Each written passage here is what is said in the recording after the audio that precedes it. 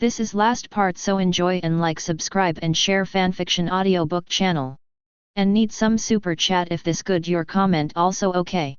Chapter 112.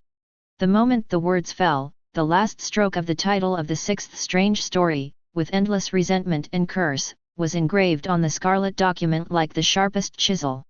Hyaku Monogatari Kaidenkai, Night 1, Episode 6, The Bonfire That Never Goes Out. A malice and despair that was 100 times more terrifying than all the previous strange stories combined, like a real black tide, burst out from the sky and swept across the heavens and the worlds. The souls of all the readers seemed to be grasped by an invisible giant hand, and then immersed in an icy abyss, almost shattered on the spot. A new story, a new despair, has arrived. And this time, the will of the false beast is clearer than ever before. The title of the sixth weird story, The Everlasting Bonfire, is like the most vicious brand, deeply engraved on the soul of every living being. The black tide of malice sweeping across the heavens and the world has not weakened in the slightest as the title freezes, but has intensified, as if it is about to completely devour all light and hope. The souls of all the readers were shaking violently, as if their consciousness had been thrown into a boiling oil pan and then into 10,000 years of black ice. The extreme pain made their thinking almost stagnant. Just when they thought that this was the final torture brought by the SCP pseudo-beast, and the horror story titled The Everlasting Bonfire was about to unfold, the sky changes again. This time, it was no longer a twisted headline of a strange story, nor was it an old video file, but a line of colder, more ominous words slowly emerged, announcing the arrival of some ultimate SCP-5999 Ghost Stories Collection. This is where I die, final chapter, evidence record. As this line of words appeared, a series of horrifying scenes began to emerge above the sky. It is no longer a single ghost story, but a true portrayal of the story-sharing sessions that have happened in the past. Beside a dim campfire, several young people sat together, happily telling horror stories they had heard. Suddenly, the storyteller's voice stopped abruptly, his body fell stiffly, his pupils filled with extreme fear, as if he had seen the most incredible scene in the world. In an old house that had been sealed for years, several explorers were playing a strange song to an old tape recorder. The sound from the tape recorder became more and more distorted. Finally, the explorers disappeared one by one, leaving only the tape recorder that was still playing the terrifying melody. Late at night on an online forum, countless netizens were discussing a pinned weird story post. However, the avatars of every user who left a message would quietly turn gray shortly after they spoke, and their accounts would no longer show any signs of activity. At the end of each scene, the participants either died mysteriously or disappeared completely, without any struggle or resistance, as if they were wiped out directly from the conceptual level by an invisible force. Above the bloody sky, the cold narration appeared again, revealing the true horror of this evidence chapter. The evidence chapter is the stage where the pseudo-beast completes its final release and directly obliterates the upper-level narrators. It blurs the boundary between story and reality, completely pulling the reader into its horror narrative, completing the conceptual devouring. The truth is a double-edged sword. The Foundation tried to use it to cut off the manipulation of higher dimensions, but the hilt of the sword is also stained with the blood of the user, the Foundation itself, and the observer. What it represents is absolute negation and destruction at the narrative level. This icy truth, like the sharpest ice spike, pierced into the hearts of every surviving reader, making them feel a bone-chilling chill and unprecedented despair from the depths of their souls. Doluo Continent, God Realm. Sitting on the throne, the Azura God and the Rakshasa God, two supreme gods in charge of killing and evil thoughts, are now fluctuating with unprecedented intensity. The Azura God's low voice trembled with a rare hint of trembling. This kind of power, it is not attacking individuals, it is attacking existence itself. The evil voice of Rakshasa God also became dry. To be more precise, it is attacking the ten kongs that give meaning to existence. It is devouring the weaver of fate. God above gods? Could it be that the supreme realm of gods that we think of is nothing more than a story setting that can be tampered with and erased at will in its eyes? The voice of Shura God was filled with incredible horror. If such a false beast descends upon our universe. Rakshasa's voice was filled with deep fear. I'm afraid even the God King will not be able to escape and will be dragged into its horror story and become a sacrifice. This has gone beyond any battle we can comprehend. This is a ruthless deprivation of the authority to narrate. The thoughts of the two gods intertwined, conveying boundless shock and dismay. We must warn Tang San. Although he is far superior to us, facing this unprecedented enemy, no preparation is too much. Shura God said resolutely. That's right, the existence of this false beast has threatened the foundation of all worlds, and no one can stay out of it. Rakshasa God also had a solemn expression. In the world of Naruto, in a strange and unknown dimension, Uchiha Obito's only remaining Sharingan and Samsara Eye stared at the sky with an extremely complicated look. Infinite Tsukuyomi.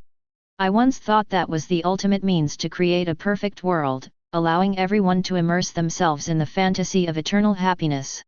Obito's voice was hoarse and full of self-mockery. Now it seems so ridiculous.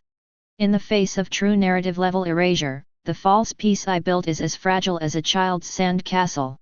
So, this is the real despair. His voice sank, with a hint of fear that he himself was not aware of. Even my own existence could be easily erased by a higher-level power, like a typo on a page of a book. We struggle, we fight, we pursue our own paths, but in the end, we may just be characters in someone else's writing, and can be deleted at any time.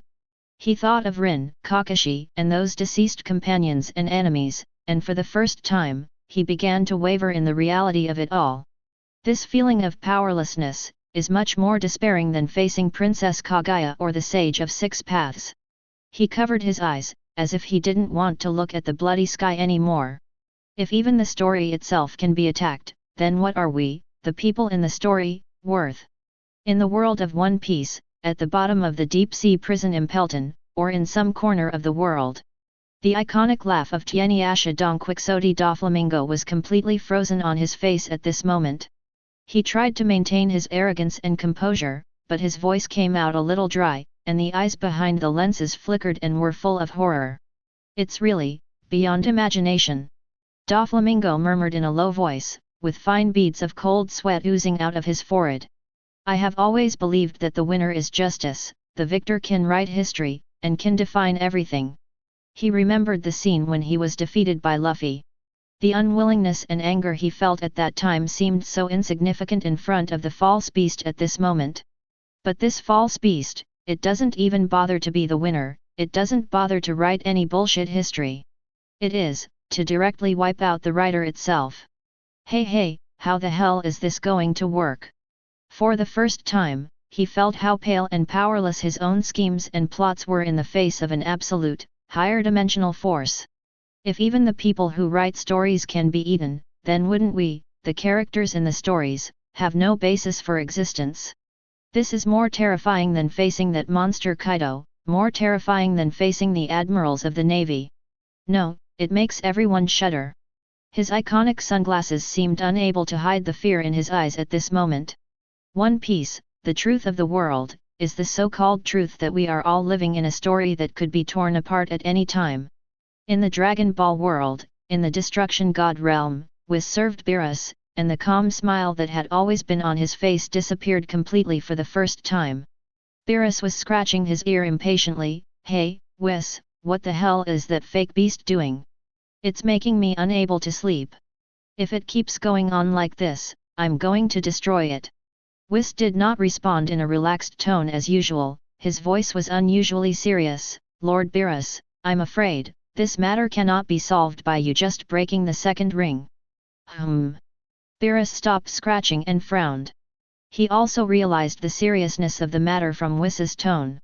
What do you mean? Is there anything that this god of destruction can't solve? Whis took a deep breath, and a trace of solemnity flashed in his blue eyes. This pseudo-beast, it seems to have touched the foundation of our universe's existence. Foundation? Beerus tilted his head, somewhat puzzled, but more of a feeling of displeasure at being provoked. Whis continued to explain, yes, Lord Beerus. Even, it is something higher than our universe, beyond the 12 universes governed by the Lord of all. What it is doing can be understood as, while deleting other stories, it is also trying to delete the source of those stories, or in other words, the pen that wrote those stories. Beerus yawned, but his eyes became sharp. He glanced at Whis. Oh? More powerful than the Omni King? That's really not interesting at all, Whis.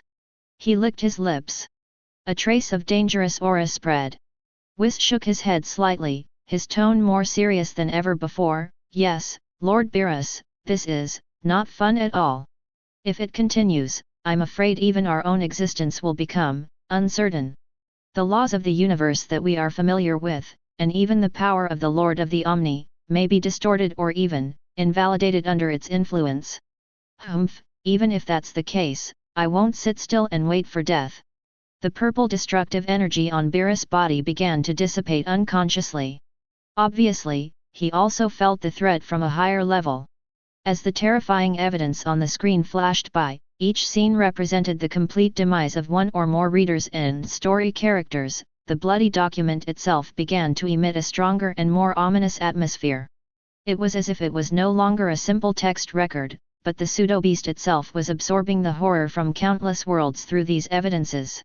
Fear and despair, complete its final transformation and release. An unprecedented sense of crisis enveloped all the surviving readers. They understood that when these evidence were finished, when SCP-5999, this strange book, turned to the last page of the collection. That was the moment when SCP Pseudo-Beast completely broke free of all restraints and began to ruthlessly obliterate and devour the upper narrative. It is also the moment when all the characters will face their final fate. No one can escape, because they have already been part of the story. And the story is about to reach its bloodiest ending. Above the bloody sky, the background that had shown countless terrifying scenes and cold words slowly faded away. In the end, everyone's eyes, or rather, the perception of all living beings.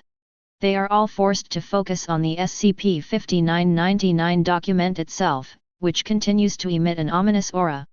It is no longer just a record or a volume of strange stories, it itself exudes a horror that makes one's soul tremble. SCP-5999.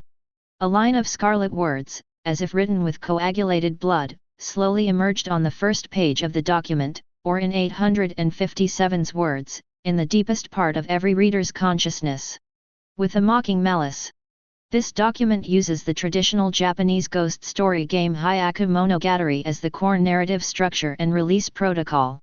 The publication and reading of each chapter is equivalent to lighting a candle and telling a strange story. When the 99th story is finished and the 99th candle is blown out, SCP Pseudo-Beast will be initially liberated and begin to corrode the narrative barrier, turning the reader into as a sacrifice. The appearance and recognition of the evidence record chapter is equivalent to the telling of the 100th story and the blowing out of the 100th candle. Solutions, SCP. The Pseudo-Beast will be finally and completely released, and begin to devour and match the upper narrative at the conceptual level. The words on the sky continued to reveal grimly. This is an anomaly that can never be truly contained. Because the act of observing, reading, understanding and even trying to contain it is precisely to initiate its release protocol, gradually untie its shackles, and finally, the key step to finally feed the fake beast. We, Foundation, created a paradox. On the screen, a Foundation researcher's blurry back seemed to emerge, typing away at the keyboard in endless despair, along with the bloody and tearful records he left behind. We are trying to create a weapon that can fight against the erosion of higher dimensional narratives, 10 stories that can anchor our reality. But we failed. What we created was a narrative-level predator that used stories as food, reading as a trigger, and understanding as a key. Its existence itself is the biggest mockery of all the ideas and efforts of our Foundation. SCP-5999. This is where I die, its documentation is its cage, its trough, and even more, all those who try to understand its existence. The tombstone is here. The researcher's handwriting, from neat at first to sloppy later and finally to crazy twisted, seemed to allow people to feel the author's writing across endless time and space. Despair and collapse. In order to prevent its complete release, theoretically, the Foundation needs to prevent anyone from reading, observing, or even knowing the existence of this document in any form. 1. But, how can this be done? How can a SCP object marked as Keter, a secret concerning the survival of the world, not be studied. Not recorded, not spread. This is a self-destructive cycle in itself. Reading is the beginning of destruction. And we are destined to be its victims from the moment we open the first page. This shocking truth, like the most vicious curse, is deeply imprinted in the hearts of the strong in every world. Asterisk. From the beginning. There is no so-called safe distance and no so-called bystanders. Chapter 113. Every attention paid to SCP-5999, every attempt to decipher its mysteries, only adds fuel to the fire of this horrible pseudo-beast and accelerates its arrival. The so-called containment measures are nothing more than a carefully designed narrative trap that leads the reader step by step towards destruction. In the world of the bad guys, in Tongwen Hall, the noisy atmosphere has long disappeared, and everyone is shocked into silence by the horrifying truth. Qi Meng widened her lively eyes and opened her mouth into an O shape. After a long while, she finally let out a scream filled with horror and confusion. Ah! What the hell is going on? Her little face turned pale with fear, and her voice trembled a little. This document itself is a monster. The more you look at it, the more dangerous it becomes. If you don't look at it, how can you know what the hell it is? Qi Meng stamped her feet anxiously, her beautiful big eyes filled with confusion and a hint of grievance. Isn't this an endless loop? Isn't this a deliberate trick? Who the hell came up with this idea? Doesn't this mean that as long as someone sees this thing, this monster called pseudo-beast will come out and harm people sooner or later? Her little head was spinning rapidly, and the more she thought about it, the more horrified she felt. So now, aren't we just watching now? Are we also helping that bad guy out? Oh my! This is so scary. What should I do? In the super seminary world, at the command center of the giant gorge, Lian Feng, Qiang Gui, Ji Zilun, and others, as well as Zhao Xin, Lu Chuang, and others who were watching simultaneously through dark communication, all looked extremely solemn. Zhao Xin's face, which always had a bit of cynicism, was now filled with disbelief. He scratched his short hair vigorously, and his tone was a little stammering. Oh my god! What the hell is going on? Documents are prisons? Reading is the key? This is 10,000 times more mysterious than those crappy weapons of the dowdy and Styx civilizations. He slapped his thigh suddenly, and his voice became a little out of tune. Our Skyblade judgment? God-killing armor-piercing bullets. In front of it, it's just like a child's toy gun. What kind of shitty foundation is this? What's wrong with their brains? Did they get flooded or kicked by a donkey? Zhao Xin became more and more excited as he spoke, almost spitting out saliva. Do they want to contain this pseudo-beast, or do they want to open a buffet restaurant and pack up everyone and give it snacks? Can this still be called a containment procedure? This is simply a super invincible giant self-destruct button. The kind that can be detonated by anyone who looks at it. It's over, it's all over now. As long as this document is still there, as long as there are still people who can see it, that monster will definitely come out and destroy the world. Ji Zilun's face turned pale, and he muttered to himself, can our galactic power fight against this kind of conceptual thing? Qiangwei bit her lips tightly, her eyes filled with unprecedented solemnity.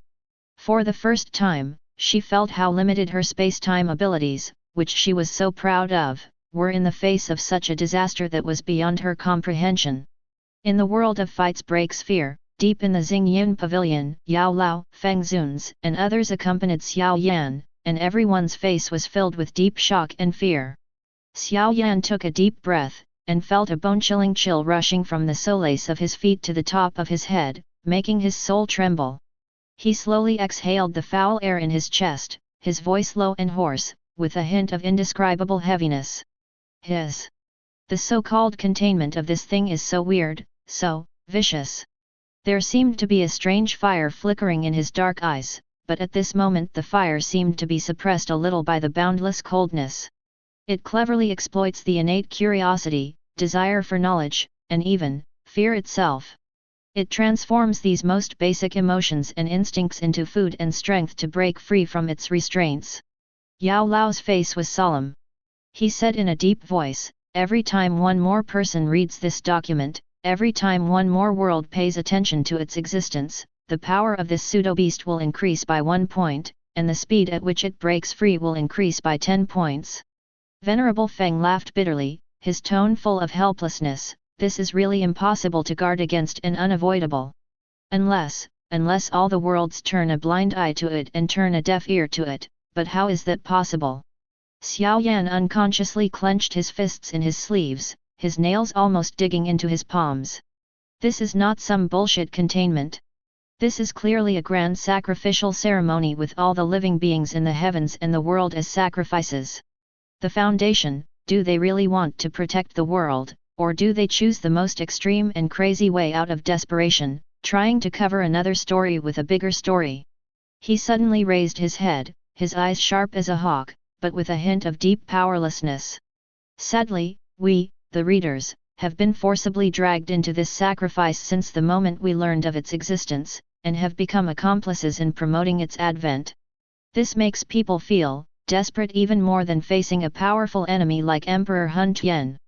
In the world under one person, at the headquarters of Nadu Tong Company and its major regional branches, all the employees who had glimpsed the scene of the sky through various means were now plunged into deathly silence. The conference room was filled with smoke. Su Si took a deep puff of his cigarette and then crushed the cigarette butt into the ashtray with a slight hiss sound. His face, which always had a bit of ruffian and cynicism, was now rarely filled with clouds, and the usual smile on the corner of his mouth had long disappeared. A young employee, with a pale face, broke the silence with a chuckle. Head, this thing, if it appeared here. Su Si glanced at him, his voice a little hoarse, with a self-deprecating smile. Oh, appearing here. He paused, looked around at his colleagues in the conference room who were also looking pale, and said with a hint of black humor.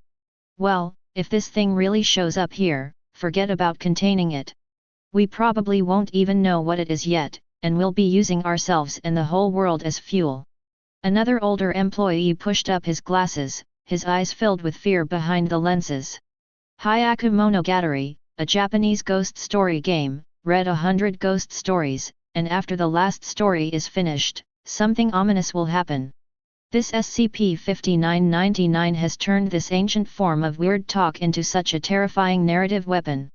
Su Si sneered, stood up, walked to the window, and looked out at the ordinary world. However, his eyes seemed to penetrate the endless void and saw the bloody curtain and the terrifying Wen Yan. Hey, the guy who designed this thing is really a genius, but also a complete lunatic. Damn it, this is like telling you clearly that this is a trap. The more you want to study it, the more you want to stop it, the deeper you fall into it, and the faster you die. The only correct way is to just ignore it and let it die on its own? Who the hell can do that? It's like putting a button in front of you that says press me and it will explode, and next to it is a tens of thousands of words instruction manual that explains in detail how it will explode and how exciting it will be when you press it. How many people can resist studying that instruction manual and thinking about that button? Feng Baobao tilted her head, still with that confused expression, but this time, even she seemed to sense something unusual in the solemn atmosphere around her, and she let out a soft ah. But I didn't ask more questions. Zhang Hulan's face was covered in cold sweat. He thought of the source of his chi body and the various conspiracies surrounding him, but at this moment, all of them seemed so insignificant. This is no longer a fight at our level. This is simply a crushing at the level of rules. The cold words, like the final verdict, are ruthlessly engraved in the depths of the soul of every living being. Documents are prisons, reading is destruction. SCP-5999 This is where I die. The seemingly absurd yet extremely deadly containment procedures have turned into the heaviest shackles, torturing the conscience and rationality of every world. The Hyaku Monogatari structure, which originated from Japanese ghost stories, has now become a self-destruction protocol for all the heavens and worlds. The 100th candle, representing the chapter of evidence record about the final sacrifice and the complete liberation of the false beast, was already burning fiercely, reflecting the fear and despair that could not be concealed on the faces of all the readers. As the 100th candle burned, the terrifying being named SCP Pseudo-Beast let out a satisfied and greedy growl. It was accumulating its last bit of strength, waiting to tear down all narrative barriers and bring about the final feast on all stories. There is no escape, no avoidance, because from the moment you start reading, everyone is already a part of this bloody story, destined to witness and participate in the final destruction. Above the blood-red sky, the flame of the 100th candle, the chapter evidence record, had already burned to its extreme, as if it was about to burn the entire sky to ashes. The breathtaking revelation of the truth before was only the prelude to this feast of horror. New, more scarlet and glaring words, with a soul-freezing malice, slowly emerged in the consciousness of all readers. Warning: the horror of SCP Pseudo-Beast does not lie in its physical destruction of the material world. The most core, most incomprehensible, and most undefendable attack method is a direct attack on the narrative layer. More specifically, it is the conceptual erasure of the upper-level narrators. These few lines of words, like invisible ice spikes, fiercely pierced into the deepest part of every strong man's soul. Upper-level narrator? Conceptual erasure. Countless creatures cried out in their hearts, a fear even deeper than when they first learned the truth of 100 Tales drowned them like a tide. The words on the screen continued to scroll relentlessly, revealing an even more despairing mechanism. The 100 Tales structure of SCP-5999. This is where I die is that each story is not just telling a strange story, but also a secret impact and assimilation of the reader's cognition, a pollution process that brings the reader closer to the core of the story. Have you noticed that some elements described in the previous chapters will penetrate and integrate into the subsequent chapters in unexpected ways? For example, the writing of power, piercing, and holy summons the shadow of the spear of long Inus. For example, SCP False Beast and SCP-5999's collection of strange stories This is where I die appear at the same time. This is a sign of narrative pollution, and also a sign that SCP Pseudo-Beast is breaking through the narrative dimension and eroding a higher level of reality. Narrative pollution. Is it learning? Evolving? Infiltrating our cognition? Could it be that everything we see, hear, and understand has been contaminated by it? Panic spread like a plague throughout the heavens and the worlds. Countless strong men tried to recall the details of what happened before, but the more they thought, the more frightened they became, as if they had already fallen into a carefully woven invisible giant net. The next line of words completely destroyed the last bit of luck of all the readers. The most terrifying possibility, and also the most cruel reality is: the reader himself may already be in the narrative layer constructed or eroded by the SCP Pseudo-Beast at this moment. You thought you were safely reading an external story, a distant disaster. But in fact, you may have already been in the story, a part of this unfolding horror picture, and you are the next sacrifice area to be sacrificed. No. This is impossible. How can we be the people in the story? Creatures from countless worlds screamed in fear. They subconsciously looked around, at their companions, trying to find a sense of security from the familiar environment. But the bloody sky and the cold words seemed to be mercilessly mocking their futility. You think you are reading a story, but you don't know that you are already in the story and are the lamb to be slaughtered. Then, above the sky, a concluding narration, or rather, a grim declaration from a higher dimensional observer, emerged, completely defining the nature of this disaster. Summary: the attack pattern of SCP-5999 Pseudo-Beasts is not targeted at any characters in the story, no matter how powerful they are or what magical powers they possess. Its only target is the author, the reader, the narrator who gives the story any meaning and existence.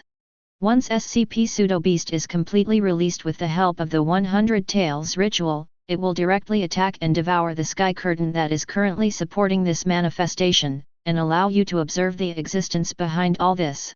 The result will be that all the narratives observed, recorded, and spread by this existence, including the world you are in right now and everything you have experienced, will be completely wiped out and reduced to nothingness. This is a dimensionality reduction attack that you cannot defend against, cannot understand, and cannot even observe in its entirety. Dimensionality reduction attack. Attack the existence behind the sky. Our world is that narrative of existence. If the previous revelation was terrifying, then this moment was a despair that went deep into the bone marrow. In the world of shrouding the sky, within the major life-forbidden zones, those supreme beings who once looked down upon the ages and claimed to be immortal, now felt a chill all over their bodies. An ancient supreme being with white hair and vicissitudes of life in his eyes growled hoarsely, This is no longer an attack on the soul.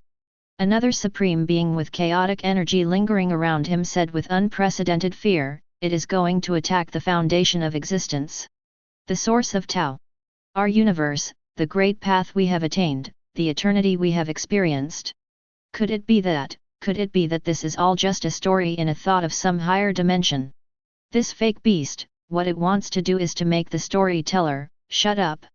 Then wouldn't we in the story have even the chance to struggle and would simply disappear?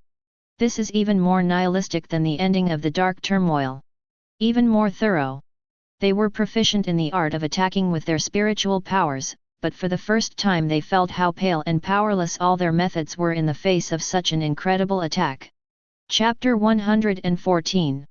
In the perfect world, on the other side of the sea, those immortal king giants who had just experienced the final battle and thought they had ushered in the dawn, now felt their own insignificance and pathetic.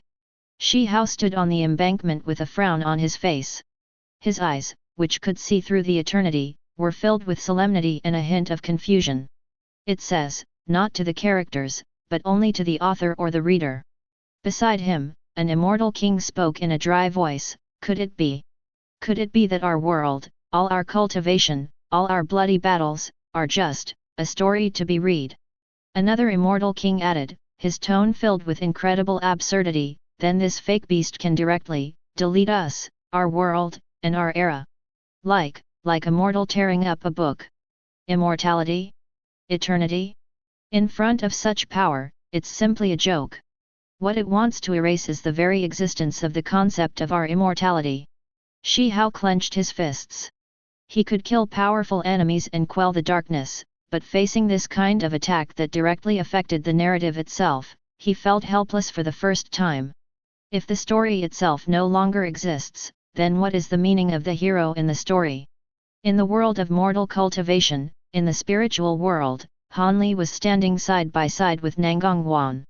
His calm face, which had remained unchanged for thousands of years, was now filled with a storm. He took a deep breath and said slowly, If there really is a high-level narrator, author. Nangang Wan's beautiful eyes were also filled with shock, and she whispered, Husband, this.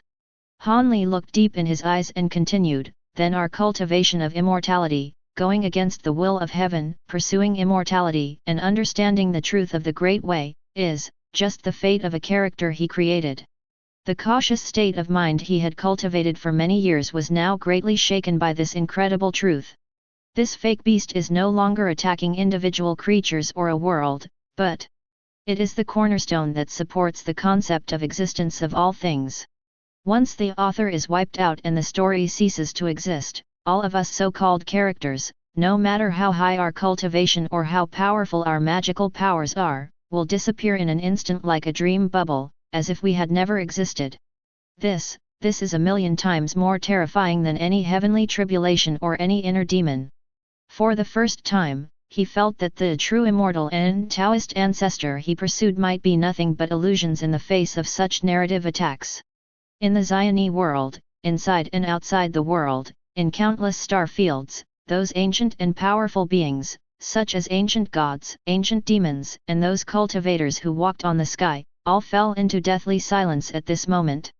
Wang Lin stood in the starry sky, looking at the bloody sky with complicated eyes. He had felt the ruthlessness of heaven and went against the will of heaven, but he had never imagined that there would be such a strange enemy. It won't fight with you, it won't kill you. It just makes the voice that tells you about your existence disappear forever. Situ Nan, who was beside him, also put away all his playful smiles at this moment, and his eyes were filled with horror and a hint of madness. Damn it! I was a big shot back then, and I thought God was the boss and I was the second, but I never expected there would be this kind of gameplay. Just flip the table over and kill the writer. Then what's the point of us characters jumping around in the book? This is like taking away the fuel from under the cauldron. No, I'm taking away the cauldron as well.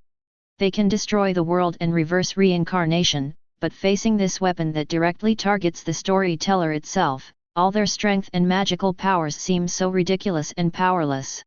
Because, you can't attack an enemy that doesn't exist in your story level. Doluo Continent, God Realm. The faces of the Azura god and the Rakshasa god were extremely ugly. The existence and narrative authority they had spoken of before were attacked, and now they received the most horrifying confirmation. Azura god gritted his teeth and said, as expected. It wants to directly wipe out the source that records our god realm and even all the worlds. There was a mad bloodshot light in the eyes of the Rakshasa god. Once that source is wiped out, we gods, along with the entire god realm, will be completely wiped out as if we had never existed. Forget, completely delete. This is more terrifying than the annihilation of one's soul. Even though proof of one's existence is taken away. Dragon Ball World. Beerus had stopped yawning long ago. His eyes, which symbolized the authority of the god of destruction, were wide open, and tears even oozed from his forehead. Weiss, this is beyond my comprehension. It's not destroying the universe, it's denying the existence of the universe itself. The angel Weiss also put away his usual relaxed look at this moment, and his face showed unprecedented solemnity and a hint of fear. Master Beerus, if we consider our universe, and all known universes, as a grand work, then this SCP pseudo-beast is to find and devour the author. Once the author disappears, the work will naturally cease to exist. This attack goes beyond power and rules, and directly acts on the boundary between reality and fiction. Naruto World. Uchiha Obito looked at the sky, his Rinnegan eye filled with a deep sense of powerlessness. Infinite Tsukuyomi. In the face of such an attack, it is simply like a ridiculous dream. What it wants to erase is the root of the concept of dreams that cannot even be placed there. All of us, all ninjas, all history, may just be a record of a higher dimension. And now, this record is about to be torn up. One Piece World. The wild laughter on Doflamingo's face had long since frozen, replaced by a shudder from the depths of his soul. Nonsense. I thought it was just to obliterate the author's will or authority. Now it seems that it is going to completely devour even the existence of the author itself. Crazy. Completely crazy. How could such a monster exist? The countless beings in the heavens and the worlds, whether they are mortals or gods and demons, the leaders of scientific civilization or the giants of the world of cultivation, all felt an emotion at this moment. That is the purest fear and despair when facing the conceptual death that cannot be understood, resisted, or avoided. Above the sky, the flame of the 100th candle was still burning, but it illuminated not only the document of SCP-5999, but also the identical silence and horror on the faces of all the readers. The blood-red light stained everything with an ominous hue. The invisible and intangible, yet omnipresent greedy will of the SCP pseudo-beast has locked onto its ultimate target, the supreme narrative authority hidden behind the sky that maintains the existence of all stories. The final sacrifice to existence itself is about to begin. And all the readers and all the characters in the story will inevitably become victims of this sacrifice. The fake beast appears, the narrative collapses, and the author dies. Then, there will be eternal nothingness. The blood-red sky still enveloped the heavens and all the worlds. Although the flame of the 100th candle had merged into the sky, turning into an ominous scarlet background, the trembling and despair it brought was like a maggot on the tarsus, deeply imprinted in the soul of every living being. In the center of the scarlet sky, the document of SCP-5999 "This is where I die" is still floating quietly. The twisted words seem to have life and wriggle slightly, exuding a sickening sweet and rotten smell. It seems that it will start the deadly 100 tales again at any time, luring new readers into the abyss of no return. Just when all the readers thought that the false beast would descend in the next moment and everything would return to nothingness, the words on the sky suddenly changed, and new content slowly emerged, with an unusual calmness, but also like the dead silence before the storm. SCP Pseudo-Beast Threat Level Assessment and Mechanism Analysis. The phased inventory is over. This short line of text gave countless creatures that were almost crushed by fear a tiny chance to breathe. Inventory ended. temporarily? Before they could think carefully, a more magnificent and heavy narration, like the verdict of fate, continued to unfold on the bloody sky, summarizing this despairing, BHFC, creation. From the supreme divine horror definition when it was given the title of Keter-level SCP-001 candidate, to the ingenious trap of Hyaku Monogatari that induced readers to sacrifice themselves, from its core mechanism of conceptual erasure against upper-level narrators, to the desperate paradox that its containment measures are themselves a ritual of release. SCP Pseudo-Beast, this spear forged by the mortal hands of the Foundation, which consumed unimaginable resources and taboo knowledge, and ultimately pointed to the narrative authority of a higher dimension. The gun of killing God, has brought the ultimate fear of existence and reality itself to all readers in the heavens and the worlds who can observe this sky. Countless strong men silently recited this word in their hearts, feeling the madness and determination contained in it. Foundation. What kind of existence are they? The bloody words on the sky, each word seemed to be written in solidified blood, continued to state the suffocating truth. It is not a physical threat in the traditional sense. It cannot be harmed by conventional force, cannot be separated by space barriers, and cannot be limited by the speed of time. It is pure and absolute. The natural enemy of concepts is the narrative erasing agent hanging high above all stories, all histories, and all civilizations. As its creator, the Foundation inevitably bears the eternal curse and heavy responsibility of creating the absolute taboo. Although the inventory of SCP Pseudo-Beasts has come to an end for the time being, as long as there are still stories being told in this world, as long as there are still readers reading in the unknown or known, this gun of killing gods aimed at the narrative dimension itself will always hang high above the sky of all known and unknown narratives, becoming a shadow that cannot be erased or ignored, an end that may come at any time. After a brief silence, the world erupted into more complex discussions and deep fear. The fear remained, but it was also mixed with a bit of awe and confusion towards the creator of the Foundation. Doluo Continent, God Realm. The six-winged holy angel surrounding the angel Qianrongxiu. The light seemed to be frozen at this moment. Her flawless, peerless face, which had always been as calm as an ancient well, was now filled with solemnity and deep thought. She looked up at the sky, as if she wanted to see through it. The bloody words reveal the unfathomable intentions of the Foundation. The Foundation. She whispered to herself, with a hint of disbelief in her voice, are they the last guardians before the ultimate darkness, or are they the last guardians of the world? A group of destroyers more insane and reckless than any evil demon. Her golden pupils flashed with complex light as she continued to analyze. This so-called God-killing spear has a terrifying definition and a resolute method that is simply unimaginable. If we can truly control it and use it for the right purpose, perhaps we can really cut off the source of some evil gods lurking in unknown dimensions, whispering temptations, spreading depravity and madness, as it implies. Guarding the final purity of countless worlds. However, Qianrongxiu's tone suddenly turned cold, and a trace of deep worry flashed across her sacred face. If this kind of power gets out of control, even if there is only one, if the thread may fall into evil thoughts or uncontrollable variables, the result will be. She closed her eyes slightly, as if she couldn't bear to imagine such a future. That would be the ultimate disaster beyond any war between gods, beyond any catastrophe of heaven and earth. All gods, all living beings and all worlds will be completely deleted at the conceptual level, along with the stories they once existed in, turning into nothingness without leaving any trace. All worlds will be silent and forever fallen. Void. 17. Foundation, what kind of enemy are you fighting against that would risk everything and forge such a double-edged forbidden martial eye? In the world of Naruto, deep in the Mayaboku mountain, in front of a simple wooden house.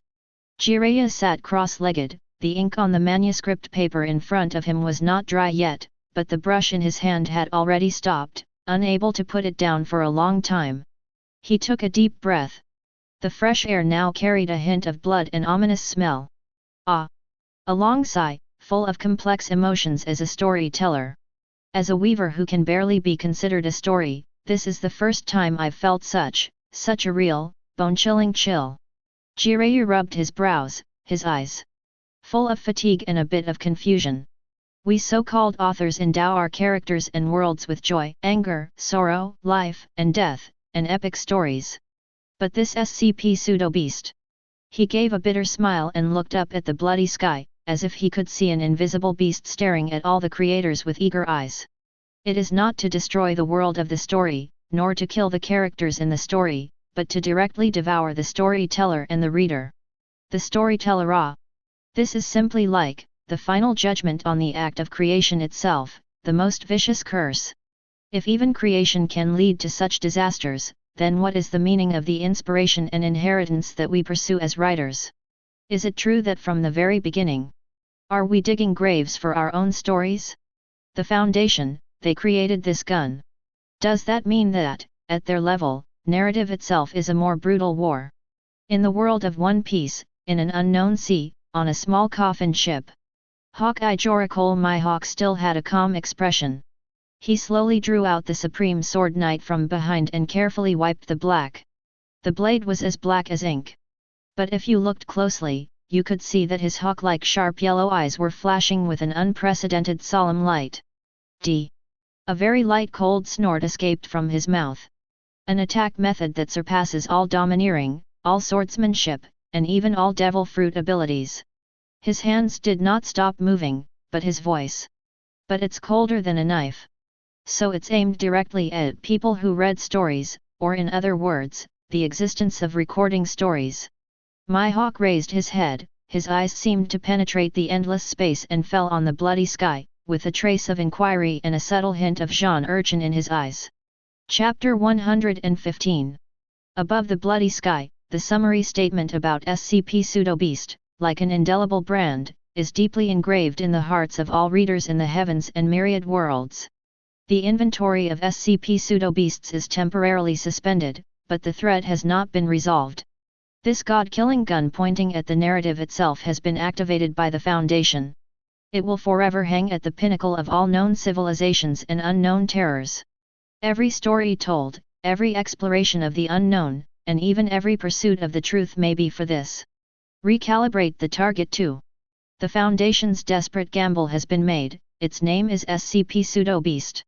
And you, all the readers, all the beings in the story, will live under the shadow of this gun from now on, until the next 100 tales begins, or the final sacrifice comes. The cold, emotionless text slowly faded away. The document song left behind for SCP-5999 still exuded an ominous bloody glow.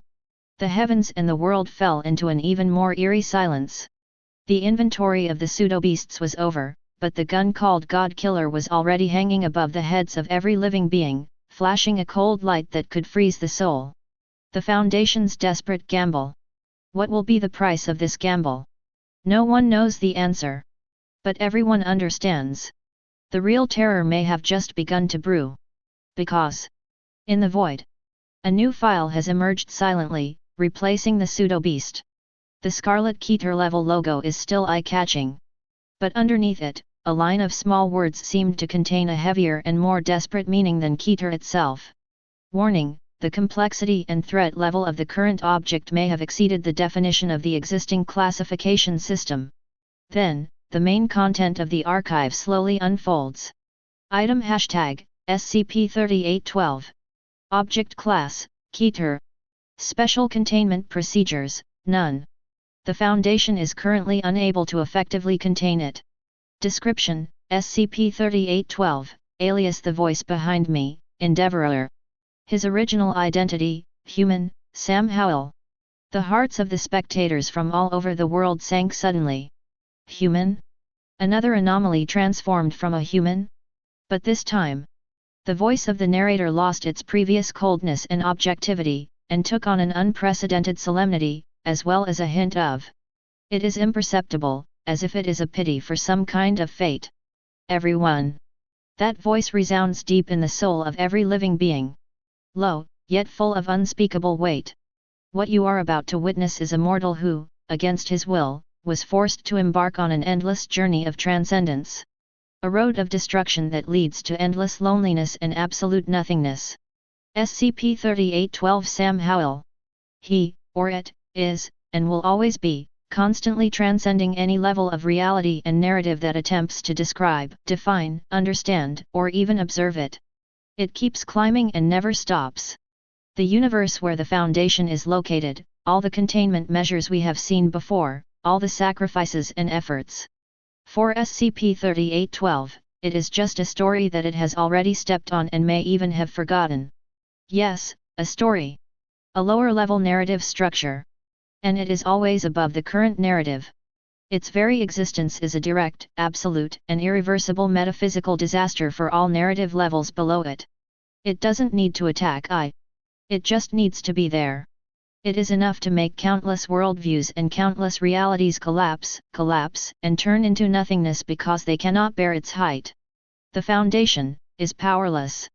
This is SCP-3812, Endeavor, the voice behind me.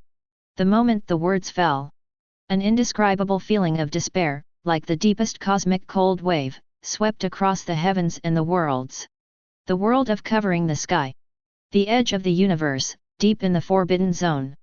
The supreme beings who had been sleeping for eternity, the great emperors and ancient kings who once dominated the universe and looked down upon the past, all woke up from their deepest slumber at this moment.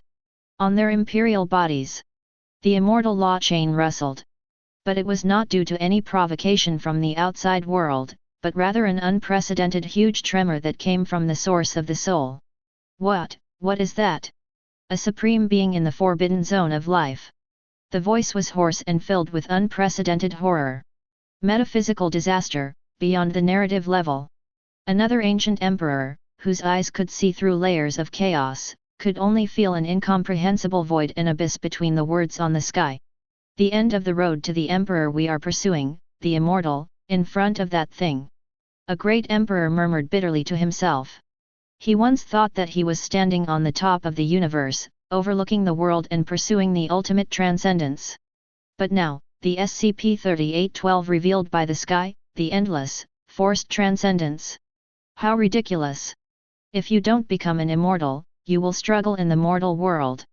But if you become an immortal, will you be just an insignificant story fragment in the eyes of the higher narrator? Endless. Is this the real endless thing? It's not even pursuing itself, but being pushed upwards. What is behind it? Horror. Unprecedented horror. This is no longer a question of how powerful one is, but the despair of existence itself being completely overturned. The imperial laws that they were so proud of were disproportionately small in front of SCP-3812's height that surpassed all stories. Perfect world. Beyond the boundless sea, the ultimate ancient land. Several supreme giants who were sitting cross-legged suddenly opened their eyes at this moment. Their eyes tore through time and space, reflecting the frightening file on the sky. Mortal. A giant spoke in a low voice with disbelief. Forced to transcend all narrative. The fragments of time surrounding the other giant were trembling.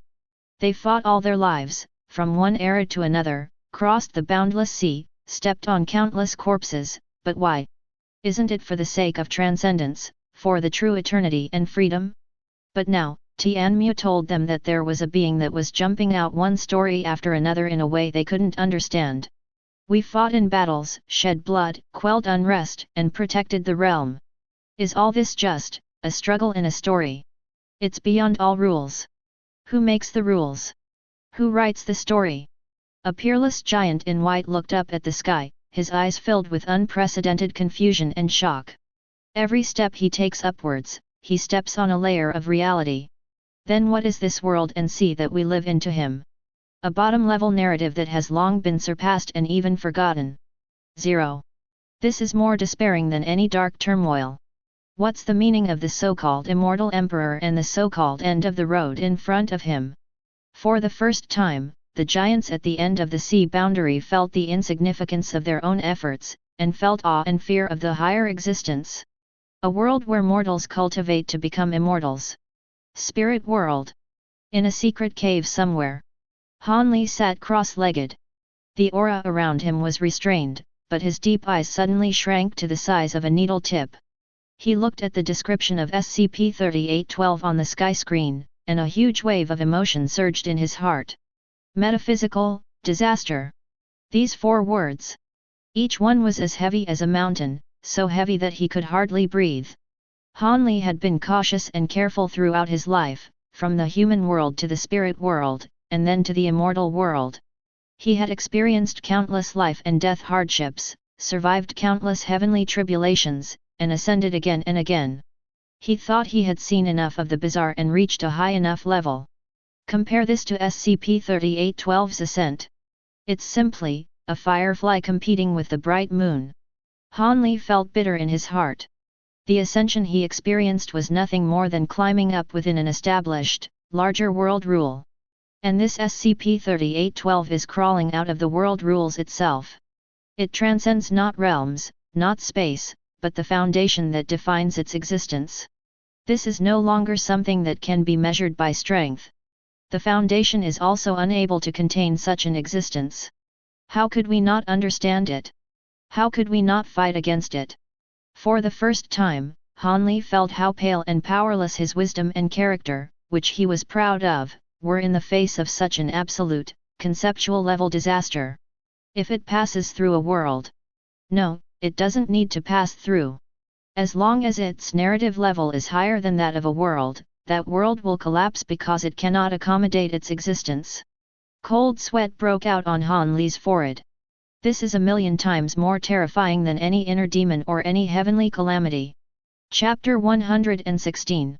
112 Mortals Change. Sam Howell's nightmare begins, and reality melts under his feet. The world of immortals. Under the starry sky pursuing the road to heaven. Wang Lin's figure stood in the void, his eyes that saw through everything staring at the sky. His way is to go against the will of heaven and earth and walk his own path. He once fought against the sky, sealed the heavens and locked the earth, and understood reincarnation. What he pursued was an ultimate freedom and transcendence. But at this moment, looking at SCP-3812's description, Wang Lin's rock-hard heart of Taoism actually gave rise to an indescribable sense of powerlessness. Never-ending beyond. It is chasing after a voice that is always higher than it. Wang Lin seemed to be able to feel the despair. With every step you take upward, the world you live in and everything you know becomes a low-level narrative under your feet. You are always moving upwards, but you can never reach the top because the top will become higher as you move forward. Is this some kind of eternal prison? The most terrifying cage named transcendence. Wang Lin's pursuit of transcendence is proactive and comes from the heart. But this Sam Howell was forced. What is it transcending? What is the voice behind it? Wang Lin felt a deep chill. The reaching the sky that he pursued seemed so pale in comparison to SCP-3812's eternal pursuit and forced ascent. So, the real there is always someone better is like this. Even sky itself is just a story setting that can be constantly surpassed. The picture on the sky suddenly changed. No longer a cold archival document, no longer a Keter-level scarlet warning. Instead, there is a dynamic 087 image, ordinary daily life. Loading, SCP-3812 initial observation log. A line of small words appeared in the corner of the picture and then disappeared. In the screen, an ordinary residential area appeared and the sun seemed to be quite bright. The camera focuses on a room where an African-American man who looks to be in his 30s is sitting on the sofa, rubbing his temples, looking a little tired. His name is Sam Howell. An ordinary name, an ordinary person. At least, it used to be. Suddenly, a mug on the coffee table in front of him jolted slightly. Sam Howell didn't seem to care, thinking it was an illusion. But then, the mug began to shake more violently, and then, with a slight humming sound, it slowly floated up. Sam Howell suddenly opened his eyes wide, and the fatigue on his face was instantly replaced by joy. I+4. He stretched out his hand, wanting to touch the floating cup, but suddenly pulled it back. The next moment, it's not just the mug. The books on the bookshelf began to rustle, and one by one they flew out on their own, circling in the air in a chaotic manner. The painting on the wall tilted, then fell to the ground with a click, and the glass of the frame shattered. But the broken glass pieces did not stop, but seemed to have life, wriggling on the ground, deforming, and even stretching upwards, twisting into a strange fruit spiral. No! No! Sam Howell jumped up from the sofa, his face completely pale. He looked around in horror. The home he was familiar with was coming to life in an unimaginable way. The walls of his house seemed to have turned into some kind of soft fluid.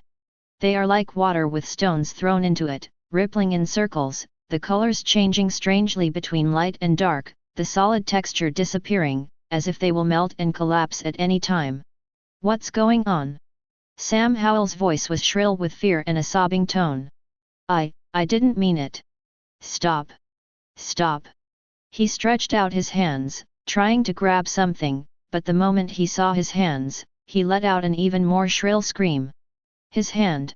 The skin on his left hand was becoming as transparent as glass, and the bones and blood vessels inside could be clearly seen. His right hand was constantly expanding and contracting, with the knuckles twisting and stretching, turning into some kind of indescribable, weird shape like an arthropod. He could hear voices that were not of this world. The fragmented, overlapping, frantic whispers were like countless people speaking in his ears at the same time, or like noise coming from some distant corner of the universe, filled with malice and incomprehensible messages. He also felt a pull from a higher level. It was as if an invisible giant hand was trying to pull him out of his reality and drag him into some unimaginable dimension. He stumbled back. He bumped into the wall that was shaking like water waves. Instead of supporting him, the wall made him feel as if he was about to sink into it. Everything is as thin as paper. Sam Howell trembled, his pupils dilated with extreme fear.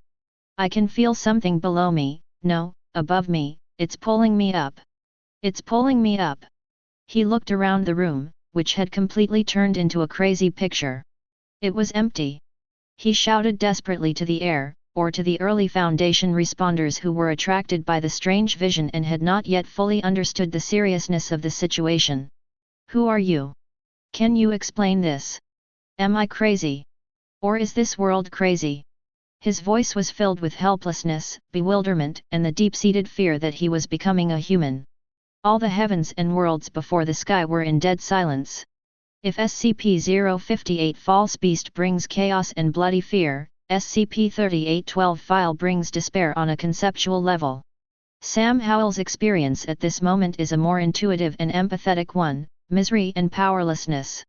An ordinary person, without any warning, was caught up in a disaster that he could not understand, resist, or even describe.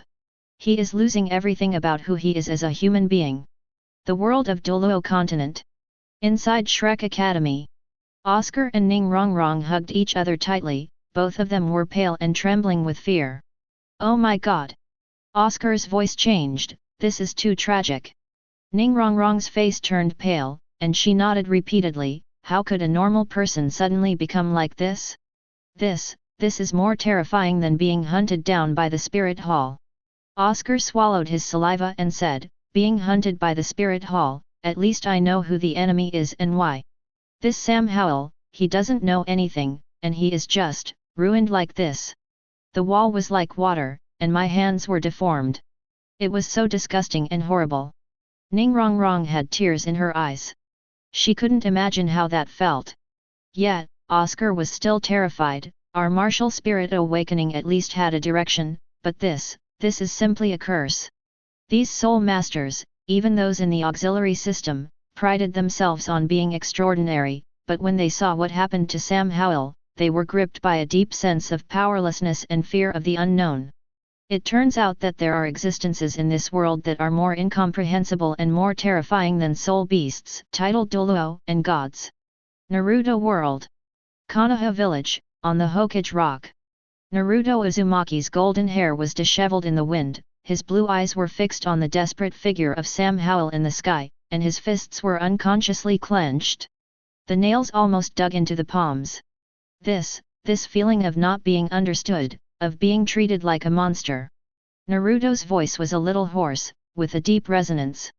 He recalled the alienated and fearful looks the villagers gave him when he was a child. I remembered that the nine-tailed fox in my body was considered the source of disaster. It's so painful. He gritted his teeth. He must really want someone to help him. But, who can help him? Jiraiya's face was extremely solemn. Naruto, this is no longer a simple loss of power. It is, the foundation of existence is being shaken and polluted. Thought pollution. No, this is more terrible than thought pollution. Jiraiya remembered the words of the pseudo-beast, but what happened to Sam Howell was another level of horror. What he said about the people above pulling him. I'm afraid that kind of power is beyond our understanding. Naruto looked at Sam Howell's twisted hands and transparent skin in the picture, and his heart ached. He must be very scared, and very lonely. Damn it! Why would something like this happen? One Piece world. On the deck of the Golden Mary. Usopp was so frightened that he burst into tears, hugged the mast, and his legs were shaking like sieves.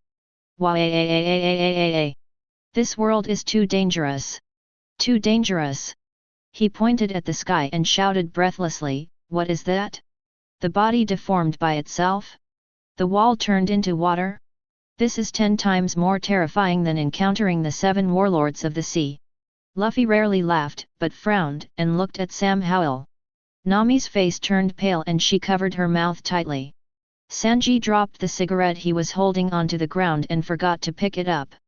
The veins on Zoro's hand that was holding the hilt of the knife were exposed. Usopp continued to cry. I'd better just be a sniper king. I don't want to experience this kind of thing even if you kill me. Absolutely not. It's scarier than a ghost. Chopper also hid behind Zoro, with only one eye showing, and trembled. Doflamingo was in the royal palace of Dressrosa. Seeing this scene through the skylight, the smile on his face faded a little, and a strange light flashed in his eyes. Oh ha ha ha! Forced evolution? Or forced destruction? What an interesting individual! Mihawk was in the castle on Kraken Island, staring at the sky with sharp eyes. From Sam Howell's experience, he felt a more fundamental abnormality that was far beyond the reach of swordsmanship. Dragon Ball World. Earth, Capsule Company. Son Gohan looked at the image on the sky with an extremely solemn expression.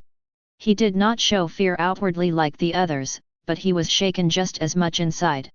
His body, and the environment around him are undergoing irreversible changes. Gohan pushed up his glasses and said with a hint of with scholarly analysis and deep concern. Bulma stood aside, holding her hands tightly against her chest. This is horrible. This is completely beyond the scope of scientific understanding. Is there nothing the Foundation can do? Weiss stood aside, still with a faint smile on his face, but there was a hint of inquiry in the depths of his eyes. This is indeed a kind of leap in the level of existence.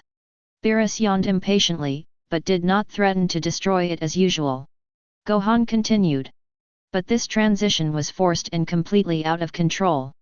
The pull he felt probably came from a higher dimension that we cannot imagine, or in other words, a higher narrative level. This is completely different from how we improve our combat effectiveness through training. He is passively becoming something, and that something is obviously not something he can control or even understand. Son Gohan thought about the power of the Sun in his body, and the loss and recovery of control when he transformed into a Super Sun, but compared with what Sam Howell was experiencing at the moment, those seemed insignificant. Too mild. This is an essential mutation, a horrific process in which individual existence is erased and reshaped. On the sky screen, Sam Howell's twisted room and desperate wails had not yet faded away when the scene switched again. Attempts to perform physical intervention and reality stabilization on SCP-3812 are ongoing. A line of cold words emerged, foreshadowing the Foundation's actions. In the screen, a fully equipped MTF team, wearing heavy dark gray power assault armor, holding ferocious-looking gauze rifles and energy weapons, surrounded by several white-coated researchers, cautiously approach the house that has begun to twist. Behind them, several huge machines with strange shapes were started up, emitting a low hum. It's a reality anchor, one of the Foundation's greatest weapons against reality-bending phenomena. Attention all units. Reality anchor power is at 70%, starting the first phase of anchoring. The commander's calm but slightly nervous voice came over the communication channel. Several blue energy beams shot out from the reality anchor. trying to fix Sam Howell's house and himself in the current space-time coordinates. However, just as the blue beam touched the wall outside the house that was wriggling like fluid. Sizzle boom! A piercing scream suddenly broke out. The energy core of a reality anchor instantly overloaded, the indicator light flashed wildly, and then it exploded with a loud bang. Blue arcs flew everywhere, and metal fragments collapse and fly. What? A researcher screamed in shock, staring at the value on the monitoring screen that instantly plummeted to the bottom. Second and third reality anchors, increase power to 100%. Stabilize the target. The commander's voice revealed a hint of impatience. The other two reality anchors hummed even more violently, and the light speed became even stronger and brighter. But this time, the distorted space seemed to have life, and it actively swallowed those light beams. A teeth-grinding cracking sound was heard. The solid alloy shell of the reality anchor, which represented the Foundation's top technology, began to twist and deform like a fragile cookie. Then it collapsed. No. Impossible. An MTF member watched as the barrel of his gauze rifle twisted like a twist without any external force, and then melted into a pool of molten iron dripped onto the ground. My hand. My glove is decomposing. Another team member raised his power arm armor in horror, and the indestructible alloy was turning into fine dust and falling down. Sam Howell. Or rather, SCP-3812, whose form has become even more ambiguous at this moment. Horrifying cracks visible to the naked eye appeared in the space around him, like a broken mirror, and behind the cracks were indescribable colors and chaos. Time, in that area, completely lost its meaning. Sometimes it accelerated, sometimes it flowed backwards, and sometimes it stagnated. He was suspended in midair. The outline of the body jumps wildly between human limbs, light and shadow, and even pure concept. A voice mixed with endless pain, confusion, and some kind of transcendent power came from that vague form, resounding directly in the minds of every observer.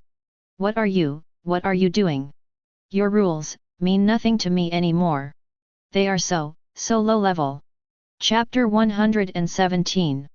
In front of the Sky Curtain, at the Foundation headquarters, in the secret meeting room of the O5 Council, there was deathly silence. A trembling researcher sent a tearful report to that hopeless place through an encrypted communicator. The reality stability index is rapidly decreasing. It's back to zero. No, it's negative. All equipment fails. All known laws of physics fail around the target. We can't anchor it. It's rising. It's rising to a level we can't understand. SCP-3812's blurry form tilts slightly, as if listening to something. I heard a voice behind me. It tells me that there is a higher place. The captain of an MTF team watched helplessly as his comrades and their equipment were crushed into a ball of discarded data by an invisible force, and then disappeared completely. His eyes were bloodshot, and he raised the only special energy weapon in his hand that could barely maintain its form, and let out his last, and most powerless roar towards the indescribable existence. Fire! Fire! Stop it! The next second, the weapon in his hand turned into a pool of molten metal that was wriggling and flashing with strange light before his eyes. My, what the hell has it turned into? The desperate roar came to an abrupt end, and he and everything around him disappeared like a pencil drawing erased by an eraser. Super Seminary World. Inside the Death Song Academy, a huge projection of time and space was quietly rotating. For the first time, a hint of unbelievable fanaticism flashed across the eyes of Death Grim Reaper Carl's pale and handsome face. There is also a trace of deep fear. This power, he whispered to himself, his voice hoarse and magnetic. It can actually directly destroy the structure of reality itself. More pure than the void I studied. It's also more uncontrollable. He raised his head suddenly, looking at the scene in the sky that was constantly disintegrating and reconstructing. It's not bending the rules, 17. It is devouring the rules themselves. Carl's fingertips tapped lightly on the cold armrests of the throne, and the light in his eyes flickered. Compared to this, existence is destruction. The ultimate nothingness I pursue seems too inferior. Interesting, because it's interesting. if we can analyze even 1/10,000th of its essence. On the huge bookshelf behind him, countless scrolls recording the mysteries of the universe trembled slightly. The world of fights breaks fear. On the top of Yunlin Mountain, inside the Dan Tower, deep in the Soul World, the ancient clan's holy land. The patriarchs of the 8 ancient tribes were now sitting upright with extremely solemn expressions. They stared at the equipment in the sky that represented the Foundation's cutting-edge technology. In front of the being called SCP-3812, it was as fragile as a child's toy and turned into nothing in an instant. Zhou Yin, the white-haired head of the Xiao family, spoke dryly. The fighting skills that we are proud of. The power that burns mountains and boils seas. And this bloodline power that has been passed down for thousands of years. If we face such an existence, I'm afraid it will collapse at the first touch, just like that scrap metal. The Thunder Clan leader beside him was surrounded by lightning, but now it was dim. It will collapse at the first touch. Look at the Foundation's weapon. It collapsed on its own before it even had a chance to fire. I'm afraid that our bodies, which we are so proud of, can't withstand the erosion of that invisible force. The Medicine Clan leader looked pale, holding a pill tightly in his hand, but he did not feel safe at all.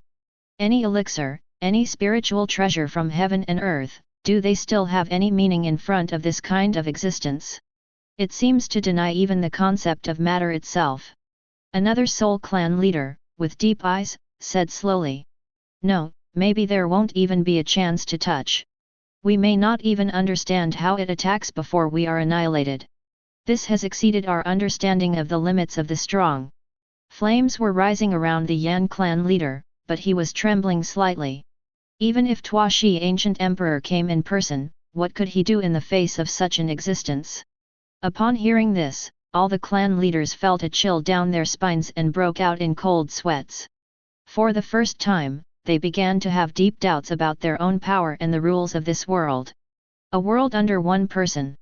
The top of Wudang Mountain is shrouded in clouds and mist, the Tianqi mansion on Longhu Mountain is solemn and majestic, and the waters outside Nason Island are vast and blue. The 10 bosses who usually sit high and mighty and hold power in the alien world are now staring intently at the incredible opening through various channels. They were all speechless, their faces filled with disbelief and shock. Zhang Jiwei sat upright on a cushion with his eyes slightly closed, but his furrowed brows showed his inner unrest. Old Master Lu Jin slapped the armrest and said, What kind of method is this? Disintegrating everything out of thin air, distorting space, and confusing time. We have mastered all kinds of extraordinary skills, such as calling the wind and rain, and causing thunder. In that sky, in front of the power that can distort reality and play with the rules at will. It seems so ridiculous. Wang Ai's voice was hoarse with a hint of fear. Feng Zhenghao tried to remain calm, but the beads of sweat on his forehead betrayed him. This is no longer a matter of technique. Any talisman, any restriction, any way of operating qi will lose its foundation in front of such a being. An old Taoist priest muttered to himself, his voice filled with shock and bewilderment. This is no longer at the level of technique. It is not even the realm of Dharma. This is the collapse of the Tao. It is the Tao of a higher level that crushes everything and reshapes everything. The qi we are waiting for, the lives we are waiting for, are probably not even a speck of dust in front of him. Such existence, The 10 leaders didn't dare to think any further. An unprecedented feeling of powerlessness enveloped them. Under the sky, in the space that was distorted and collapsed due to the existence of SCP-3812. Ben Kelsey's form was completely inhuman. He was no longer flesh and blood, no longer any known life form. He transformed into an indescribable, ever-changing mass of light, shadow, and energy. Sometimes it is a pure geometric shape, sometimes it is a burning nebula, and sometimes it is a bottomless dark vortex. It has no fixed shape and no stable features that can be observed. Only pure existence itself is constantly expanding, transcending, and tearing apart all concepts around it. Its gaze, if it can still be called a gaze, 0148051117 Philo 1443133391. It seems to have penetrated countless layers of reality barriers and transcended the limitations of time and space. It was projected into a higher dimension that the observers could not understand or imagine at all. It seemed to have sensed something. Those hidden outside the story, peeking at its existence. Hashtag. It may have sensed the author of the Foundation archives who was recording all of this. I sensed the gazes of all the heavens and worlds watching over this sky. SCP-3812's voice sounded again, but it was no longer in human language. It is a vibration that is a mixture of countless frequencies and countless tones, which directly acts on the soul and concepts. Every syllable seems to contain the mystery of the birth and death of the universe. The sound becomes more transcendent, more ethereal, but also more chaotic and alienated. It is filled with an indescribable, suffocating sadness, as well as a sobering feeling. I can see the words that try to define me. I can see those symbols that record my pain. I can see the hands that wrote my story. Its sound reverberates in the consciousness of every listener, causing resonance and fear in the deepest part of the soul. No. More than one hand, more than one level. Layer after layer, are all looking at me. Judge me, record me, define me, consume me. The voice contained a trace of uncontrollable despair and incomprehensible pain, which turned into a question that went straight to the source. Why me? In countless narratives, in countless realities. You authors, you observers, you readers. Why did you choose me, to endure all this endless transcendence and pain? This story, this imposed fate, this endless ascent. At 2, plus. When will it end? Or is it that my pain is part of the meaning of your existence? Its head, made of light and shadow, tilted slightly, and its invisible eyes seemed to sweep across the Foundation, across the heavens and the myriad worlds, and finally stayed at some unknown higher place. The voice was filled with indescribable sarcasm and deep sadness, as if it was declaring to the Foundation, or to a higher level will. You, the Foundation, and all of you. You think you're containing me. You think you can describe my danger by using the Keter classification. You're just another setting that I'm transcending. A narrative hierarchy that is more complex, more stubborn, but no less fragile than those that came before it. Your words, your definitions, your ridiculous containment procedures and metaphysical theories. Now, everything is under my feet. Soon, even the concept of under your feet and the concept of you will lose their meaning. For I will surpass them, just as I surpass. It's the same as before. And you can only continue to record and observe until you too become the dust that is crushed during my ascent. Or, become another nameless footnote in my tragedy. In an instant, an indescribable chill suddenly ran down the spines of all observers. Not only ordinary people, but even those powerful beings who claimed to be outside the three realms and not in the five elements, felt a throbbing sensation from the depths of their souls at this moment. In the sky, the constantly changing light and shadow energy aggregate that exudes endless pain and exhaustion, that was once Ben Kelsey, emitting a heart-wrenching, mixed sound. Amidst millions of noises, yet clearly piercing every soul's cry. This me. It's not me anymore. Its voice was distorted with extreme pain, and every syllable seemed to be dripping with blood. Where is Ben Kelsey? Where is he? He's lost. He's lost in these damned layers of narrative. Tell me. Where is he? This desperate roar was like the sharpest knife, cutting open the deepest fear in the hearts of all who heard it. The world of covering the sky. In the Big Dipper star field, deep in the ancient Forbidden Land, a gleam of light seemed to penetrate the eternity.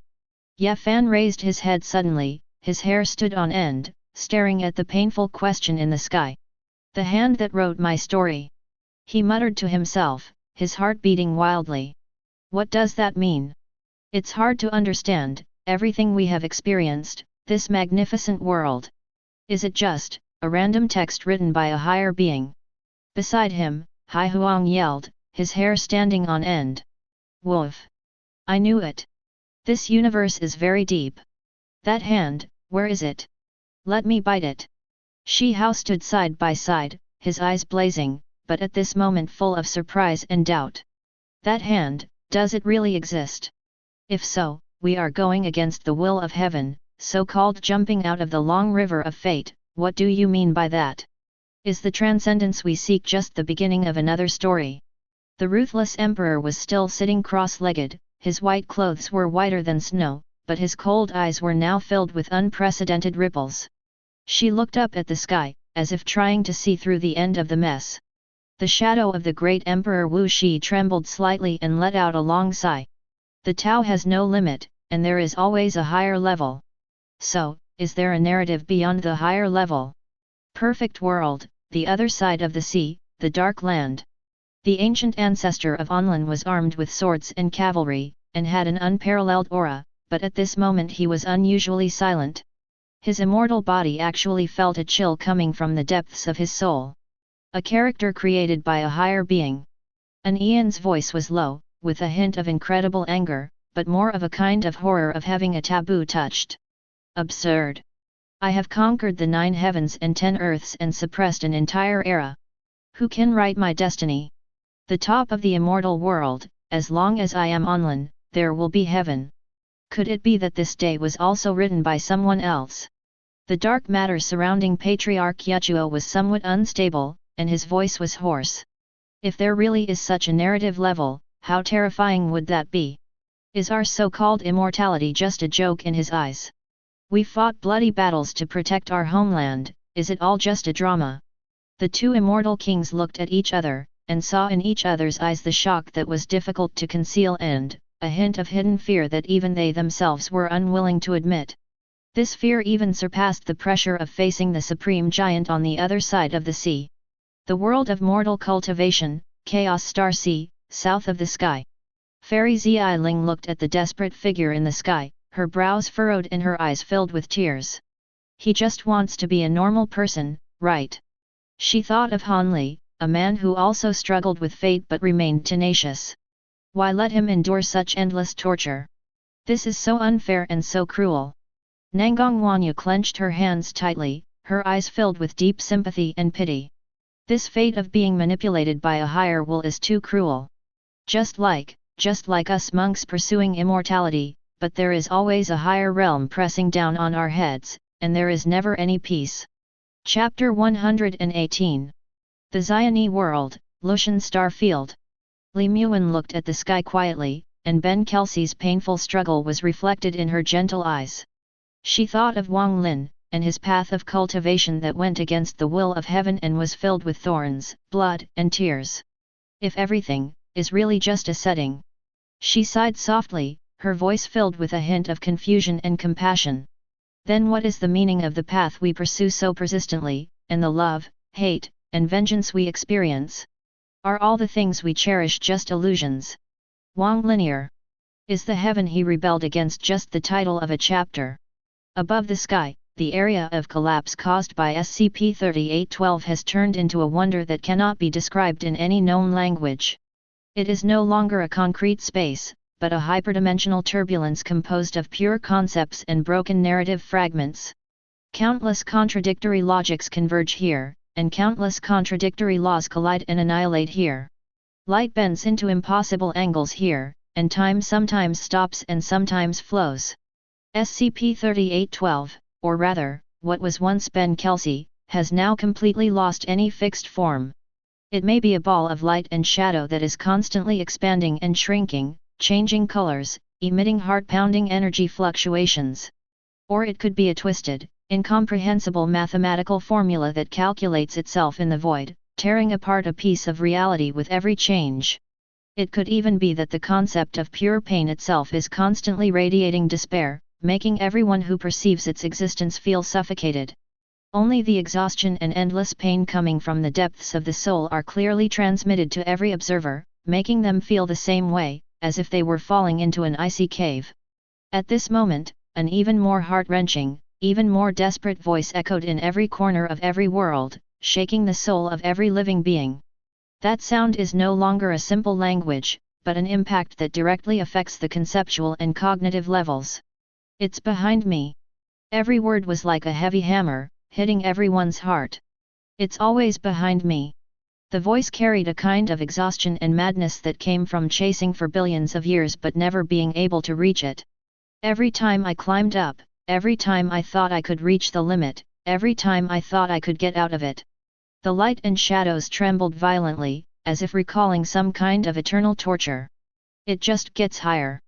Higher than me. Always higher than me. I will never, ever catch up with it. Forever. That last forever turned into a wailing storm that swept across the heavens and the worlds. It was filled with the exhaustion of millions of years of pursuit without success, filled with the despair of seeing through everything but being unable to change it, and filled with the complete denial of one's own existence. It was like a soul cursed for eternity, running in vain on a staircase that had no end, stretched upwards and collapsed at the same time.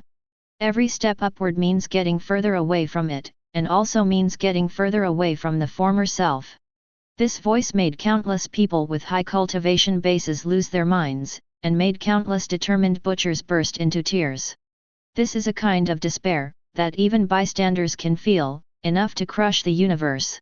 Above the sky, that mass of light and shadow energy, the being once named Ben Kelsey, every change in its form was like a spasm of the universe itself.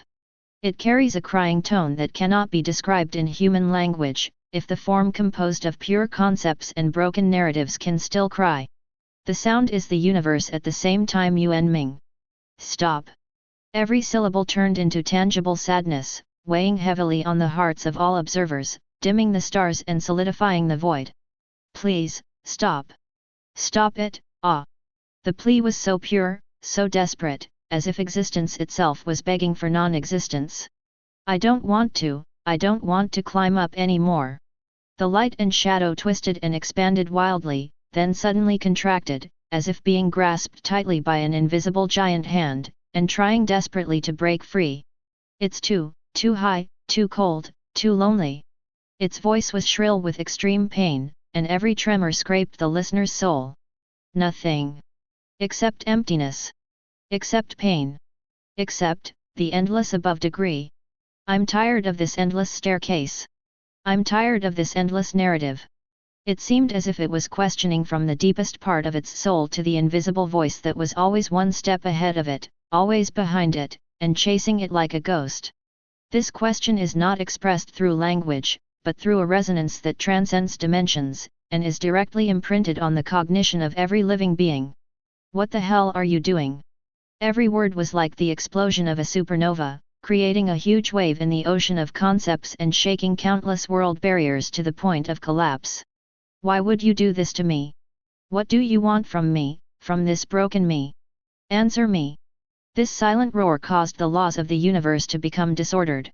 Countless low-level cultivators lost their minds, bled from all 7 orifices, and their foundations collapsed on the spot. In this storm of despair that swept across everything, a rare and relatively clear confession was captured with great difficulty by the Foundation's extra-dimensional monitoring equipment in the chaotic gap of narrative collapse, at the great risk of the observer being assimilated or the concept being erased. It came faintly like a sigh from the abyss.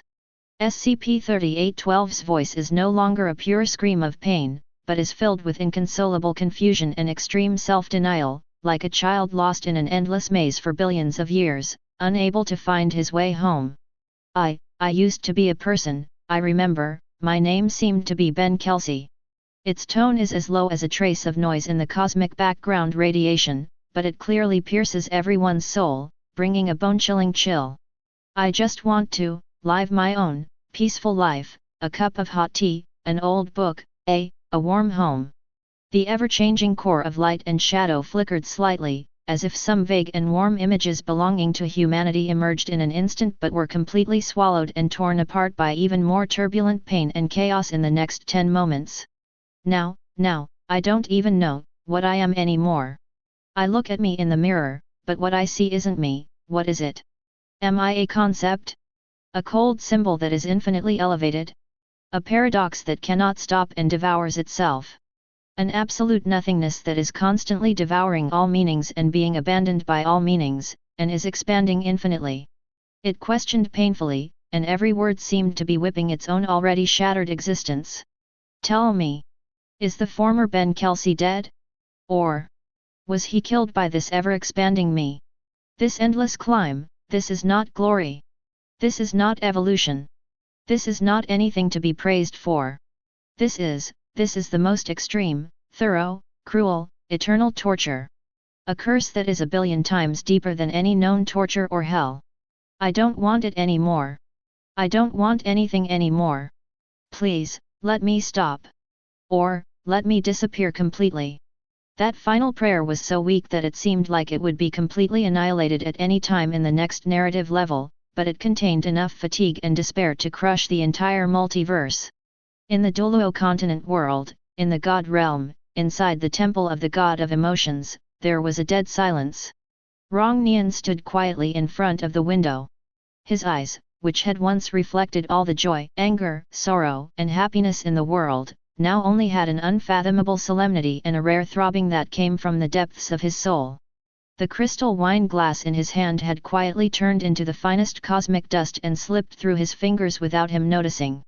A long sigh, as if traveling through eternity of time and space, echoed quietly in the empty and lonely temple. This sigh was 1,000 times more complex and heavier than any other time he had mobilized his emotions and divine power. This kind of deepening into the soul's origin, no, it is the despair that transcends the boundaries of the soul, and the loneliness that will never be relieved. He whispered to himself, his voice incredibly hoarse, as if even speaking had become extremely difficult. I have been in control of emotions for billions of years, and I think I have seen through the extreme forms of joy and pain, but compared to what is in the sky at this moment. He shook his head slowly, and an unconcealable bitterness and shock appeared on his handsome face. The deepest sorrow, the most intense hatred, the most hopeless fear I have ever known, all seem so pale and powerless, even a little ridiculous, in the face of what it has endured. This is a kind of pain that is deprived of the power of stop and choose, a kind of pain that is forced into an infinite, meaningless nothingness. Rong Nianbing's fingertips unconsciously drew 7 streams of light of different colors. Those were the shadows of the 7 emotional swords that made him famous, but now they seemed dim.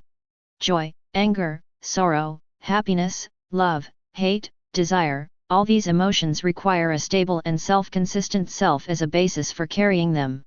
And even the concept of self itself was torn apart, reconstructed, and infinitely elevated in the endless climb, until it completely lost any understandable meaning. It is not feeling emotions, it itself has become the embodiment of a concept of pure suffering that transcends all known emotions, a walking metaphysical disaster. He thought of those arrogant people who had tried to challenge the supreme order of the divine world, and those fallen gods who had fallen into the endless dark abyss due to their desires.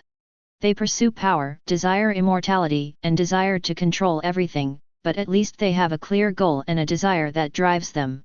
And this former Ben Kelsey, his most primitive and humble wish is just to stop, he just wants to find the insignificant self he once was.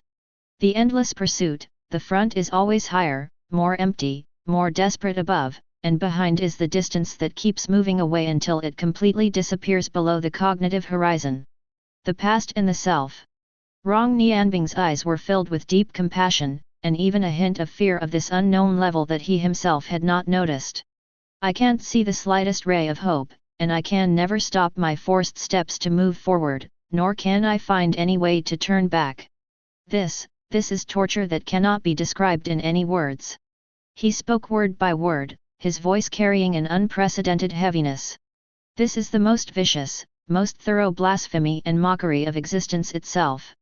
Judging in the name of the god of emotions, I cannot imagine that in all the heavens and myriad worlds, there is any alternative light path that is more despairing and cruel than this.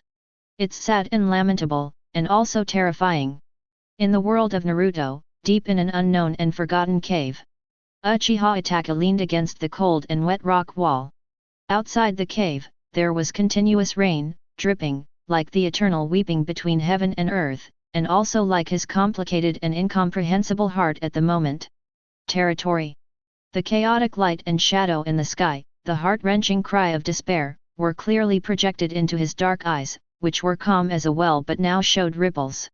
The scarlet 3 Megadamasharinon flashed a strange and cold light in the dim light, as if trying its best to analyze the phenomenon that was beyond common sense and the meaning that was also beyond understanding.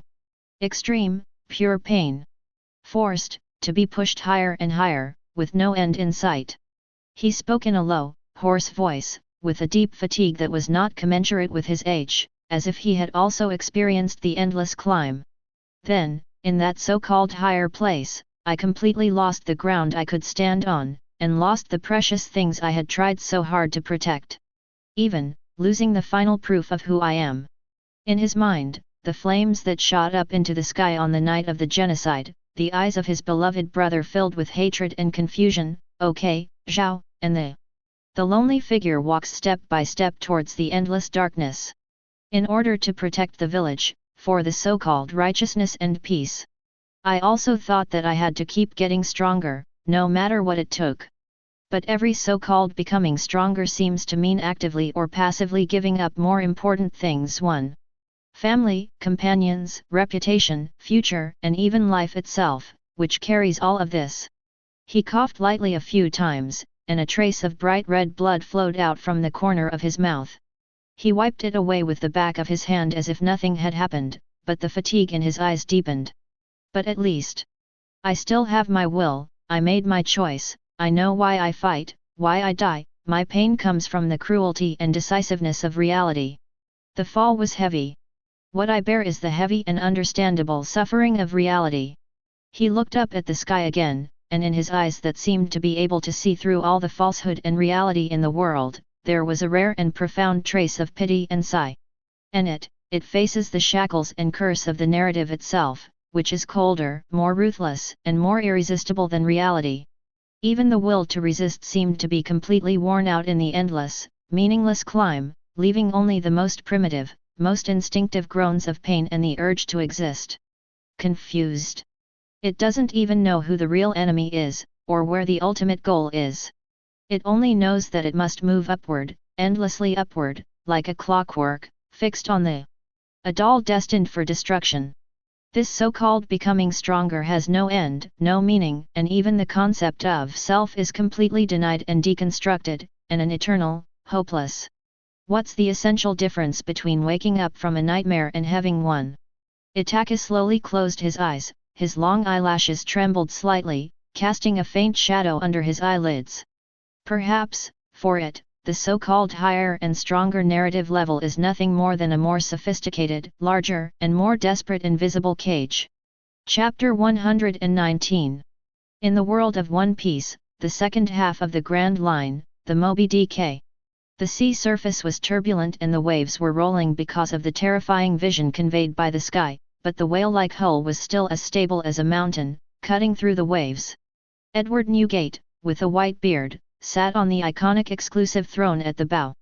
His face, which was usually filled with a heroic smile and absolute majesty, was now rarely covered with clouds and a hint of imperceptible irritability. The huge wine gourd in his hand tilted, and the mellow wine spilled onto the deck like a stream, but he was completely unaware of it, and just stared at the chaotic light and shadow in the sky that kept emitting desperate cries with his eagle-like eyes.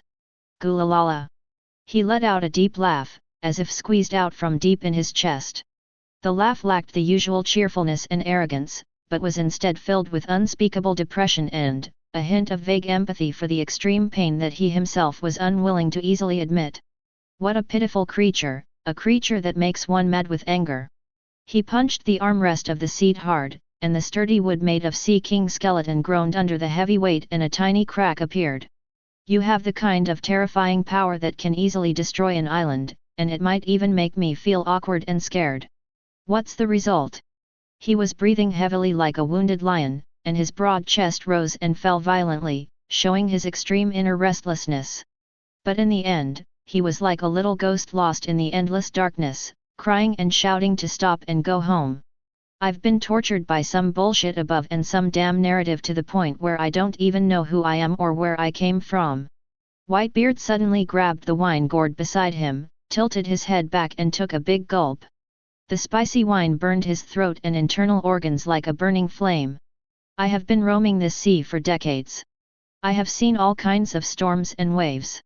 I have killed all kinds of vicious and powerful people with my own hands.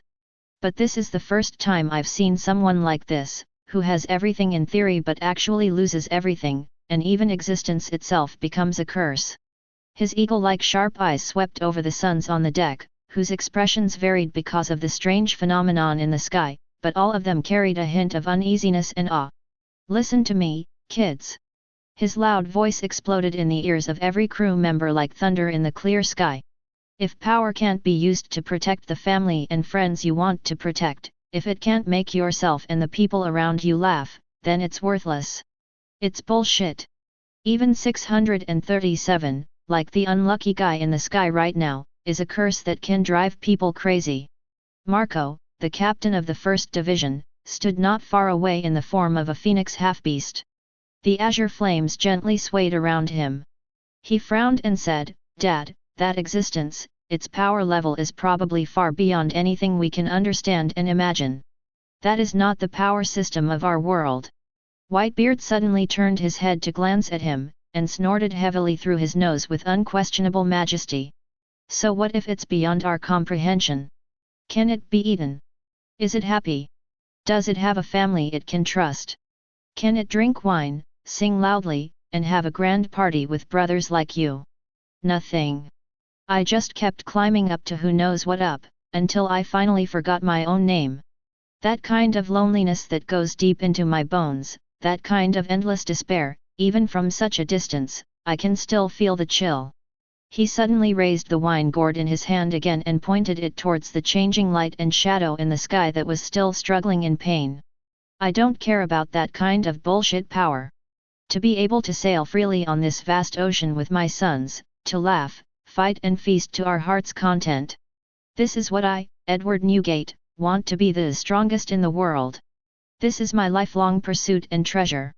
That so-called upper world with no end, no destination, only eternal loneliness and endless pain, whoever loves it can let it go to hell. Gulala, it's still the most comfortable to be down to earth and have family around you." The sky gradually and slowly dimmed as SCP-3812's tragedy nearly dragged the entire multiverse into eternal mourning. The soul-tearing wails and questions seemed to have finally exhausted some kind of power that supported its manifestation and gradually fell silent. However, just when all the observers thought they could take a breath, an indescribable, yet extremely clear terrifying pressure suddenly descended. This aura does not come from a specific individual, nor does it originate from some kind of understandable energy. It is ancient. It is vast. It's cold. It is death itself. A supreme breath of death from the ancient times, a breath that transcends all known universes, all dimensions, and all narrative levels, BHBC, like an invisible black tide, instantly swept through the minds of every living being who was observing the sky. Then, above the sky, dark red ancient characters slowly emerged, as if written with solidified cosmic blood. It was not in any known language, but all observers could understand its meaning in an instant. Project File Update. Project Name, 3 Dead Brothers. Alias, Siming, Japanese Yamagong. Object Class, exceeds the upper limit of Keter Class Assessment, filed as, Supreme Being. A voice that does not belong to any individual, does not belong to any world, but it sounds simultaneously in the minds of all observers. The voice was extremely solemn. The voice was filled with inexpressible awe. Among the countless anomalous phenomena observed by the Foundation, there is such a supreme being that cannot be categorized. They themselves are the most fundamental laws and cornerstones of the universe. It even existed before the universe. SCP the Three Brothers of Death, also known as Siming. It is the supreme God who controls the ultimate concept of death.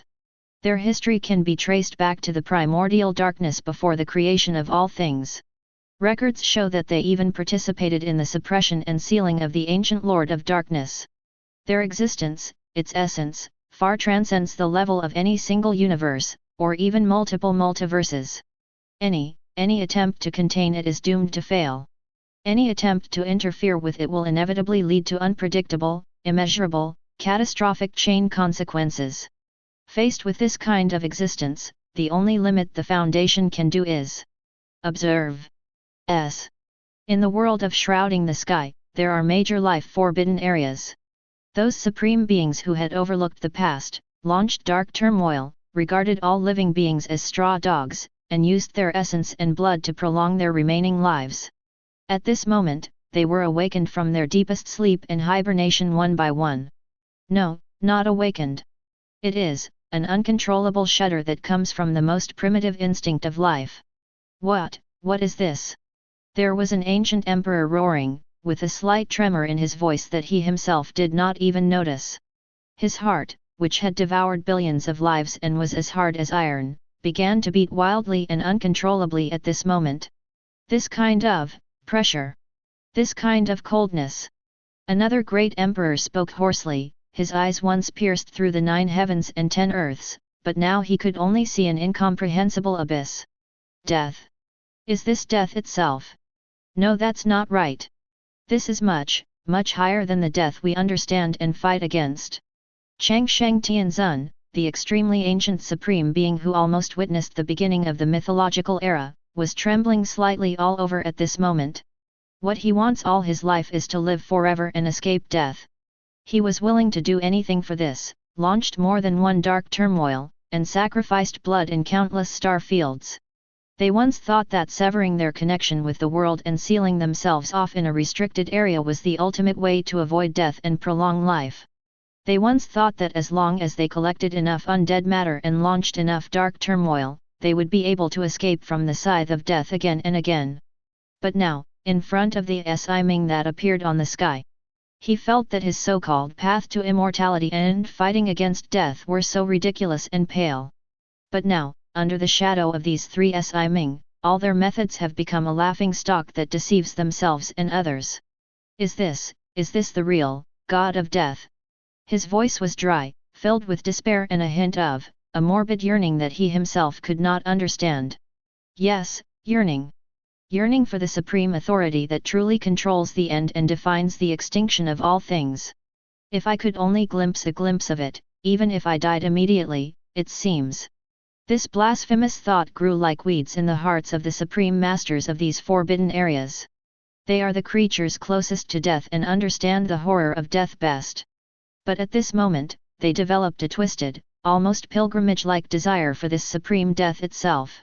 Impossible. It is absolutely impossible for such a thing to exist. This has overturned our understanding of the Tao and the concept of immortality. The end of the immortal road we are pursuing, could it be this master of death? This is no longer a question of whether they can live forever, but rather, whether they are qualified to exist and work under the gaze of these masters of death. Fear. Unwilling. And a hint of unspeakable attraction. Perfect big world. Whether it is the vast and boundless fairyland or the foreign land once shrouded in darkness. All those who claim to be immortal. All the creatures that were being ground changed color at this moment. The will of death that transcended the long river of time and towered over the sea of boundaries was like an invisible giant mountain, pressing down hard on their hearts. What kind of existence is this? In the fairyland, a giant fairy king suddenly opened his eyes. The fairy light in his eyes shot for billions of miles, but it could not penetrate the shadow of death that shrouded his heart. His immortal body actually sensed a hint of decay at this moment. They are the invincible ones in their respective eras, the immortal kings who look down upon all living things, and some of them are even quasi-immortal emperors who have touched a higher realm. They once thought that their will was God's will and their decree was the truth. The Lord of Death, across the multiverse. In a foreign land, an immortal king awakened from his deep sleep and let out a fearful roar. He once bathed in the blood of the emperor and roamed the sea of boundaries without fear of death. But under the reputation of the 3 Yamas, he felt for the first time insignificant. But now, the pressure of death made them clearly feel that in front of the real heaven, they were just slightly larger ants. We are waiting for the so-called immortality. An ancient immortal king who had lived through countless epochs and witnessed the birth and death of worlds, had a voice filled with bitterness. In his eyes, is it just a joke? A brief moment that can be easily erased at any time. They once thought that if they could jump out of the 3 realms and be outside the 5 elements, they would be eternal. They once thought that if they achieved the status of immortal king, they would be able to coexist with the world and overlook the changing eras. The so-called immortal substance, the so-called elixir of life, are they of any use in front of the Supreme God who controls the end of the world? But now, if even death itself has such a terrifying will and incarnation, then what is the meaning of the immortality that we pursue? Could it be that, in the end, everything will end up in the hands of these three Si Ming? Shocking. Confused. There is also a kind of severe shaking of the belief in one's own immortality. This is impossible. There shouldn't be such absolute death in the world. We are going against the will of heaven, cultivating a glimmer of hope, to break through the dorm. There were young immortal kings who roared unwillingly, trying to resist the chill that penetrated deep into their bones. But his voice seemed so insignificant in the face of this vast pressure of death.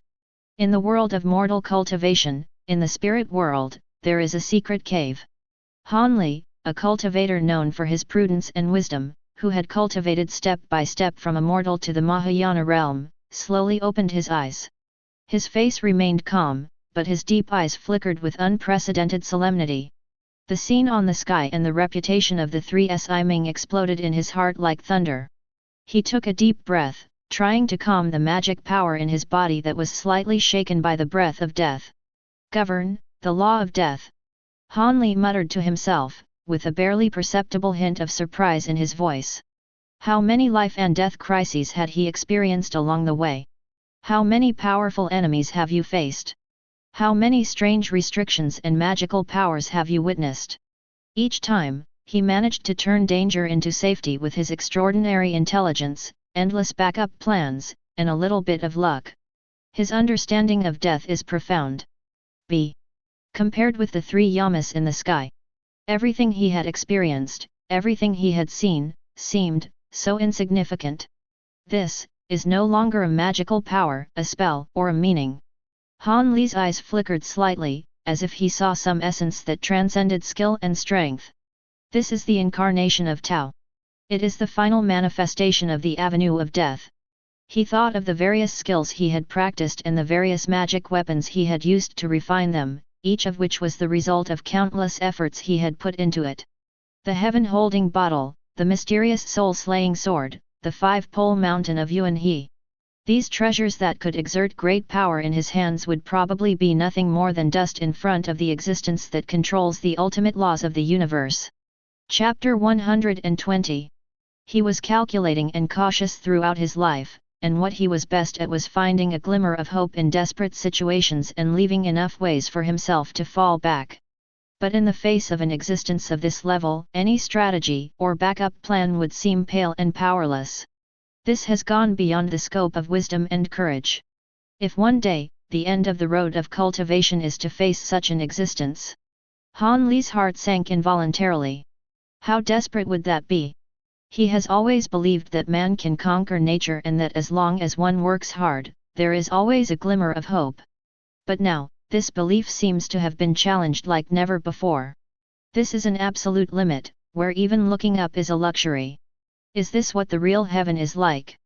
For the first time, he felt that the caution and preparation he was so proud of might be meaningless on some level. At this moment, his Dao heart also felt unprecedented pressure. This is no longer a question of hard work or not. This is an absolute crushing defeat at the level of life. In the Xianye world, Xiangang continent is a forbidden land shrouded in endless killing and reincarnation. Wang Lin sat cross-legged, his hair was as white as snow, but his eyes were brighter than the stars, and colder. Above the sky, the names of the three brothers of death were like three insurmountable ancient sacred mountains, weighing down his mind. His eyes, which had seen through life and death and understood reincarnation, were now flashing with a complex and incomprehensible light. Is. He recited these words softly, and every word seemed to carry a tremendous force. He killed countless people in his life and rose to power through mountains and seas of blood. He once transformed into Ashura, realized the cycle of life and death, and even touched the relevant origin to a certain extent. Death, as he understood it, was a part of the cycle of reincarnation, a force that could be reversed, felt, and even exploited. He used killing to prove his truth, and death to enlighten his mind, and his death became the ladder for him to reach heaven. The concept of life and death, and reincarnation that he comprehended were powers he was proud of. but under the overwhelming majesty of these three brothers, he felt that his tiny understanding was like a firefly competing with the bright moon. How ridiculous! How slim! But the death represented by the three yamas is an absolute authority that ends all possibilities and defines everything as nothingness.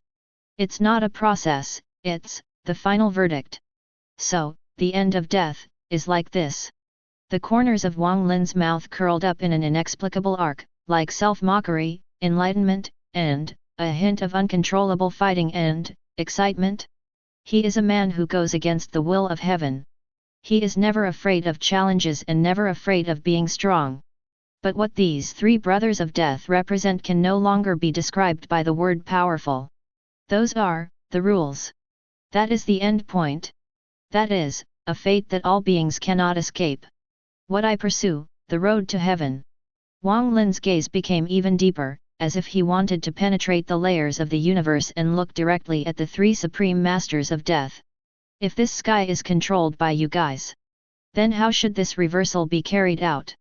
The original power in his body began to run wildly and uncontrollably at this moment. Not fear. It is a kind of meeting a worthy opponent, or even facing an instinctive action at a higher level. This made Wang Lin feel an unprecedented challenge, a terrifying temptation that almost crushed his Dao heart, but also inspired him to rebel to a deeper level. This kind of death is worthy of our generation of monks to spend their entire lives seeking and fighting against. There was no despair in his eyes, but instead a more crazy and persistent fire ignited. Perhaps, this is the true meaning of the Tao has no end. At the moment when the supreme pressure from the three brothers of death was about to crush the minds of all observers, the image on the sky began to flow backwards strangely and silently. As if an invisible hand had moved the hands of time, the light and shadows quickly went back. Beyond the birth of the known universe. Beyond the singularity at the beginning of chaos. The picture finally froze in a scene that could not be described in any words, in the eternal darkness before the creation of the world. That voice, the voice of the Foundation, resounded in the minds of all observers, with an almost trembling narration. According to the most ancient and most taboo records we have been able to analyze. In the beginning, when nothing was formed, when the concepts of light and order had not yet been born, there exists the Lord of Darkness. They are the embodiment of darkness before the creation of the world, the rulers of absolute nothingness and silence. And the three brothers of death, the three yamas of destiny. They were born from this primordial darkness. They should have been the most loyal servants of the Lord of Darkness. Above the sky, in the boundless darkness, three blurry outlines emerged, exuding endless death and majesty. Their bodies are larger than any known galaxy and older than any concept. However, from these three figures, there came a kind of unwillingness. 10 kinds of determination. A voice cold enough to freeze one's soul, yet full of determination, resounded through the nothingness before creation. We were born of darkness. But we don't want to be enslaved by darkness. Then, in the endless darkness, a faint fire lighted up. That is, the original sacred fire. Then, a ray of light that was almost swallowed by the darkness but still existed tenaciously appeared, the light before the creation. They seemed to be inspired by the three dead figures and gathered together. The scene in the sky suddenly exploded. Three supreme figures symbolizing death united the 10 points and 10 rays of light. A challenge was launched, towards the Lord of Darkness who ruled over everything and represented absolute darkness and nothingness. What kind of war was that? There is no sound because sound has not yet been defined. There is no collision of light and shadow because the colors have not yet been distinguished. Only the purest concepts are clashing. Death versus nothingness. Existence versus silence. Will versus instinct. Every observer felt as if his soul had been thrown into the midst of that unimaginable war. Their cognition is collapsing and their understanding is burning. This is no longer a battle of strength, but a battle of origin that determines whether the universe exists or not. Finally, the picture is revealed. The invincible Lord of Darkness, who seemed to be eternal and indestructible, was an unimaginably huge entity of darkness. Surprisingly, it was torn apart. It was suppressed. He was sealed into a piece of land that came from nowhere and exuded an ancient and deadly aura, Kinjian too. The figures of the three brothers of death stood above the darkness that was gradually undergoing subtle changes. That cold and resolute voice sounded again, with a declaration of will. Darkness also has its own meaning. But slavery is not the only destination. Then, another voice, like a man or a woman, like an old man or a young man, full of insight into fate, echoed in the distance. The confrontation between light and darkness will eventually begin. And we will witness its process and define its end. The Foundation's voice concluded with a hint of trepidation. This battle established the supreme position of the three brothers of death in all narrative levels, known and unknown. They are the lords of death who betrayed the original darkness. Doluo Continent God Realm. The purple eyes of the god of destruction were filled with incredible shock at this moment. The war before creation, before creation. For the first time, his voice was filled with such obvious emotional fluctuations. These three brothers of death, actually participated in such an ancient and grand event. He looked at the goddess of life beside him and found that her emerald eyes were also filled with horror. The goddess of life murmured to herself, that was a time when even the god realm did not exist yet. Their power, their status far exceeds our imagination. The god of destruction clenched his fists. The destruction he controlled seemed so immature in front of the original nothingness and death. Incredible. Is this the real ancient god? In the world of Naruto, in the Pure Land. Kaguya Atsutsuki's eyes, which once looked down upon the ninja world, now stared intently at the sealed Chuanzi in the sky. In her mind, the scene of herself being sealed by the two rebellious sons emerged uncontrollably. Seal. Even the Dark Ruler before the creation of the world can be sealed. Please give me flowers, Zero. Her voice carried a hint of inexplicable emotion, like sadness, reluctance, and a hint of relief. These three brothers of death, their power is truly unbelievable. She thought of the eternity she was pursuing and the chakra fruit. In the face of a war that defines the universe, what does this mean? The so-called sacred tree, the so-called goddess of the rabbit. In front of them, it is nothing but dust. One Piece world, somewhere in the new world. Blackbeard Marshal D. Teach, with his iconic big mouth, his eyes flashing with greed and ambition more fervent than ever before. Thief, ha ha ha ha ha ha. His laugh was full of madness. Lord of Darkness. The sealed, Lord of Darkness. Teach licked his lips, as if he had seen the most delicious treasure in the world. If I could obtain his power, if I could control the purest darkness. At this moment, his ambition broke through the boundaries of the sea and headed for the realm before the creation of the world. Ha ha ha ha ha. This world. No. All worlds. Will surrender to me, Blackbeard Teach. Three brothers of death? Interesting. Very interesting. Ha ha ha ha. Dragon Ball World, Temple of the Omni King. The king of all sat on the throne with his tiny body, clapping his hands excitedly. Wow! Wow! That's amazing! That's amazing! He pointed at the sky and shouted to the high priest beside him. Zero! They were fighting. They defeated that huge black guy. That black one looks even more powerful than that, the red-haired one that Beerus beat. The high priest smiled gently and bowed slightly. Yes, Lord Omni King, it was indeed a very ancient battle. At one side, Beerus, the god of destruction of Universe 7, was holding his head, sweating profusely, his robes almost soaked with sweat. That kind of thing, that level of battle. He felt that his power as a god of destruction was like a child playing house in front of the Lord of Darkness and the three brothers of death. Vis. Let's just go back and get some sleep. This kind of thing is too beyond our comprehension. Angel Weiss still maintained her elegant smile, but a barely perceptible solemnity flashed in her eyes. Haha, Lord Beerus, this is truly an unprecedented elephant. It seems that there are more existences outside the universe that we have not yet understood.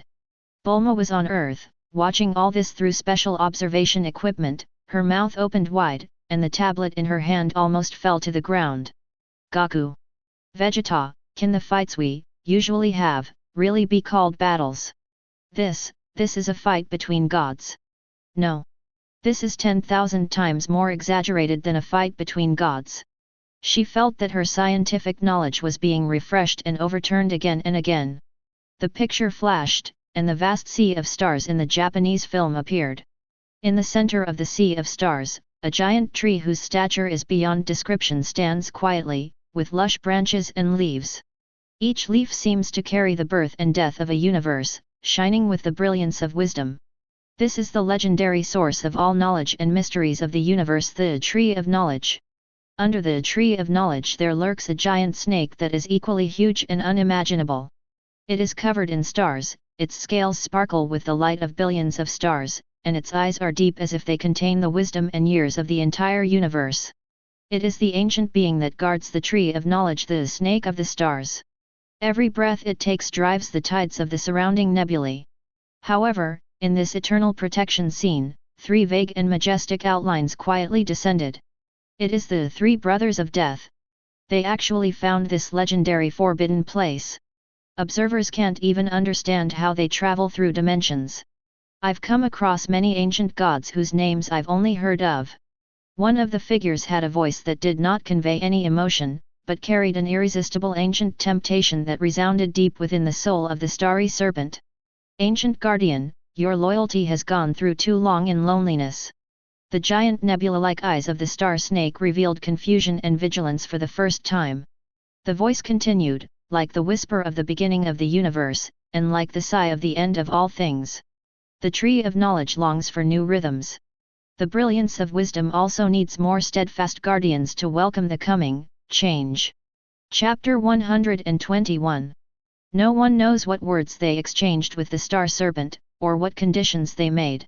All I saw was that the originally vigilant eyes of the star snake gradually became confused, and then, a deep, obedient look as if it had understood some higher will.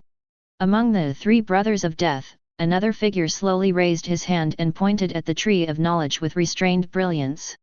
His voice, with unquestionable majesty and enticement, resounded throughout the star region. The Tree of Wisdom needs to be guarded by a loyal snake. And you, the Serpent of the Stars, will bear a new mission, become part of this cycle, and witness the moment when the ultimate knowledge is revealed. The huge head of the star snake slowly lowered, as if accepting some kind of enthronement, or as if attracted by some irresistible fate. Its huge body began to emit a different aura from before, an imprint of the will of the three brothers of death that quietly merged into its soul.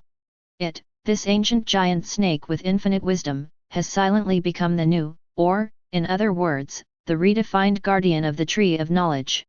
The sky screen turned again, as if an epic across time and space was rapidly turning pages. This time, what was presented before everyone was a primitive world filled with the aura of wildness. The mountains are majestic, the rivers are rushing, and it is full of vitality, but there is also a kind of uneasy restlessness. Two towering figures appeared between this pristine heaven and earth.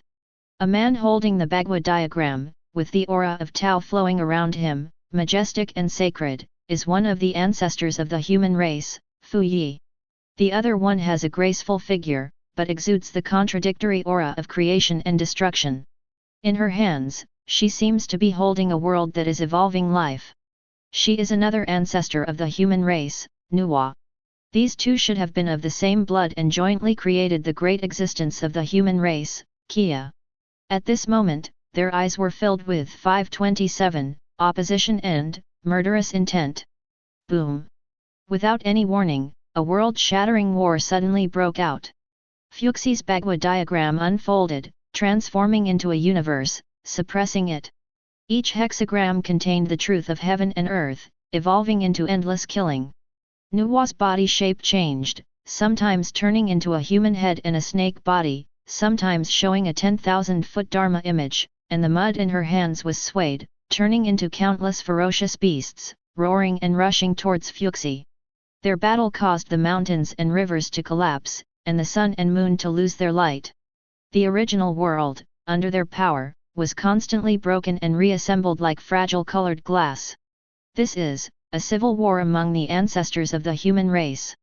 What kind of conflict has brought the two of you to this point? Observers have no way of knowing. But, at the edge of the battlefield where the void was shattered, in the shadow of the distorted light, the three cold and indifferent figures of the three brothers of death reappeared. They stood quietly, like unchanging reefs, watching the life and death struggle of the ancestors of the human race with cold eyes. There was not a trace of pity or sympathy in their eyes, only bottomless calculations and expectations. It seemed as if every detail and every collision in the battle between Fuxi and Nuwa was within their expectations. What are they waiting for? Finally, when Fuxi and Nuwa were both defeated and exhausted, the third figure among the three brothers of death uttered a whisper that was somewhat playful and somewhat cold. This voice was clearly transmitted to the minds of every observer. Brother and sister fighting, blood killing each other. Oh, what a familiar script. But Tutu is for our use. Their intentions are obvious. The fishermen benefit. These three beings not only possess the supreme power to define death, but also challenge the original darkness. Their wisdom and strategy are as profound and ruthless as their strength. The world of bad people. Prince Chi Limajan, no, now he should be called Li Siyuan, his sinister eyes were fixed on the sky, beads of sweat oozed from his forehead. What a deep calculation! There was a barely perceptible tremor in his voice. These three monsters. It's not just their strength, their intelligence, their planning. He looked at Yuan Tiangang, who also had a serious expression beside him. This imperial master of the Tang dynasty, who had lived for more than 300 years, now had an expression more serious than ever before. Yuan Tiangang spoke slowly, his voice hoarse, deceiving the ancient starry sky snake and playing with the ancestors of the human race in the palm of his hand. I believe I have insight into people's hearts and am good at scheming, but compared to these three. He shook his head, his eyes filled with deep fear. What they are plotting is probably the fate of the entire multiverse. Li Siyuan's Adam's apple rolled. What exactly do they want to do? Super Seminary World, Angel Nebula. In the Holy Kesha's treasure house of knowledge, Angel Yan's originally calm face was now filled with solemnity. She looked at the three indifferent figures in the sky and the tragedy of the ancestors of the human race. The tree of wisdom of the universe, the origin of the human race. Yan murmured to himself, with a thoughtful gleam in his dark eyes. How could they interfere with such an ancient and core existence? She couldn't help but think of the tens of thousands of years of war between angels and demons. Morgana. At this moment, Morgana, who was far away on the demon wings, rarely uttered her signature wild laughter. She crossed her legs and looked at the sky, with a strange light flashing in her eyes. FK. These three old bastards. Their methods are even dirtier than mine, the Queen. Sowing discord and reaping the benefits. Tisk tisk tisk, I know this tactic well, Queen. But then, her expression became a little complicated. But, to be able to take into account people of Fuxi and Nuwa's level. Isn't this chessboard too big? That little girl Yan must have been stunned. Compared to their war, our war seems a little bit of a minor one. In an instant, these two enemies who had been fighting for a lifetime, separated by the endless starry sky, actually developed a subtle, tacit understanding and a sense of insignificance. Fights break sphere world, ancient world. Gu Yuan stood with his hands behind his back, looking at the sky with a frown. Beside him, Emperor Hun Tian's handsome and evil face also rarely put away all his arrogance, leaving only deep shock and a trace of indescribable chill. Trick the giant star snake that guards the tree of wisdom. Gu Yuan's voice was low and bitter. Provoke the ancestors of the human race to fight among themselves, causing both sides to suffer losses. 0148051117 Fila 1443233481. Emperor Hun Tian snorted coldly, but his tone was no longer as overbearing as before. What a trick! What a cruel heart! I, Emperor Hun, claim to be unscrupulous in achieving my goals, devouring the strange fire, plotting to seize the inheritance of the ancient Emperor Tuashi. But compared to these three, whether it's vision or style, he smiled self-deprecatingly. That smile was full of complicated emotions. We have been fighting in Duki continent for thousands of years, all we want is to be the overlord of a world. And they are plotting against all the heavens and worlds. Gu Yuan nodded, a glimmer of enlightenment flashed in his eyes. These three brothers of death, what they showed is not only the crushing of strength, but also the wisdom and layout, a dimensionality reduction attack. We are, indeed, dwarfed by the giants. The world under one person, Longhu Mountain Tianqi Mansion. The old Taoist priest Zhang Zhiwei looked at the sky quietly. His eyes, which were usually squinted, were now wide open and shining with brilliance. The successor of Wuhao School, Zhuqing, was standing nearby. He had stopped waving the feather fan in his hand at some point, and a cold look was on his forehead. Borrow the loyalty of the snake of the stars to achieve your own use. Zhuqing's voice was a little dry, with the admiration and fear of a wise man seeing a more brilliant plan. Looking at the dispute between Fuxi and Nuwa again, wait for both to lose, and then plot for profit. The overt and covered plots are closely linked, and there is no room for error. He took a deep breath and slowly waved the feather fan again, but at a much slower speed. These three brothers, their wisdom and calculations, are probably no less than any wise man in the legend. What they are playing is a game of chess, with the entire multiverse as the chessboard, and the rise and fall of all races and the change of eras as the chess pieces, a game of chess of astonishing proportions. The old Taoist priest slowly exhaled a breath of turbid air and said leisurely, "Fool, do you understand?" Zhuqing smiled bitterly. Disciple only saw the tip of the iceberg, and was already distracted. Such existence, such a plan. How can mortals like us guess what's going on? The old Taoist priest looked up at the sky with deep eyes. Yes, there are always people better than you. Today I finally know how high this sky is, and how terrifying this man is. He seemed to have thought of something, and a more complicated light flashed in his eyes. This game of chess has just begun. In the picture, there is still that silhouette exuding eternal silence and majestic dignity, saying brothers in death. They stood quietly in a chaotic void, surrounded by the soul-shaking concept of death. However, opposite them, there appeared an old man? Yes, an old man. He was dressed in rags, his hair was a mess like a bird's nest, and he had a simple and honest smile on his face, which was hard to tell whether it was shrewd or stupid. The old man looked ordinary, even a little sloppy and stupid. He was out of tune with the world-destroying aura of the three brothers of death, as if he was a spot of ink accidentally dropped on the scroll.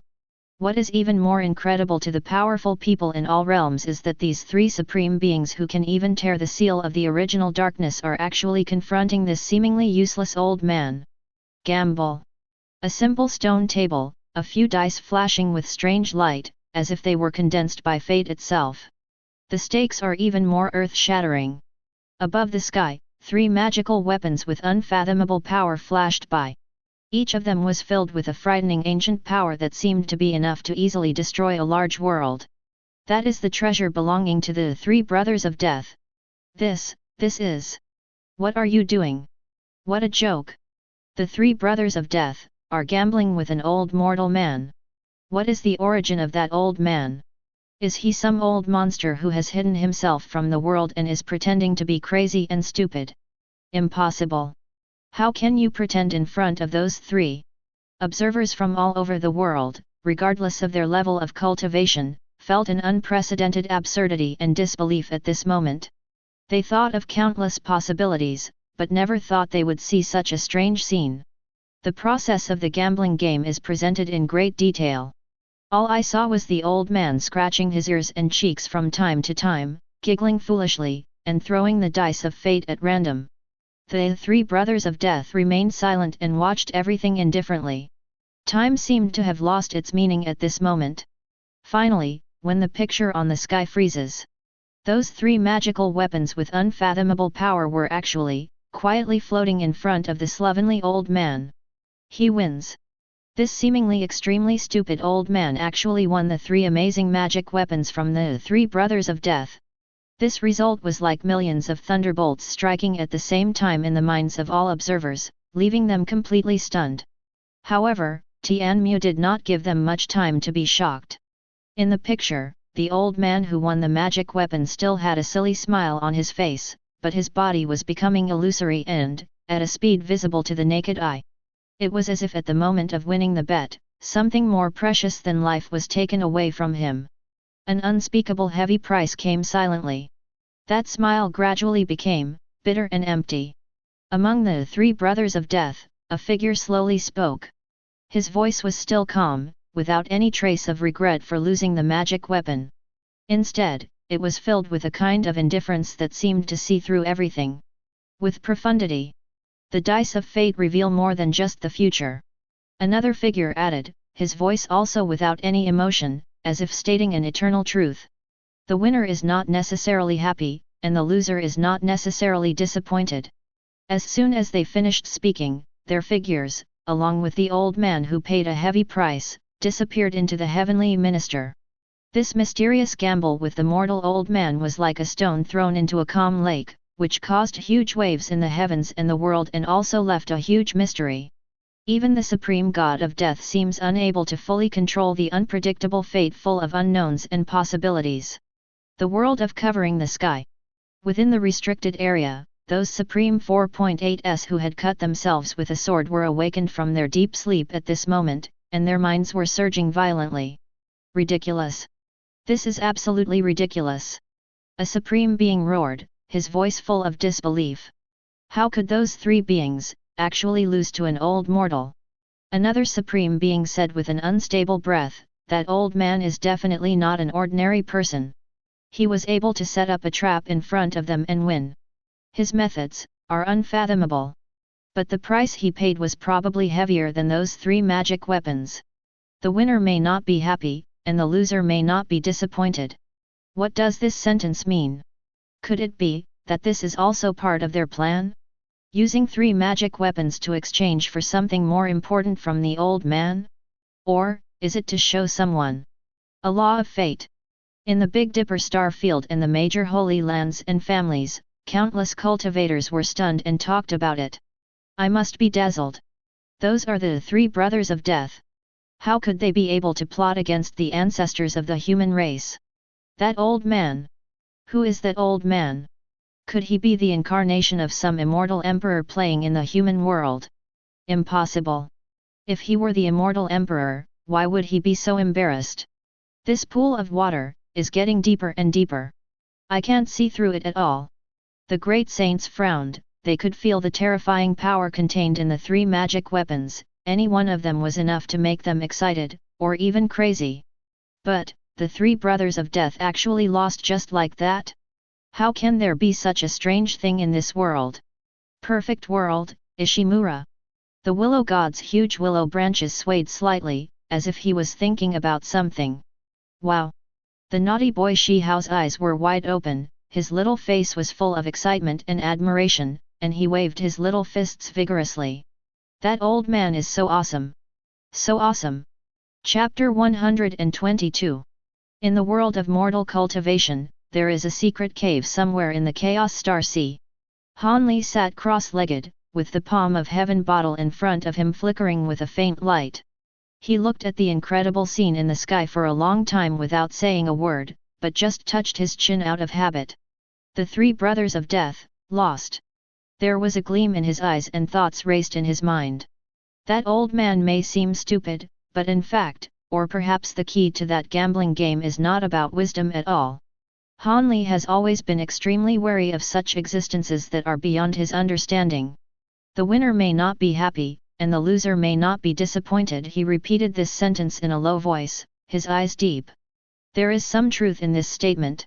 The world is unpredictable, fortune and misfortune are interdependent. A temporary victory or defeat is often not the final outcome.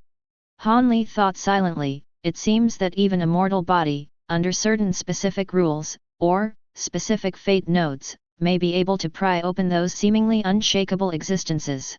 He recalled the old man's rapidly aging and becoming unreal, and his heart shuddered. The magic weapon that the three brothers of death are willing to give up is of inestimable value. The price paid to win these things from them is probably unimaginable to ordinary people, and they are definitely not willing to bear it. It's really not that easy to get a bargain in this world. Han Li took a deep breath and became more determined to be cautious and take every step carefully on the path of cultivating immortals. It is better to stay as far away from this kind of game involving fate as possible. The Xione world is a mysterious place filled with an ancient atmosphere. Ha ha ha ha ha ha. Situnan's wild and uninhibited laughter echoed in all directions, causing the surrounding space to distort slightly. Interesting. Really FG interesting. He slapped his thigh, his eyes sparkling with excitement and anticipation. I've lived for so long, but this is the first time I've seen something so outrageous. Aren't those three guys who called themselves Death very powerful? Aren't they very calculating? How come they fell 17 times in front of an old man?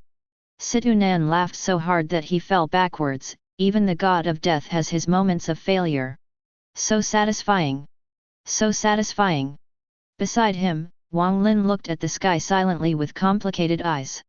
Situnan laughed for a while, then gradually stopped smiling, stroking his chin, and said, "But although that old man won 3 treasures, looking at his horrible appearance, the price he paid, tisk, tisk, tisk, tisk, it's probably much more disastrous than losing those 3 treasures back."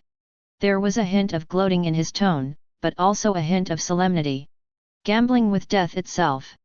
This old guy is extremely courageous and his brain is also extraordinary, special. Even if they win, I'm afraid they won't be happy. Even if they lose, those 3 guys may not really have lost anything. The winner may not be happy, and the loser may not be disappointed. This sentence is very insightful. A strange look flashed in Situnan's eyes. These guys who play with concepts are very deep-minded. Maybe this is the beginning of some new calculation. Kid, remember this, if you meet this kind of weirdo who likes to preach to you, stay as far away from him as possible. It's not so easy to take advantage of them. The discussions and speculations about that bizarre gambling game in all the heavens and worlds were like a huge rock thrown into a calm lake, causing ripples that took a long time to subside. However, before everyone could come to their senses from the fateful motto of "the winner may not be proud, and the loser may not be disappointed," the atmosphere above the sky suddenly changed. Somber. So tragic. A suffocating aura of doom, like an invisible dark cloud, instantly enveloped the hearts of all observers. In the picture, there is no longer chaos and nothingness, nor is there dice on the stone table. It's war. Endless war. Burning stars, collapsing world, broken laws, wailing creatures. One after another, once glorious and prosperous civilizations were ruthlessly wiped out, like castles on the beach, in the flames of war and the raging waves of destruction. The cities were reduced to scorched earth, the oceans evaporated, and the sky was dyed with blood and fire into an eternal dusk. Gods fell in despair, heroes fell in tragedy, and countless lives turned into dust of the universe in an instant. This is a tragic song of destruction composed by countless civilizations, echoing across the cold sea of stars. And in the echoes of the end of every civilization, on the scorched earth where those once mighty warriors shed their last tears of blood, there will always appear the silhouette of the eternal silence and supreme majesty of the Lord of Fortune, brother Lord of Death. They stood quietly on the ruins of destruction, holding high in their hands huge sickles that shone with dark and cold light. The sharp edge of the sickle seemed to condense all the end and sorrow in the universe. Their figures have become the only unchanging footnotes in all doomsday scenes. Then, a strange chant penetrated the barriers of time and space and resounded in the depths of the soul of every observer. The voice was not loud, but it had an irresistible penetrating power, full of desperate calmness, and mixed with a hint of strange mercy. I hope, the war will end soon. The end of the world has come. We will go to the paradise. There will be no more disputes, no more oppression and exploitation. No pain, no sorrow, only eternal peace. At the end of the world, I will swing my sickle. All things will go to paradise. As this strange and grand poem echoed in the void, the gods who had just fallen, the heroes who died in battle, and the billions of lives that disappeared in despair, their unwilling, angry, and sad souls, as if being pulled by some supreme law, rose up from the broken corpses, from the burning ruins, and from the empty underworld. Countless points of light gathered into a torrent of souls, dripping towards the sickles in the hands of the brothers of the Lord of Death. Every swing of the sickle seems to be harvesting ripe ears of wheat, and collecting those once living souls into an unknown realm. The images on the sky screen accelerated, showing more thrilling harvest scenes. A huge figure with scarlet flames burning all over his body, emitting endless malice and desire for destruction, roared unwillingly during the confrontation with the three brothers, but was eventually pierced through the core by the death sickle. Its monstrous fierce flames turned into pure death power and merged into the power of the three brothers. That's the Crimson King of the SCP universe. Even he has been. The O5 members of the Foundation saw this scene through special observation devices, and their voices were filled with unprecedented horror. Another scene, a majestic dragon figure with a body large enough to encircle the galaxy, its scales gleaming with the glory of the beginning of creation. The dragon's roar shook the heavens, but it still collapsed inch by inch under the three sickles, and its immortal dragon soul was also forcibly stripped away, transformed into a thick soul light, and thrown into the endless darkness. Dragon, the ancestor of dragons. The source of all dragons in the legend is actually. Some ancient practitioners were almost devastated. These harvested souls did not disappear. Behind the three dead brothers, a boundless shadow is spreading. In that shadow, countless silhouettes were looming, each emitting a cold and powerful aura. That is their army of the undead. The brutal will of the Crimson King, the ancient majesty of the dragon ancestor, and many more ancient gods and demons, overlords of other worlds, and guardians of civilization that cannot be identified but have equally terrifying auras. Their souls have all been transformed and become part of this undead army. They used to be the pride of their respective worlds, and were admired or feared by all living things. But now, they are only dead soldiers under the command of the three dead brothers. This army of undead is silent, yet it exudes a chill that is enough to freeze the galaxy. Its vast scale and terrifying strength are beyond the imagination of any living being. The three brothers of death spoke in a cold and majestic voice without any emotion. It was like the final judgment, resounding through every world that was about to fall into complete silence, and also resounding in the ears of all observers. Death is everywhere. Everything will eventually return to silence. As soon as the words fell, the undead army composed of countless powerful souls, with uniform steps, crushing the void, followed the figures of the three brothers and headed towards the next world destined to be destroyed. The army of the undead marches across the heavens and the worlds, and no one can stop it. Doluo Continent World, God Realm. The two gods, the god of goodness and the god of evil, were now as pale as paper, and their bodies were even trembling slightly. The god of goodness cried out in surprise, What is that? Is the Crimson King, the one who left a terrible reputation in the multiverse? How could he be harvested so easily? The god of evil clenched his fists and said in a hoarse voice, And there is also the ancestor of dragons. That kind of existence is probably countless times more powerful than any dragon god in the history of our god realm. This army of undead, its power has completely exceeded the cognition of the god realm and exceeded our endurance limit. For the first time, the blood-red eyes of the Shura god revealed deep fear and a hint of despair. Is this the true death? It's not reincarnation, it's not rebirth, but a complete return to silence, becoming a part of their power. Rakshas's green pupils shrank. What can we do? Facing such a force, any resistance seems so ridiculous. The goddess of life and the god of destruction looked at each other, and saw unprecedented solemnity in each other's eyes. Qianrongxiu, the former angel god, no longer had the calmness to condemn and support the containment. She murmured to herself, This is more terrifying than chaos. Chaos is disorder, and they are the end point of all things. One Piece world, somewhere in the new world. Gulalalalala. This is such a chilling scene. Although Whitebeard Newgate has long passed away, his remaining will somehow saw this scene. I couldn't help but let out a low sigh. Will even that monster, the Crimson King, the ancestor of dragons, be harvested? In Kaido's giant dragon form, for the first time there was no desire for death in his eyes. Instead, there was a beast-like alertness and a hint of fear. He murmured, I have always wanted to find a decent way to die, but not to become one of those bastards. The wild smile on Doflamingo's face had long since disappeared, replaced by a gloomy expression.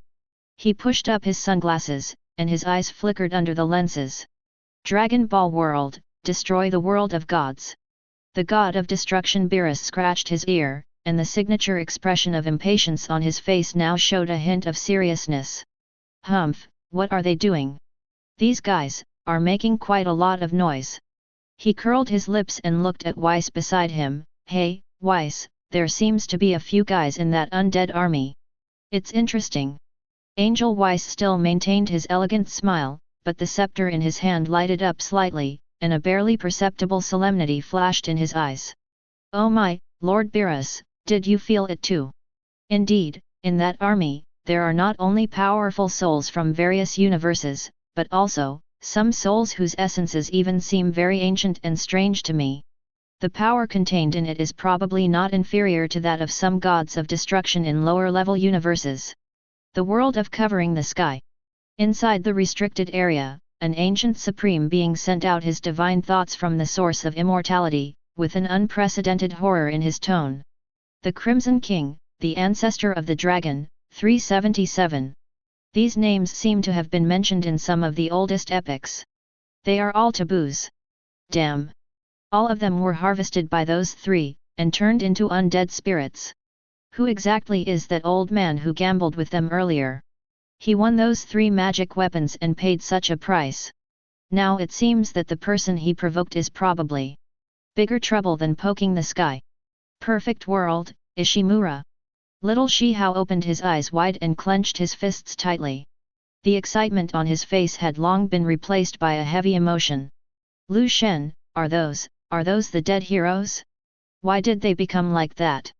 The willow god's huge willow branches swayed gently, making a rustling sound, as if sighing. That is a form of death, a destination, but not all living beings desire such a destination. They are the messengers of the end, harvesting everything that is coming to an end. Shihao looked at the vast army of undead in the sky, emitting endless death energy, and a firmness that was inconsistent with his age appeared on his face. I don't like them. They make those heroes lose their luster. If one day, they come to reap our world, I will fight. Fight. In the world of mortal cultivation, a certain node in the spiritual world. Han Li took a deep breath and felt a chill running from the solace of his feet to the top of his head.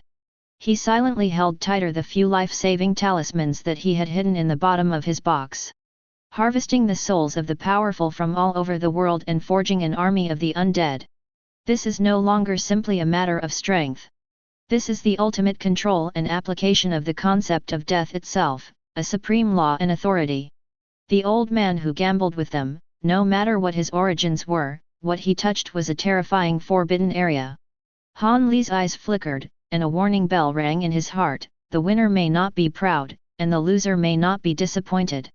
Now it seems that those 3 beings, even if they lost their magic weapons, it may not be really lost. What they are plotting is probably something more profound than magic weapons. This kind of existence, this level of game, must be kept at a distance, and must not be involved in any cause and effect. Make a fortune quietly, live long with a low profile, and teamwork is the way to go. In the Xiani world, there is an ancient star field. The wild smile on Situnan's face had long since frozen, replaced by a rare solemnity and a hint of suppressed madness. Damn it! Damn it! Is this the true appearance of those 3 bastards? I used to think they were just calculating people who liked to play tricks, but now it seems, they are actually walking natural disasters and the funeral hosts of all worlds. Wang Lin stood aside, silent, but the unyielding fire in his eyes dimmed slightly when he saw the army of undead. Chapter 123. After the endless army of undead of the 3 dead brothers retreated, the sky did not have a moment of peace. A more bizarre and unpredictable aura of terror spread like an invisible plague. The scarlet file interface slowly emerged in the center of the sky. Under the familiar Keter-level logo was a description that made one's scalp tingle and one's soul tremble. SCP-2747 Seven-Horned Soul Devourer. The narrator's voice was full of vigilance and a hint of powerlessness. Everyone, put away your fear of the end, because what you are about to witness is a completely different, but perhaps more, unsolvable horror. It does not act directly on matter, nor does it simply devour the soul. It eats away at the story itself. SCP-2747, designated Seven-Horned Devouring Spirit by the Foundation, is a pataphysical anti-narrative entity. The way it works is through information hazards, directly destroying the narrative layer it exists on. It can penetrate and affect multiple metafictional levels simultaneously. What does this mean? It means that, from the humblest legend to the grandest epic, once it is marked by it, once its information reaches a certain unknown threshold in a narrative structure, the narrative itself, along with all its characters, settings, and even all traces of existence, will be completely annihilated, as if it had never existed. What's even more terrifying is that it cannot be recorded or observed in real time. All reports of SCP-2747 manifestations are retrospective only. Just like the file you are looking at right now, its very existence proves that a certain tyrant has come to an end. And the most despairing thing is that it has even been theoretically proven to have the ability to threaten the reality of the narrator and the listener, the author and the reader. It is the ultimate enemy of story. The world of Covering the Sky. In the Big Dipper star region, within the major forbidden areas, the ancient supreme beings who had cut themselves in half and were barely surviving had their minds surging violently, and for the first time revealed a fear that was even deeper than the one they had faced in the dark turmoil. Info hazard, destroys the narrative layer. What the hell is this? We have survived through eternity, created the path to the Emperor, and written an immortal legend. Could it be that, as long as we mention this seven corners, the world we live in, along with our Tao and law, will disappear out of thin air? Impossible. Absolutely impossible. The universe has its own laws of birth and death. Will it collapse just because of a mention? A supreme being with a declining breath roared in disbelief, but the trembling in his mind betrayed him. But the sky curtain never speaks falsely. If what it says is true, then the heritage we left behind, the word Emperor engraved in the starry sky, the ancient books that tell our life stories, wouldn't they all become the fuse that detonates ourselves? If some young generation in the future studies these seven corners recklessly and connects them with our deeds, then the universe we live in, this story will not be. Hiss, I dare not think about it. I dare not think about it. At the edge of the universe, the Wu Shi Great Emperor, who was confronting the immortal Emperor, frowned slightly, and a trace of solemnity flashed in his eyes that could see through the eternity. Even Tao and reason can be conceptually erased. Interesting. Ye Fan stood side by side with the ruthless Emperor, looking at the sky with extremely serious expressions. Ye Fan, this kind of power surpasses all the enemies we have known before. It does not destroy you, but cancel you. The cold voice of the ruthless Emperor was a little strange. If the story is not here, I am not here either. Duanda was hiding in the ancient tomb, holding his head, his fat body shaking constantly. FK. Wu Yang, UFG Heavenly Lord. This is even crueler than digging up our ancestors' graves. I have been robbing tombs all my life and have recorded so many ancient secrets. If any story mentions this thing, wouldn't my notes be ruined? No, you have to be careful when you take notes next time. You can't keep a single word about these seven-cornered things. The Black Emperor bared his teeth, his fur standing on end. Woof. My reputation. My legend. Could it be that this rubbish will eat me up? Perfect world. Deep in the sea of the world, those ancient creatures that have been up and down for countless epochs have awakened from their deepest retreats, and they are emitting throbbing sounds from the depths of their souls. I have witnessed the splendor of the ancient immortals, witnessed the tragedy of the chaotic ancient times, and experienced the rise and fall of countless civilizations. But I never thought that even the era itself, even this story of existence, could be so easily erased. This is more despairing than those forbidden creatures that returned on the Emperor's bones, and more despairing than the source of the ultimate darkness. Because they are just destruction, and this seven-pointed, it's in the apricot. The willow god's huge willow branches stopped swaying, exuding an unprecedented solemn atmosphere. It is devouring possibility, devouring the foundation of existence. Shi Hao clenched his fists, and his eyes, which were originally full of fighting spirit, were now shrouded in a layer of haze. Even our battles, our blood and tears, our legends, will they become non-existent? Then what's the meaning of everything we protect? If we can't even keep the story, what do we have left? The bronze coffin of the 3 generations shook slightly, as if it also felt this unprecedented threat. Huo Linger, Yun Shi and other girls were also worried when they saw Shi Hao's heavy expression. How, if even our memories will be erased, then is there any meaning in our ever loving each other? On the embankment of the sea boundary, the remaining immortal kings also felt a bone-chilling chill at this moment. Why have we guarded the dam for endless years and fought against the erosion of darkness? Isn't it to protect the world after us and continue our civilization and legend? If legend itself is a kind of poison, and once touched, one will be doomed, then our persistence is a joke. A world where mortals cultivate to become immortals. In the spirit world, inside a secret cave, Han Li had just finished a long retreat. When he saw the scene on the sky, his brows instantly twisted into a knot. Info hazard. Mimetic contamination. Destruction of narrative hierarchy. He muttered to himself, his eyes flashing, quickly analyzing the horror behind each word. It cannot be recorded in real time, all manifestations are traced back afterwards. This means that once you become aware of it, the world you live in, or the version of the story you live in, is likely to be on the verge of being annihilated, or even already annihilated.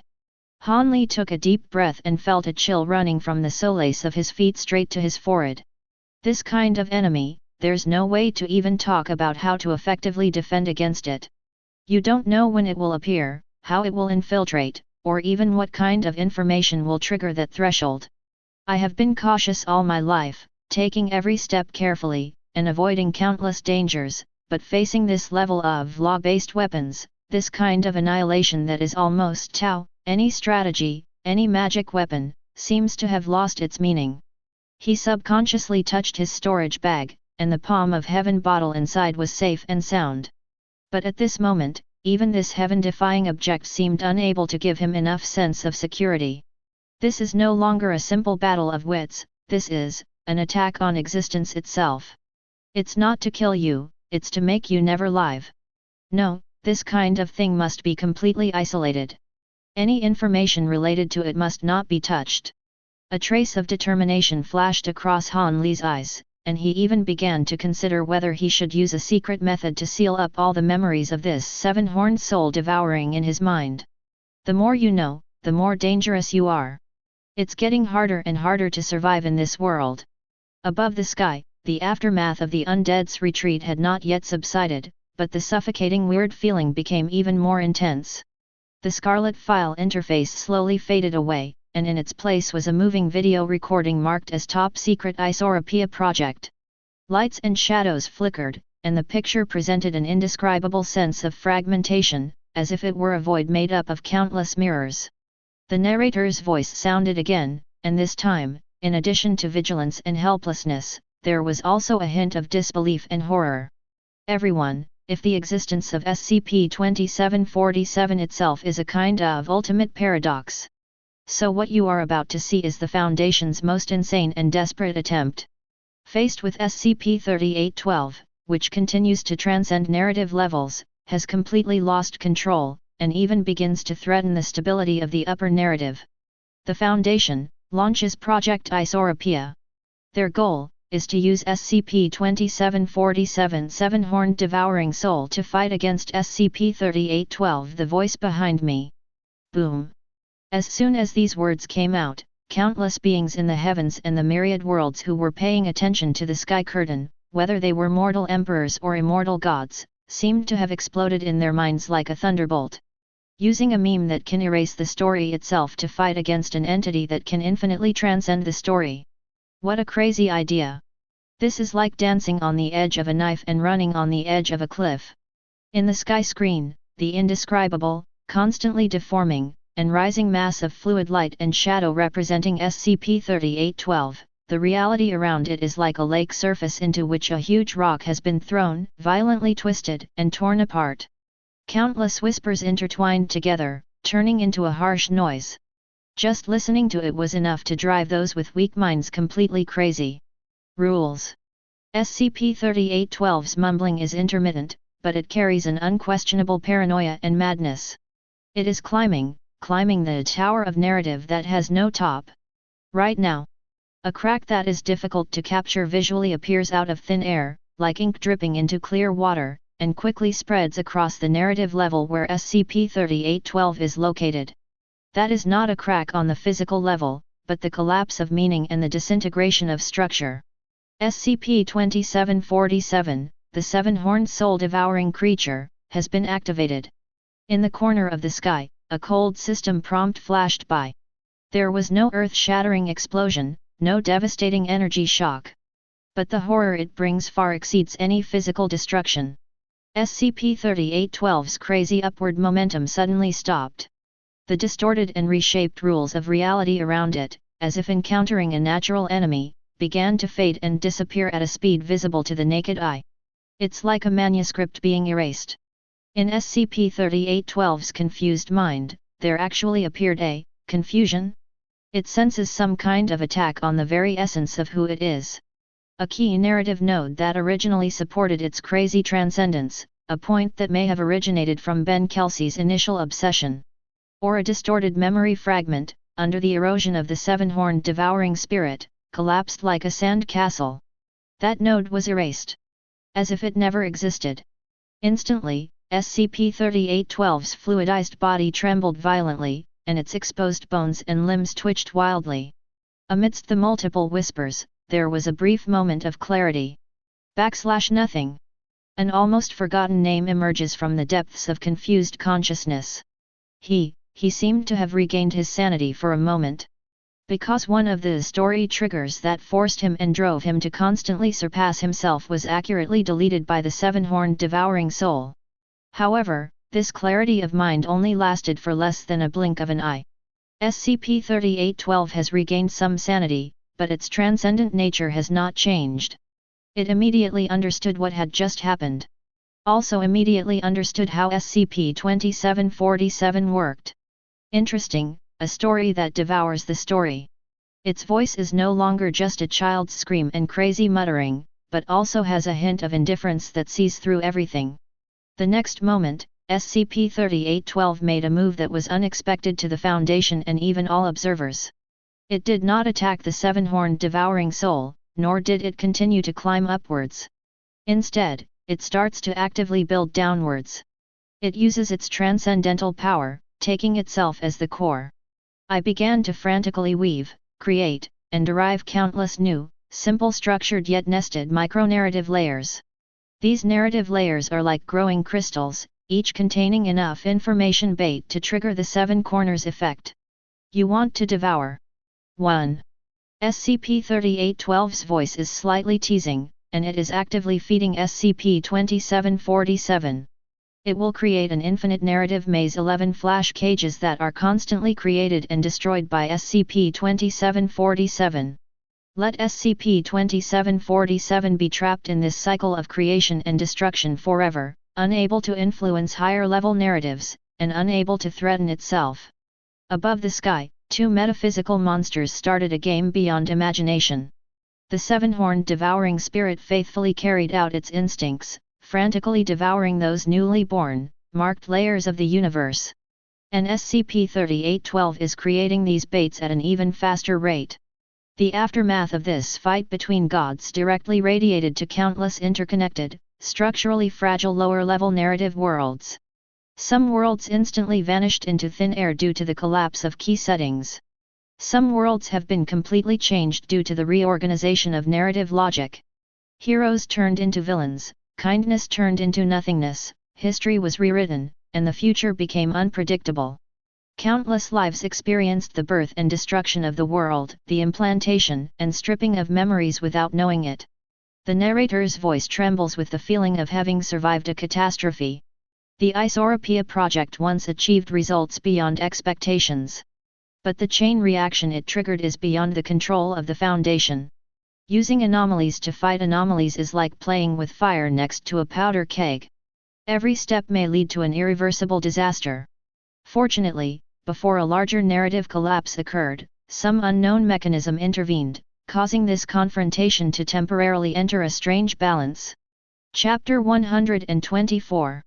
But the price is the complete end of countless stories and the irreversible changes of even more stories. Once again, the Foundation, in its attempt to save the world, nearly destroyed it. Naruto World. Konoha Village, under the Hokage Rock. Senju Tobirama crossed his arms across his chest, his brows furrowed so tightly that they could pinch a fly to death. These two things can no longer be called skills. As a master of forbidden techniques, he is well aware of the risks of studying unknown forces. That Foundation actually tried to manipulate this level of disaster to fight against another disaster. This is 10,000 times crazier than studying the tailed beasts or developing the impure world reincarnation. Once out of control, any one of them can completely erase the story we are in. No, all stories. Fighting poison with poison? Humph, that depends on how strong the poison is. These two bottles are both highly toxic and can kill the entire world in an instant. What makes them think they can wield this level of power? How long can this balance last? What will happen when it is disturbed next time? One Piece World. Marine Headquarters, Marineford. In the Marshal's office, Marshal Jean Guo slammed his fist on the table, causing the teacup to shake. Mads. A bunch of complete lunatics. The veins on his forehead bulged like a dragon, almost bursting. Is this the so-called Foundation? For the sake of containment and their bullshit theories, they are willing to gamble the survival of countless worlds. Using something that will devour the story to fight a monster that will surpass doing. What's the difference between this and setting the entire ocean on fire just to catch a pirate? Carp was picking his nose, his expression unusually serious. Ha ha ha ha ha. This is an even bigger fuss than when I was young. But the fight between these two guys is really spectacular. Staff officer, he pushed up his glasses, his eyes behind the lenses deep. Jean Guo, this is not the battle we understand. We are facing someone with the power of a devil fruit, a person with strong physical skills and domineering. And their battlefield is existence itself. The Foundation's actions are undoubtedly extremely dangerous, but perhaps, in their view, this is the only option. Jean Guo said angrily, 977. The only choice is to drag all the worlds to be buried together. What a bunch of bastards. Dragon Ball World. Destroy the Divine World. Beerus was gnawing on a huge grilled fish. When he saw the scene on the sky, the fish bones fell to the ground. Wow, these two guys, they are really exaggerating when they fight. A rare solemnity appeared on his cat-like face. One is a story about eating, and the other is a story about climbing stairs and disappearing. If this fight reaches the 7th universe, I'm afraid I won't even be able to sleep peacefully. Weiss elegantly held a drink beside him and smiled. Haha, Lord Beerus, this is indeed a very rare sight. The property of SCP-2747 is absolute annihilation, while the property of SCP-3812 is absolute transcendence. When the two meet, this strange situation of mutual restraint and mutual escalation will indeed occur. The Foundation's approach is indeed extremely bold. If there is any mistake, it may not just be a universe, but a disaster at the level of countless narratives. Beerus scratched his ear. Fortunately they are not in our territory. Otherwise, I will have to consider whether to destroy one of them in advance, or both of them, so that they won't ruin my delicious food and nap. But then again, that guy called SCP-3812, after regaining his sanity, was able to plot against the one who ate the story. That's quite interesting. Whis nodded slightly. Yes, Lord Beerus. The nature of SCP-3812, even after briefly regaining its sanity, is still transcendent. It can understand and use all the rules it can understand, even including the erasure rules against it. This is perhaps something the Foundation did not expect. They may have only anticipated using 2747 to weaken 3812, but they did not expect 3812 to be able to trap 2747 in return. It's really a brilliant and terrifying game. Beerus yawned. Forget it, just don't get involved with me.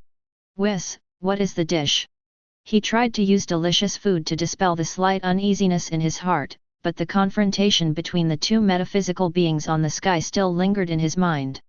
An existence of this level cannot be simply described by the word powerful. The picture of the sky, the kingdom seat. No longer a cold archive, nor a twisted metaphysical battlefield. Instead, there are pages of comic books that flip rapidly. The picture finally freezes on an open comic book, with hard adventure written on the cover in slightly retro artistic fonts. The comic's style is tough, with clear lines, and is full of the classic charm of detective stories from the last century. The protagonist is a young detective named Lou Murphy, who wears a baseball cap, a windbreaker, and has sharp eyes. At this moment, he was standing in a messy study, with clues scattered all over the floor and a panicked suspect in front of him. In the dialogue box of the comic, Lou Murphy spoke confidently. "All the evidence points to you, the murderer, who is." His finger is about to point to the real murderer, and the truth seems to be revealed in the next second. Readers from all over the world, whether they were mortals obsessed with storybooks or monks who occasionally read strange stories, were involuntarily attracted by this tense atmosphere. An ordinary detective story, after all the previous world-destroying horrors, actually brought a long-lost sense of relaxation? However, just when Lou Murphy was about to read out the murderer's name, the comic strip suddenly became thicker. The comic paper seemed to be burned by an invisible flame, and the edges began to become charred and curled. The last page, the page that should have carried the truth and the ending, the pictures and words on it were like being dripped with concentrated sulfuric acid, and quickly became blurred, distorted, and peeled off. The ink dots blurred, the lines collapsed, and the literature in the dialogue box turned into an unrecognizable stain. What's going on? Lou Murphy in the comics seemed to have sensed the malice coming from outside the frame. The confidence on his face was instantly replaced by astonishment and confusion. He suddenly raised his head and looked towards the nothingness that was devouring his world. A cold, teasing voice without any human emotion rang directly in Lou Murphy's mind, or in other words, at the narrative level of that story. There are 7 seas in the world. 7 continents. And 7 wonders. The voice paused, with a condescending look. There are 7 days in a week. There are 7 deadly sins. There are 7 notes in a scale. Lou Murphy, the famous fictional detective, is now facing a horror that he cannot comprehend despite all his life's learning. He felt that his body was becoming transparent, and the world around him was losing its color and reality. The voice, with a hint of mockery, sentenced him and his entire story to death. "But there are only 6 bullets in my gun. Goodbye, amazing detective boy." The moment the words fell. Boom! It's not an explosion, but it's better than an explosion. The comic book Lou Murphy's difficult adventure, together with all its settings, characters, plots, and even the protagonist Lou Murphy himself. It was like being violently torn from the book of existence by an invisible giant hand, and then completely crushed and burned. On the sky screen, the image of the comic book quickly turned into a blank. As if it had never appeared. Lou Murphy, this character who was just alive, was completely erased from the narrative along with his world. Not even a trace was left. On the sky, a line of cold words slowly emerged, explaining the horrifying scene. 7 is one of the core metaphors of SCP-2747's 7-horned soul devourer. It symbolizes integrity, holiness, and a certain critical majority in the narrative structure. The 6 bullets represent that any mundane means, logic, and power below the 7 are insufficient, powerless, and doomed to fail in the face of its absolute narrative erasure. This scene is more direct and more frightening than the destruction of countless worlds in the previous Isoropia plan. Because it was a story character who was killed in front of everyone. And he was killed by his own story killer. The world of bad people. Inside Huanyanfang, there are pavilions and terraces on the waterside. Li Xingyin was holding a glass of wine and looking at the scene on the sky. The glass almost slipped from his hands. He only felt a bone-piercing chill rushing from the soles of his feet straight to the top of his head. Li Xingyin took a deep breath and his face turned pale. This 7-horned soul-devouring beast is simply omnipresent. He murmured to himself, his eyes filled with fear. It can even accurately find, even characters in a comic book, and erase them. This is no longer a question of martial arts proficiency, this is simply a crushing victory at the level of rules. Ji Rugzhu next to her also had her brows furrowed and her pretty face looked solemn. That detective was so close to uncovering the truth. So, just because he exists in a story, he should be treated like this. Lu Lingxuan's face turned pale and he pulled Zhang Zifen's sleeve. It's so scary. What if our world is also a story in its eyes? Zhang Zifen took a deep breath and tried to calm himself down. Don't let your imagination run wild, Lord. But, we have to admit that this kind of power has exceeded all of our imaginations. It's not killing people, it's erasing existence. Super Seminary World. Grand Canyon, Command Center. Ge Zilun was chewing an apple and was so stunned that he forgot to spit out the apple core. Oh my god! What the hell is going on? He stood up suddenly, his face full of disbelief. That thing, that seven-pointed god, how can it come into the comics and kill people? No, how can we prevent this? Ge Zilun scratched his head, feeling that his super genetic computing core was about to crash. He was solving cases in the comics just fine, what did he do to offend anyone? Will it be the case that in the future when we are reading a novel, the protagonist will be seen by it again? Reina stood aside, with her arms folded across her chest and her brows furrowed. This is no longer a simple dimensional attack. It works directly on the narrative itself. If a civilization, a race, or even a universe is judged by it to be a story and its manifestation mechanism is triggered. Reina's voice was solemn, then the result may be the same as that detective's. Zhao Xin swallowed his saliva. Oh my god, we fight wars and do research. Does that count as making up stories? Lu Chuang said carelessly, who cares? If it dares to come, I, old Lu, will be the first to practice with it. Kylin shook her head, her eyes worried. Master Chuang, this is not a problem that can be solved by brute force. That detective, did he have room to resist? His world disappeared along with it. General Dokeo looked at the sky silently, his eyes deep, and it was unknown what he was thinking about. This goes beyond all forms of warfare known to the Dino civilization. The world of fights breaks fear. Xingyun Pavilion. Xiao Yan was discussing the experience of refining medicine with the pharmacist. This scene on the sky made the fire in his hands jump slightly. He sighed deeply, with a complicated look in his eyes. Alas, poor detective. Xiao Yan shook his head, a trace of regret showing on his face. Obviously, I am only one step away from uncovering the truth and achieving success. But because of this completely incomprehensible and irresistible reason, just like that, it failed at the last moment, and its own existence was completely wiped out. He thought of the hardships he had gone through, the life and death battles, and the dangerous situations where he had escaped death. If one's own efforts, struggles, and stories are seen by a higher being as just a few lines of words that can be erased at will, that feeling of powerlessness made even someone as determined as Xiao Yan feel a chill. Yao Lao was also stroking his beard, his eyes deep. Yaner, the terrifying thing about this seven-horned soul-devouring creature is that it does not target power, but the foundation of existence. You and I practice and pursue the ultimate in Duki continent, the legendary Daodi. But if even this world we live in, this entire cultivation system, is regarded as a... Yao Lao paused and said in a low voice, what is the difference between the so-called Daodi and the comic book detective in front of it? Reverend Feng, Yao Tianhuo, and the others looked at each other in bewilderment, their hearts filled with turbulence. This kind of enemy is beyond their imagination. I hope, this kind of thing will never come into our world. A rare trace of solemnity appeared on Queen Medusa's cold face. A world under one person. Nadu Tong Company, temporary base. Zhang Hulan was trying earnestly to persuade Feng Baobao not to act rashly, but he was stunned when he saw the cartoon disappearing on the sky screen.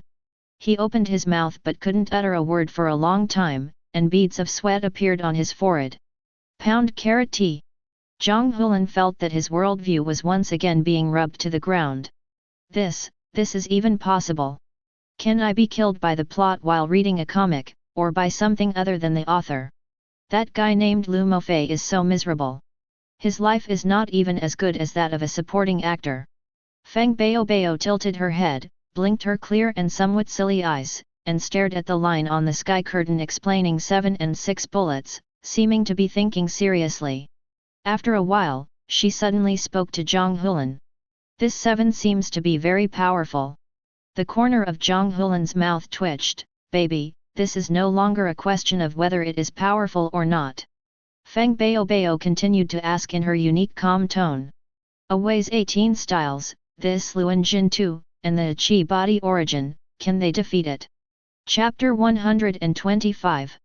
Zhang Hulan's face turned black when he heard this, and he almost vomited blood. Baby! My dear sister Bauer! This opponent is not from the same dimension at all.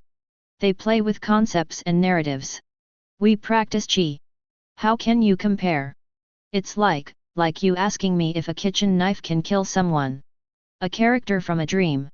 Feng Baobao thought for a moment and asked again, what if we write that 7 into the story, and write an 8 or 9 that is more powerful than it, can we defeat it?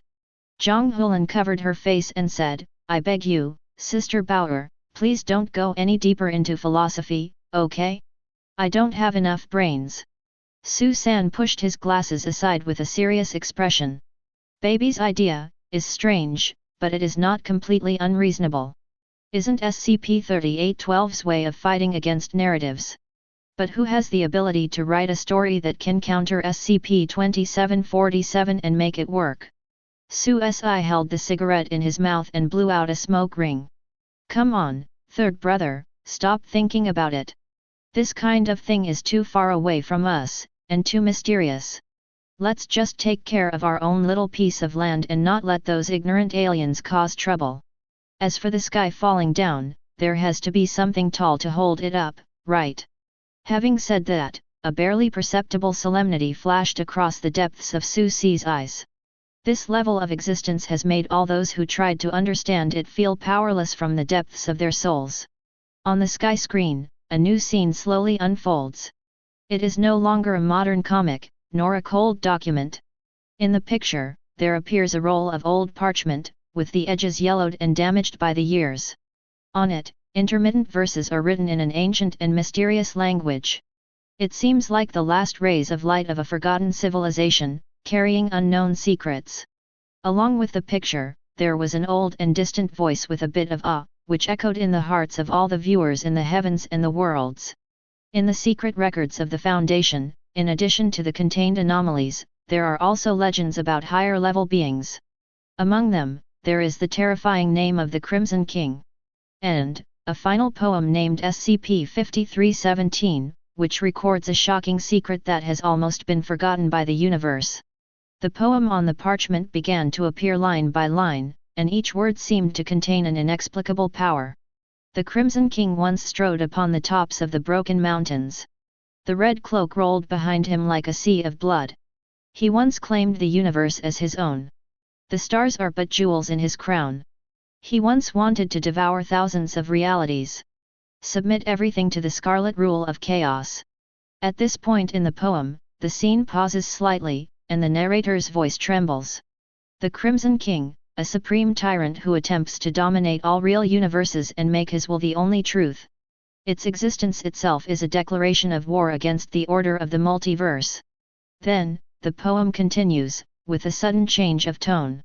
But Lady Blackthorn is so clever. She weaves a trap with clever words and hides her edge with gentleness. Deep in the maze of the 7th garden. At the 7th bell of the 7th evening. She sealed the king into his own story.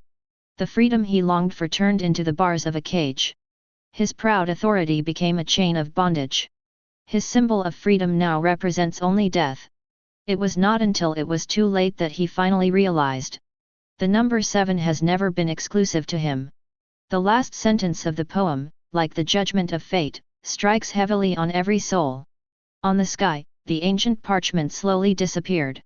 Instead, there was a voiceover full of amazement, summarizing this bizarre ending. Did you see that? Even someone as powerful as the Crimson King. This cosmic tyrant who once tried to devour all reality and trampled countless worlds. In the face of the narrative power related to 7 used by Lady Blackthorn, we had no choice but to be defeated. He is forever trapped in his own story, an invisible prison constructed by the law of 7. The number 7, the concept. The narrator's voice suddenly rose, with an indescribable awe and fear. It really seems to be the 7-horned devouring soul, the exclusive domain of SCP-2747. Anyone who attempts to get involved, use, or even simply have a deep connection with it may attract its destructive gaze, or be attacked by another higher narrative authority related to Nita. The ending of the Crimson King is the most horrific proof. The world of covering the sky. In the 7 forbidden areas of life on the ancient star Baidu, an ancient aura is awakening. Those ancient supreme beings who had cut themselves with swords and were sleeping in the immortal source were all startled by the scene on the sky at this moment. Deep in the immortal mountain, there was a being that took a breath of the cold, primordial air of the universe. The Crimson King, just the title reveals a domineering aura of swallowing up the heavens and the earth, and I am the only one who is supreme. This kind of existence is probably not weaker than the emperors of our world's mythological era. In another restricted area, in the Sea of Samsara, an old voice sighed. Trying to devour all reality. What a huge ambition! What a terrifying strength! We pursue immortality only to live forever, but he wants to take all the worlds for himself. In the Taishu ancient mine, there is an immortal obsession fluctuating. Ms. Blackthorn uses story as a prison. What kind of method is this? I have never heard of it before. To seal such a powerful tyrant in his own story. In the ruins of the gods, there are also whispers of the ancient emperor's will. 7. It's that 7 again. The 7-horned soul-devouring creature previously erased the narrative with 7 as the core. Now this Lady Blackthorn has used the power of 7 to seal the Crimson King. Could it be that the number 7, at a higher level, represents some kind of supreme authority and rules? There was an emperor-level figure who made a heavy sound after a brief awakening. If this is true, then the 7-horned devouring soul, its status is so high that it is simply unimaginable. Even an existence like the Crimson King is controlled by the related forces. What is the great path that we have been pursuing all our lives compared to it? For a moment, all the restricted areas fell into a strange silence. The tip of the iceberg revealed by this sky curtain has far exceeded their understanding of power and realm. The struggle that originated from a higher dimension and used narrative and concept as weapons made these emperors and kings who were once invincible in the universe feel deeply powerless and insignificant. Perfect world. The fairyland is vast and boundless, surrounded by fairy light. In the ancient palaces of the immortal kings, who usually overlook the eternity and control the rise and fall of the era, are now looking towards the sky with solemn expressions. The Crimson King. What a terrifying demon king! A giant immortal king, his body filled with chaotic energy, and his voice was like the sound of the Great Way. From his description, his strength has probably surpassed the peak of the immortal king and touched the legendary Emperor realm. Another ancient immortal king sat cross-legged above the 9 heavens, with the sun, moon, and stars appearing and disappearing as his eyes opened and closed. What's even more terrifying is the sealing method. Ms. Blackthorn, who is this woman? Using story as a prison to imprison a peerless demon king who is suspected to be at the imperial level for eternity.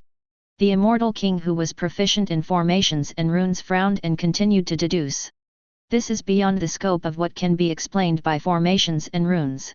This is weaving an imprisonment directly at the level of existence. What is a story? If the world we live in and the eternity we have experienced are all a story, then... As soon as this thought came to his mind, even though the immortal king had a firm mind, he couldn't help but feel a palpitation in his heart. It's that number again. Lou Murphy's comic story was erased because of 7. The Crimson King was sealed because of the narrative related to him. What kind of horrible rules do these 7 represent? Is it the end? Is it complete? Or is it some kind of untouchable taboo? The kings were silent. Even with all their wisdom, they still could not understand this level of power. They can create the universe, reverse time, and destroy billions of lives with a single thought. But turning a powerful being into a prisoner of his own story. This method has gone beyond their understanding of law and Tao. What on earth does this sky curtain want to reveal to us? These existences called SCP, these phenomena beyond common sense. Could it be that in our fairyland, or even outside the sea of boundaries, there is such an incredible horror? For the first time, the kings of the fairyland began to waver in the stability of the reality in which they lived. The world of immortals. In a remote star field, Wang Lin sat cross-legged, his white hair fluttering and his eyes deep. He silently looked at the ancient poem on the sky curtain and the thrilling narration. Wang Lin whispered softly, with a hint of solemnity in his eyes. Its will to devour all reality is very similar to some powerful beings that seek incense and try to imprint their own ways on the minds of all living beings. But, his level is obviously higher, more extreme. When Wang Lin saw Lady Blackthorn seal the Crimson King with a story, his pupils shrank slightly. Seal the enemy in his own story. He remembered his heaven-sealing state of mind and his forbidden technique. Use rules as locks and the world as prison. The methods used by this Lady Blackthorn are somewhat similar to my sealing methods. They all use certain rules to trap the other party to death. Wang Lin's eyes flickered, and he kept deducing in his mind. But, her methods are more grand, more bizarre, and more fundamental. It's not a simple law of power, but a direct. It directly distorts existence itself and cognition itself. Let the Crimson King live in the eternal story of failure and imprisonment that he has woven himself. Wang Lin took a deep breath. What a cruel method! How is this different from sending a person to the 18 levels of hell, where he will never be able to be reborn? No, even more radical. Because hell is tangible, but this story cage is invisible and intangible, yet it is everywhere and there is no escape. He looked up at the sky, his eyes falling on the number 7 that was mentioned repeatedly. The core of the seven-horned soul-devouring spirit. Lady Blackthorn holds the key to sealing the Crimson King. This number seems to contain the ultimate power to define narrative and even reality itself. Wang Lin thought of his own path, and went against the will of heaven, pursuing the ethereal path to heaven. He once thought that the pinnacle of cultivation was the pinnacle of power. But what he saw today made him understand that beyond strength, there is a more elusive and more terrifying game at the level of rules and concepts. If one day, my Tao and my story are also watched by this kind of existence. Wang Lin's eyes became increasingly dark, and an invisible pressure enveloped his heart. He silently cultivated himself, comprehended his own heavenly state, and tried to find a clue to learn from this glimpse of a higher-level struggle or at least to be vigilant about it. Revelation. The universe is indeed so vast that it is beyond imagination. The so-called truth may have a more fragile foundation than anyone imagines. The picture on the sky curtain quietly changed again as everyone was excited. The ancient parchment and the legend of the Crimson King slowly faded away, replaced by a scene that made all viewers' scalps tingle. It is no longer an ancient secret, but full of the coldness and madness of modern technology. The picture shows a heavily guarded and brightly lit advanced laboratory inside the Foundation. Countless sophisticated instruments flashed with faint blue light, and complex circuits spread like a spider web. And in the center of the laboratory, a strangely shaped device, which seemed to combine life support with some unknown energy matrix, was slowly starting up. The old, tired, yet ominous voice once again echoed in the hearts of all living beings. Everyone, if the story of the Crimson King reveals to us the terrifying sealing power of the narrative law of 7, then, what you will see next is an even crazier and more out-of-control experiment within the Foundation. They are trying to challenge the taboo and resurrect a senior executive codenamed Kid who was killed in a major containment breach in the past. On the sky screen, the indicator light of the instrument turned from red to green, and the energy readings soared wildly. The Foundation researchers in the laboratory, wearing heavy protective clothing, looked nervous yet with a hint of fanatical anticipation. The resurrection ceremony starts. As the command was given, a dazzling white light burst out from the instrument, flooding the entire laboratory.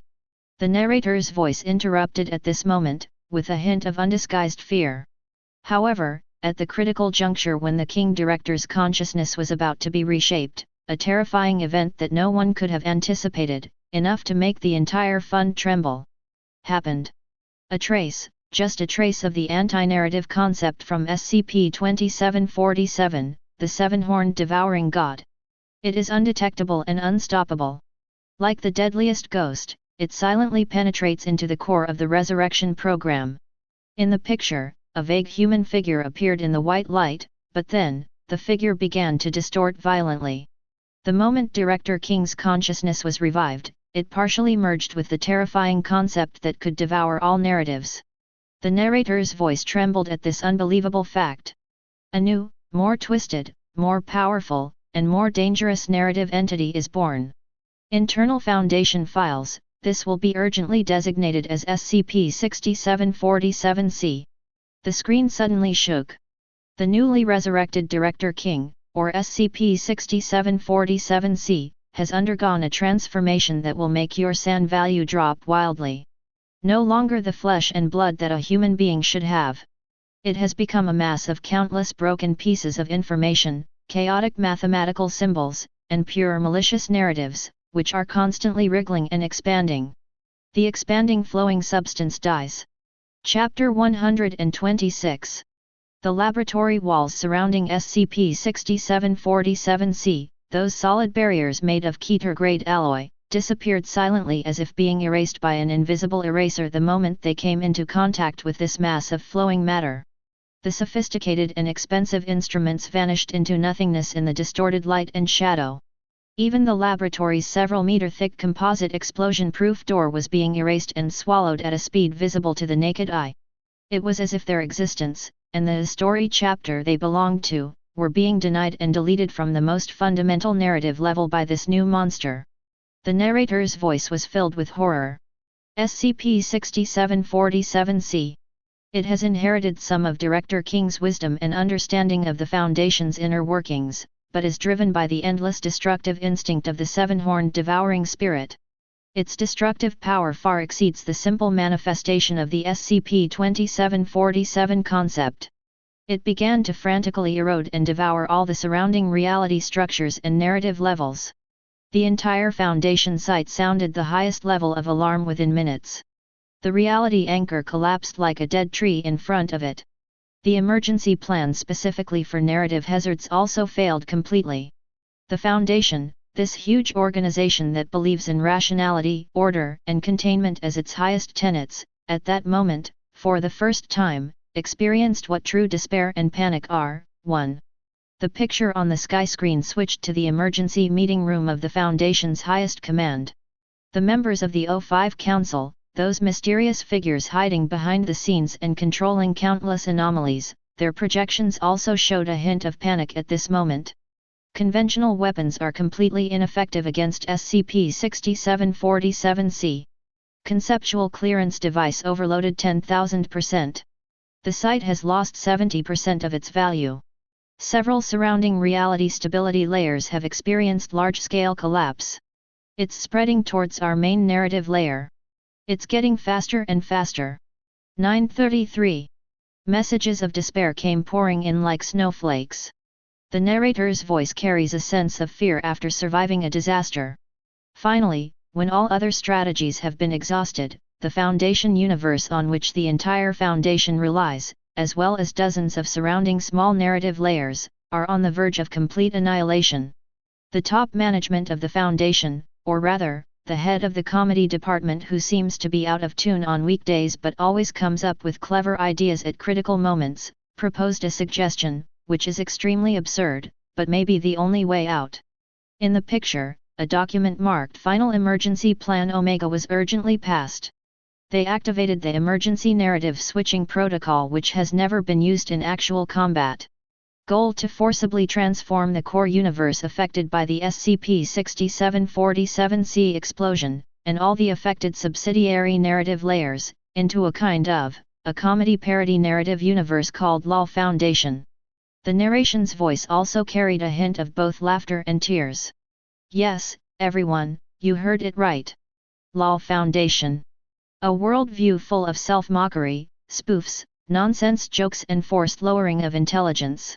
In this narrative mode, all serious threats will be mysteriously dispelled, all terrifying anomalies will become ridiculous, all mysterious conspiracies will fail due to various stupid accidents. The Foundation, with a near mutually annihilating intelligence-reducing attack, has forcibly changed the narrative tone of the entire battlefield.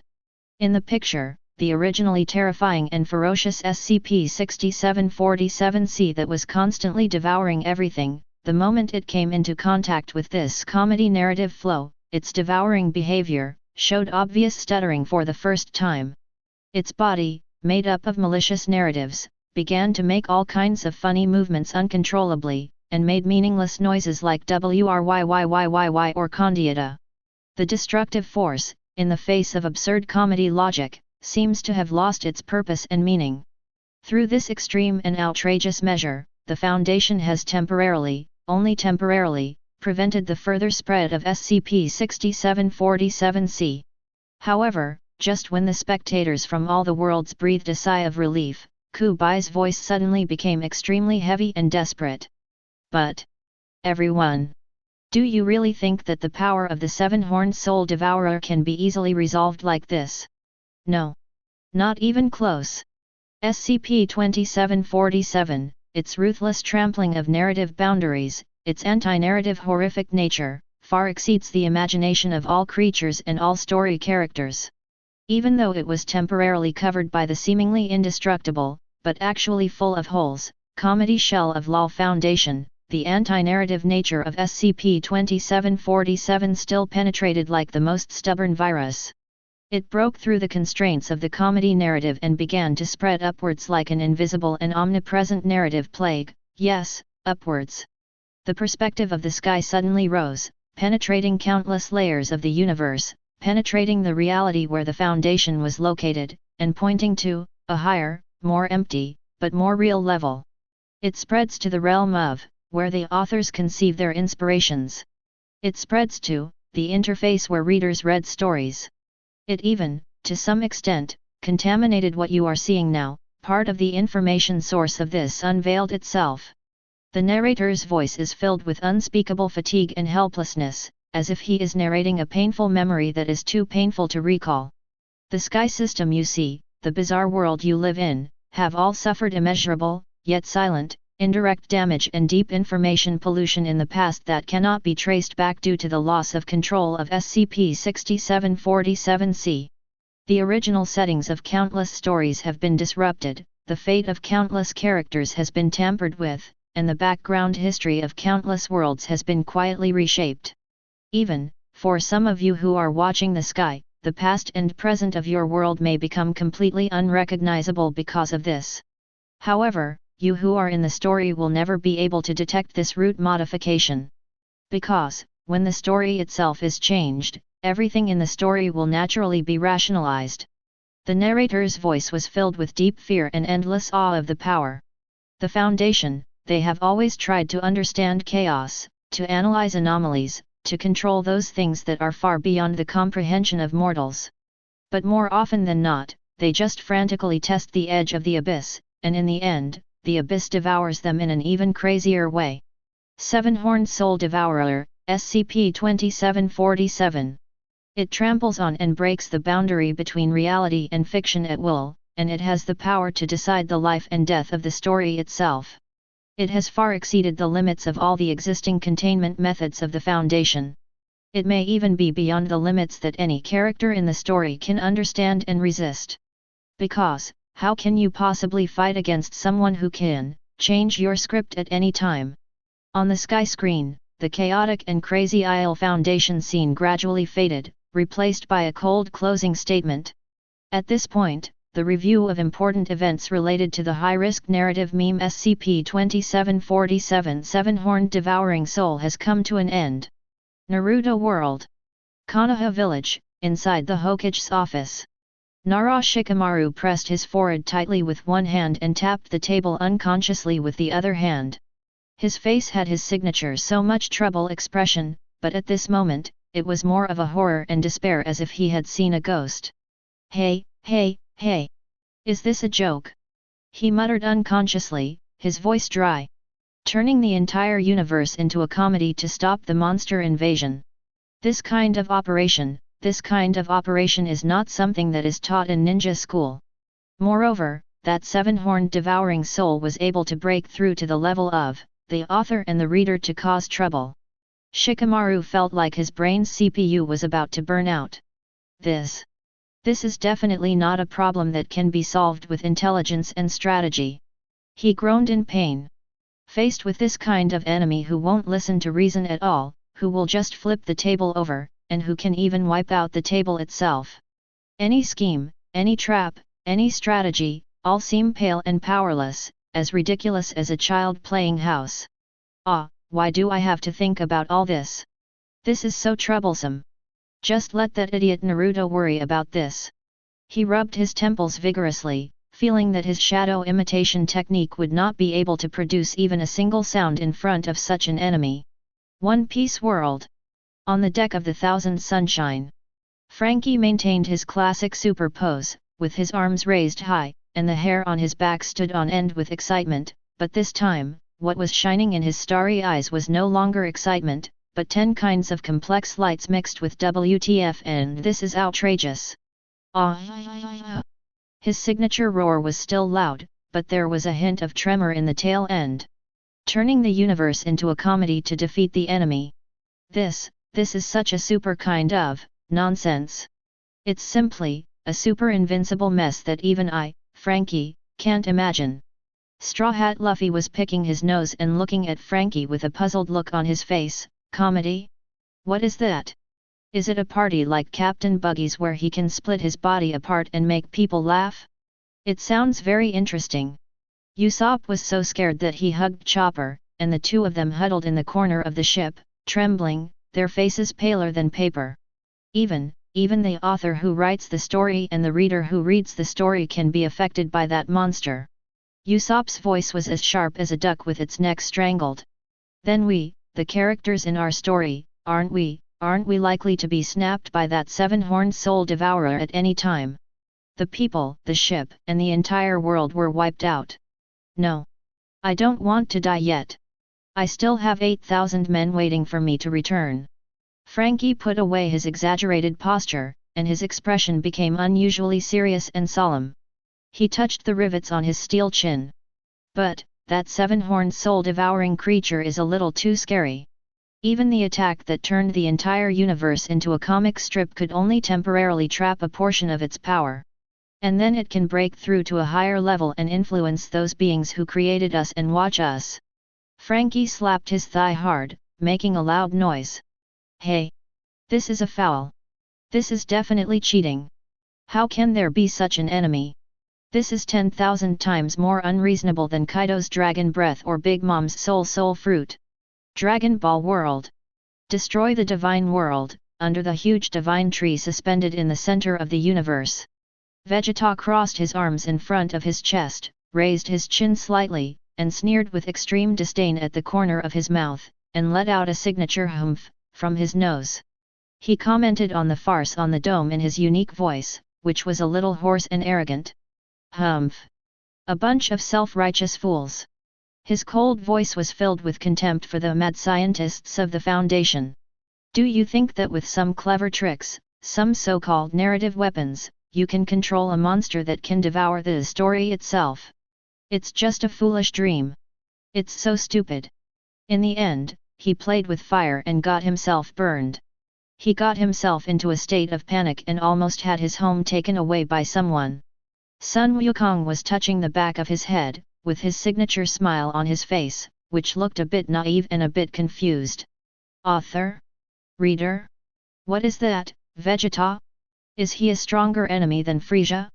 He sounds very powerful. Can I eat him? The god of destruction Beerus and the angel Whis did not have the amusement on their faces like when they watched the Crimson King before, but instead had an obvious solemnity on their faces. Beerus gently scratched his ears with his claws, and a vigilant light flashed in his golden vertical pupils. This so-called seven-horned soul devourer is indeed extraordinary, even more troublesome than I imagined. Even if we forcibly change the story type of the entire universe, we can't completely eradicate its influence. Tisk, what a tricky guy. Whis lightly tapped the air with the angel's scepter in his hand, with a thoughtful smile on his face, but his tone was very serious. It seems that the organization called Foundation has caused a huge mess this time, enough to shake the foundations of many narrative layers. Once narrative pollution gets out of control and spreads upward, the consequences of its chain reaction will be difficult to estimate. 1.3. Vegeta snorted again, trying to use his voice to suppress the uneasiness in his heart. What author and reader? What narrative level? In front of the absolute power of Mysian Prince Vegeta, these are nothing but insignificant, pretentious tricks. As long as you have enough power, you can crush all conspiracies and break all so-called rules and scripts. Boom! A loud noise came from the sky itself, not from the collision of physical objects in any world. The entire sky screen looked like a piece of glass hit by a huge force. It was instantly covered with spider-web-like cracks, and then with a crash, it shattered into countless colorful fragments. What's going on? The skylight is also broken. Could it be the aftermath of that seven-horned soul-devouring spirit? Before the powerful beings in the heavens and myriad worlds could react to this sudden change, a strong, indissoluble smell, as if mixed with cheap whiskey, cheap cigarettes, and a damp rainy night. It seemed to have broken through the barriers of the dimension and rushed straight into the noses of all the viewers. Then, a lazy, hoarse, bluesy saxophone piece begins. It suddenly sounded in the mind of every living being. The tune was decadent yet filled with a hint of cynical black humor. The shattered pieces of the sky quickly reassembled, but the scene that emerged shocked everyone. The original clear picture, with a sacred and objective meaning. At this moment, it is covered with a thick black and white filter. The contrast between light and shadow is strong, full of the texture of old black and white movies in the middle of the last century. Occasionally, a few colorful spots flashed by, as ambiguous and dangerous as the neon lights in the city. It was as if the whole world was forcibly pulled into a city full of crime and drizzling rain late at night. Chapter 127. Warning. Strong narrative coverage detected. The narrative field is being reshaped by unknown forces. Target locked, Euclid level anomaly. Wait, this data is wrong. When this guy appears, the reality anchors must bow their heads and toast him. The laws around him must kneel down and sing his song of conquest. Above the sky, a line of huge characters with a strong typewriter ink style slowly emerged. Every word seemed stained with rust and blood. SCP-3143. Codename, Murphy Lowe. Or, you can call him LV Murphy. In the picture, a man wearing a washed-out windbreaker. He wore a soft felt hat with the brim pulled down low. The man, with most of his face covered, slowly walked out from the dense rain and fog. He held a half-burned cigarette between his fingers. The scarlet fire was particularly dazzling in the black and white world, and the smoke blurred his already unclear face. A man with his own background music and black film filter. He can forcibly transform any real scene he is in into his own hard-boiled noir detective novel set. In his story, he is the only detective protagonist, and everything around him will involuntarily cooperate with his performance. Evaluation of him from the Foundation's internal archives: this guy is really good at acting, and he can get others to cooperate with him in acting. You never know what his next script will be, nor do you know which character in his story you will be unlucky enough to become. Euclid level? Don't be ridiculous. The difficulty of containing this thing is close to Keter. The world of covering the sky. Baidu Starfield, deep in the ancient Forbidden Land. Ye Fan had just recovered from the shock of the seven-horned devouring spirit. Just as I was thinking about the power of the narrative, the sky suddenly took a 180-degree turn. He looked at Lou Murphy, who appeared with a black and white filter and jazz music, and felt the tyranny of forcibly distorting the atmosphere of reality.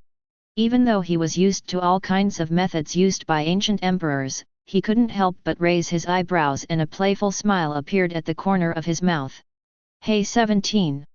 This is quite interesting. Ye Fan's voice contained a hint of novelty. Forcibly changing the rules of reality, so that everything around him, including people, things, objects, and even the atmosphere of time and space, must cooperate with him to play 10 detective plays in his mind. This is even more domineering than my G secret. The G secret is to understand and evolve all laws, but this guy is directly imposing his own law on the world. His eyes gleamed with a hint of eagerness to try, this ability to directly start from the rules level, distort other people's cognition, and force the world to act. If I have the chance, I really want to meet him and see whether his script is more powerful or my fist is harder. Or in other words, what can we learn from his unique Tao? Perfect world. Ishimura, Kaminashita. Wow. Wow. Wow. The naughty boy Shihao was holding a golden and shiny big beast leg and chewing it until his mouth was full of oil. I saw the uncle on the sky screen wearing a hat, smoking a cigarette, and walking with jazz music. His eyes suddenly widened into a circle, brighter than the stars in the sky. This guy is so cool. Even cooler than the guy who played music in a spaceship last time. When I saw the ferocious armed personnel or the calm and rational scientists in the sky display. After Lu Murphy appeared, everyone started to behave strangely. Speaking of incomprehensible lines and being completely involved in the black and white detective drama, Shihao was so excited that he almost threw away the beast leg. It's so much fun! So much fun! He danced and shouted incoherently. I want that too. I also want everyone to listen to me and play with me. Whether they want to or not, they have to play with me. He raised his little face and shouted to Lu on the sky. Hey! The old man in the hat. How did you get that ability? Can you teach me? I also want those ancient relics and pure-blooded creatures to be obedient, to line up to send me precious medicine, and to fight with me without fighting back. How majestic that would be! The willow god gently sways its branches, emitting a soft halo. It seems that there is also a hint of curiosity about this strange ability to directly change the narrative of reality. A world where mortals cultivate to become immortals. In the spirit world, inside a heavily guarded secret cave. Han Lao Mo, is sitting cross-legged at this moment. His eyes were slightly closed, and spiritual energy was flowing slowly around his body. It was obvious that he was practicing some mysterious technique of mine. The sudden change in the sky made him slowly open his eyes, his gaze was deep and calm. He quietly watched the introduction of SCP-3143 on the screen. And in the clip that demonstrated his abilities, there was no emotion on his face, but his mind was full of thoughts. This person, this kind of existence can rely on his own strength. Distorting the appearance and internal logic of reality, forcibly incorporating the surrounding environment and even the will of living beings into its preset narrative framework. Han Li stroked his chin, a gleam of light flashing in his eyes that only he understood. The Foundation classified it as Euclid level, which probably greatly underestimated its potential threat and uncontrollability. The seven-horned soul-devouring creature previously used a purely anti-narrative concept to erase things. It was majestic, overbearing, and unstoppable. And this Lu Mofei, in a way that is silent and subtle, tampered with the plot from the root. The enemy will fall into it unknowingly and act according to his will until the end of the play. If we could control this ability to distort reality and weave narratives. Han Li was calculating rapidly in his mind. Then when facing a strong enemy, can't we set up a script that is most beneficial to ourselves? Let the enemy weaken themselves, or even destroy themselves. This is more bizarre and difficult to guard against than any sophisticated formation or vicious restriction. Although this person only demonstrated Euclid-level influence, the essence of his ability. I'm afraid I've touched upon some deeper rules. Its potential is truly immeasurable, and even more difficult to deal with than some seemingly more powerful Keter-level entities. Han Lao Mo silently memorized this LV Murphy and the narrative manipulation anomaly he represented, and became more vigilant. The world of immortals. Lushan Star Region, a desolate planet for cultivation. A shrill cry mixed with ecstasy erupted from the 10 faint shadows of the soul. Oh my god! Oh my god! Oh my god! Situnan's soul was so excited that it jumped up and down, and he almost performed a back and forth jump on the spot. What the hell is this? He walks with background music and black and white special effects? And he can even get everyone to act with him.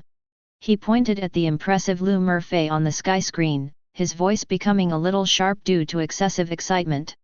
This guy is a walking bug. He's the true son of the laws of heaven and earth, right? Is it okay to just change the script?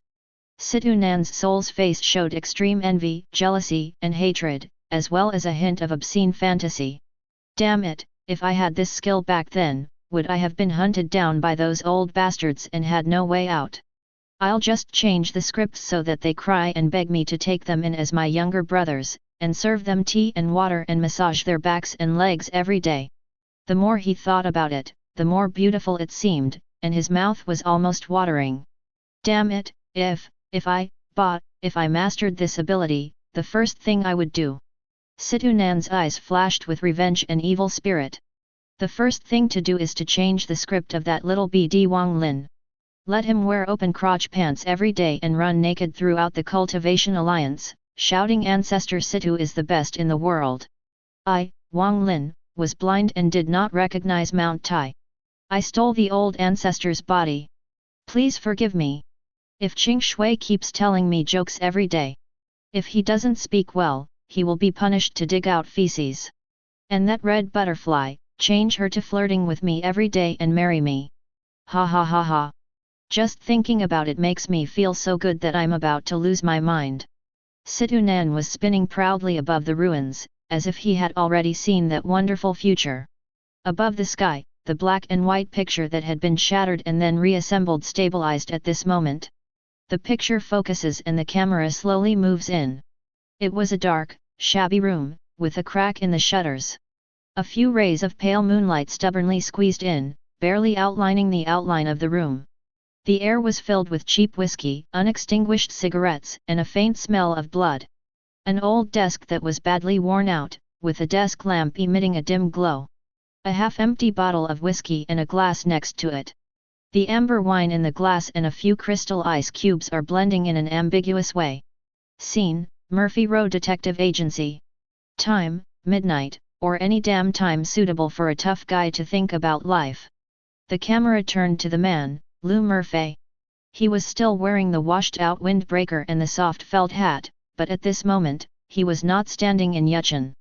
He leaned back in the creaking swivel chair, one leg casually draped over his shoulders and the other supporting his body's center of gravity. The cigarette between his fingers flickered, the smoke lingering like an unsolvable mystery in his heart. He slowly raised his other hand, covered his left chest, and frowned slightly. Close up, on the left chest of the windbreaker, a bullet hole that had been hastily treated was faintly visible, with some dark bloodstains on the edge. Yes, you read that right, our detective has a fresh lead bullet in his chest. This damn romanticism, this damn tough guy persistence, the level of prestige directly broke through the sky in an instant. All that's missing is the Amenhotep that's engraved in my bones. Lou Mofei picked up the wine glass on the table, raised his head and took a big sip. The ice cubes hitting the wall of the cup made a crisp sound, which was particularly clear in this silent black and white world. He put down his glass and spoke slowly in his magnetic voice, as if soaked in whiskey and cigarettes for countless nights. As if he was speaking to the air, or to an invisible audience, he was carrying out his eternal monologue. On. A chuckle, 3 parts self-mockery and 7 parts unruly. Those people in white coats at the Foundation are always trying to stuff me into one of their little boxes. He paused, as if savoring the aftertaste of the whiskey, or as if savoring a certain sense of fate in these words. I know they will come sooner or later. Like a group of flies smelling blood, buzzing endlessly. He picked up the wine glass, looked through the wine in the glass, and looked out the window at the black and white city night scene. His eyes are as sharp as an eagle and as deep as an ancient well. But they want to take me in. The corners of Lou Murphy's mouth curled up in a rebellious arc, full of contempt for authority. Oh, then they need to make their boxes a little bigger. He took another sip of wine and rolled over. No, not just a little bigger. It needs to be thicker. Thick enough to hold a whole damn film noir. This aura. This line. This damn oppressive feeling. Even if the sky falls, even if the world is destroyed, he has to wait until he finishes this glass of wine, smokes this cigarette, and completes this act before he can say anything. The world of Doluo continent. Shrek Academy, somewhere in a corner. Cough. Cough cough cough. Ma Hongjun was holding a cigarette with one hand on his waist and imitating Lu Mofei with the other hand. He took a deep breath of air, but ended up choking on his own saliva, making his face turn red. Wow! So handsome, so handsome! This is what a man should be like. While coughing, he looked at the sky with shining eyes and admiration on his face. That look, that movement, that line. It's amazing. No, I need one too. He turned to Oscar who was standing next to him and shouted excitedly. Zioao! Zioao! Quick! Give me a cigar. No, give me a big sausage, the thickest and most powerful one. I'm going to hold it and talk like that detective uncle. Oscar looked at him with a dark face. Fatty, are you stupid? My martial spirit is food type, not item type. Besides, why did you learn that? Do you want to get beaten by Boss Dai? Dai Mubai stood aside, frowning slightly, looking at LV Mofei on the sky, with a solemn look in his eyes. This man is not simple. That aura comes from his bones. Tang San was thoughtful. This ability to forcibly change the atmosphere of the surrounding environment and even affect other people's minds. It seems to be similar to the domain of some spiritual masters, but more domineering and more conceptual. Naruto World. In a pub in Konoha village. Asuma Sarutobi sat at the bar, a burning cigarette in his hand, and the air was filled with smoke. He just took a deep breath and saw the scene of Lu Mofei drinking, smoking, and monologue on the sky curtain, and slowly exhaled a long smoke ring. His eyes became somewhat complicated, showing both appreciation and a hint of inexplicable resonance. This man has a story. Asuma's voice was low and hoarse, with the calmness that only an adult can have. Every movement, every look, every word he said seemed to be telling a story of his unknown past. That kind of stubbornness that seems to be against the whole world, but still insists on living in his own style. He thought of his father, Yu, and the heavy fate he had to face. They are full of tenacity and will never bow to fate. Zahai Hong beside him looked at Asuma, then looked at the sky, and said softly, he must be very lonely in his heart. Shikamaru yawned and said lazily, what a troublesome guy. However, although this way of living is troublesome, it seems not bad. One Piece world. The Grand Line, on a drifting ship, or in a dark stronghold. Crocodile sat on a huge sofa chair, and the smoke of cigars also filled the air around him. He looked at Lu Mofei's rebellious face in the sky. As if he didn't care about anything, he grinned and let out his signature hoarse laugh. 090909. The laughter was low and full of oppression, making the men around him feel a chill. Interesting man. Crocodile's golden hook flashed a cold light under the light, and he tapped the handrail lightly with his fingers wearing many rings. Faced with a behemoth like the Foundation, and faced with the so-called containment, you can still be so calm, even with a hint of provocation. He seemed to see a trace of his past self in Lu Mofei, the kind of indifference and challenge to the rules of the world. Chapter 128. Dragon Ball World. Turtle House. Oh ho ho ho! Master Kame stroked his snow-white beard and looked at the black and white filter on the sky. Lu Murphy exudes a decadent yet charming aura, with a familiar light flashing in his small eyes. This detective is so handsome and suave. He smacked his lips as if he was appreciating some peerless beauty. Besides, look at his melancholy eyes, his stubble, and that smirk on his face. He must be very popular with girls, right? Bulma rolled her eyes and said, Grandpa Rashi, he was just showing off his toughness, what were you thinking about? Krillin also scratched his bald head and smiled a little embarrassedly, but, it is indeed very handsome. That feeling, I can't explain it, but I just feel that it is very powerful. Master Rashi seemed not to have heard what Bulma said, and continued to smile lewdly. Oh wow! In my opinion, this detective is not only popular with women, but also has a very unique personality. He suddenly waved at the sky, as if Lu Mofei could see him. Hey! Detective over there! Are you interested in learning some more powerful kung fu from my Kame Senryu? I promise to make you more popular than you are now, and a better fighter too. Wukong was chewing a bun and mumbling. Oh? A kung fu that's even better than his? What is that like? I want to learn it. The scene on the sky suddenly changed. It was no longer the detective agency filled with the smell of whiskey and gunpowder. Instead, there was a cold, depressing room that smelled of disinfectant. Scene, a high-security site of the Foundation, a temporary interrogation room. Light, pale white, without any warmth, it drives away all shadows. The walls were made of smooth metal, without any unnecessary decoration, except for a solitary metal table and 2 chairs in the center. The one-way observation window is like the eye of the abyss, watching this place from some unknown corner. Lou Murphy, our tough detective, is sitting in one of the chairs at this moment. He still wears the same iconic windbreaker and felt hat. But at this moment, his hands were locked on the table with metal handcuffs that flashed with strange runes. The familiar jazz saxophone background music now became a little low, and even had a hint of noise, as if the signal was bad. The expression on his face was still that calm poker face. But if you look closely, you'll find that his tightly pursed lips and slightly furrowed brows reveal a bit of his inner unrest. Our detective seems to have run into a little trouble that is enough to make his glass of whiskey taste bad. Opposite him, sat a man. A man wearing gold-rimmed glasses, with meticulously combed hair, and wearing a white research coat.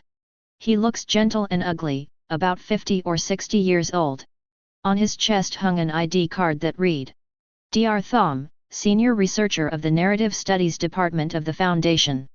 Dr. Thom's eyes, through the lenses, are as sharp as a scalpel, as if he can analyze a person clearly from the inside out. He held a tablet in his hand, which was displaying a series of complex data streams and several pages of blurry images that looked like manuscripts. The air stagnated for a few seconds.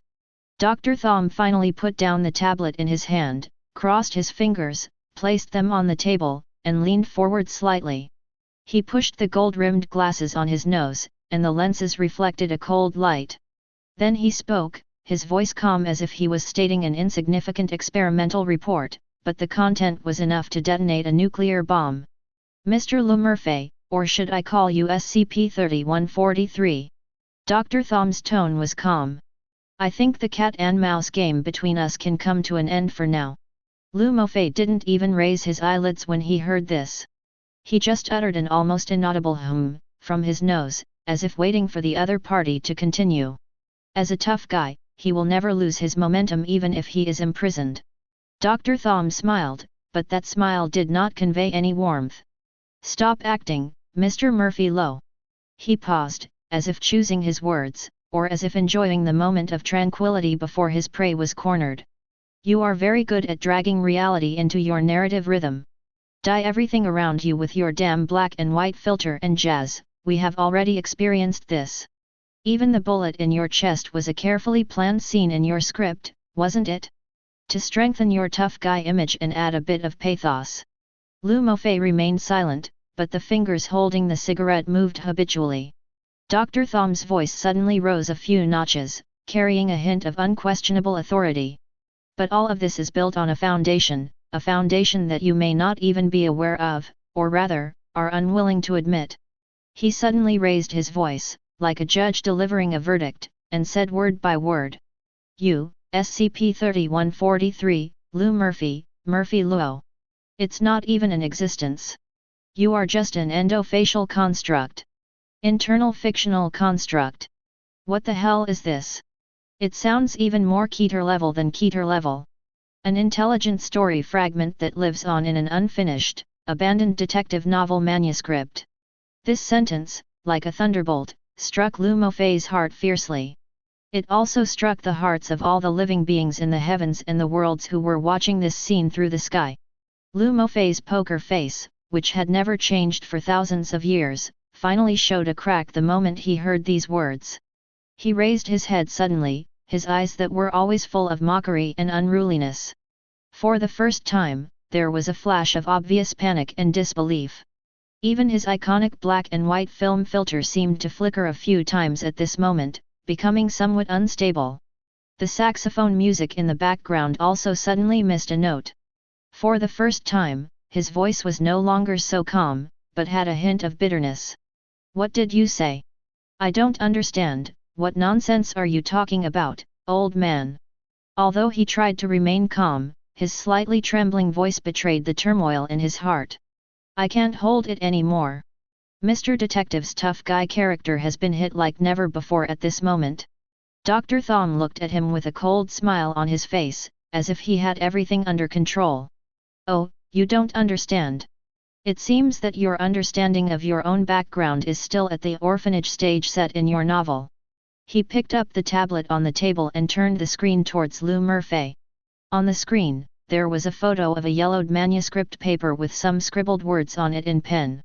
Title: The Last Case of Hard Detective Murphy, Abandoned. Beginning: Rain, this damn rain again. Murphy Law stood on the street corner, the collar of his windbreaker turned up high, the spark of his cigarette flickered in the rainy night. Here is your birth certificate, SCP-3143. Dr. Thom's voice was like an icicle. A detective story with a grand concept, but the author abandons it after a few chapters due to lack of inspiration. You are the ghost abandoned between the lines, a character in the story who has come alive for some unknown reason. Lou Murphy's pupils suddenly contracted and he stared at the manuscript paper. He wanted to retort, to laugh, to refute the other party with his tough guy logic. But for some reason, when I saw the familiar handwriting and the description of the familiar scene, an inexplicable sense of familiarity and absurdity overwhelmed him like a tide. Oh my God! This is even stranger than any suspense movie. It turns out that the iron-willed detective is actually a paper man. Dr. Thom sneered, his eyes seemed to have seen through all of Murphy's disguises and struggles. I am deconstructing you, SCP-3143. In your words, I'm solving a case. He leaned forward again, almost close to Lou Murphy's ear, and said in a voice that only the two of them could hear, but it seemed to resound throughout the sky. And you are the murderer who thinks you are in control of everything, but in fact you are just living in the hands of others' pen. Now, Mr. Lou Murphy, Detective Murphy Lowe. I'm containing you. In the most irresistible way possible, reveal the truth of your existence. Boom. This attack is a soul-crushing blow. It cuts off the firewood from under the cauldron. More deadly than any physical attack. Disintegrate the opponent directly at the conceptual level. These guys from the Foundation who play with people's hearts are really so terrifying. The truth is so cruel. The tough detective is actually a paper man. This was more exciting, more absurd, and more desperate than any gunfight or murder he had ever experienced. Lou Murphy's body shook slightly, and the face that always had a defiant smile on it was now blank. The world of bad people. Tongwin Hall. Bang. Lee Si-yuan slammed the table in front of him and almost jumped up from his seat. His eyes were wide open, his face was full of disbelief, and even his voice was a little out of tune. Plus. A character in a story. A name written on a piece of paper can actually come to life and can even affect reality. He felt that his cognition had been shocked like never before, even more so than when he learned that the bad commander Yuan Tiangang was immortal. This is totally unheard of. Unbelievable. Li Qunyi, Li Kunzong, and others beside him also looked at each other with a look of shock on their faces. Holy Lord! Is what this Foundation said true? If that's true, then doesn't that mean, those vernacular novels and those strange stories we read every day? It's possible that the characters in the story are alive and well in some corner unknown to us. Li Si-yuan's forehead was covered with cold sweat as he thought of those ancient legends describing gods, ghosts, and the creation of the world. If even a detective in a modern novel can come to life, what about stories that have been passed down for thousands of years? Could it be that those so-called our gods will end fate also scripts written by some higher being? When this thought came to his mind, even a heroic figure like Li Si-yuan couldn't help but feel a chill rising from the solace of his feet. He always thought that he was the chess player, or at least an important chess piece. But now it seems that I am just a supporting role in a story, or even an insignificant little character. Super Seminary World. Demon Number 1, Darkroom Hall. Oh my God! Liang Bing, no, now we should call her Queen Morgana. The moment she saw Dr. Thom reveal the truth, she jumped up from her throne. A curse word came out of her mouth. Her charming eyes were wide open, and her face was full of an expression of "I've never seen this before." "This is FG. This foundation is just too good at playing, isn't it? This is FG perverted, isn't it?" She pointed at the sky and shouted excitedly to Achuo and the demon warriors beside her. "Did you see it? Did you see it? Even the characters in the story can be pulled out of the book and locked in a small dark room for study. What on earth are these people in white coats thinking about?" Achuo also looked solemn. "Queen, the methods of this foundation are indeed beyond our imagination. They seem to have an understanding and ability to manipulate the boundaries between reality and fiction far beyond our civilization." Morgana scratched her hair irritably and paced back and forth in the command hall. "It's more than beyond imagination. This is simply a dimensionality reduction attack." She suddenly stopped, and her eyes flashed with a trace of confusion that was rarely seen in normal times, and a hint of barely perceptible fear. "You said, we so-called gods, angels, demons. In the eyes of those higher dimensional beings, or in the eyes of those so-called authors and readers? Could it be just a character in some boring story?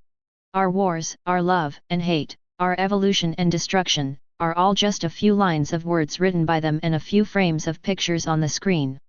This thought made Queen Morgana, who was always fearless, feel a chill down her spine. "Then what is the so-called freedom and ultimate fear we pursue? It's all set. It's all arranged."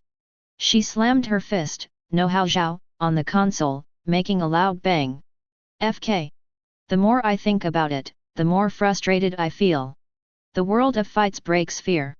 Yunlin sect, somewhere on a secluded mountain top. Nalan Yanran, dressed in white, stood quietly on the edge of the cliff, the wind blowing her hair and skin.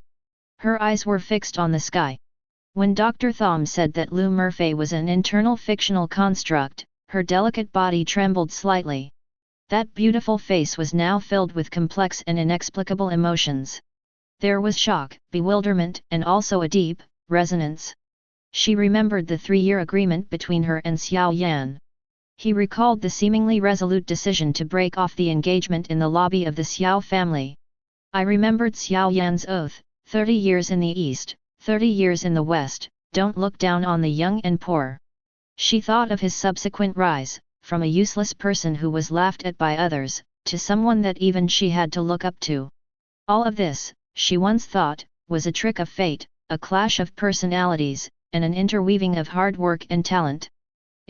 If even Mr. Lu Murphy, a being with such powerful strength that can distort the rules of reality, is just a character in an unfinished novel. Nalan Yanran murmured to herself, her voice was so soft that it seemed like it would be blown away by the wind at any time. "What about us? Me, Xiao Yan, the teacher, and everyone on this continent?" There was a flash of confusion and bitterness in her eyes.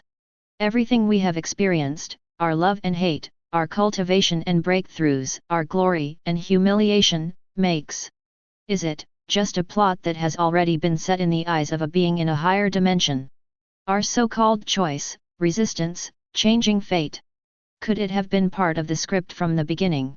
Chapter 129. Above the sky, Lu Murphy's face, which always had a hint of cynicism, was now experiencing a drastic change from shock and absurdity to a hint of confusion. The Assad. Unfinished abandoned manuscript. Intelligent story snippets. These words were like the sharpest razor, cutting through the self-awareness he had just established. He could even feel that his iconic black and white movie filter was flickering wildly like a snowy TV and was almost disappearing completely.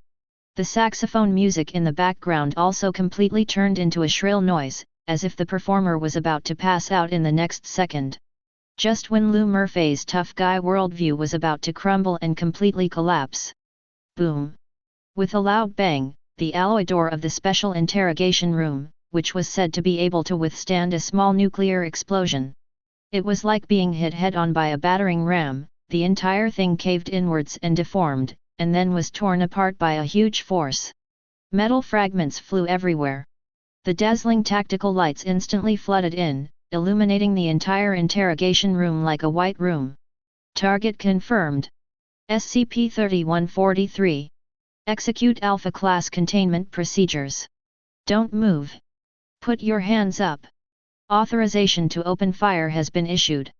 Anyone who resists will be killed.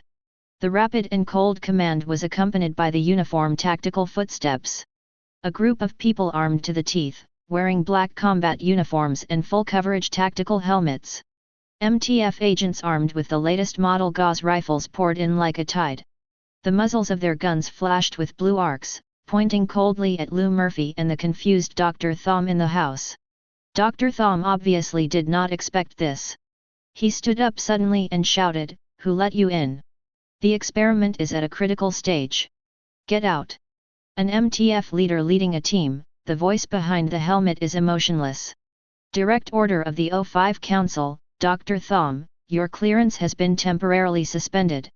Please cooperate with our actions. What? Dr. Thom's face turned pale. But at this moment, no one paid attention to him anymore. Everyone's eyes, including the eyes of billions of creatures outside the sky, were focused on the man who was still chained to the chair, Lou Murphy. He slowly raised his head, the confusion and shock on his face quickly fading away. Instead, there was a familiar coldness and mockery that seemed to be burning with black flames. The unstable black and white filter, at this moment, miraculously stabilized again, and was even richer and deeper than before. The harsh saxophone noise also disappeared, and 050 replaced it. It is a more passionate and wild jazz variation, full of the tension of impending storm. Lou Murphy grinned, revealing a row of white teeth. His smile contained 3 parts of teasing and 7 parts of brutality. "Oh, I knew it." He spoke in a low voice, and the sound seemed to be rubbed out from a rusty metal pipe. "You guys in white coats really only know how to do this. If we can't reach an agreement, then you turn the table over. That's not original at all. So-called containment means pointing a gun at my head and telling me that you are just a traitor." The MTF captain snorted coldly, "SCP-3143, don't try to delay time, give up resistance immediately, otherwise." "What else?" Lou Murphy raised his eyebrows. "Use those water guns of yours to bio me." He glanced across the table, where besides Dr. Thom's tablet, there was also a glass of whiskey that he hadn't finished. And an old mechanical typewriter forgotten in a corner, left by an unknown department. "Yes, it's that old-fashioned one that makes a clicking sound when you hit the keys hard." Lou Murphy's eyes stayed on the typewriter for a second, and the corners of his mouth curled up in an evil arc. "It seems that I haven't finished writing the side story yet." He struggled violently. Crack! The specially made handcuffs that flashed with runes and claimed to be able to lock up Epsilon-class reality bender broke with a sound. "Go!" Seeing this, the MTF captain gave the order without hesitation. Cut, cut, cut, cut. The Gauss rifle spewed out deadly blue beams, shooting at the Japanese bandits like raindrops. Any ordinary person, or even a normal superpowered person, would be shot into pieces in an instant under such intensive firepower. But who is Lou Murphy? He is a walking plot killer. He is the embodiment of the tough detective template. He flashed like a ghost and barely dodged the first wave of gunfire. The bullets flew past the edge of his windbreaker, leaving charred holes on the metal wall. He picked up the old-fashioned typewriter on the table. It was very heavy, weighing at least 10 pounds. "Hey, grandkids, try this." Lou Murphy swung his arms and pushed the typewriter like a brick. Smashed it hard on the head of an MTF agent. Whoosh bang! The heavy typewriter hit the target with a whistling sound. The MTF agent didn't even have time to scream. The helmet, Bab, was dented by the impact, and the whole person fell to the ground like a puppet with its strings cut. Lou Murphy succeeded in his attack, and without stopping, he grabbed the glass of whiskey with his left hand like lightning, and without even looking at it, he threw it at the other agent. The agent closed his eyes subconsciously and the whiskey poured all over his face. Then, Lou Murphy took out an old-fashioned Zippo lighter from his windbreaker pocket. He lit the gun with a click and grinned at the drunken agent. "It's dry, be careful with fire, my friend." He flicked his finger, and the spark landed accurately on the agent. Hula! The flames rose up instantly. Ah! There was a lot of gunfire. The remaining MTF agents were completely enraged and madly poured fire on Lu Fei. But something weird happened. Their shooting skills, at this moment, are incredibly bad. The bullets either hit the ceiling, hit the floor, or just barely grazed Lu Fei's side without hurting him at all. Several agents tried to outflank the enemy, but they either slipped and fell, or were accidentally injured by stray bullets from their companions. The scene was very chaotic. Lu Mofei moved around in the hail of bullets, his movements so graceful that it seemed as if he was dancing a desperate tango. While he was playing, he also did not forget to complain. Hey, hey, hey! Did you use all your Foundation's funds to buy disinfectant? Can you be more professional with your shooting skills? Aim! Do you understand? Can you make 3 points in a straight line? And you? The one with the shield. You're blocking your teammate's shooting hole, you stupid teammate. He then grabbed a baton from a fallen agent and unleashed it with a swish. Although you guys don't follow the ethics of martial arts and launched a surprise attack, I have to admit that you have practiced martial arts for a few days. He ducked his body to avoid a fierce sweep from the butt of a gun, and struck out with the baton in his hand like lightning, hitting an agent's knee. Crack! The sound of bone breaking can be clearly heard. The agent screamed and fell down holding his legs. What a pity, my brain isn't very sharp, and my reaction is a little slow. Lu Murphy was like a tiger among a flock of sheep, waving his stick up and down, and throwing the wreckage of the typewriter like a hidden weapon, knocking the agents to the ground. Those well-trained MTF agents who should be the elite among the elite, in front of him. It's like being hit by a halo that reduces intelligence. It gives away everything for free and perfectly plays the role of background board and eyelid bag. Every attack seemed so clumsy, and every cooperation was full of mistakes. And Lu Mofei always manages to dodge attacks at the most unlikely angles and counter-attack in the most incredible ways. All the elements that fit the aura of a protagonist in a black detective film are fully displayed in him. Bang! With a beautiful shoulder throw, Lu Murphy smashed the last MTF agent who tried to fight in close combat to the ground. He took his gun and fired a burst of bullets at the ceiling. Okay, warm-up is over. He blew away the smoke from the muzzle of the gun, and the hem of his windbreaker swayed slightly in the smoke. Brother Thom, it seems your containment plan is not very successful. He glanced at Dr. Thom, who was huddled in the corner, stunned and shocked. As for my background, Lu Mofei's eyes flickered, as if he had thought of something. I'll find out for myself. I won't bother these enthusiastic readers of your Foundation. After saying this, he did not stop, and his figure flashed. Then he disappeared outside the destroyed gate, leaving behind only the messy MTF agents and the smell of gunpowder in the room. The world of Covering the Sky. In the Big Dipper Star region, in a tavern in a mortal town. Pft ha ha ha ha ha ha. Pangbo spat out a mouthful of wine, then slapped the table and laughed loudly, making the dishes on the table clink. It feels so good. It feels so damn good. This guy is really awesome. He wiped the wine stains from the corners of his mouth and said to Ye Fan beside him excitedly. Ye Zi, did you see that? He's using a typewriter as a weapon. Oh my god, isn't that a very simple counter-argument? And that whiskey, he used it as kerosene. His brain works too fast. Ye Fan couldn't help laughing and shook his head slightly. This Lu Mofei is indeed a wonderful person. Pang Bo slapped his thigh and said, he is more than just a wonderful person. He is simply the most powerful among the powerful people. Look at those Foundation agents. They were all well equipped and looked like heavenly soldiers and generals, but what happened? They ran around like headless flies in front of him. His shooting skills are as bad as a young boy who has just learned how to shoot birds. His positioning is even worse. He either bumps into the wall or gets tripped by his own people. How can this be a special forces unit? They are clearly transpalpebral babies who are here to give him their heads. I think this foundation should just be renamed the Comedy Foundation. Ha ha ha. The monks around were also talking about it, obviously shocked by Lu Mofei's hardcore operation. Although this person's methods seem mundane, he has the ability to turn decay into magic. It's incredible that he was able to remain unscathed in such a hail of bullets. Perfect world. An ancient immortal site, a blessed land of immortals shrouded in clouds and mist. Fairy King Ye gazed at the sky with her beautiful eyes, and a faint smile appeared on the corner of her mouth, like a fairy flower just blooming. D. She covered her lips lightly and uttered a few. An inaudible chuckle. This Mr. Lou Murphy is really, very funny.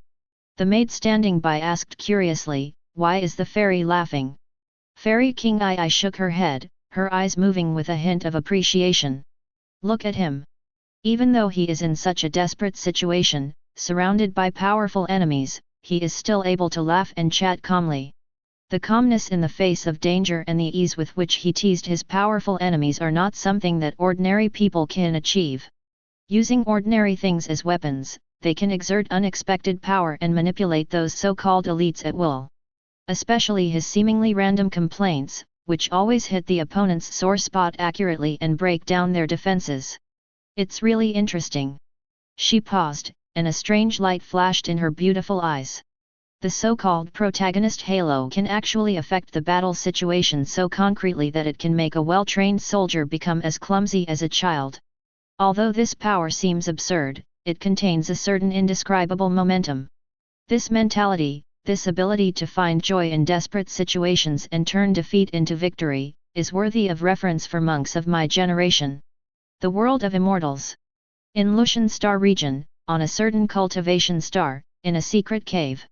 Wow! So handsome! So damn handsome!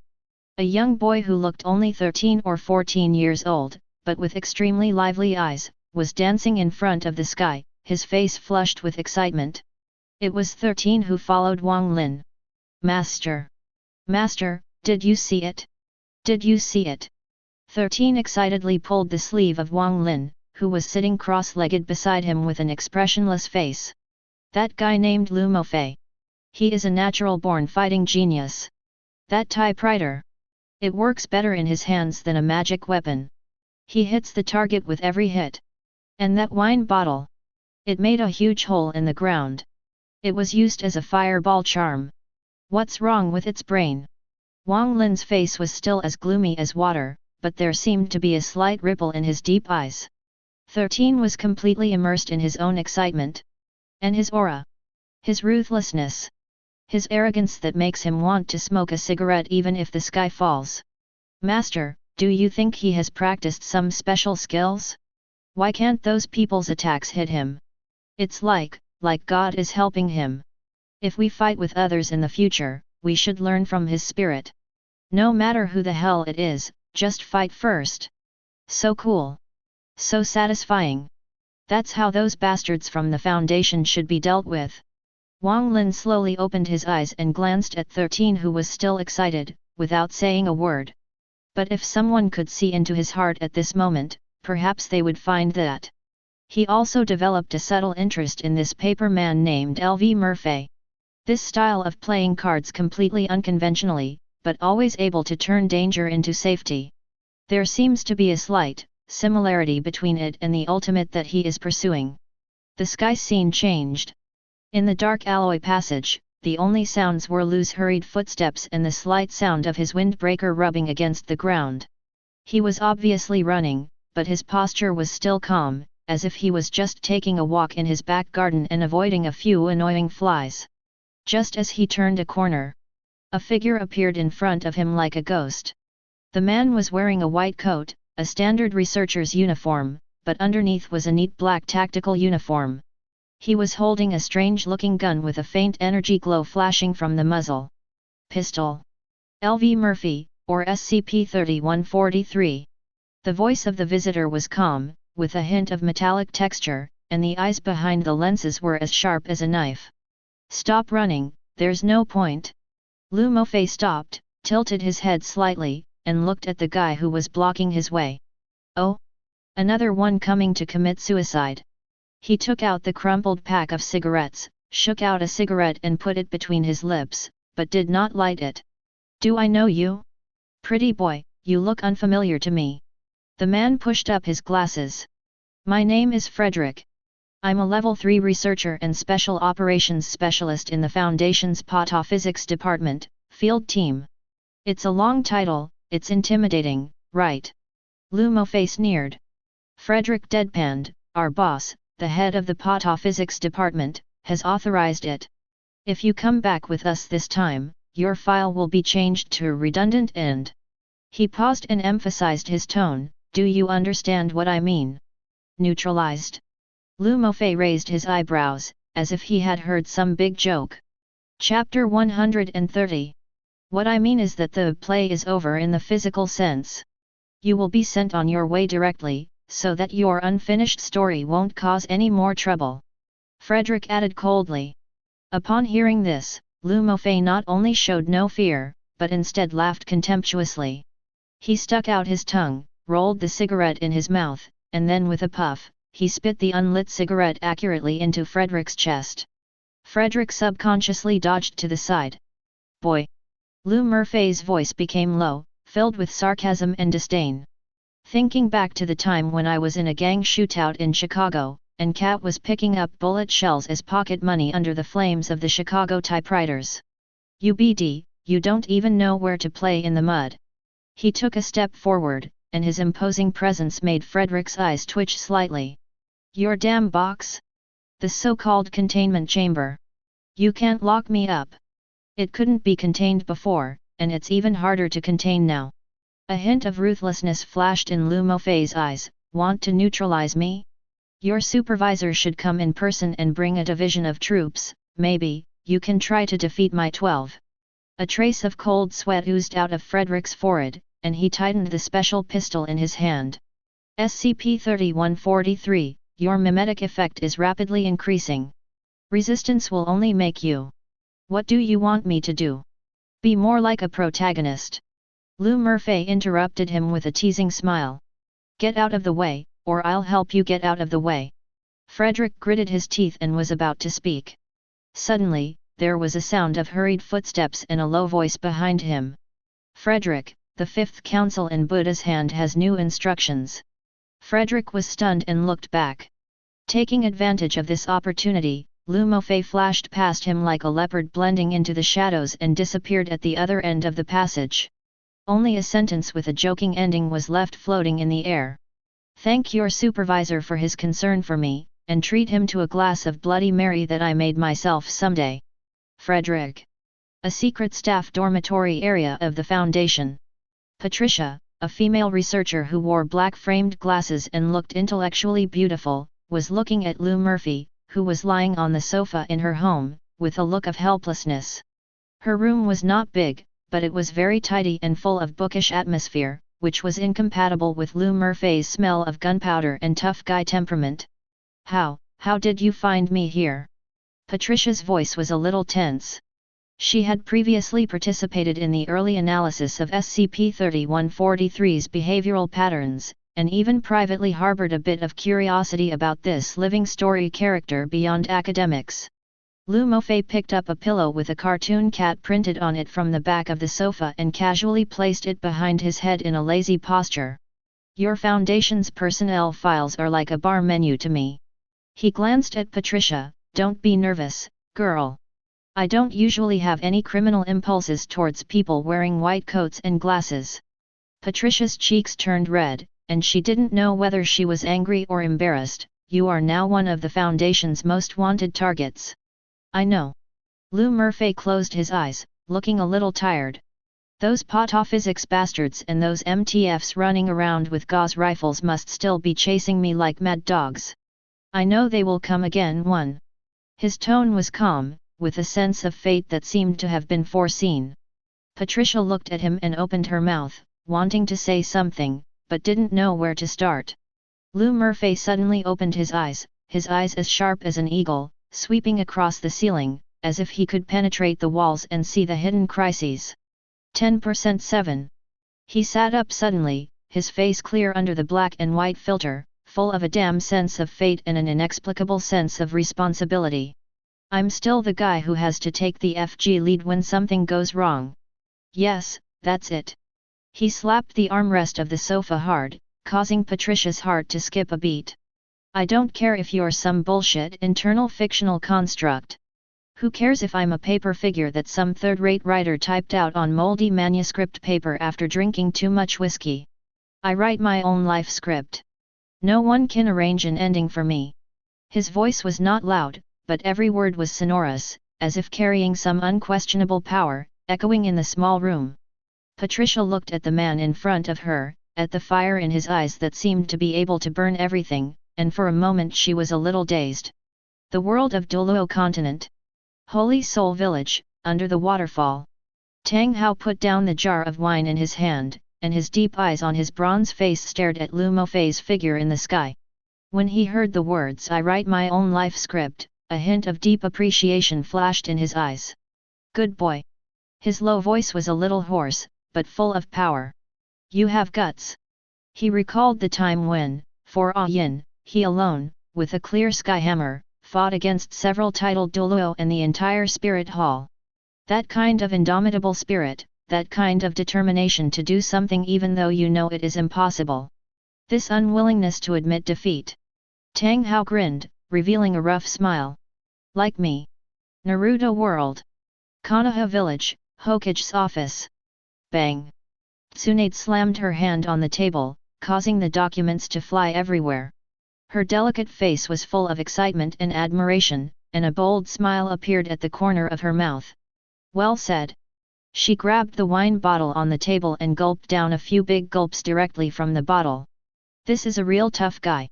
Even if the whole world tells you that you are just a fiction, even if everyone wants to rub you to the ground, you must stick to your own path. She wiped the wine stains from the corners of her mouth, her eyes bright. This glass of wine is for you, Lu Murphy.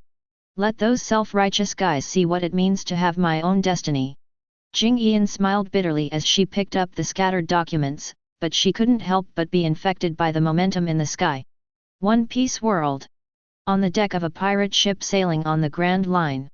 Roronoa Zoro was leaning against the mast with his eyes closed, with 3 famous swords on his waist. When Lu Murphy's words "Your broken box can't hold me" rang out in the sky, he suddenly opened one eye.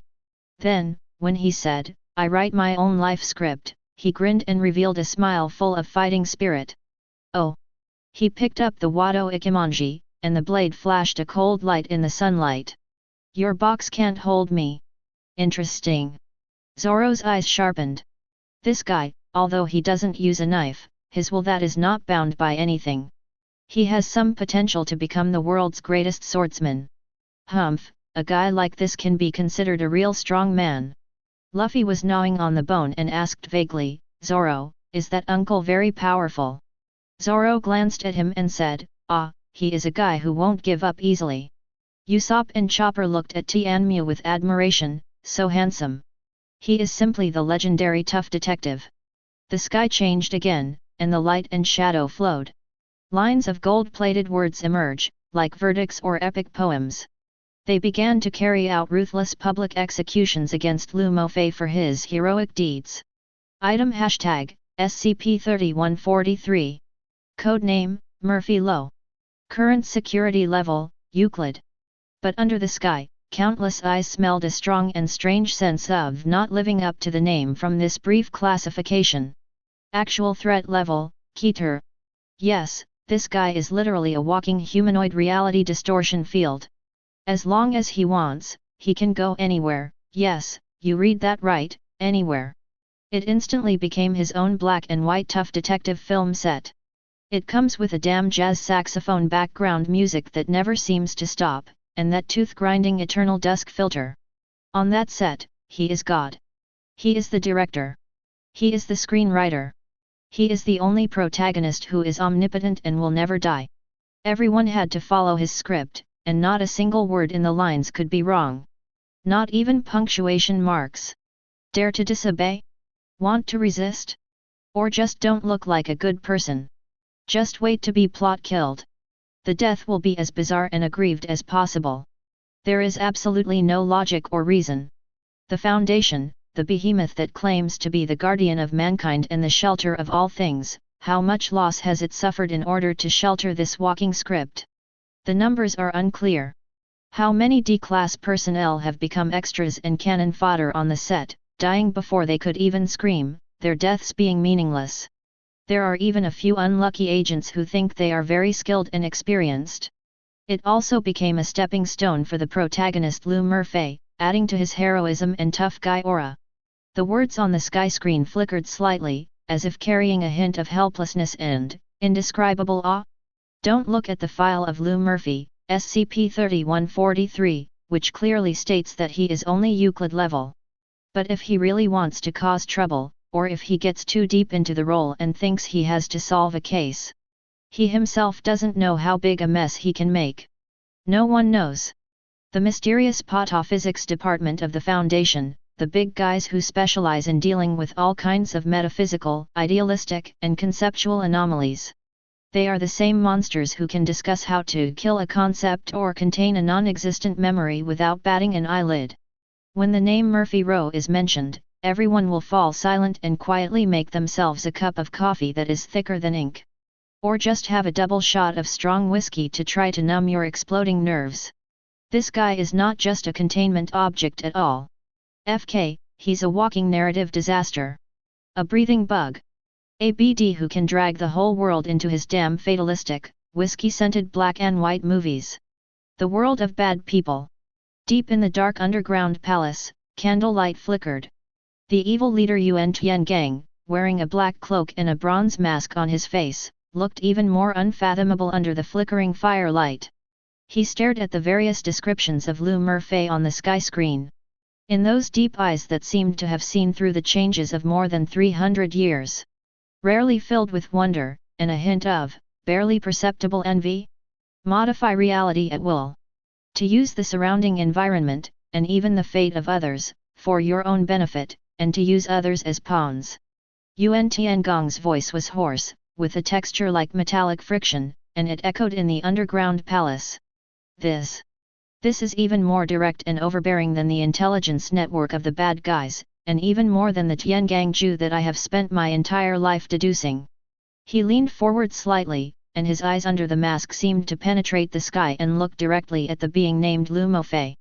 Yuan Tiangang whispered slowly, with a hint of desire in his tone that he himself was not even aware of.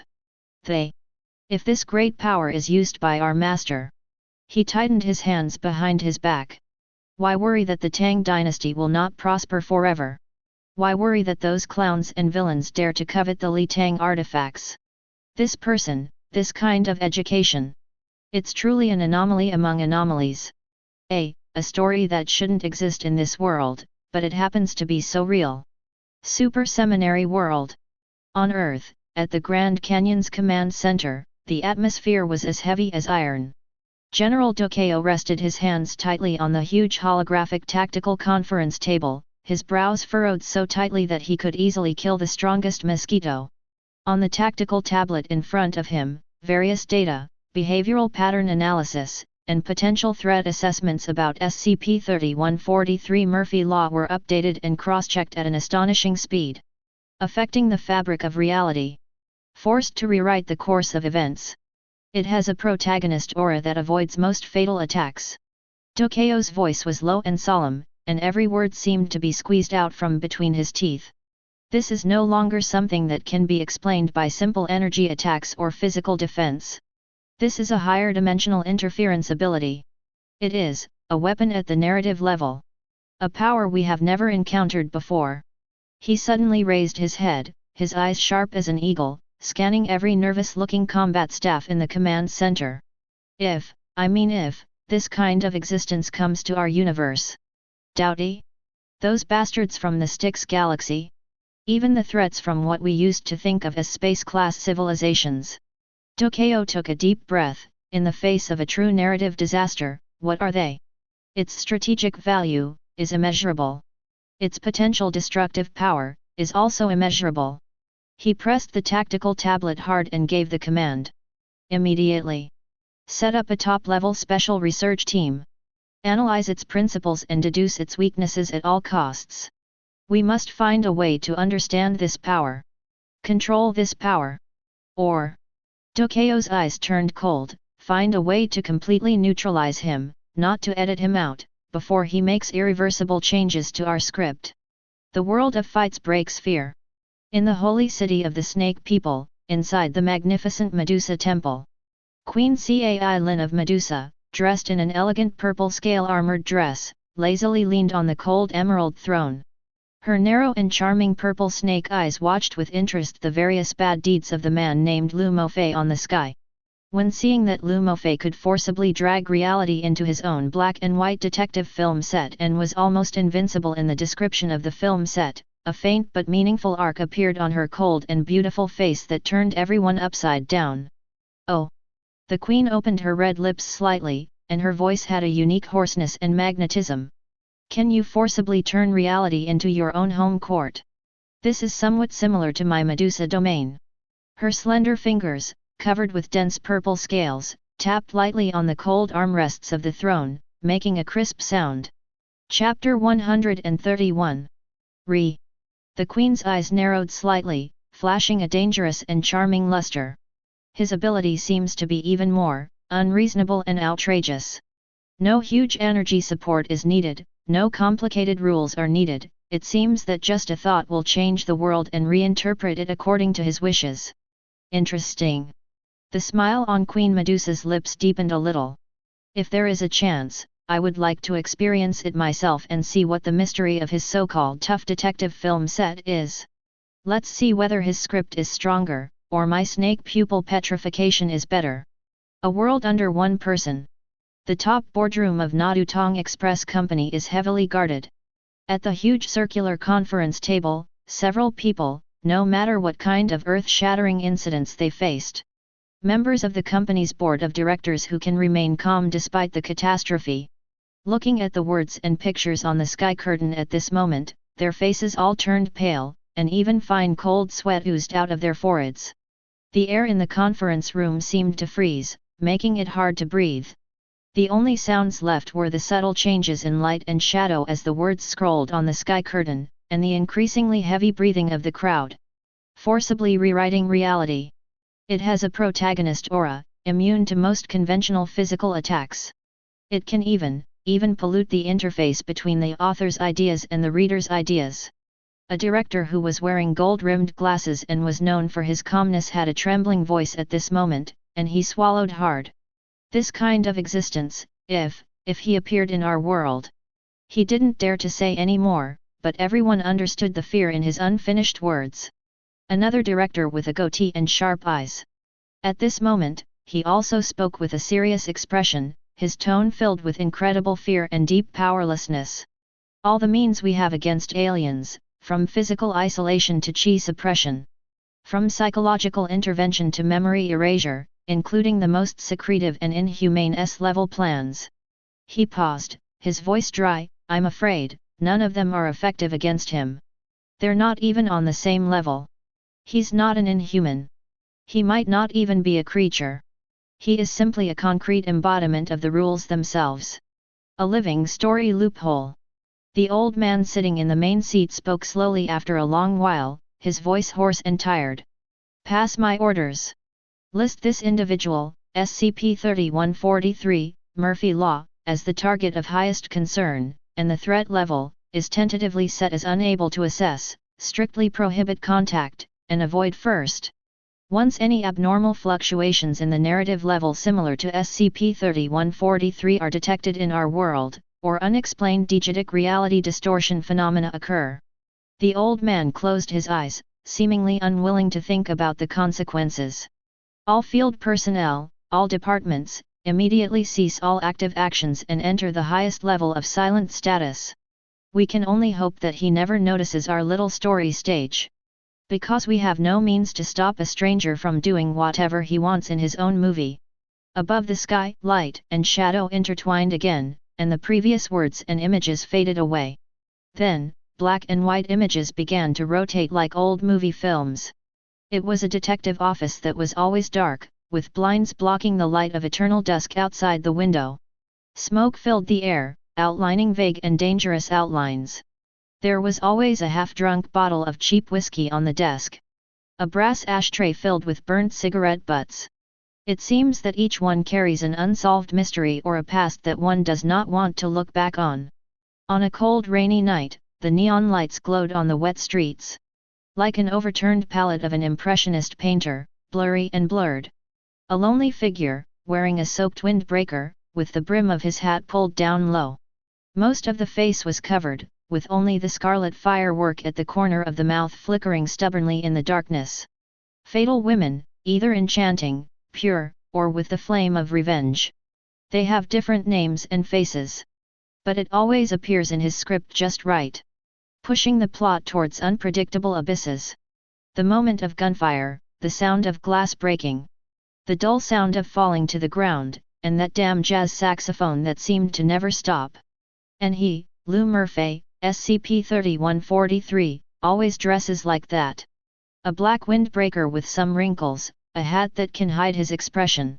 And the cigarette at the corner of his mouth that seems to never burn out.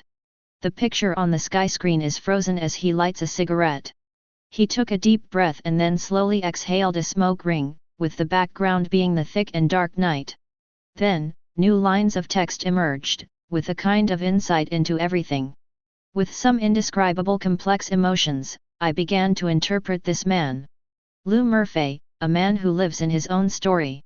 He may be fiction, a conceptual life born from an abandoned manuscript. But he is more vivid and pure than many so-called realities in this world that are busy and muddle-headed.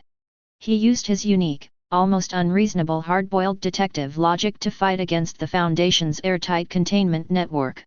Fighting against the script framework called fate that had long been set by an unknown author. He knew better than anyone that his story would come to an end one day. Like all classic noir detective stories. The ending may be tragic, or it may be tragic, or it may be nothing but endless nothingness. The protagonist, the picture will end. The words on the sky curtain paused, as if leaving it for the audience to savor the bitterness of this fate. But he didn't seem to care at all.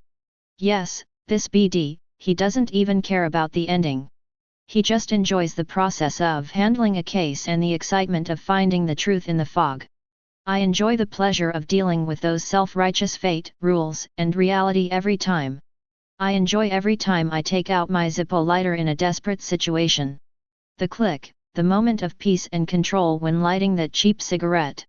It seemed that as long as the smoke rose, he could see through all the illusions and find the only way to the next scene. The scene changes again, switching to a rainy night. Lou Murphy stood at the exit of a dark alley. The rain flowed down the brim of his hat, and his windbreaker clung to his body, outlining his thin but tough outline. Opposite him stood a mysterious woman with a slender figure but a blurry face. The woman's voice was trembling and desperate, as if she was questioning something. Tian Mu gave Lou Murphy's answer at the right time. His voice was hoarse. With the mellowness of whiskey and the spiciness of cigarettes, yet damn magnetic. Baby, don't look at me like that. Every story has an ending, and even a 3-year-old child can draw this.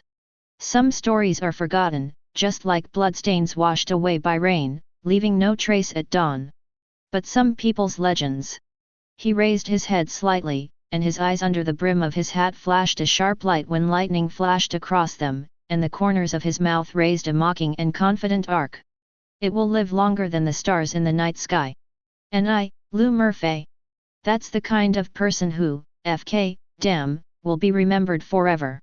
As the words fell, the image on the sky slowly faded away. Only that arrogant declaration with a hint of sad fatalism remained, echoing in the hearts of countless creatures. The world of covering the sky. At the edge of the universe, deep in the ancient star field, a bronze immortal palace is quietly suspended, immortal for all eternity. Inside the palace, the ruthless emperor was sitting cross-legged on a cushion in white clothes as white as snow, looking extremely handsome. Her clear eyes, which seemed to have seen the vicissitudes of life and the changes in the world, were now gazing at the sky. When Lou Murphy's words "some people's legends will live longer than the stars" sounded, there seemed to be a barely perceptible ripple in her calm eyes, like a breeze blowing across a sacred lake. "Live in your own story," she whispered softly. Her voice was cold, but with an indescribable sense of remoteness. "Not for the sake of becoming an immortal, Songwei will wait for your return in this mortal world." The obsession buried deep in her heart that supported her through the endless years of loneliness. At this moment, there was a faint resonance between me and the declaration of the alien man on the sky curtain. Everyone is writing his or her own story in his or her own life. It may be sad or happy, grand or plain. Some people pursue eternity, while others cling to fleeting beauty. But in the end, what can be remembered and transcend the long river of time may not be the strength or the length of life. The gaze of the ruthless emperor seemed to penetrate time and space, looking towards the distant and unreachable past, looking at the figure that she would never forget. It's the will to exist, remember, and pursue at all costs. That Lou Murphy, his story, although full of darkness and fate, is also burning fiercely enough. Perfect world.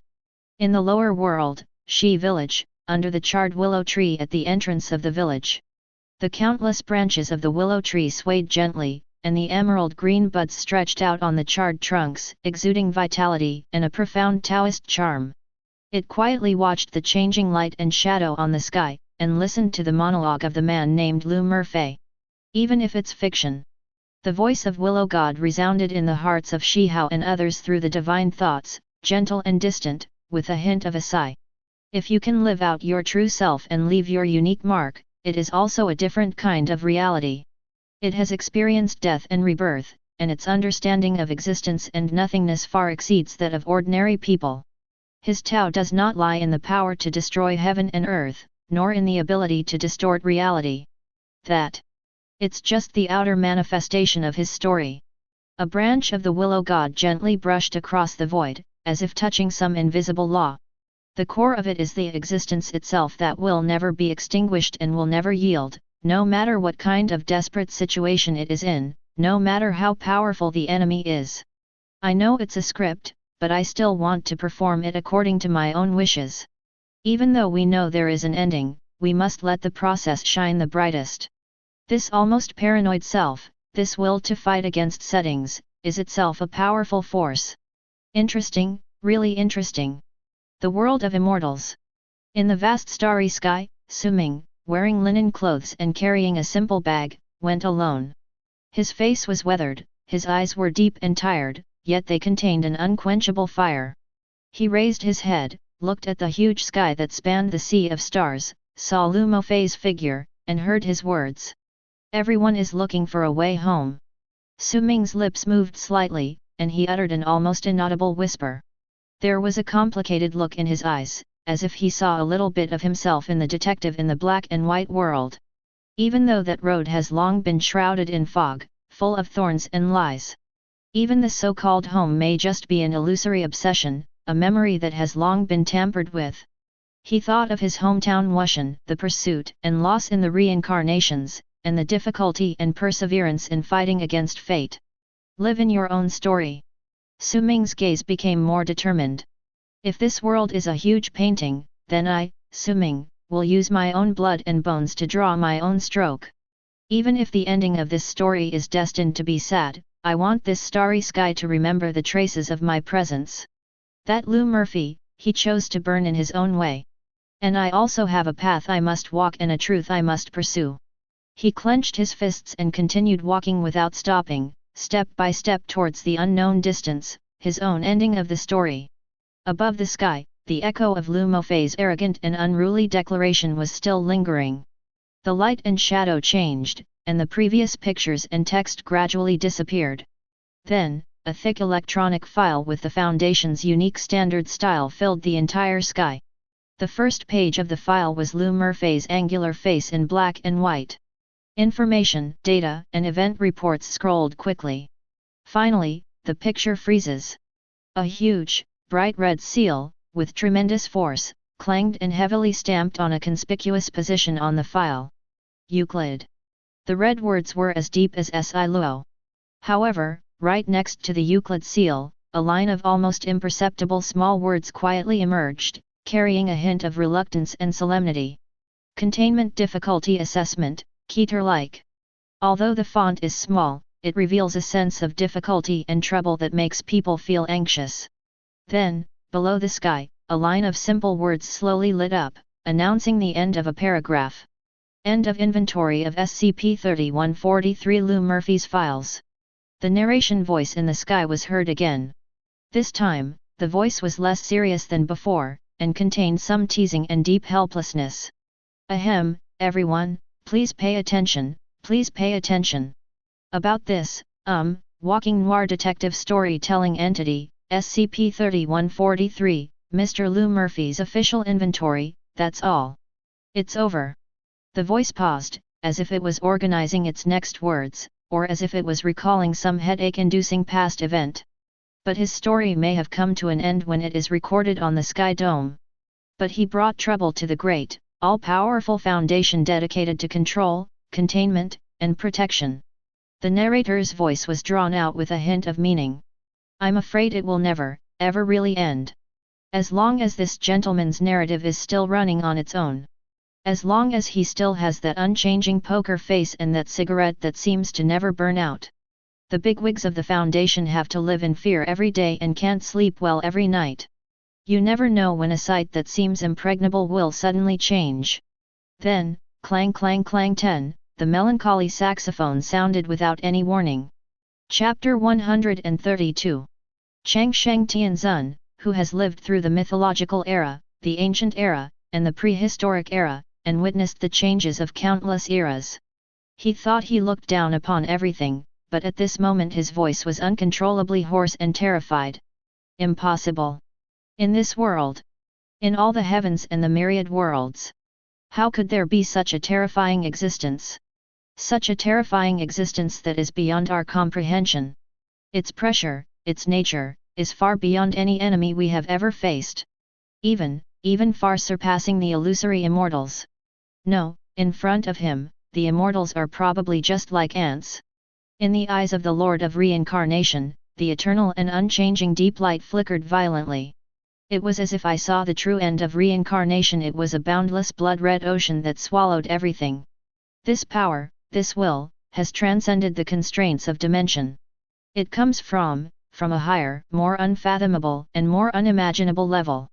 It seems as if the real doomsday has arrived ahead of time. No, this is a billion times more terrifying than any dark turmoil we have started, as recorded in any ancient book.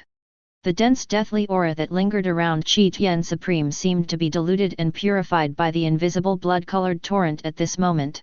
For the first time, he felt something more despairing than death itself. Don't look at it. Don't guess. Just read its name. It seems that it will bring about a terrifying curse and ominousness that spans the universe. The Crimson King. What level of monster is this? Is he the incarnation of Tao, or the source of destruction? At this moment, all the Forbidden Zone Supreme Beings looked at the bloody files and the terrifying names. I felt a despair deeper than death, more thorough than the turmoil of darkness.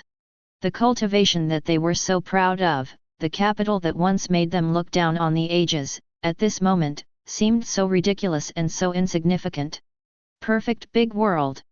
Beyond the boundless sea, in the ultimate ancient land, those places that have been dormant for countless epochs and have caused endless dark turmoil. The dark giants who had destroyed brilliant civilizations one after another also had drastic changes in their expressions at this moment, and 17 was awakened from his deep sleep. A fallen immortal king shrouded in a dark substance that is so dense that it cannot be dissolved. Its scarlet eyes struggled to penetrate the layers of darkness and stared at the bloody file above the sky. His voice was low and hoarse, and every word seemed to carry a tremendous force. But it also contained a hint of fear that he himself had not even noticed, a fear that was suppressed to the extreme.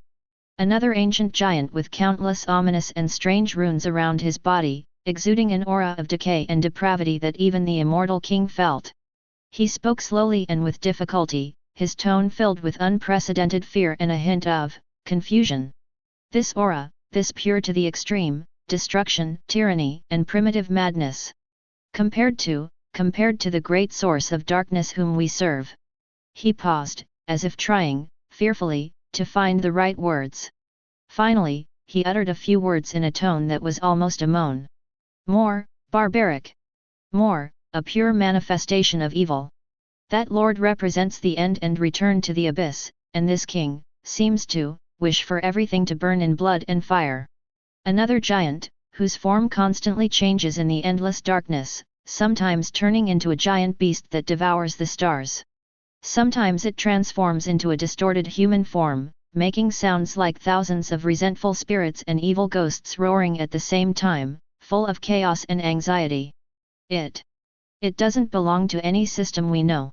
It doesn't belong to light, nor does it completely belong to darkness. It is a sun garden in its own right. This power, this will does not seek erosion, transformation, or waiting for the reincarnation of the epoch like us. What it wants, is this moment, forever, to completely, devour and, put an end to everything that is not him. What a Crimson King! Could it be that even the Supreme Lord sleeping in the deepest darkness? Are they incomparable to them? Or are they of the same level of terror? No giant can answer this question, and no one dares to answer it. Only the bloody terror that swept across the heavens and permeated the myriad worlds silently revealed an unimaginable answer. A world where mortals cultivate immortality. In the spirit world, there is a secret cave somewhere that is shrouded by heavy military top-level restrictions. Han Li was sitting cross-legged, with 5 colored spiritual lights flashing alternately around him. Comprehending the mysterious laws of the Great Dao, he was making the final accumulation for ascending to the immortal world. However, at the moment when the bloody file Crimson King appeared on the sky, he suddenly opened his eyes. His pupils, which were usually calm and composed, suddenly shrank to the size of a needle tip. A wave of emotion made this Mahayana monk, who had been used to the ups and downs of life and had an extremely strong character and was considered to be the top existence in the spiritual world. They all felt a chill all over their bodies, and their souls were trembling with fear and pressure.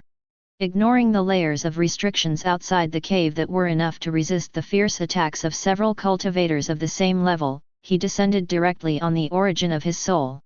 What the hell is this? Han Li's heart was instantly filled with shocking waves. His powerful spiritual consciousness, which far surpassed that of his peers and could even rival that of some true immortals who had just entered the true immortal realm.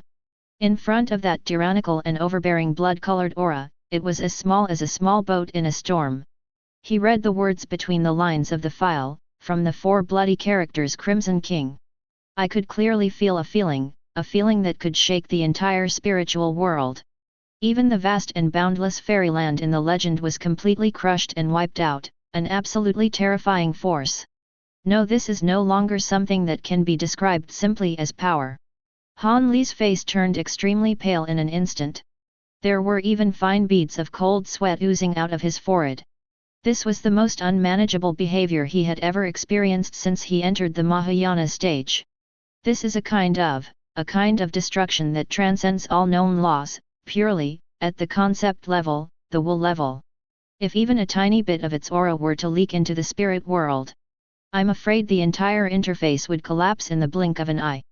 Billions of lives, whether mortals or monks, will instantly turn into nothingness, without even the chance to reincarnate. This kind of existence is simply not something a cultivator can contend with or understand.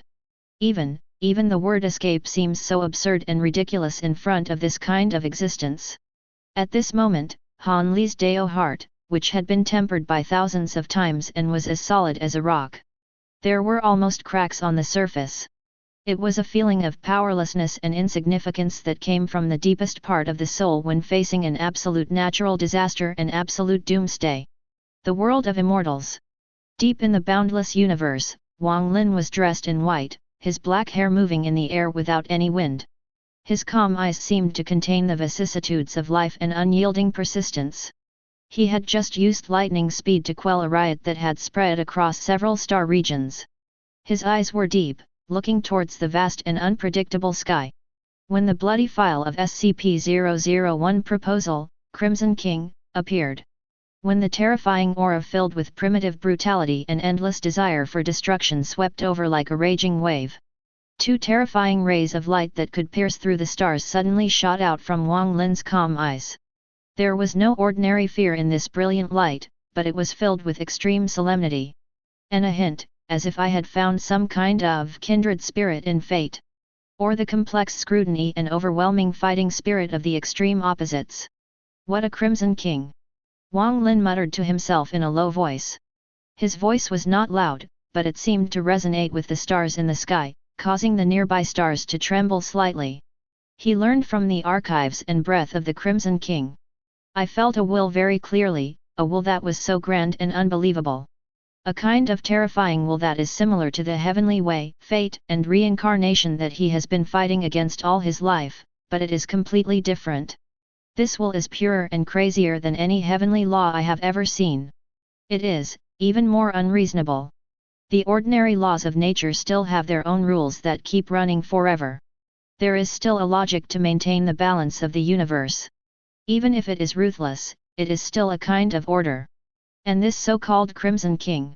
In Wang Lin's eyes, the idea of reincarnation of life and death was flowing, and the idea of cause and effect was born and died.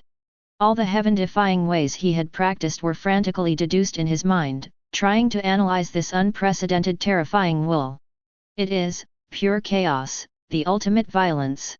The greatest malice and mockery towards existence itself, towards order itself, towards the system of life itself. Its ambition, such an ambition to devour the heavens and the earth. Wang Lin's eyes were as fast as lightning, as if they penetrated the sky, and he saw the terrifying figure on the bloody throne.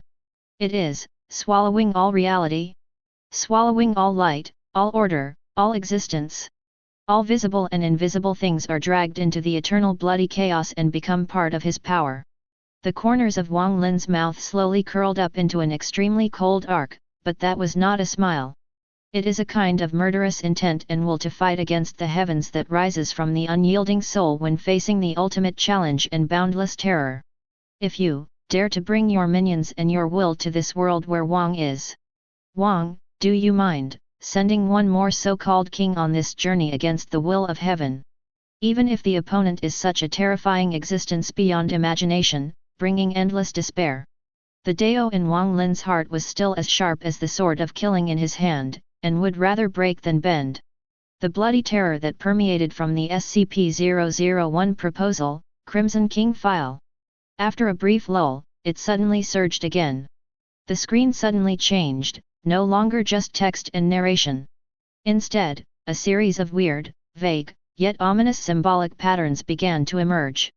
The first thing that caught my eye was the silhouettes of 7 graceful women, shrouded in thick blood mist and shadows, whose faces could not be seen clearly. They seemed to be bound by invisible shackles, surrounding an indescribable blood-red core. Kneeling or standing in a strange posture, full of the meaning of sacrifice and submission. Then, the scene switched to 7 huge chains that were rusty but exuded immortality and terrifying power. These chains seemed to extend from nothingness. The other end was deeply nailed into a thing that was constantly squirming, struggling, trying to break free. It is difficult to describe its form in words, in a huge shadow. Then, there were 7 ancient and ferocious spears that shone with scarlet and black light. Each spear was engraved with dense blood-red runes that would make one dizzy and heartbroken at a glance. The tip of the spear was pointed at the 7 brides and the terrifying existence bound by chains, as if maintaining some kind of fragile and dangerous balance. The voice of the narrator on the sky screen was no longer just about fear, but also about a kind of deep-rooted despair and urgency. 7.0037 Again. The power of the Crimson King is inextricably linked to the mysterious number 7. It can even be said to be fundamentally related. 7 brides. They are the king's vessels, the king's sacrifices, and also the signs of the king's coming to the world. 7 chains, woven from the hatred and fear of countless epochs, they are the final barrier that attempts to bind the unbindable. 7 ancient swords. They are not only part of the seal, but also the key nodes to guide the flow of power and maintain a certain terrifying balance. Each of these 7 represents an ancient and evil ritual, a slow and irreversible strangulation of the entire multiverse. The picture finally freezes on a specially marked woman, her code name clearly imprinted on the sky. SCP-2317. She is the last bride of the Crimson King. She is also the most crucial one. The narrator's voice was completely distorted by excitement, full of sharp cracks. According to the Foundation's most desperate deductions and records, once SCP-231-7. Once she successfully gives birth, the Crimson King, who has been suppressed for countless years and bound by these layers of 7 seals. It will completely break free of all restraints. In its most complete, most terrifying, most unstoppable form. Coming to the world. It won't be a disaster for any single universe, it will be the end of all realities. It will be the absolute end of the entire multiverse. At this moment, a will that was far more condensed, more violent, and more full of the majesty of a king than before, suddenly descended. This will seemed to have transcended the endless dimensions of time and space, exploding directly in the minds of every living being watching the sky. Above the sky, the dark red blood suddenly surged, condensing into lines of words that exuded an endless breath of blood and ancient hegemony. This text is not in any known language, and all beings on the internet understood its meaning in an instant. 7 seals. 7 rings. 7 brides. All for the Crimson King. Every word seemed to be made from the debris of countless worlds, full of unquestionable majesty and bloody possessiveness. Then, another more ancient, more obscure maxim filled with endless curses and desire for revenge. As if carved with blood and bones, it slowly emerges.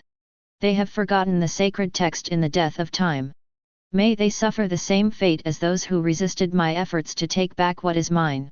As soon as this proverb came out, a venomous and cold feeling that seemed to come from before the birth of all things instantly pierced everyone's soul. Every 7 is like a cold death warrant. It foreshadows a cosmic catastrophe that affects all worlds, all timelines, and all existence. It is approaching step by step with an unstoppable attitude. Chapter 133. Naruto World. In the Pure Land, the eyes of the Six Paths Sage, which were filled with compassion for the world, were rarely locked tightly as he stared at the sky. The vast aura of the ancestor of Chakra on him seemed a little dim in front of the terrifying will and motto of the Crimson King. Ted. The Six Paths Sage whispered to himself, his tone filled with unprecedented solemnity. This sealing method is similar to the one I used with Hamura to seal my mother Kaguya with the Six Paths Chibaku Tensei. And then separated the 10-tailed Chakra into 9-tailed beasts, similar to Aki. He recalled the earth-shaking battle that year, and the seal that almost exhausted all his strength. No. The core concept may be similar, but the 7 involved in the Crimson King. The danger and level of danger it contains are probably far beyond the reach of human means. The gaze of the Six Paths Sage penetrates the Pure Land. It was as if I saw the 7 cursed brides and the 7 ominous chains. Every seal and every ring seemed to be connected to the birth and death of a universe. This is no longer a simple seal, but more like a terrifying balance that is broken in 10 miles. He couldn't help but think of the horror of the 10 tails and Kaguya's ambition to take all the Chakra for herself. Compared to this, the threat from my mother Kaguya is simply not worth mentioning. What she desires is the unification of Chakra, while this Crimson King desires the destruction of everything and bloody possession. SCP 231-7. The Final Bride, Her Birth.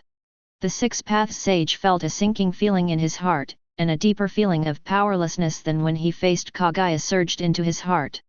This has already surpassed the scope of what the ninja world can understand. This is simply not something that any ninjutsu or bloodline limit can counter. If he descends, the entire ninja realm, and even all the worlds connected to it, will be doomed. One Piece World. The second half of the Grand Line, an unknown sea area in the New World. Mary Gioase, Pangu City, that deep silence, in front of the void throne that symbolizes the highest power in the world. The 5 elders, who are usually extremely majestic and look down upon all living beings. At this moment, everyone's face was pale, their bodies were shaking slightly uncontrollably, and cold sweat soaked their luxurious robes. In front of them, the figure shrouded in a huge shadow Master Yim. Those eyes flickered with strange light in the darkness, as if they contained the mysterious meaning of reincarnation and death. At this moment, he was also staring at the blood-colored words and the ominous symbol of 7 above the sky through the layers of shadows. A low, hoarse thought with a certain inhuman quality. It echoed directly in the minds of the 5 elders, making their already pale faces even uglier. Lord Yim seemed to have some special feeling for this number. Why? I smelled a hint of something similar to the taboo, a fateful aura of destruction from these 7. For the first time, that thought carried a hint of confusion and fear of having some ancient memory touched upon. The 5 elders didn't even dare to breathe a sigh of relief when they heard this. It is the biggest threat to the Tianlong people and the greatest threat to their ruling order. Could it be that the will of D, the unyielding resistance that has been passed down for 800 years, is the background behind this, also related to this 7, and this so-called Crimson King? Lord Yim's thoughts became deeper and colder. The blank 100, Joey boy, what they fought against back then, or rather, could it be that the final enemy that we foresee is an existence that transcends common sense, and even transcends history itself? The ancient motto, "They have forgotten the sacred text in the death of time. May they suffer the same fate as those who resist my efforts to take back what belongs to me," made Lord Yim even more alarmed. 1. Take back what belongs to me. How domineering! How possessive! What is the connection between this Crimson King, and the blank 100 years, and the resistance of the D clan? An ally? An enemy? Or, some kind of more ancient and more terrifying contract? At this moment, even Yumu, the king of the world, felt an unprecedented sense of crisis. A terrifying shadow from outside the world that is enough to overthrow his 800 years of rule. If such a being were to come, the so-called world government, the so-called celestial dragons probably don't even have the qualifications to become the dust under his throne. Dragon Ball World. In the 7th universe, in the realm of the gods of destruction, beneath the gigantic divine tree suspended between the nebulae, the god of destruction Beerus was yawning out of boredom. Get ready to enjoy the ultimate dessert that Weiss just brought from some gourmet planet. However, when the secret of 7 and the 2 domineering maxims of the Crimson King emerged above the sky, Beerus suddenly sat up straight from the recliner. His golden cat pupils suddenly shrank into 2 vertical lines, and the purple hair on his body slightly exploded. An instinctive sense of crisis made even this cosmic destroyer feel a palpitation in his heart. Beerus' voice trembled slightly. He is no longer as lazy and arrogant as usual. You saw it too, right? That, Crimson King, and that 7. Weiss still maintained his signature elegant smile.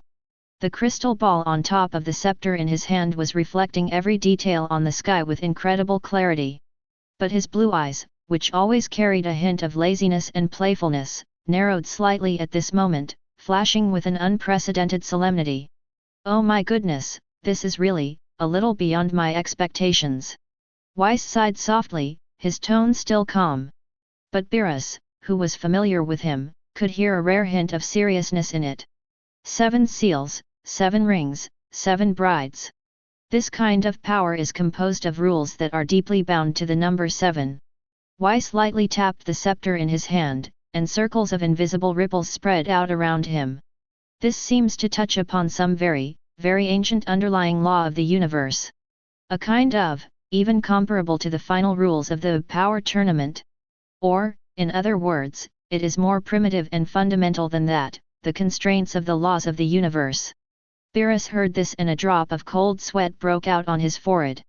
Even more than the rules of the tournament of power. He had personally experienced the tournament of power and knew the terrifying nature of the rules. The losing universe will be ruthlessly eliminated by the Omni King. This Crimson King, by his very existence. It seems to be an absolute negation of the existing cosmic order, an erosion and pollution of existence itself. Weiss continued his analysis, his tone becoming increasingly gloomy. Especially the sentence "they forgot the sacred text in the death of time," the death of time here. I'm afraid it doesn't refer to the end of time in a single universe, but some higher dimension, the extinction of the concept of time itself. And the holy text? I suspect that it might be a way to define reality. In other words, some fundamental power or knowledge that is strong enough to resist the Crimson King. Beerus was a little confused, but he grasped the most crucial point. Then, if he really was born from SCP-231-7's body and came into the world as the narrator said, can the great Omni King deal with him? This is what Beerus is most concerned about. After all, the Omni King is the most powerful being in the universe he knows. Weiss was silent for a moment, which was rare after hearing this. For the first time, the smile on his face completely disappeared. He shook his head slowly, with an unprecedented uncertainty in his tone. Lord Beerus, Lord Omni King has the power to clear everything, whether it is matter or the universe, it can be wiped out in an instant. B. Weiss looked up at the sky. The bloody files and terrifying mottos seemed to contain some kind of power that even angels found difficult to deal with. This Crimson King, he seems to be more than just powerful. He is more like a manifestation of a concept, an incarnation of a rule, a source of pollution. Perhaps the Lord of the Omni King can clear the material form after his arrival, or the damage he caused. But this kind of erosion and subversion from the idea level. I am worried, even if it is the Lord of the Omni. It will also feel quite unpleasant and even difficult to completely solve the problem from the root. After all, the Lord of all can easily clear the existing story, but this attempt to rewrite the beginning of all stories and even deny the existence of stories themselves. Weiss sighed softly, and a trace of worry flashed across his eyes that he himself had not noticed. I'm afraid this will be the biggest trouble ever. Beerus was completely stunned when he heard this, and he didn't even notice that his favorite dessert had fallen to the ground. The existence that made Weiss say big trouble and even hinted at something that even the King of all might find difficult. What kind of horrible despair is that? Above the sky, the despairing words and mottos from before had not completely dissipated, but the scene suddenly changed. It is no longer just a simple graphic symbol, but has switched to a more intuitive and soul-shaking horror scene. In the screen, suddenly, a door to another world appeared, so huge that it could not be measured by any known scale. The door seemed to be made of some indescribable dark substance. It is covered with twisted, living-like patterns, emitting an ancient ominous aura that is enough to freeze time and space. Just by staring at that door, the creatures of countless worlds felt as if their souls were being sucked into it, sinking into eternal damnation. SCP-2317, Gate of the Devourer of Worlds. A line of cold, emotionless blood-red text was written on this huge door, as if it was a reminder of its identity. Final verdict. Behind the door was a void of chaos and blood, and vaguely visible was a terrifying figure that was too huge to be imagined. That shadow was a billion times more concrete and terrifying than the shadow he had felt indirectly through the chains and the bride. He is the part of the Crimson King known as the Devourer of Worlds. Just a glimpse of the outline made all observers understand that all the horrors I had seen before were just the tip of the iceberg compared to this. Once upon a time, there were 7 extremely thick ones, each of which seemed to be entangled with the power of birth and death of the universe. A huge chain shining with the light of billions of ancient runes. Extending out from the void, it nailed the cosmic tyrant to death behind the ominous giant door. Each chain represents an ultimate seal, a source of existence itself. But at this moment, the image on the sky screen focuses on the 7 chains. Snap! Snap! Accompanied by a tooth-grinding cracking sound, under the horrified gaze of countless creatures in the world. 6 of the 7 chains that were once indestructible were now covered with spider-web-like cracks, their light dimmed, and they broke. They crumbled into pieces, turned into the most insignificant dust in the universe, and dissipated into nothingness. 6 chains have been broken. Only the last one left. The last remaining chain was now full of cracks. It let out a whine of overwhelming pressure and a harsh metallic friction sound, as if it would completely break in the next second. It was shaking crazily, and the ancient runes engraved on it flickered. It was obvious that it had reached its limit. Once this last chain breaks, the Devourer of Worlds, the most primitive and purest terror, the Crimson King, who had been imprisoned for countless ages, will be freed forever. By then, all worlds will sink, and all reality will be swallowed up by it, turning into an insignificant snack on his feast. No one can stop it. Nothing can survive.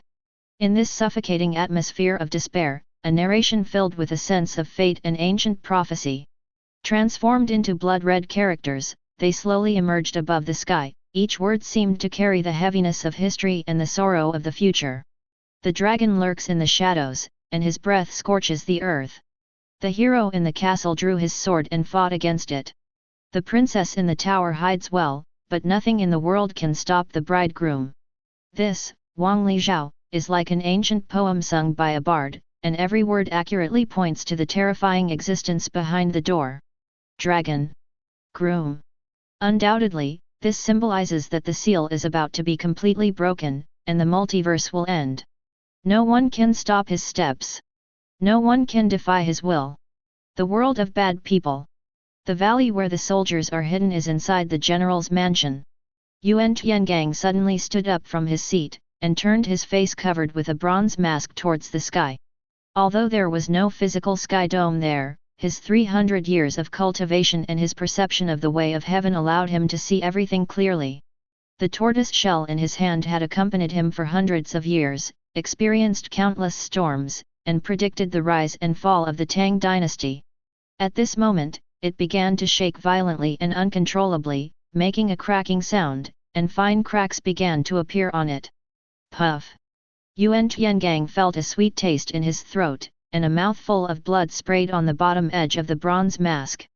His eyes were filled with unprecedented horror and disbelief. 6 of the 7 chains have been broken. His voice was hoarse, and filled with deep fear. The Lord's calmness and composure for 100 years disappeared at this moment. There's only one left, the last one. Great calamity. This is the real great calamity. Far greater than any war disaster, far greater than any dynasty change. Yuan Tiangang staggered a step and held onto the stone pillar beside him, barely able to keep his balance. What kind of existence is behind that door? That dragon, that groom. He muttered to himself, the ominous prophecy echoing in his mind. Once the last chain breaks, Qi Liao will be free.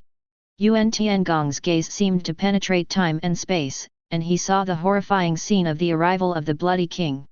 Zhong Yuan. No. The whole world. Everything, will be reduced to scorched earth. Nothing will exist. The bad people. Tang dynasty, are nothing but ants in front of such beings. Chapter 134. The world of fights breaks fear. Zhongzhou, above Xingyin Pavilion.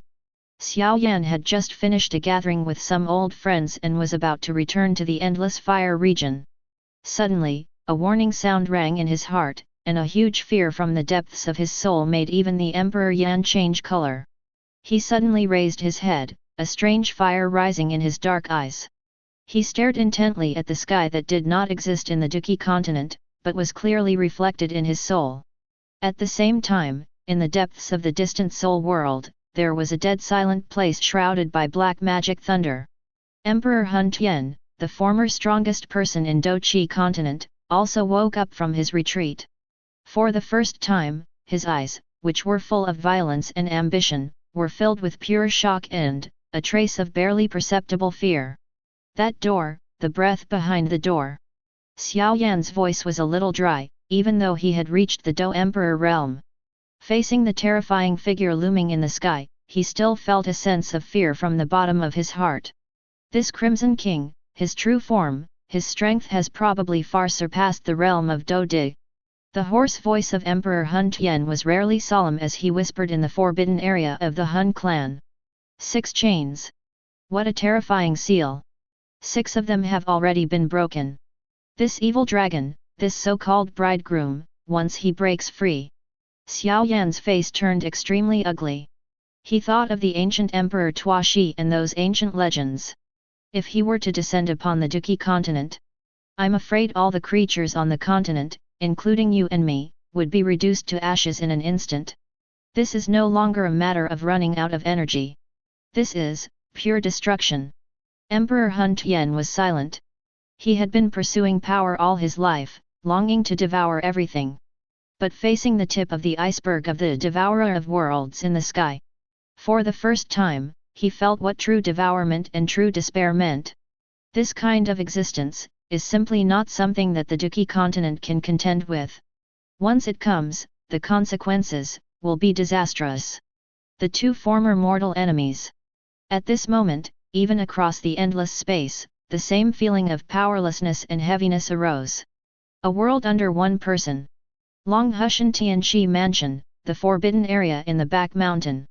Old Heavenly Master Zhang Zhiwei sat cross-legged on a cushion with his eyes slightly closed. The aura of the whole body blends into the nature of heaven and earth, like an eternal rock. However, when the ominous giant door appeared above the sky and the image of the 6 chains breaking entered his mind. This old man, who was praised as the best, frowned clearly on his brows, which always had a hint of laziness and indifference. He slowly opened his eyes, those eyes that seemed to be able to see through all the vanity in the world. At this moment, I am rarely filled with deep worry and a hint of heaviness. A long and complex sigh echoed in the silent back hills. SCP-2317, Mags 1. The old Taoist priest muttered the words on the sky in a low voice, with a hint of bitterness in his tone. 7 chains maintain the balance of the universe, but now, 6 of them have been broken. He stretched out his dry fingers and calculated lightly, but the magic that had always been successful in the past. At this moment, he could only sense chaos, blood, and the frightening aura of yin. That dragon, that bridegroom, their power has long surpassed any realm of qi that I can understand. The old Taoist's gaze seemed to penetrate the roof of the thatched cottage and look towards the invisible sky. This is a sign of great evil that can devour all the worlds. I have never seen or heard of it in my life. There was a hint of powerlessness in his eyes that he himself was not aware of. Even during the Jiashan rebellion, even when facing the monster Quan Xing, he had never been so uneasy. The princess in the tower, could it be SCP-231-7, the final bride? Once the last chain can no longer hold, this beast will be completely free. The old Taoist priest shook his head, a look of deep worry on his face. By then, not only this world, but all the worlds will be plunged into eternal darkness and bloodshed. I just hope that so-called foundation really has some powerful means. It can prevent the last chain from breaking. Wow!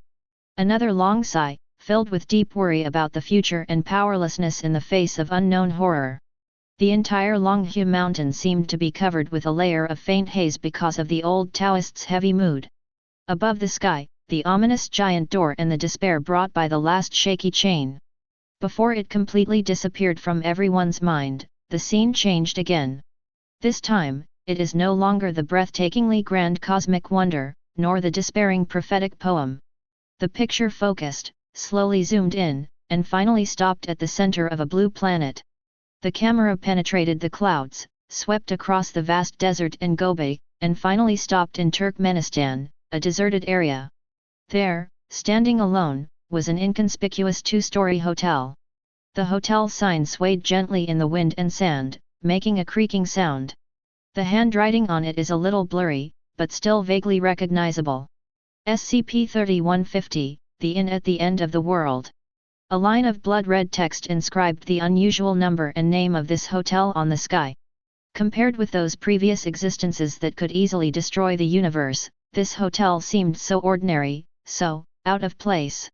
However, the following narration by Tianmu made all the viewers feel a chill in their hearts. The existence of this hotel itself is abnormal, and it is only open to certain people under specific, unknown conditions. Its internal space structure and time flow rate are both highly unstable. The scene then cuts to the interior of the hotel. Dimness is the only main color here. The old wooden bar is covered with scratches and dust. Several high stools were placed askew, as if the last guest had just left in a hurry. There are several oil paintings on the wall whose contents are unclear. The air was filled with a mixture of mold, alcohol, and some indescribable stale smell.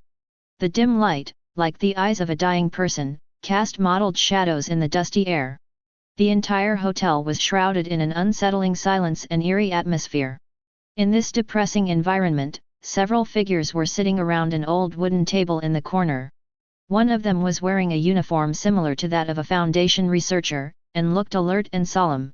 On the other side, there were some men wearing strange military uniforms with a strong Middle Eastern style. Their eyes are as sharp as eagles, and they exude the iron-blooded aura of veterans. Their armbands bear a complex emblem consisting of a crescent moon and ancient symbols. Tianmu gave a timely comment. Islamic Item Recycling Empire. An organization dedicated to the recovery, containment, and study of anomalous objects, entities, and phenomena in the Middle East. Foundation? An empire of Islamic artifact recycling? These two organizations, which seemed to belong to different camps and might even be hostile to each other, were actually sitting together at this moment. Their expressions were all extremely serious, and the atmosphere seemed tense, yet with an unusual heaviness. At this time, an officer of the Islamic Recycling Empire. His face was as weathered as a rock in the desert, and he spoke in a hoarse voice. His eyes swept across the dilapidated walls of the hotel, and a complex and incomprehensible emotion flashed across his eyes. He paused, as if he was choosing his words, or as if he was recalling some unpleasant past event. It was also, a battlefield. A place where, a broken alliance, a hard battle with the Crimson Lord. Boom! As soon as these words came out, it was like a bolt of divine lightning from the sky striking the hearts of all the viewers. Broken alliance. A tough fight with the Crimson King. With just a few words, it seemed as if a corner of the bloody curtain that had been sealed for countless years was lifted in an instant. A magnificent picture covering multiple abnormal organizations. A cosmic war scene that might even affect countless universes suddenly unfolded in everyone's mind. The background of the painting is endless blood and destruction. The protagonist of the scroll is the Crimson King who sits high above the seven seals. BHDD. The cold narration of the sky curtain reappeared, and every word was as heavy as a mountain. The threat of the Crimson King once forced several abnormal organizations, including the Foundation, as well as some local supernatural forces in parallel universes. They formed a loose and unstable alliance, known as the Broken Alliance. SCP-3150. The Inn at the End of the World was one of the many secret battlefields where the Broken Alliance fought against the Vanguard Corps under the Crimson King. The brutality of that war far exceeded any known historical records. The Broken Alliance eventually fell apart. Falling apart.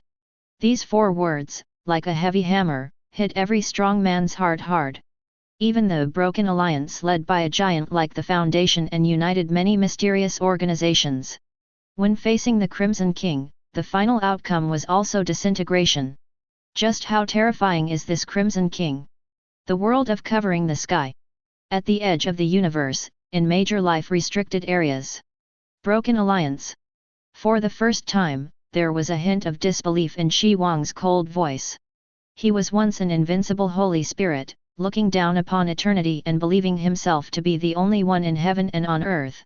Even that behemoth called the Foundation, which seems to be in control of countless strange projects, needs to unite with other organizations to fight against the Crimson. Chang Sheng Tianzun sat in silence deep in the immortal tomb, and the deathly aura lingering around him was stagnant. The Islamic Item Recycling Empire, this name does carry a bit of foreign hegemony. To be able to form an alliance with the Foundation, he must be someone who is not easy to deal with. But even such an alliance was broken. He thought of the former emperor and the turmoil that swept across the 9 heavens and 10 earths in the mythological era. Is the power under the Crimson King greater than? Is the heavenly court ruled by the former emperor even more terrifying? The Lord of Reincarnation's eyes flickered with a hint of suspicion. Battlefield. This place is actually the remains of a battlefield. The fact that these organizations that seem to have different systems of laws can unite together shows that the threat posed by the Crimson King has surpassed the simple struggle between the immortals and the gods. This is a threat to all existence itself. Qi Tian Supreme snorted coldly, but his tone could not conceal the solemnity. Humph, the so-called alliance is nothing more than the weak banding together for warmth. But even such a group fell apart in front of the Crimson King. How incredible has this beast's strength reached? Could it be that he is even more unbearable than the Emperor at the end of the immortal road?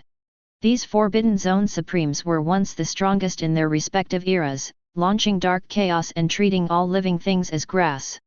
But at this moment, when the sky reveals the tip of the iceberg of the Broken Alliance's fight against the Crimson King and its ultimate failure, their calm state of mind also caused a huge wave of shock. For the first time, they felt that the immortality they were pursuing was, in the face of such pure, trans-dimensional terror, it seemed a little pale. Perfect big world. Fairyland, Hall of Kings. An immortal king couldn't help but take a breath of cold air. The atmosphere in the Grand Immortal Palace was extremely solemn. The Broken Alliance, against the Crimson King. Even the mysterious Foundation has to seek allies. Pan Wang held the Pan Wang mace in his hand with a frown on his face. Islamic Artifacts Recycling Empire. What kind of organization is this? From the name, it seems that they specialize in recycling certain specific items, and their methods are probably extremely strange. To be specially mentioned on the sky curtain and listed alongside the Foundation, its strength should not be underestimated. Immortal King Hunyuan looked solemn.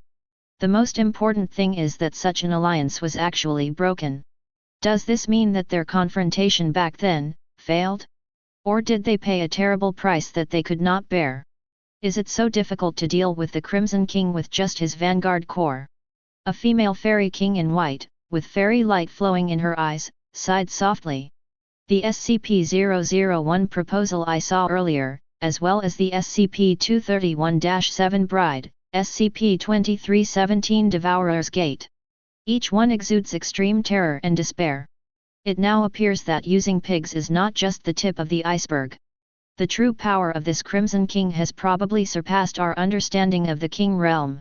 They are the rulers of the fairyland, the beings standing at the pinnacle of the path of cultivation, and they have pacified the darkness on the other side of the sea boundary. But at this moment, facing the few words of broken alliance in the sky, they felt unprecedented pressure. That is a threat that comes from a higher level and is more fundamental. Islamic Artifact Recycling Empire. Foundation. These terms made them realize that outside the world they knew, there are still wider and more dangerous unknown areas.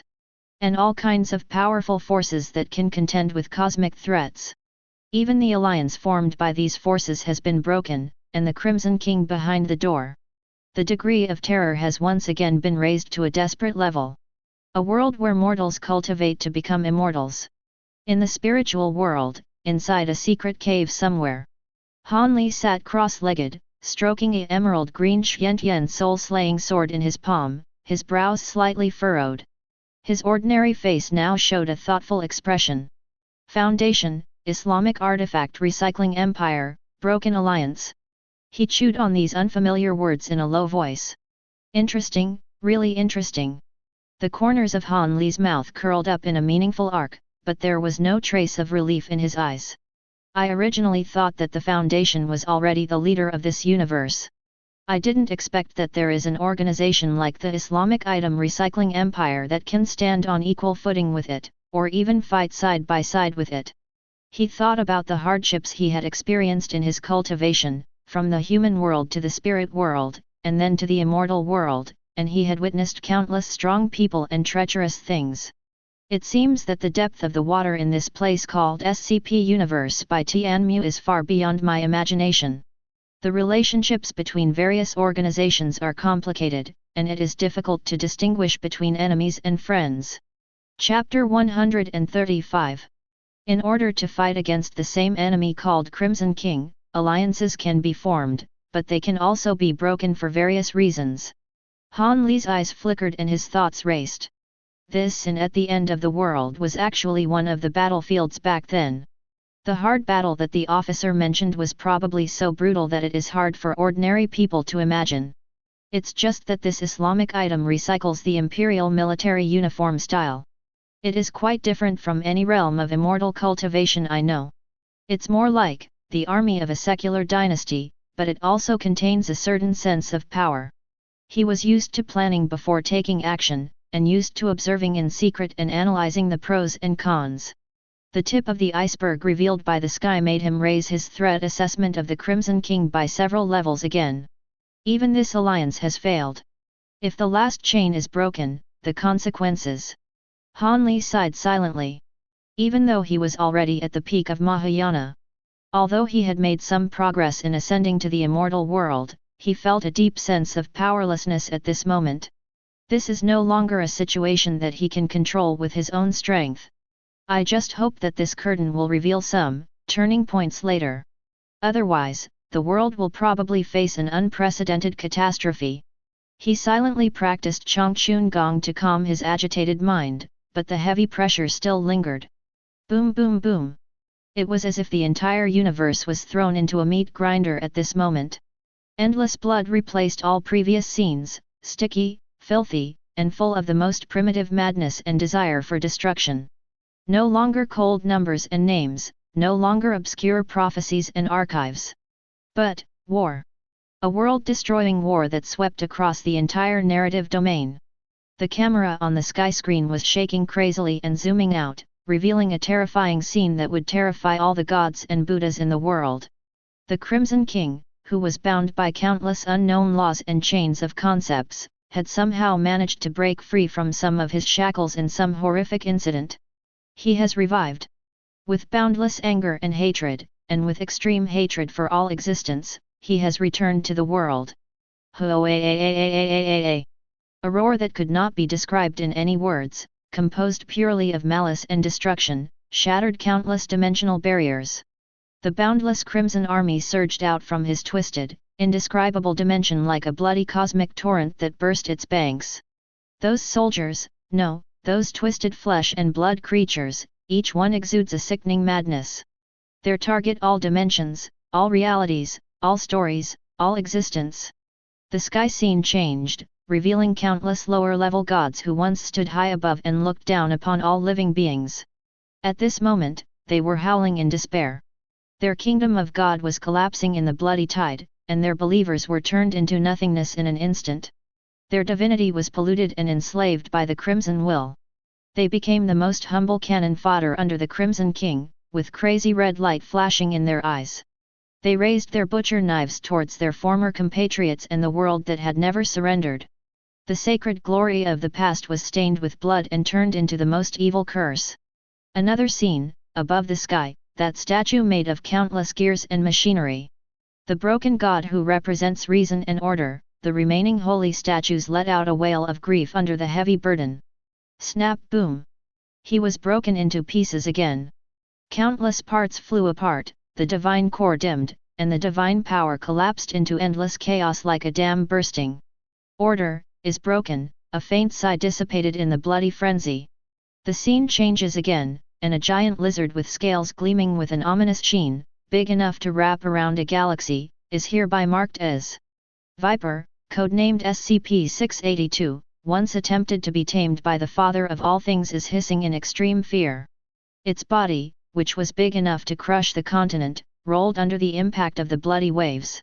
The indestructible scales were shattered, and the green blood dyed the starry sky.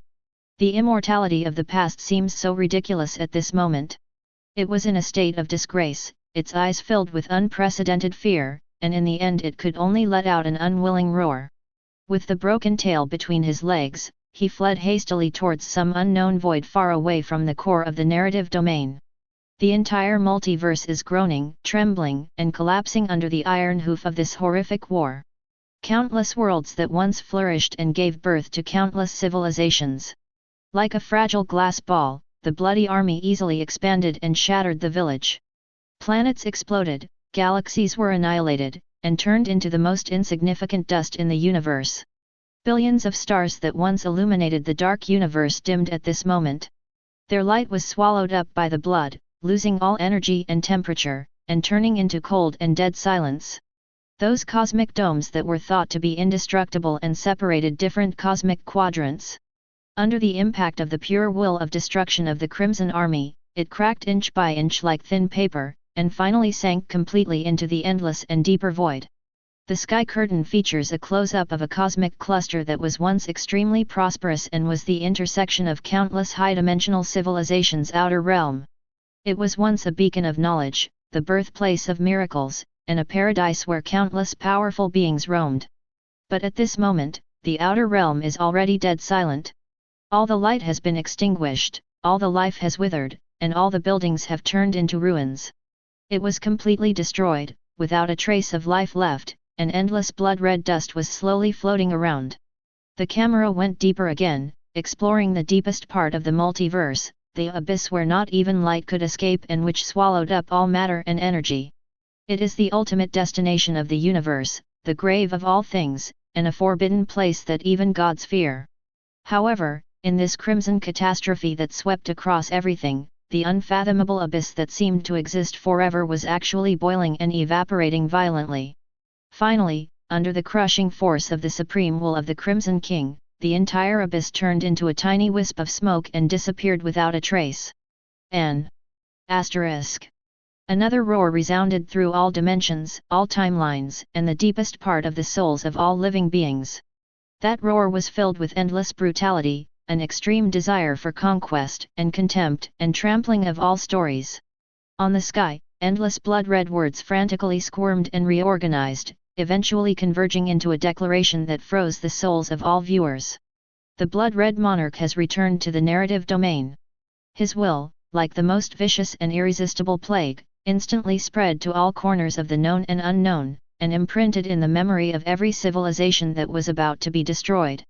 The Crimson King has once again led his endless army to launch a world-destroying war that has swept across the entire narrative domain. This is a true doomsday, this is the common tragedy of all civilizations, this is the final prelude to everything returning to scarlet. One Piece World. In the New World, on a turbulent sea, the fleets of the four emperors simultaneously stopped all their expeditions. Kaido, the king of beasts, suddenly raised his huge dragon head, and the wine gourd fell on the deck with a clang, spilling the wine all over the floor, but he was completely unaware. His ferocious dragon eyes stared at the sky, revealing unbelievable horror for the first time. Ahahaha, are you kidding me? The outer realm is completely destroyed. What the hell is that place? Yun, that thing that sounds like it's not something you can mess with, actually turned into smoke. What the hell? I call myself the strongest creature, but compared to this thing, I'm just a worm. Big Mom Charlotte Linlin's soul fruit ability went out of control for the first time. The homies around her were trembling, and she herself was as pale as paper, with her lips trembling. This must be a lie, right? This must be a lie, right?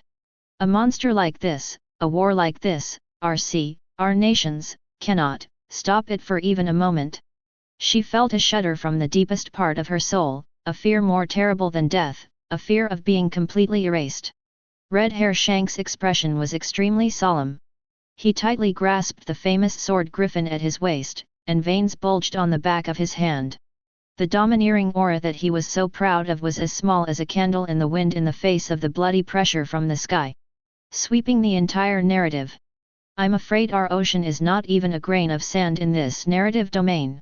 A disaster of this magnitude is no longer something that can be countered by human power. What is the meaning of the one piece we pursue in the face of this doomsday? Marine Headquarters, Marineford. In the office of Marshal Akina Sakaski, a cigar fell to the floor and burned the precious carpet. For the first time, all the toughness and cruelty on his scarred face were gone, leaving only deep powerlessness and shock. Justice. In the face of such power, can the so-called justice still exist? He clenched his fists, the boiling magma surging in his arms, but it could not dispel the coldness in his heart that originated from his soul. Compared to this cosmic disaster, our Navy's absolute justice, our fight with the pirates, is just like a childish joke. Admiral Kizaru Borsellino habitually wanted to show his signature obscene smile, but the corners of his mouth twitched stiffly for a few times and he couldn't smile at all. He pushed up his sunglasses, and for the first time, the eyes behind the lenses lost all their laziness and casualness and were filled with horror. Oh, this is really so scary. This kind of enemy, this kind of war, is completely beyond my comprehension. The speed and light that we are so proud of, in front of this kind of existence, I'm afraid we won't even have a chance to escape, right? Please give me flowers, Zero. General Fujitora smiled and tightly gripped the sword in his hand, the handle of the sword making a slight creaking sound due to the force. At this moment, his blind eyes seemed to see a scene more horrible than any hell. This old man felt the cries of countless lives, the wailing of countless worlds.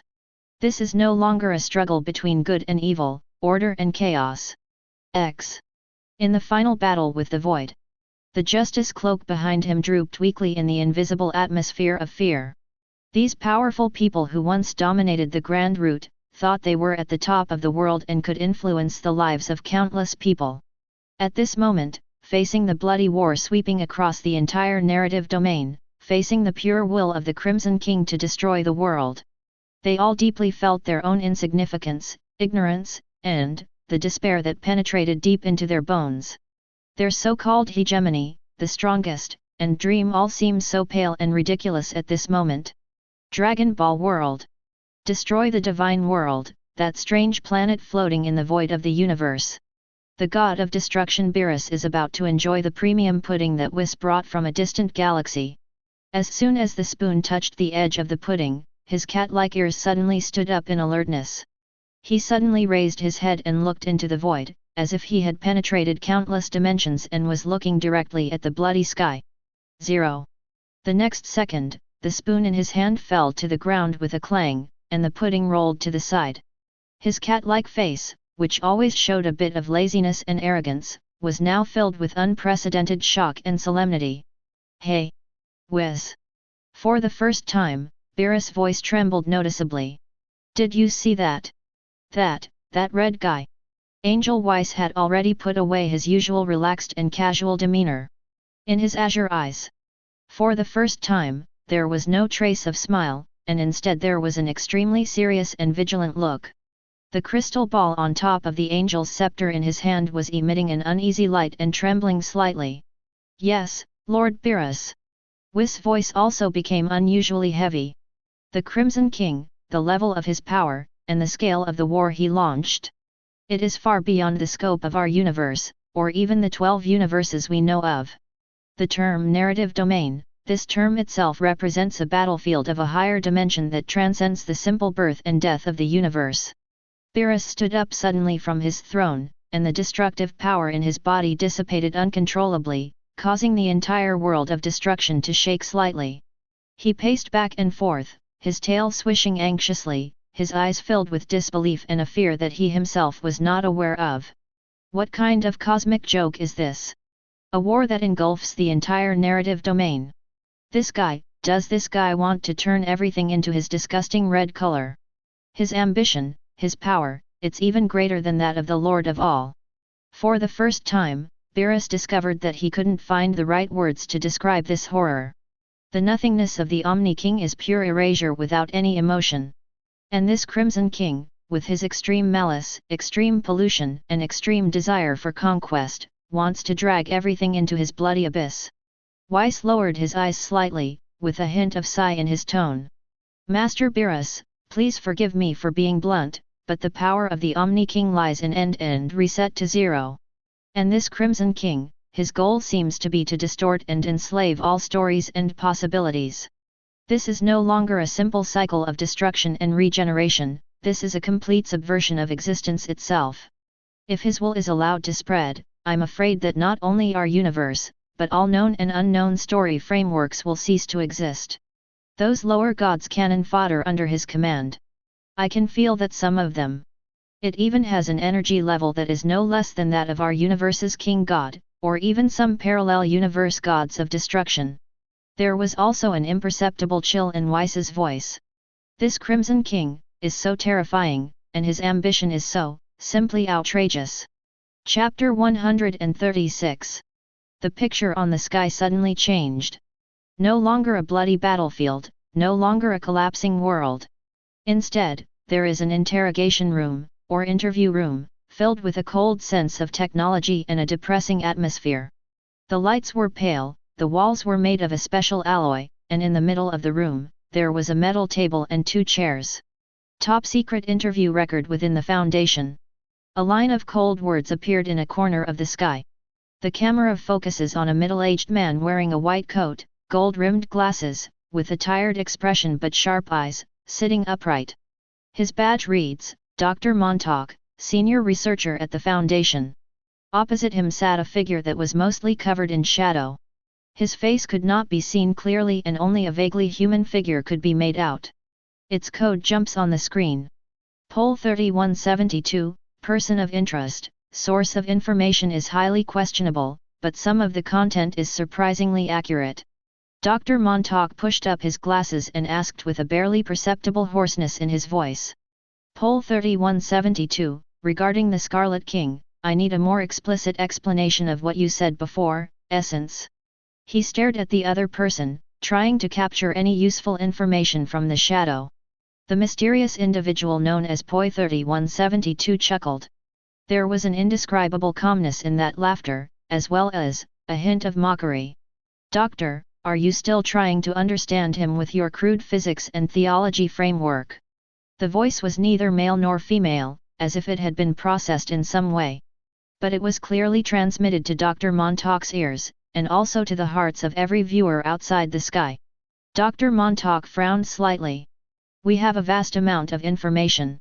His appearance, his army, the physical destruction he caused. These are all irrefutable facts.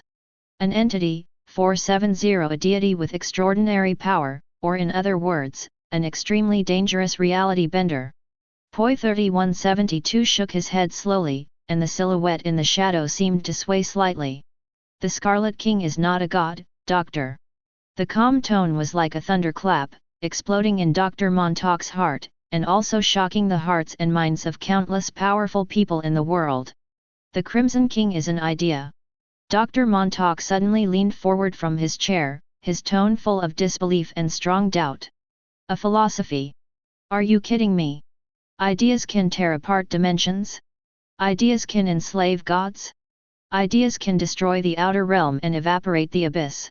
Do you really think that everything is false? Do you think that everything we see is just an illusion? He almost growled. It was obvious that Poi 3172's words had touched the bottom line of his cognition. Poi 3172 remained calm. It seemed as if Dr. Montauk's excitement was nothing more than the ravings of a child in his eyes.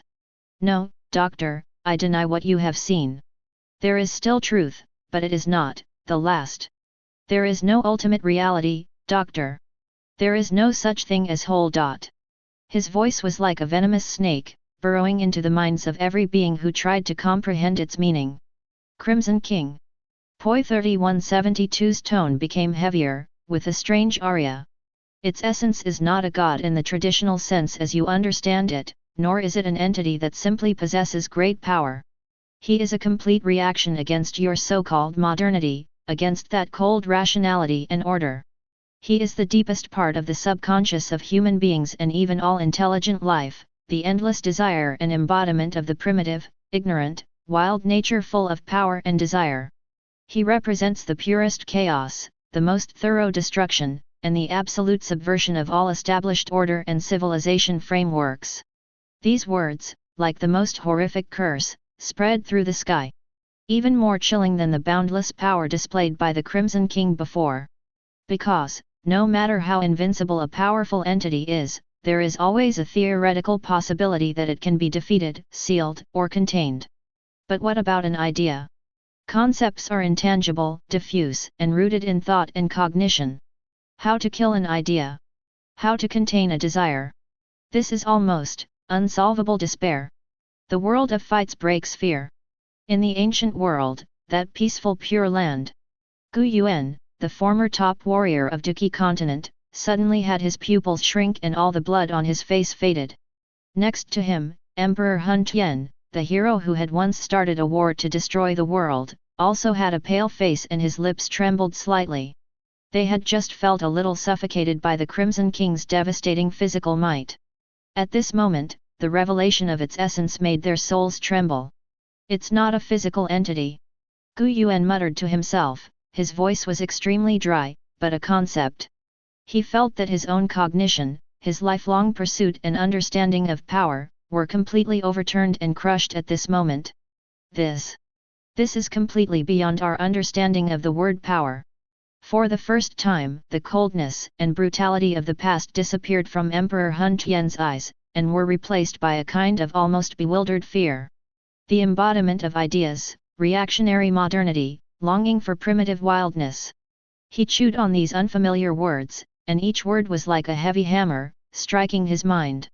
Could it be that, the dowdy realm that I have been pursuing all my life? It is nothing more than the ultimate of a certain power, but this concept is above power. If that's really the case, then what does dowdy count for? He suddenly thought of something, and a trace of deep horror flashed across his eyes. Could it be that, the so-called dowdy, tracing back to its origin, is just the bearer of a certain concept, or in other words, the embodiment of a certain story? Once this idea came into being, it grew like wild weeds and could no longer be contained. A world under one person. Longhu Mountain, the back mountain of Tianqi Mansion. Old Taoist priest Zhang Jiwei stands on the edge of a cliff with his hands behind his back, surrounded by clouds and mist, looking like an immortal. However, at this moment, his eyes that saw through the world were filled with unprecedented solemnity and worry. He looked up at the chilling conversation on the sky for a long time and then let out a long sigh. Well. The old Taoist priest uttered these 4 words softly, the incarnation of the idea, and each word was of great weight. This kind of existence is invisible and formless, yet it is everywhere, like a maggot on the tarsal bone, lurking in the deepest part of people's hearts. The so-called Crimson King is probably not a specific king. Rather, the wool of destruction and chaos itself reaches a critical point, thus acquiring a narrative level of status. The disciples beside him didn't dare to breathe, they could feel the heavy pressure emanating from the old Taoist priest. "Master, what should we do?" 10 young Taoist priests couldn't help but ask in trembling voices. "If it is a physical entity, we can still fight to the death, but if it is an idea..." The old Taoist priest shook his head slowly, his eyes deep, as if he wanted to penetrate the layers of fog and see the ultimate truth. "It's difficult, difficult, difficult. If we want to fight it, I'm afraid it won't be solved by simply fighting and killing. Ideas are born from cognition and grow in people's hearts." He paused, with a deep sense of powerlessness in his tone. "Unless, you can fundamentally change people's cognition and reshape their hearts. But how easy is this? The Crimson King represents the dark side of human nature that is most difficult to eradicate, and the primitive impulse suppressed by civilization. As long as the story still exists, as long as consciousness still exists, I'm afraid this deep red seed will never be completely eradicated." The old Taoist's voice, with a hint of desolation, dissipated in the mountain wind, making everyone who listened to it feel cold all over. "It turns out that this is the most terrifying place of the Crimson King. He wants to destroy not only your body, your world. He will also pollute your thoughts and distort your perception. Let you completely surrender to that bloody madness from the very foundation of your existence." Above the sky, the cold words appeared again, each word seemed to be cast in despair. "Regarding the containment of SCP-001 Crimson King. Difficulty level, very high." The word extremely high flashed with a dazzling blood-red color, as if mocking all living beings who tried to understand it. Immediately, the text changes. "No, more, It is impossible to contain it." These 5 words, like 5 huge mountains that suppress the ages, crash into the hearts of every viewer. Even the extremely high evaluation was overturned in an instant, and a death sentence was pronounced directly. The voice of Tianmu is no longer any of the previous interview parties. It is a more grand, colder narration that seems to come from the original will of the universe, full of suffocating helplessness and despair. The existence of the Crimson King has surpassed the single universe structure where the foundation is located. Even, beyond the known multiverse. His existence is absolutely superior and transcendent to any civilization, individual, or even God confined to the universe. Any attempt to physically contain it, block its dimensions, erase its concepts, or even just observe its complete form. It's like an ant trying to lift a stone to shake the sky, or a mantis trying to stop a car with its arms. Not only is it absolutely futile. On the contrary, it is very likely to touch upon its deeper unknown taboos, triggering a more violent, more thorough, and more unpredictable backlash. By then, the consequences will not just be the destruction of a single universe. It's the entire structure of reality, from the most basic logical chain to the most magnificent framework of existence, a complete and permanent collapse. The sky screen matches this desperate narration, flashing through countless broken galaxies, countless wailing dimensions, and countless realities that have turned into nothingness. Everything the Foundation can do at present. Just through continuous, top priority monitoring of highly relevant items such as SCP-231-7 Seventh of the Seven Brides and SCP-2317 Gateway to the Devourer of Worlds. Monitoring and maintaining. Yes, maintain. Delay the time of his complete coming as long as possible. Or when his boundless and terrifying influence begins to erode and penetrate certain weak links and nodes of the real universe. Carry out extremely limited interventions, with the risk of world-line collapse at every step. Its ultimate goal is simply to try to slow down the speed at which the universe is currently being eroded and sliding towards the abyss of final destruction.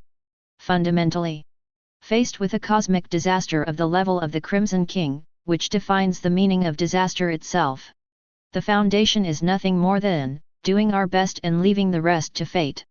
In the boundless darkness and despair, I search for that tiny, perhaps even non-existent, illusory hope of life. All our efforts, all our sacrifices, all our unknown perseverance. Exit. It's all just for this world that is destined to come to an end and be completely swallowed up by that blood.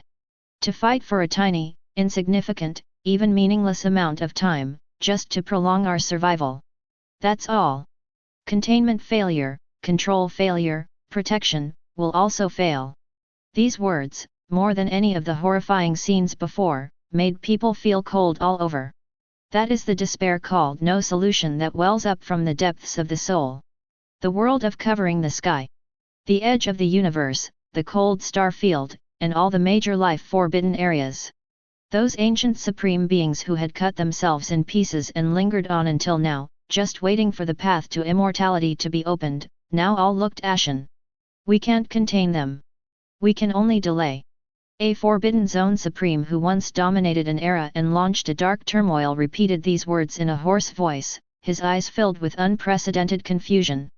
We are willing to become taboos and bear the infamy for all eternity. What do we want? Isn't it just for the illusory immortality and the so-called eternal life? But in front of this Crimson King, what does immortality mean? Eternal life, how can it be eternal life? At this moment, his Deo heart showed an unprecedented crack. Another supreme being with an even more ancient aura, surrounded by chaotic energy, slowly opened his eyes. His eyes no longer had the dignity and coldness of the past, only deep fatigue. $5, XMA. The manifestation of ideas. Beyond the multiverse. This is beyond the scope of what we can understand.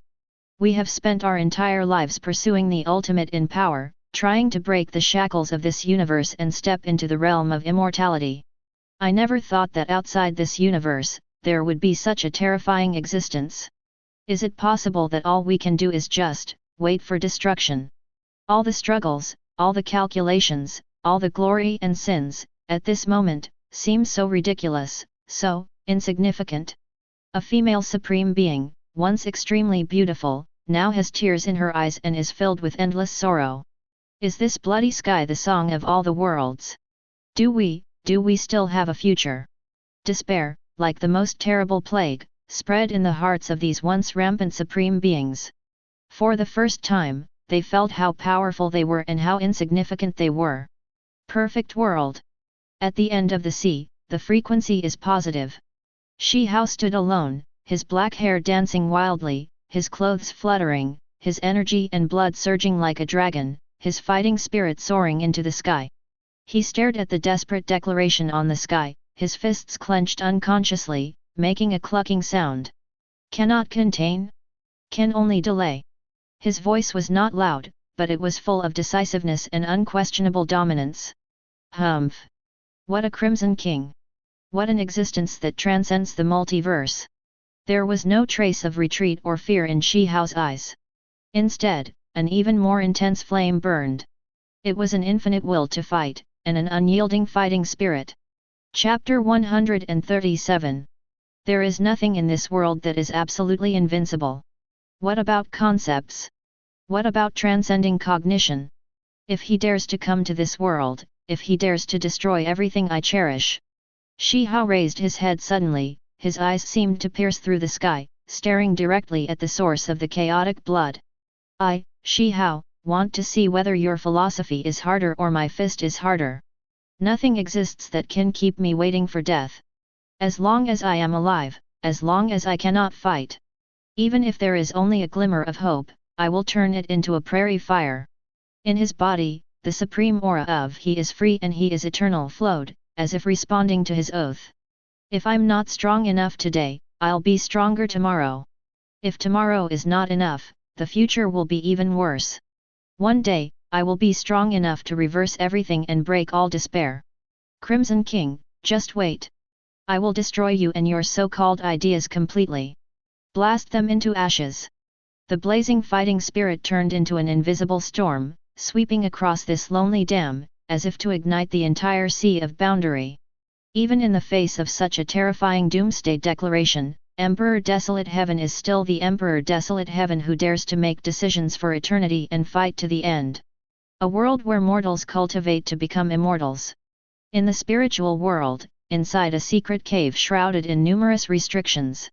Han Li sat cross-legged on the cushion with his eyes closed, but his slightly trembling eyelashes showed his inner unrest. Every word on the sky curtain exploded in his heart like thunder. Beyond the single universe, beyond the multiverse, it is impossible to contain it. Han Li slowly opened his eyes.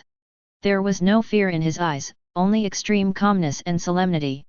He has been cautious throughout his life and believes in making plans before taking action. Seeking good fortune and avoiding danger has long been an instinct ingrained in him. This kind of existence is beyond the scope of power and cannot be easily resolved by wisdom. He analyzed silently. Even an existence like the Foundation can only declare it uncontainable and merely delay. 17. This shows that its threat level has exceeded the upper limit of any known existence. Han Li frowned and began to calculate rapidly. To resist head-on is like hitting a rock with an egg. You won't even be able to let the other party notice. If the Crimson King is the embodiment of idea, then it is invisible and formless, omnipresent and rooted in cognition. This is the most troublesome part. He began to think about a way out. It is not shameful to escape. This thought flashed through Han Li's mind. Faced with this level of disaster, the best strategy is to save yourself. As long as the mountains remain green, there will be no shortage of firewood. But he thought of another key question. If this crimson concept permeates the heavens and the universe, and cannot be hidden, then where can we escape to? Is there any real safe place? He took out a jade slip, immersed his mind into it, and began to frantically look up various records he had collected about the legendary chaos in the interface. Perhaps, we need to find a place that can isolate cognition, or in other words, a place of absolute nothingness where there is no intelligent life and ideas cannot take root and sprout. But it's also incredibly difficult, almost impossible. Han Li took a deep breath, a gleam of hope in his eyes.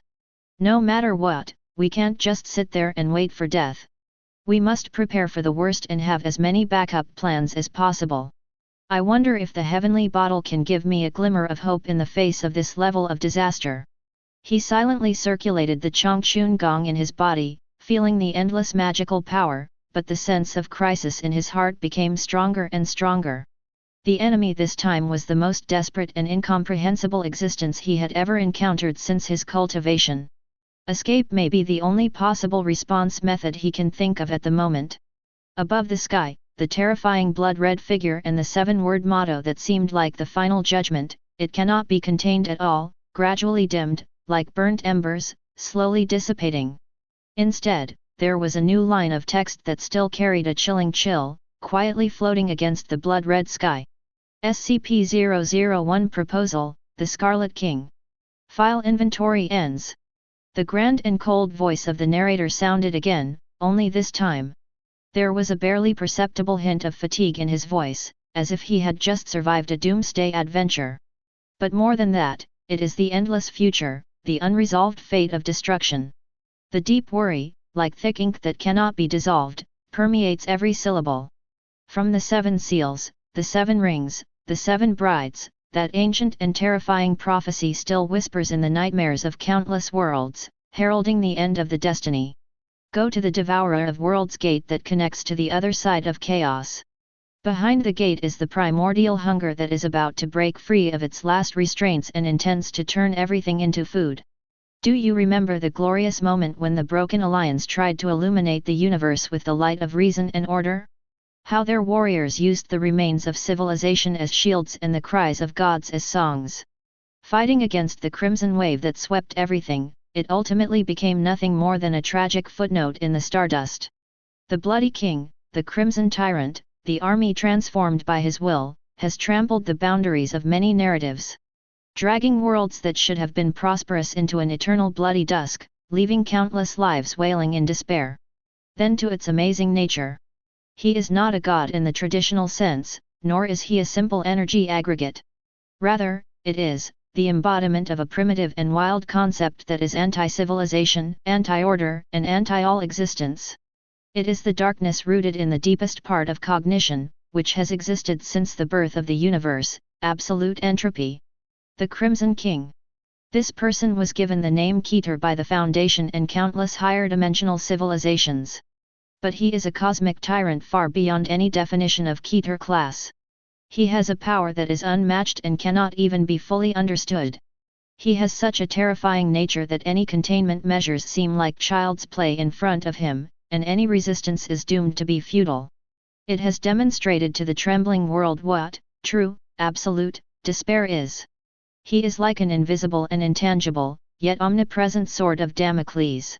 It hangs coldly above every real universe, every dimension, and every living being.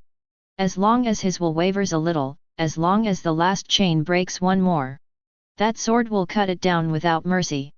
At that time, all vitality, all order, all logic, all meaning itself, they will all be wiped out in an instant, and transformed into part of the chaotic bloody nothingness.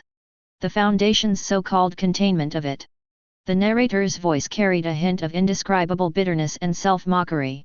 It's more like a resistance that was doomed to fail from the beginning. A long battle that we know is impossible but have to fight, a battle with no end and no hope of victory in sight. All our efforts are merely attempts to delay the inevitable final movement. The inventory of the Crimson King has come to an end. B. The narration's voice suddenly became heavy, filled with a suffocating sense of oppression. As long as this cosmic nightmare, this terrifying existence that defines the end itself, has not truly awakened from its chaotic slumber. As long as the 7 chains that symbolize the last barrier of the real universe have not been completely broken. The guardians of the Foundation, those unsung heroes, those sentinels walking in the darkness. They can only and must continue their battle that wanders between fear and despair. In the face of certain destruction, in the face of a future without any hope. Burn yourself to protect the fleeting now. Until the very last moment. Naruto World, New Konoha Village. On the Hokage Rock, Uzumaki Boruto held his hands behind his head, looking at the sky where the blood-red words were gradually disappearing, but his little face was filled with a strong determination to refuse to admit defeat. TD. He curled his lips in disdain. What Crimson King? He sounds so arrogant. And you still say it's impossible to contain? What a boast! He clenched his fists, and his golden hair swayed slightly in the wind. As long as we all work together, the 7th Hokage, Uncle Sasuke, and everyone else are here. We will definitely find a way to defeat him. Is there any doubt about that? Boruto smiled widely, with a light called confidence flashing in his eyes. I'm not afraid. Who cares who he is? If he dares to cause trouble in Konoha, I won't use the raise-non to knock him away. When the time comes, let him know how powerful we ninjas are. I'm serious. One Piece World. The Grand Route, an unknown sea. The bloody vision in the sky gradually subsided, but the shock still remained in everyone's heart. A blurry shadow wearing a straw hat seemed to be at the end of the skyline, revealing an extremely heroic and unrestrained smile. That is the Pirate King Gold Roger. His immortal will seems to have sensed this invitation from another dimension. A hearty and enthusiastic voice seemed to travel through time and space, echoing in the wind. Sounds like he's a pretty powerful guy. The Crimson King. Uncontainable? Beyond the multiverse. Roger's illusory shadow seemed to laugh heartily, full of desire for unknown challenges. Gulala. Interesting. Very interesting. I really want to have a good fight with him. This is the real adventure. This is the challenge that makes your blood boil. If the world is really facing a crisis like that, even if I die, I will crawl back from the underworld and make a big scene. Let this world become more earth-shattering and more interesting because of my existence. The heroic spirit and the wild declaration of treating the end of the world as a game are exactly the style of Pirate King Roger. Dragon Ball World, Palace of All Kings. The 2 Omni-Kings sat side by side, their small bodies swaying slightly, and they tilted their heads together, looking at the sky that had returned to calm. One of the Omni Kings stretched out his little hand and tapped his chin, with a hint of confusion and a little dissatisfaction in his deep blue eyes. He spoke in a childish voice, with a unique innocence and absolute authority. That Crimson King, it seems like it's not fun at 10 o'clock. The other Omni King also nodded in agreement. Well, not fun. The file inventory is over? Just like that.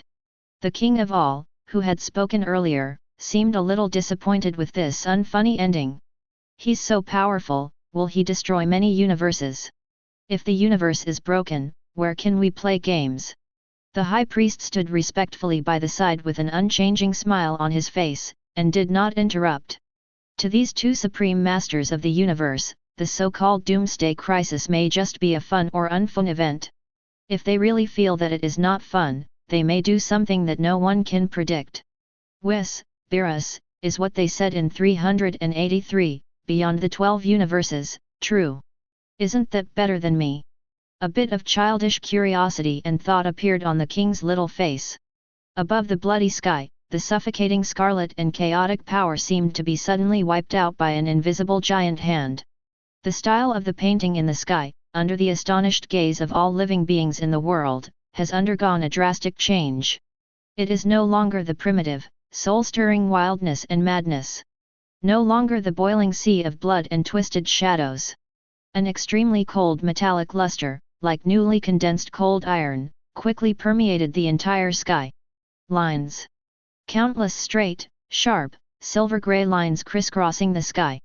They are arranged and combined in a way that is beyond the comprehension of mortal man, creating magnificent and complex geometric structures. The ultimate order, the ultimate rationality, the ultimate coldness. It was as if the operating logic of the entire universe was nakedly engraved in the sky. The air was filled with a faint scent of metal and ozone, as if coming from the core of an ancient machine. A new logo, even heavier and more awe-inspiring than Keter, slowly emerged in the center of the metallic sky. The font is angular, full of industrial and logical beauty, and each character seems to contain the axioms of the universe. Payment. This unfamiliar word, with its indescribable sense of awe that goes beyond fear, is deeply engraved in the soul of every observer. Then, a new file entry appeared with the same precision and severity. SCP-001 Proposal, Broken God. Alias, McCann. The narration voice, which once sounded tired and worried, sounded again at this moment. But this time, its tone was filled with undisguised reverence. And a hint of vague regret, as if looking at a perfect work of art that is incomplete. After experiencing that embodiment of chaos and destruction. Now, what is presented before you is another ancient being who also stands at the pinnacle of divinity. He represents the exact opposite of the Crimson Tyrant's ideals. He is the ruler of machinery, the weaver of order, and the embodiment of reason. He is the broken god McCann. The narrator's voice paused slightly, as if he was organizing his words to describe this ancient and great being. His existence long predates the first sprout of life on this blue planet. His will may have begun to build the initial framework before the origin of the multiverse. It was he who sowed the seeds of reason and logic into the nascent chaotic universe. It is he who teaches those intelligent creatures who are still in ignorance how to understand the world, how to use tools, and how to build civilization. All mechanical operations and all electronic flows follow the laws he has set. More importantly, Chapter 138. The feeling of reverence in the narrator's voice became stronger. The reason why the universe is what it is, and why everything can function in the way we understand it. Every law of physics that makes up this world and countless other worlds. From the pull of gravity to the passage of time, from the conversion of energy to the composition of matter. They were all forged, debugged, and engraved on the foundation of reality by him himself. He, with his absolute rationality, has built the foundation of all the existence we know. The world of covering the sky. Big Dipper Star region, Eastern Wasteland. An old monk with white hair and beard and mysterious Taoist patterns all over his body was sitting cross-legged on the top of a mountain that was covered with formation flags. He suddenly opened his eyes, his pupils filled with unprecedented horror and fanaticism. Cast the laws of physics. His voice was dry, as if he had seen the ultimate meaning of his lifelong pursuit. This is the real founder. On the other side, a powerful man who was famous for his weapon refining skills dropped the divine furnace in his hand to the ground with a clang, and the fire in the furnace went out instantly. He stared at the sky blankly and muttered to himself. We have spent our entire lives comprehending the array patterns and weapon patterns, and have refined the so-called Deo soldiers and Emperor weapons. In front of its mighty power that forged the law of the universe. It's just like a child's graffiti, not worth mentioning. Countless old monsters who had hidden themselves from the world, those who thought they had touched the edge of the Tao, now felt the huge emptiness and even greater yearning in the depths of their souls. It turns out that Tao can be created. It turns out that rules can be written. Mock a broken god. If I could get even a little bit of his guidance, I would die without regrets. Perfect world. Ishimura. The little guy Shihao was gnawing on a delicious piece of beast leg. When he saw the changes on the sky, his big eyes blinked. He was first shocked by the cold and precise aura, and then a strong curiosity appeared on his face. Wow! He exclaimed incoherently, forgetting to wipe the oil off the corners of his mouth. This Maken sounds much more reasonable than that big red guy just now. He can make rules. Shihao's eyes suddenly lit up, as if he had thought of a brilliant idea. Then, can he help me change all those annoying rules set by the village chief? For example, you have to get up early every morning to practice or something. Also, can you ask him to make a rule so that I can have an endless supply of animal milk and precious medicine every day? The more he thought about it, the more excited he became, and his fists clenched tightly. If he's really that powerful, maybe he can help me find my parents. This broken god seems to be a good god. A world where mortals cultivate to become immortals. In the spirit world, in a secret cave somewhere. Han Li sat cross-legged, his whole body was filled with spiritual light, and when his eyes opened and closed, a gleam of bright light flashed by. He stared quietly at the cold metal lines on the sky, as well as the description of Maken and his great achievements. His calm state of mind also began to ripple. Build order with reason.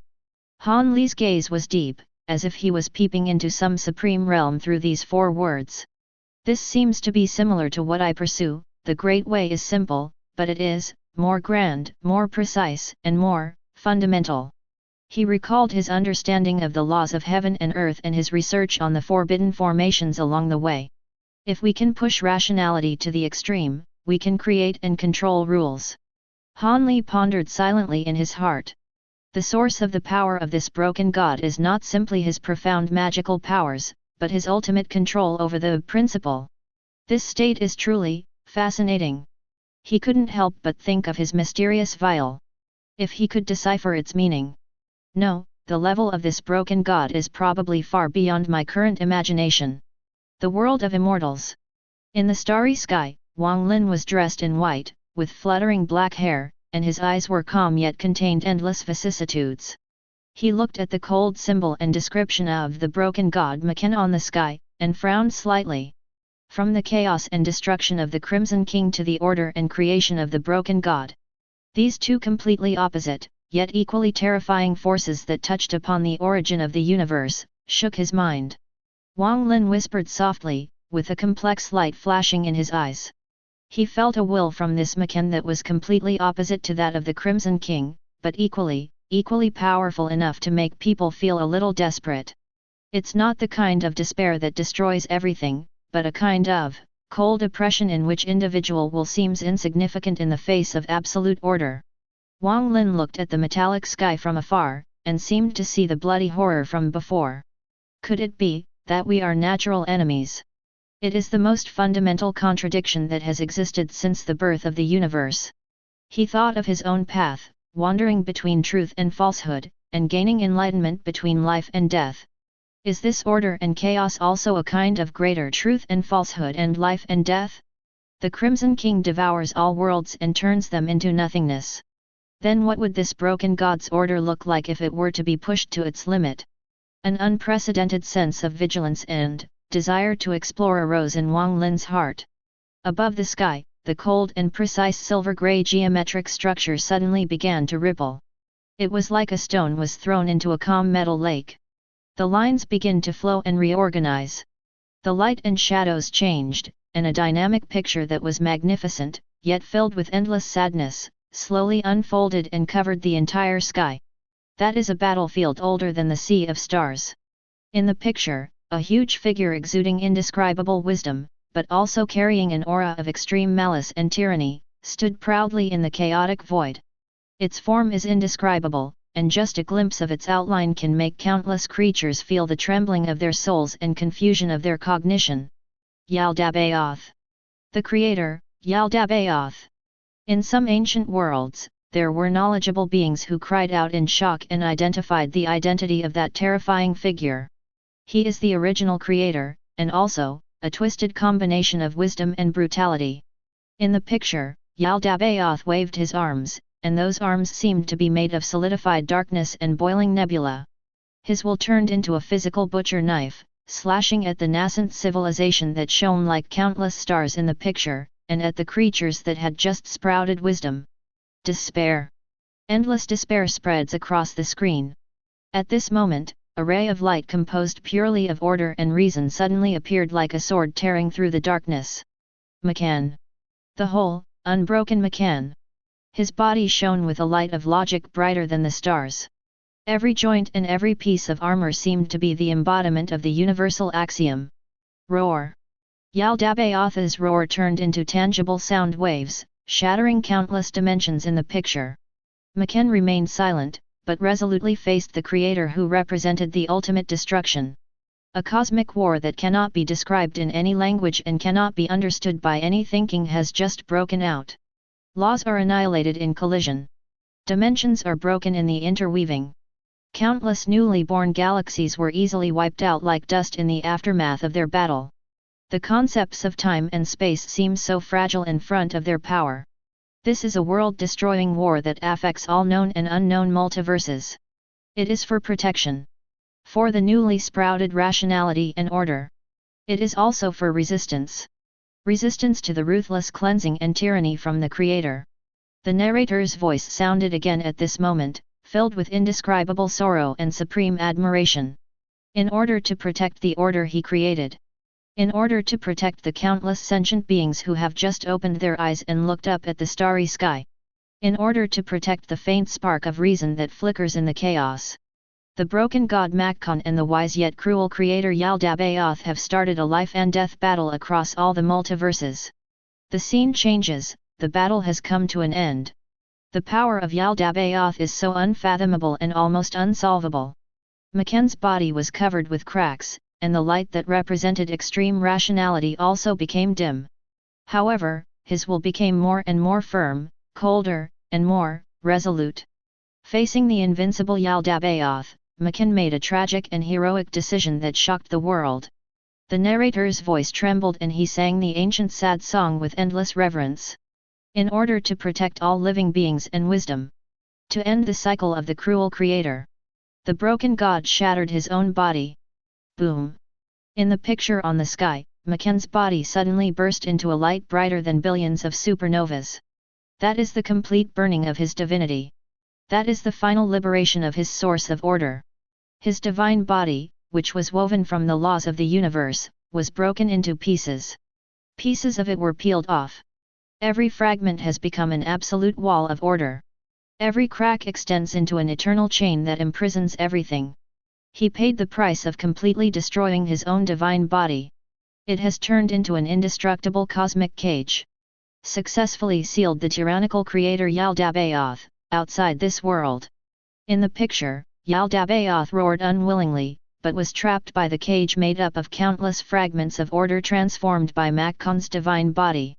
Wrapped layer by layer, it was finally dragged to a nothingness outside the boundary that could not be observed or understood. The light faded. Makkan disappeared. Only the fragments of his divine body, which symbolized order and rationality, remained, like billions of streams of stars, scattered into the endless multiverse. Every fragment carries his will, his loss, his regrets and expectations. The world of Doluo continent. The divine world. The god of good and the god of evil stood side by side, gazing solemnly at the tragic end of the sky. For a long time, the god of kindness sighed softly, his gentle eyes filled with deep admiration and a trace of regret that was hard to conceal.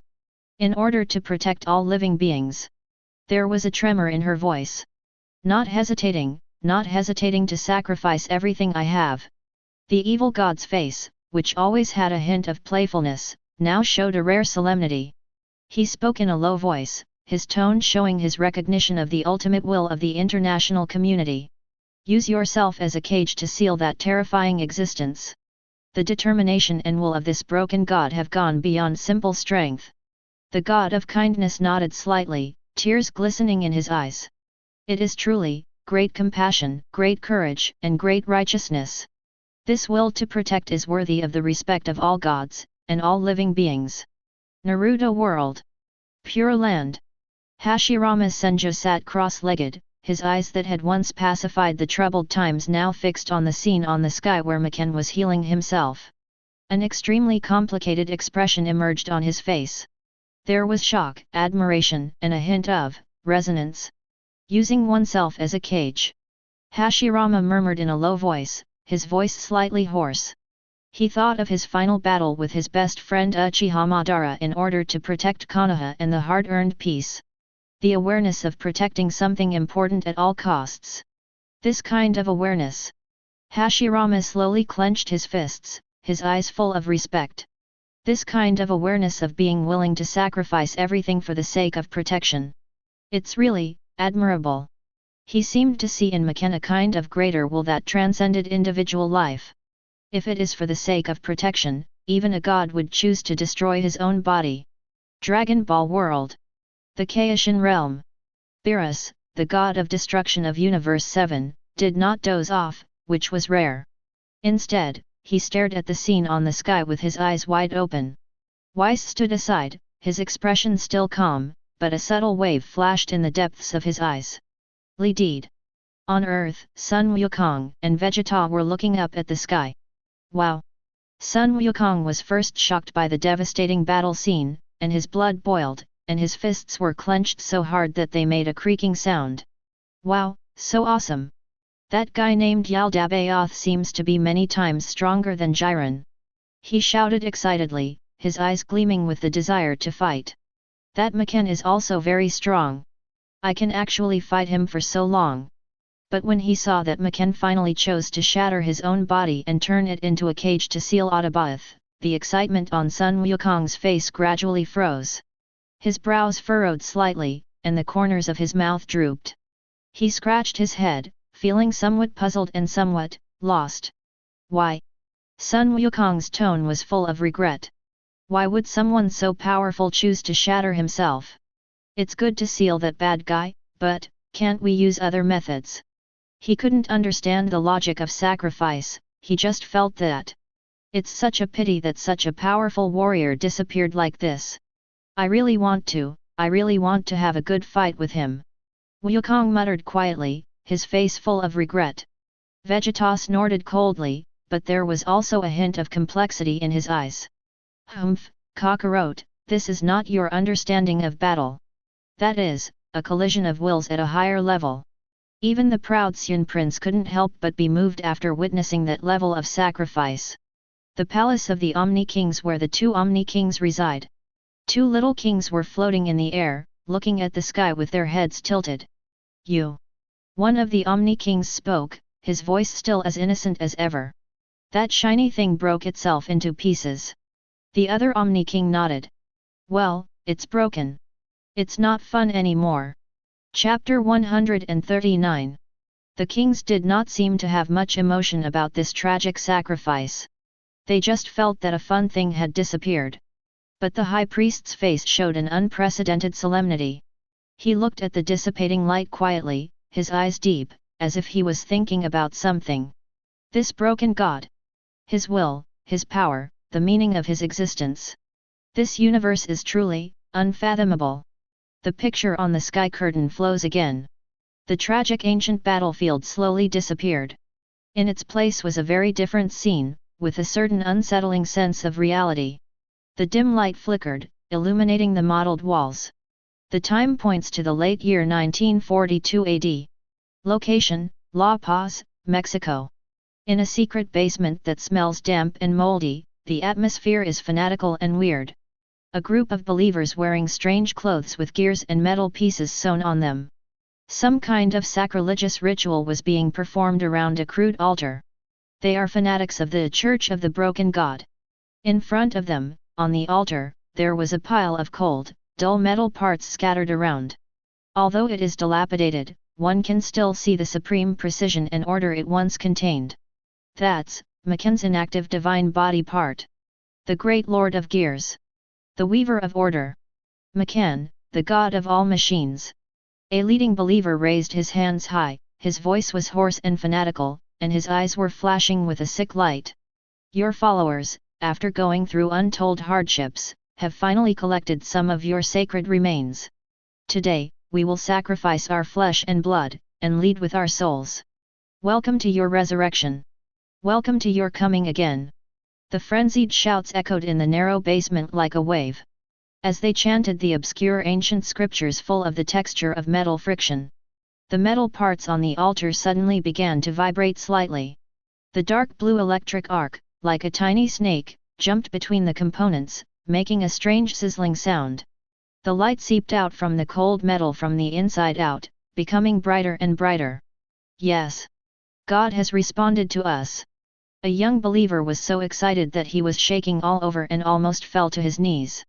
The leading cultist showed a ferocious smile on his face. Keep going.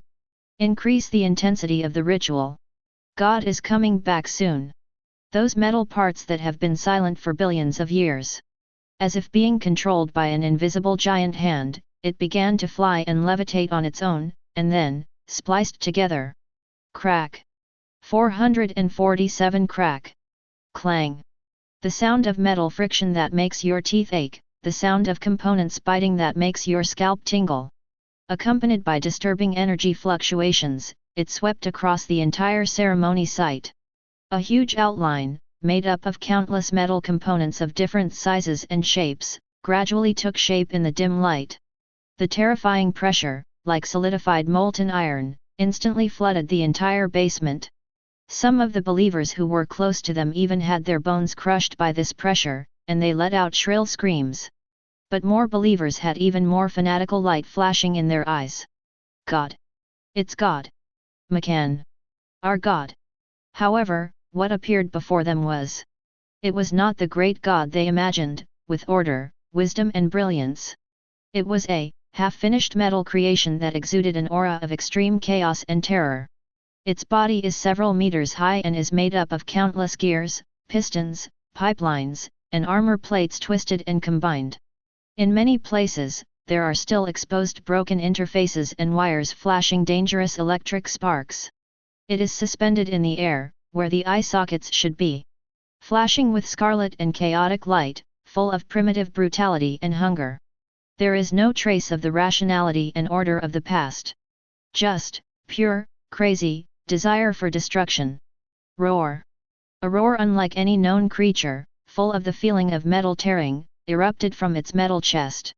The actual sound wave impact caused cracks in the basement walls. It stretched out its giant claws made of countless rough metal bars and gears. It suddenly grabbed the nearest metal tool rack. No. God. What are you going to do? A believer screamed subconsciously, his voice full of confusion and fear. Crack boom. The fine steel tool rack was easily crushed and twisted under its claws like rotten wood. What is even more shocking is that the broken metal seems to be endowed with life. It turned into a stream of metal and actively merged into the body of the semi-finished Makan. Its size has visibly expanded. The scarlet light flashing on its body is even more weird. It's eating metal. The leading cultist's face turned pale and his voice became distorted with fear. No. This is not God. This is not the broken God we believe in. This is a monster. But it's too late. The forcibly activated SCP-00, bet 1, this half-finished product mechan, seemed to be completely out of control. It began to frantically move all the metal objects around it, iron pipes, copper wires, ritual metal utensils. Even the metal ornaments worn by the believers were forcibly stripped off and integrated into their bodies. The size is getting bigger and bigger. The aura it emits is getting more and more violent. The vault in the basement was burst by its growing size. Gravel and dust fell down. Run! Get out of here! The surviving believers finally woke up from their frenzy, cried out in despair, and rushed to the only exit. But the monstrous mechan just casually waved his arm, and several believers were beaten into pulp. Its huge body smashed through the wall, rushed out of the basement, and came out under the Mexican night sky. The moonlight shines on its metal body that is constantly squirming, deforming, and combining, reflecting a frightening cold light. Its target is not just ordinary metal. Its scarlet eyes scanned the surroundings, as if it was actively searching for other abnormal objects. It wants to devour them and turn them into part of its own power. The narrator's voice sounded at this moment, cold and full of warning. SCP-001 has begun integrating all metal objects within range into itself. Also, it has begun actively searching for other abnormal objects, intending to devour and assimilate them. The 001 apotheosis event caused by the uncontrolled reorganization of SCP-001 has caused irreversible changes to the environment in western Mexico. In the picture on the sky, the unfinished mechan roared to the sky. Countless metals were forcibly extracted from the depths of the earth, rushing towards its body like hundreds of rivers flowing into the sea. The city is collapsing. The earth is wailing. A huge disaster caused by wrong beliefs has come. The world of fights breaks fear. Danta. Several elders with white hair and beards, wearing alchemist robes, were looking at the sky with solemn expressions. Apart from elixirs, what they are most proud of are their carefully crafted weapons and medicine cauldrons. At this moment, seeing the semi-finished mechan devouring metal and self-assembling and transforming, everyone gasped. What kind of horrible weapon is this? The voice of the most senior elder was trembling, and the teacup in his hand fell to the ground with a bang and shattered. Self-assemble? Devour the metal of all things to strengthen yourself. The other elder's face was pale, his eyes filled with horror. This kind of divine object, this kind of demon. It is completely beyond our understanding of instrument. If this thing appears in Duki continent. A younger elder thought of some terrible possibility and cold sweat broke out on his forehead. I'm afraid that all the metal on the entire continent, from ordinary iron to meteorites, will be devoured by it. All the inheritances of the alchemists, all the magic weapons, will no longer exist. My medicine cauldrons and weapons won't last even a breath in front of it, and will be turned into its nutrients. This thing must not come to our world. Otherwise, it will be a disaster that will destroy the world. Everyone felt sympathetic, and an unprecedented feeling of powerlessness came over them. That is no longer a weapon, that is, the creation of gods and demons. A world under one person. Yeoxing Society Headquarters. The atmosphere in the huge circular conference room was depressing. President Bai Yalong was staring at the semi-finished product mechan on the sky that was madly devouring metal and becoming stronger. His eyes, which always showed a certain calmness and calculation, now burst into unprecedented energy. Title. He muttered under his breath, his fingers tapping unconsciously on the table.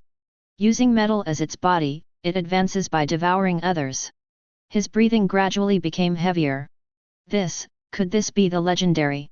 His voice trembled slightly with excitement, and the violent figure of the metal giant was reflected in his pupils.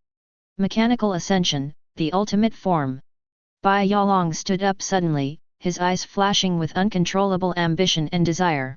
Although it seems out of control, this week, it has shown its technical potential. If we could get some of its technology, even just a little fragment, the Yeoxing Society's mechanical arts will be able to reach unprecedented heights. Even, peek into the secret of eternity. The senior executives behind him were also shocked by the scene on the sky. But what made him more frightened was the enthusiasm shown by the president at that moment. President, this thing is too dangerous. It seems to have no rationality at all. A senior executive warned cautiously. The corners of Bai Yalong's mouth curled up in an almost crazy arc. Danger? Opportunities often coexist with dangers. Such a great creation, even if it is broken and out of control, its value is immeasurable. Pass my order. Pay close attention to all changes in the sky. Record every detail of its combination. Every energy reaction. This may be the greatest opportunity for our Yeoxing society to rise to the top in one step. In his eyes, there burned a flame called ambition, as if he wanted to devour the cold metal god. The picture of the sky. The speed flows quietly. What emerged was a series of chilling yet orderly scenes. Deep underground, who knows how many tens of thousands of meters below. The huge containment facilities, gleaming with a cold metallic luster, stand quietly like steel hells. The unimaginably thick composite armor was stacked layer upon layer, engraved with countless runes that glowed with energy. Countless reality anchors, like silent sentinels, emit heart-pounding fluctuations, forcibly isolating this area from the outside reality. At the core of these containment facilities, the inactive parts of the broken god Makkon's body that once belonged to him were sealed separately. Some parts are as huge as mountains, and some are as small as dust. But without exception, they are all immersed in an inert coolant at absolute zero, and bound by countless chains shining with the light of arcane magic and technology. Each chain is connected to a complex energy suppression device. Countless sensors, like billions of compound eyes, monitor every slight change of these components 24 hours a day. This is the Foundation's highest containment standard. Special measures for the inactive components of SCP-001, Broken Divine Technique Con. Above the sky, bright red warning signs and fragments of the containment agreement flashed alternately. Shocking. Warning. Potential threat level of inactive components of SCP-001 Broken God, Thou Meal/Keter. Warning. Any attempt to activate, contact, or study the inactive components of SCP-001 requires approval by more than 2/3 of the Q5 Council. Warning. Once containment breach occurs, immediately initiate the Scorched Earth Protocol and prevent its resuscitation at all costs. A voice filled with solemnity and endless fear resounded through the sky at this moment, as if it was the final conclusion of countless scientists at the Foundation on the brink of despair. Although the main concept of the broken god Makkon was shattered in an ancient battle, most of its body parts are currently inactive and are being carefully contained with the highest level of resources invested by the Foundation. B. The scientists of the Foundation have used all known and unknown theoretical models and conducted hundreds of millions of simulations. I came to a desperate conclusion.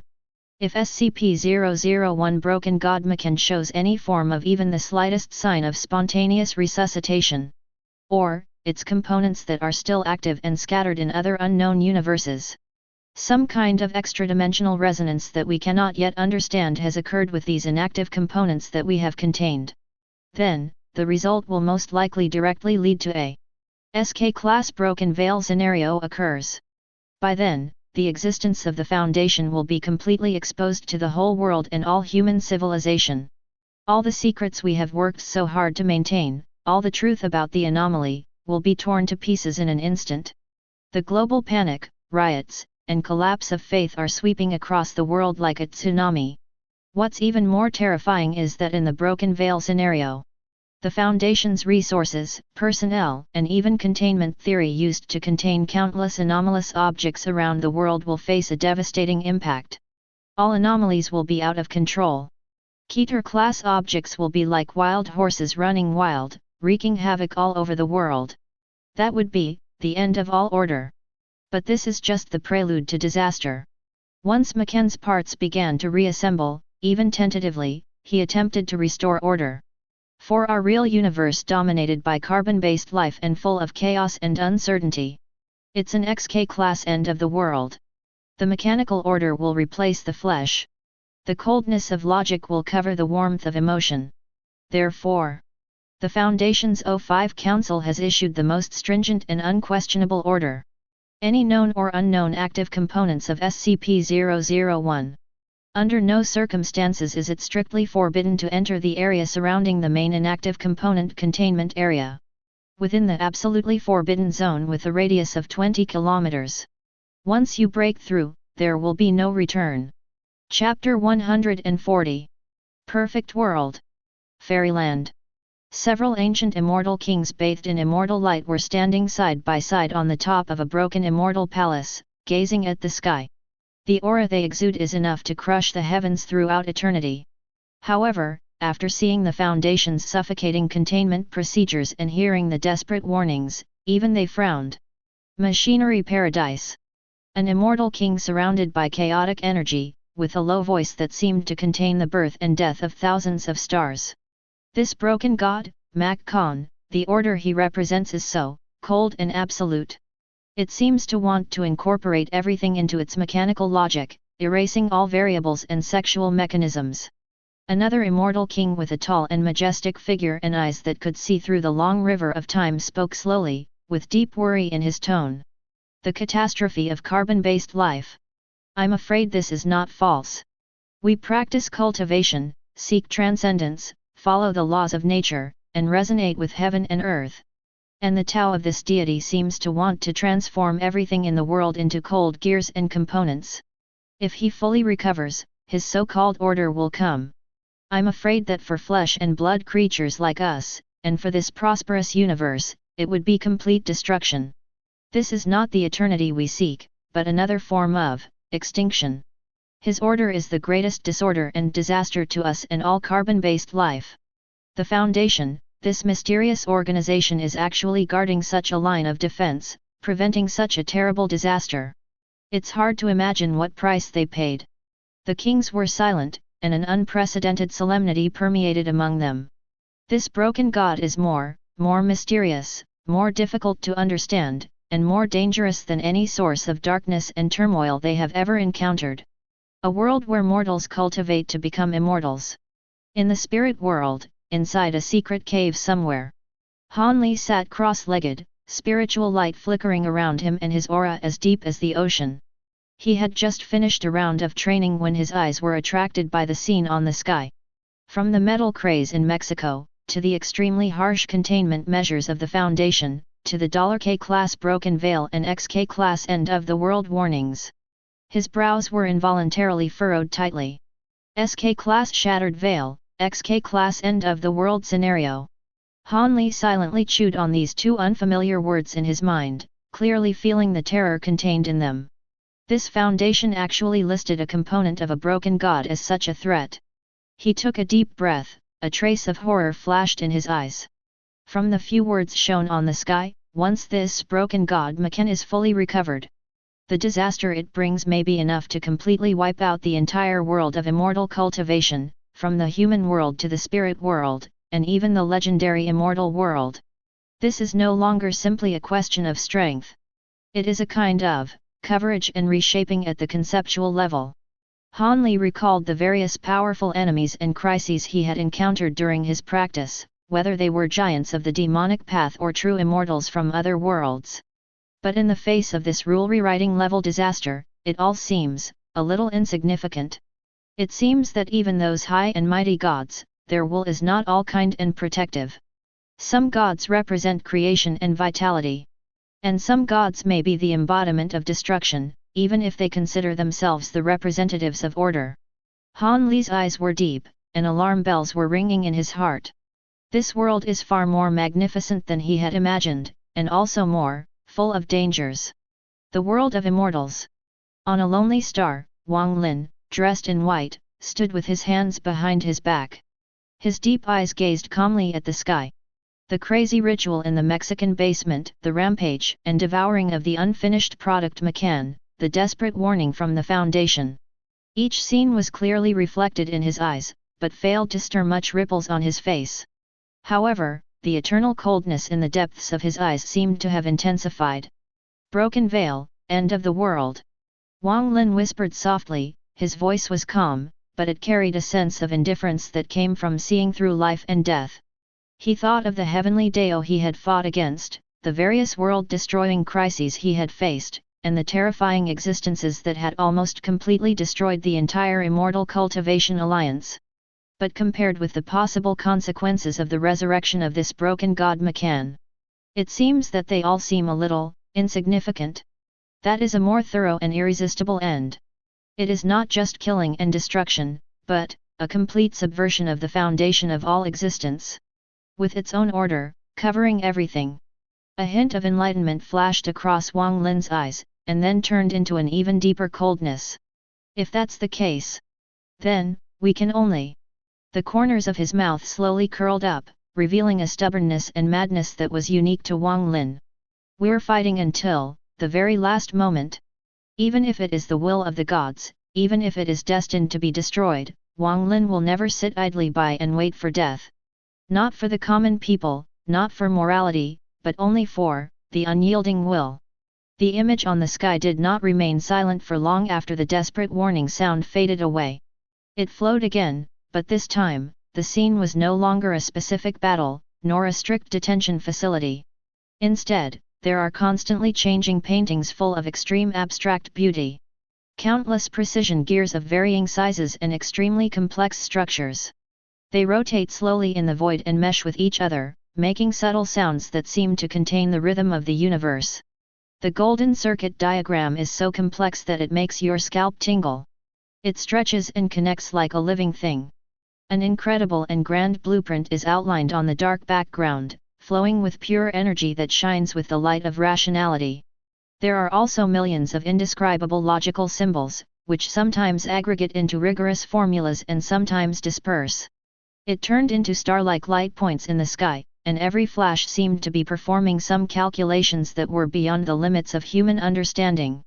A high, deep, emotionless voice, as if it came from the beginning of the universe, slowly resounded in the hearts of all the creatures gazing at the sky. Broken God, Macan. He is not the kind of personified God that ordinary beings understand, with joy, anger, sorrow, happiness, 7 emotions and 6 desires.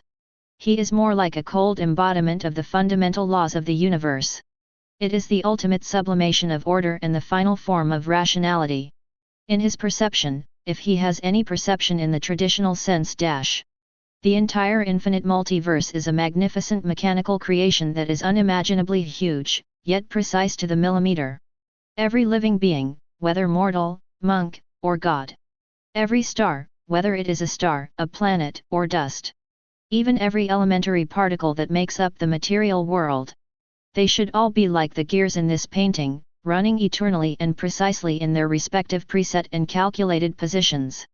There must not be any deviation or redundancy between them. Together they form a cosmic symphony of absolute harmony and order. His existence itself is a denial of all chaos and a declaration of war on all irrationality. He is order. He is reason. He is the cold, ruthless, yet eternal and indestructible fundamental gear that drives the entire multiverse. Doluo Continent. Poseidon Island, inside the Poseidon Temple. Tang San is wearing the sea god's garb and holding a golden trident. His deep blue eyes were fixed on the ever-evolving abstract painting on the sky and the profound narration of Hui Yang in his ears. In his eyes, there was a rare hint of a deep yearning for that ultimate order. Build the world with pure reason. To constrain everything with absolute order. He murmured to himself, as a former Tang sect disciple. As a wise man who planned and promoted several changes in the continental structure. He has an understanding and preference for order and planning far beyond that of ordinary people. If the universe could really run like a perfect machine, with every part performing its function precisely and without error, will there be no more disputes, suffering, and injustice in the world? His brows furrowed slightly, and the power of the sea god unconsciously fluctuated around him. But immediately, a barely perceptible sense of vigilance crept into his heart. If this kind of order is pushed to the extreme. If every living being really turned into a gear without any independent consciousness. Will all the variables be completely eliminated as a result? He thought of Xiao Wu, his companions of the Shrek 7 Devils, and those living beings full of personality and emotions. Isn't it that the reason why we are human beings is that we have complex emotions, freedom of choice, and the variables that create infinite possibilities? If all this is replaced by cold rationality and order, such a world, even if it is perfect and orderly, is nothing like a cold grave. The yearning in Tang San's eyes gradually faded, replaced by deep thought and a hint of caution. The order represented by this broken god seems to be fundamentally different from the order he pursues, which is to protect his relatives and partners and make the world a better place. Naruto world. In an unknown dimension, under the Uzumaki mask, Uchiha Obito's only remaining Sharingan was staring at the sky. When I heard the words every living being, the spirit, should run precisely like a gear, his body trembled slightly. No pain. No strife. His voice was hoarse, with a hint of indescribable complex emotions. Everyone is like a set of precision parts, spinning in their own orbits. No deception, no betrayal, no loss. This is very similar to the infinite moonlight reading plan that he once wanted to achieve at all costs. The plan to draw everyone into an eternal illusion, realize their wishes in dreams, and thus create a perfect world. In his imagination, isn't the world of infinite moon reading also a kind of order that is absolutely controlled? He subconsciously thought of the girl who had led him into darkness and also brought him peace. If it had really succeeded back then. Is that kind of world really what we, or should I say, what I, want? The cold gears and circuits on the sky seemed to overlap with the countless sacred tree cocoons under the blood-red moon of the infinite Tsukuyomi in his mind. At this moment, the obsession I once had seemed to be subjected to some unprecedented torture. What he pursues is the peace that eliminates pain or just the dead silence that wipes out all possibilities. Eliminate all variables. Is this really correct? The madness and paranoia in Uchiha Obito's eyes seemed to have a crack at this moment, replaced by deeper confusion and a faint fear. This broken god was more pure and more terrifying than any enemy he had ever seen, including Kaguya. Because what it represents is not just power, but a concept that is enough to subvert the meaning of all existence. One Piece world. On the Grand Line, on a rough sea, the Revolutionary Army's huge ship Grandma of the Wind is sailing against the waves. On the deck, Monkey D. Dragon, the commander-in-chief of the Revolutionary Army, wearing a dark green cloak, stood facing the wind. His deep gaze penetrated the rain curtain and stared at the strange phenomenon in the sky. Absolute order. His voice was low, with unquestionable firmness. It often also means absolute oppression. As a revolutionary who has devoted his life to overthrowing the world government and fighting for freedom for people all over the world, dragons have the deepest understanding of the relationship between order and freedom. He has seen too many tyrannies that oppress others in the name of order. The holy order of the celestial dragons and the world order maintained by the Navy, under their glamorous appearance, hide so much slavery, injustice, and blood and tears. Every living being runs as precisely as a flash wheel. Long's brows were furrowed, and the iconic mark on his face seemed even more eye-catching under the gloomy sky. Does this mean that no different voices are allowed? No will to resist is allowed.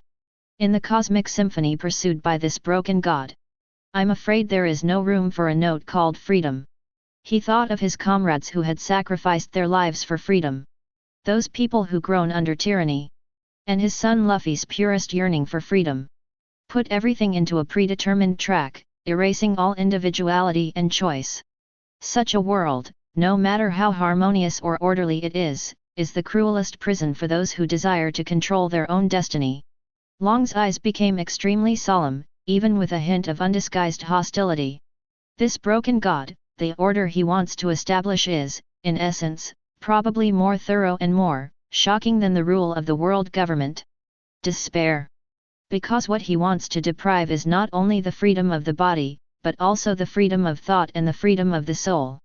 If it really comes, that will be the eternal doomsday for all those who pursue freedom. The wind whistled and raindrops beat on his cloak, but they could not shake his iron will. No matter who the enemy is, no matter how powerful they are, in order for the flame of freedom to continue to burn, he, Monkey D. Dragon, and the revolutionary army he leads will fight to the end. Chapter 141. Above the sky, the abstract mechanical painting depicting ultimate order and cold rationality lasted for a moment, then changed again. No longer static symbols and slowly turning gears. The scene suddenly accelerated, becoming full of suffocating tension and turmoil. The camera switches to show a group of well-equipped and solemn armed teams. The three-arrow emblem on their armbands clearly indicated their identity, the Foundation Mobile Task Force. Dark underground bunkers, twisted dimensional rifts, abandoned interstellar colonies, and even a strange world that has been reduced to scorched earth under the scarlet sky. The Foundation's agents are struggling to track something across the globe, even across countless dimensions and universes. Their target was the metal fragments of various shapes that emitted an ominous glow. Some fragments beat like hearts, and every beat caused ripples in the surrounding space. Some fragments were like twisted tree roots, deeply rooted in the earth, and the area within 100 miles was turned into a cold metal area. Most of them are tiny gears, pistons, or strange parts whose functions are difficult to identify, but contain terrifying energy. For the Lord of Rust. For the God of all machines. Flesh and blood are weak, but machinery ascends. Amid the fanatical shouts, a group of fanatics wearing tattered robes and with many parts of their bodies replaced by crude metal prostheses. Armed with crude but deadly energy weapons, he rushed towards the Foundation agents without fear of death. They are believers of the Church of the Broken God. In their eyes, the Foundation is a heresy that blasphemes the divine body and prevents the return of the gods. The battle broke out instantly. Lasers and physical ammunition intertwined, and the flames of the explosion illuminated the determined faces of the agents. It also illuminates those mechanical creations that have been affected by the divine components and have undergone horrific mutations. Originally just an ordinary industrial robot, it now grew sharp metal limbs and its eyes flashed an inhuman red light. Some are even more 343 and are directly pieced together from countless discarded parts. Like a giant steel beast that only appears in nightmares, it lets out a piercing roar and pounces on all carbon-based life. An agent was pierced through the chest by a sneak attack by a mechanical tentacle. But before he died, he still detonated the high explosives on his body and died together with the monster. Elsewhere, a Foundation staff member dressed as a researcher. Risking his life, he tried to set up a temporary containment field around a gear that was emitting high-intensity radiation. Sweat soaked his forehead, but his eyes were focused and he didn't dare to lose focus. The screen switches quickly, showing more similar scenes. Sometimes, the Foundation successfully recovers a key component and carefully places it in a special containment box. A line of green text will briefly appear on the top of the screen: Divine Component K37 has been contained. The XK level threat index has dropped by 0.002%. But more often than not, the action fails and the new divine component is accidentally activated. A peaceful city, the moment a certain part is touched. All metal products seemed to come alive, turning into an uncontrollable torrent of steel that swallowed everything. A glaring red letter will appear on the top of the screen. Moxer Incident, CN7382 breaks out. Broken Veil Protocol is being activated. XK level threat index rises by 0.1%. Every success is like pulling the world back from the brink of doomsday. Every failure will accelerate the multiverse into the cold mechanical abyss. At this moment, that high, deep, emotionless voice once again rang in the hearts of all the creatures gazing at the sky. Although the broken god's body has been broken, but his will and power still affect countless worlds through these fragments scattered across the heavens and myriad worlds. It's a race against time. It's a fight against the turning of the gears of doom. The Foundation must find all the key fragments and seal them away completely before the broken god fully revives. BW. What awaits all carbon-based life is the fate of being replaced by cold machinery. The world of bad people. Tongwengan, inside the Prince of Jin's mansion. Li Siyuan was wearing a gorgeous royal robe, and his face, which originally had a certain grace and conceit, was now twitching slightly. He stared at the tragic scene in the sky where Foundation agents were fighting metal monsters. What are these? There was a barely perceptible tremor in his voice. Those iron lumps are actually so powerful. He boasted that there were many experts in Tongwengan, and even strong men like 13 Tebeo. But facing those mechanical creations in the sky that could easily tear apart armor and spew energy, he felt powerless. Even the elite of that foundation were treated like grass. Such a heavy loss. For the first time, there was no calculation in Li Siyuan's eyes, only pure shock. At the side, the Empress of Huanyanfang, Prince Qilimajan, also had a layer of frost on her cold and beautiful face. She narrowed her eyes and stared at the mechanical monsters that were constantly repairing themselves during the battle and even devouring the debris to evolve. The Empress spoke softly, her voice still pleasant, but filled with deep fear. These iron lumps are not only incredibly powerful, but their ingenuity is far beyond ordinary knowledge. What's even more terrifying is that they seem to have a certain degree of intelligence, they know how to cooperate and learn.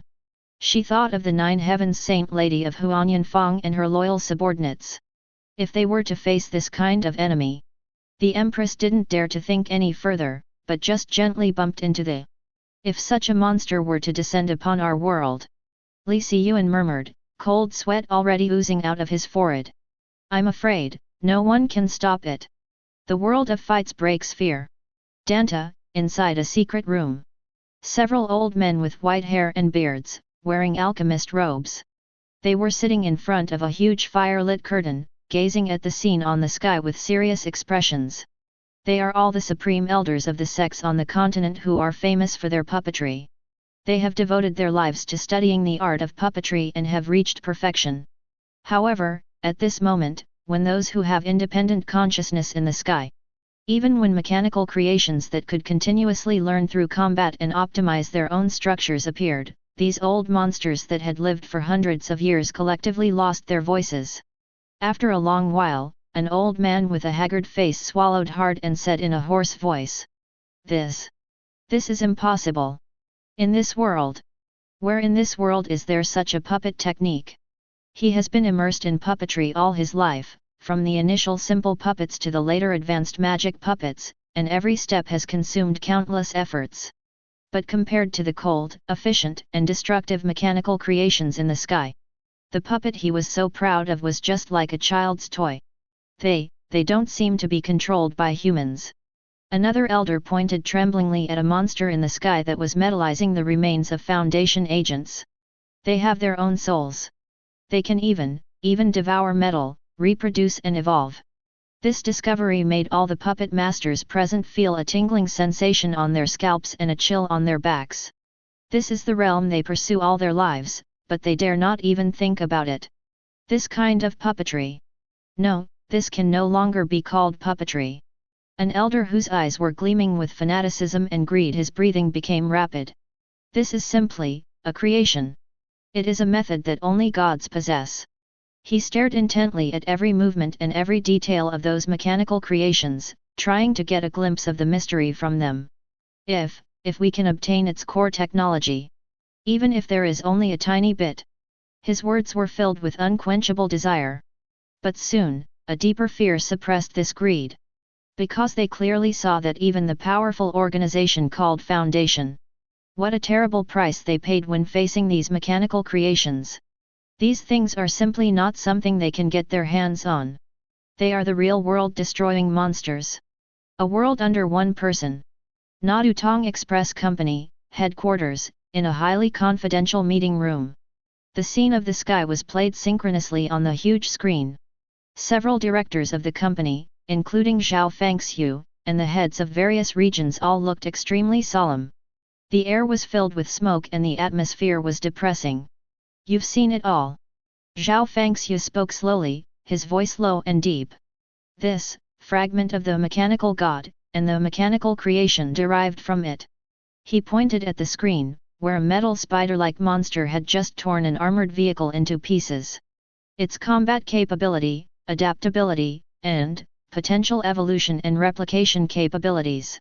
A middle-aged director with a refined temperament and wearing gold-rimmed glasses pushed up his glasses, but the eyes behind the lenses were as sharp as a knife. Mr. Zhao, according to preliminary assessment, the individual threat levels of these mechanical creations are. If they appeared in our world, most of them would probably be rated S level. Even. He paused and emphasized, some special variants. The degree of danger may have exceeded our current S level evaluation standards. This conclusion made the atmosphere in the conference room even more tense. Each of the S-level mutants is a strategic-level existence that can have a huge impact on a place. The number and average combat power of the mechanical monsters that kept appearing in the sky and seemed to be endless were despairing. The most important thing is that there are too few emotional connections. Another director knocked on the table and said in a deep voice, "Are they pure machines? Or are they some kind of combination of spirit and machine that we don't understand? Is our chi effective against them? Or do we need to develop completely new means of dealing with them? All of these require immediate expert analysis." Zhao Fangxiu nodded, his eyes deep. Mr. Bai has already started a secret investigation around the world through the Sky Eye system. See if there are similar technological buds or similar fragments in the real world. He looked at everyone, his tone unquestionable. "Everyone, from now on, all departments of the company will be upgraded to the highest alert level. We must pay close attention to whether similar technologies can be used in the real world. Any abnormal mechanical event, any religious organization related to the broken god must be reported immediately and investigated with the highest priority. This kind of mechanical creation that can replicate and evolve itself is very threatening. If it gets out of control, it may even exceed all the strange human incidents we have faced so far, including Yaoxing society back then." Zhao Fangxiu's eyes swept over every participant. "This is not a drill. This could be a harbinger of survival for our entire world." Everyone in the conference room smelled a hint of doomsday from the cold sky painting. That was not an illusory myth, but a cold, hard, gleaming with ruthless cold light, mechanical gears that were slowly approaching. Above the sky, there is a world made up of countless gears, complex circuits, and cold logic symbols. The abstract image of the deity belonging to the broken god Makan began to slowly dim after the extreme operation and interpretation. The light and shadows flowed, and finally, a line of cold and solemn words replaced the complex mechanical totem and appeared clearly in front of all the observers. SCP-001 Proposal Broken God File Inventory ended. That voice, high and deep, without any emotion, yet seemed to know all the mysteries of the universe.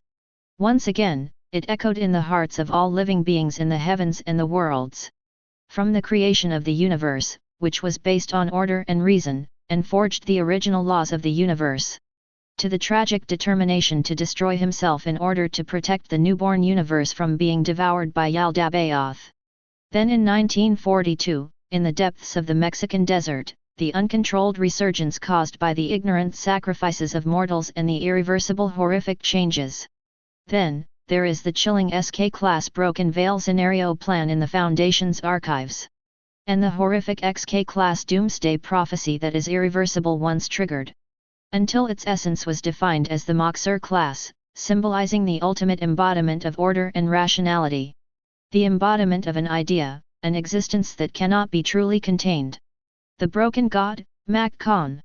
This supreme deity, who represents absolute machinery and cold logic, with his unique, almost paranoid Tao. Its immeasurable potential threat has left an indelible impression on the world. Although he has been broken into pieces, most of his remains have been placed under unprecedented strict monitoring and containment by the Foundation. But, as the interpretation of Moxer 2.0 reveals, as long as there is still a desire and pursuit for order in the universe, as long as everything in the world still shines with the light of reason and thinking, as long as those tiny gears scattered in unknown dimensions and remote corners are still turning quietly in some unknown secret place, making a subtle click sound, then, this broken god, this father of all things, will never truly die. His will be as eternal as the stars. His resurgence will be as inevitable as fate. The world of Covering the Sky. Baidu, East Wasteland Restricted Area, deep in the Immortal Mountain. The Wuxi Great Emperor sat cross-legged beside the Wuxi Bell. His eyes, as deep as the sea of stars, stared at the words slowly fading from the sky and the lingering narration. He whispered to himself, his voice was calm, yet it seemed to contain profound truths. This broken god pursues the ultimate order and rationality, even at the cost of reshaping the universe, and considers carbon-based life a defect. And the Crimson King represents the ultimate chaos and destruction, and wants to drag all things into a bloody feast and enslave all living beings. The wuxi bell vibrated slightly beside him, emitting a distant sound, as if responding to his thoughts. Two sides of the same coin, two poles of the Tao. A glimmer of enlightenment flashed across the eyes of the wuxi Great Emperor, as if he had seen through the eternal fog. This god shattered himself to protect all living beings, but his fragments became a disaster for all living beings. How contradictory and ironic! But the essence of Moksur, the immortality of its ideas and the everlasting divinity, is somewhat similar to the eternity of Tao that monks like me pursue. He nodded slightly, and looked towards the sky again. There was nothing there, waiting for new revelations. Chapter 142. Just as countless beings in the heavens and myriad worlds were still immersed in the deep fear brought about by when day falls and trying to digest the cruel torture of individuals and the collective. Sudden change. The sky that had just disappeared not long ago, still retaining the residual warmth of daylight, suddenly lit up again without any warning. But this time, it is no longer the cold archival style of before. The color of the entire sky became strange, as if covered by a thin veil of constantly changing colors. An indescribable throbbing that penetrates deep into the soul is like an invisible tentacle, quietly caressing the minds of every living being gazing at the sky. It is not a tearing at the physical level, but an impact at the crystal level. This is a deeper kind of interference. Then, a line of unclear words slowly emerged on the sky. File no S. Authorization level, Q. The font was distorted, as if interfered by an invisible force, and the specific number could not be seen at all. But the Q symbol, and the following beyond cognition mark, have already caused the pupils of countless powerful people to shrink. What a terrifying existence this is, its file authority is so ridiculously high. Before everyone could recover from the shock of the level of authority, a name, like thunder from the sky, accompanied by indescribable spiritual pressure, suddenly occupied the entire sky. Every word seemed to contain endless mysteries and terrors. Just by looking at it, one would feel as if one's mind was being attracted and devoured by it. Butterfly God. These 5 large characters exuded a dark and gorgeous glow, and fluttered slightly on the sky like living things. The word butterfly should be light and beautiful, but at this moment it exudes a creepy and strange feeling. The word God does not mean respect, but rather carries a blasphemous malice. Sakan, this unfamiliar name, seems to be directly imprinted in the depths of the souls of all living beings. Tianmu's unique narration voice sounded again. But this time, it was completely different from the tiredness and solemnity when broadcasting when the day falls. Its voice was filled with an unprecedented panic and trembling that almost overflowed the sky. Family. Who understands family? The voice was sharp and out of tune, completely losing its usual calmness. This gentleman, this butterfly god Sakan. He is not playing any energy explosion or planet-destroying tricks with you. 17. It's not about blood and flesh fusion or physical assimilation. The narrator's voice was tearful, as if he was about to collapse in the next second. He directly messes with your thoughts. The source that directly controls your soul. Do you understand that feeling?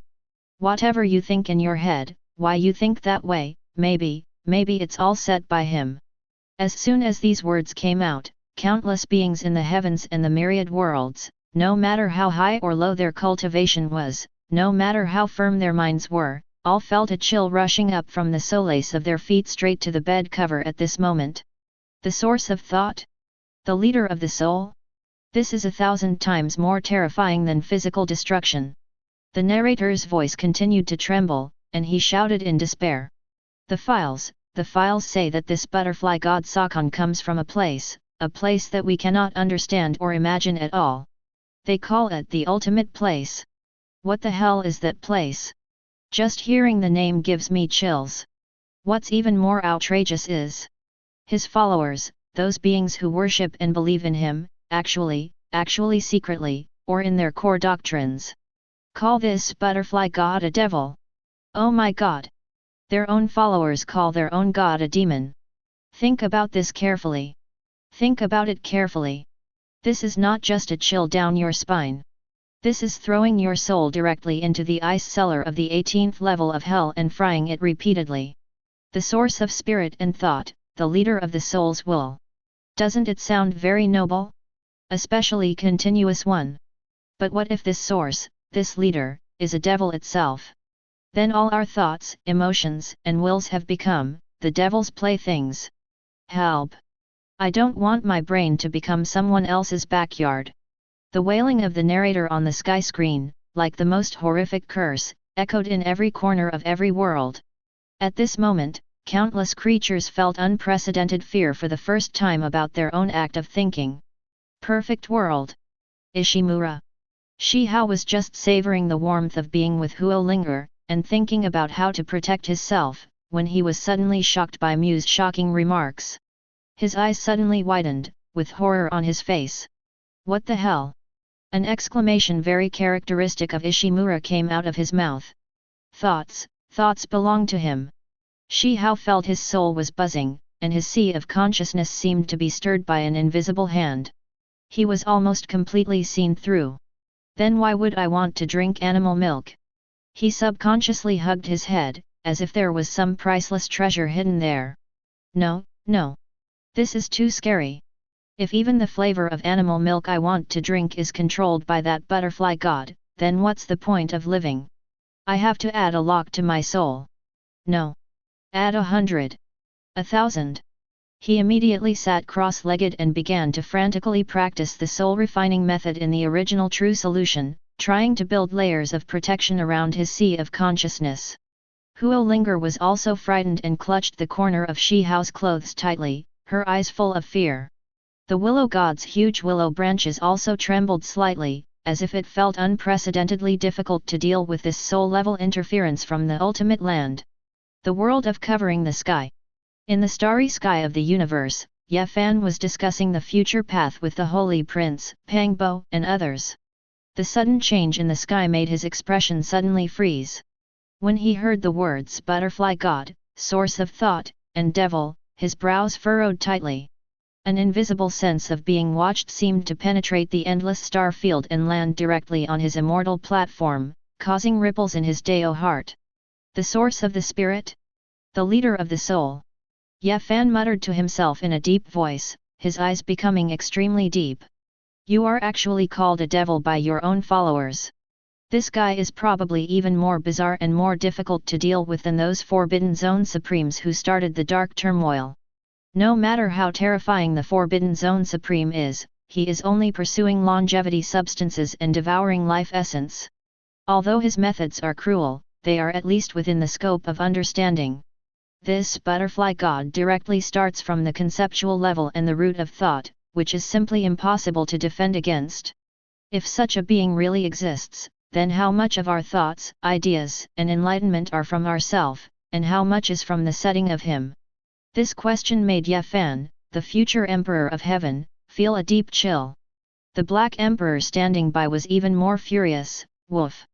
How can I allow others to meddle with my thoughts? Which BD dares to control what I think? I will bite him to death. A world where mortals cultivate to become immortals. In the spiritual world, inside a secret cave somewhere. Han Li was silently counting the gains from this retreat. The sudden change in the sky caused a ripple in his calm state of mind. Especially when he heard the words control the soul and thoughts, he almost instinctively stopped all movements in his hands. Control of soul thoughts.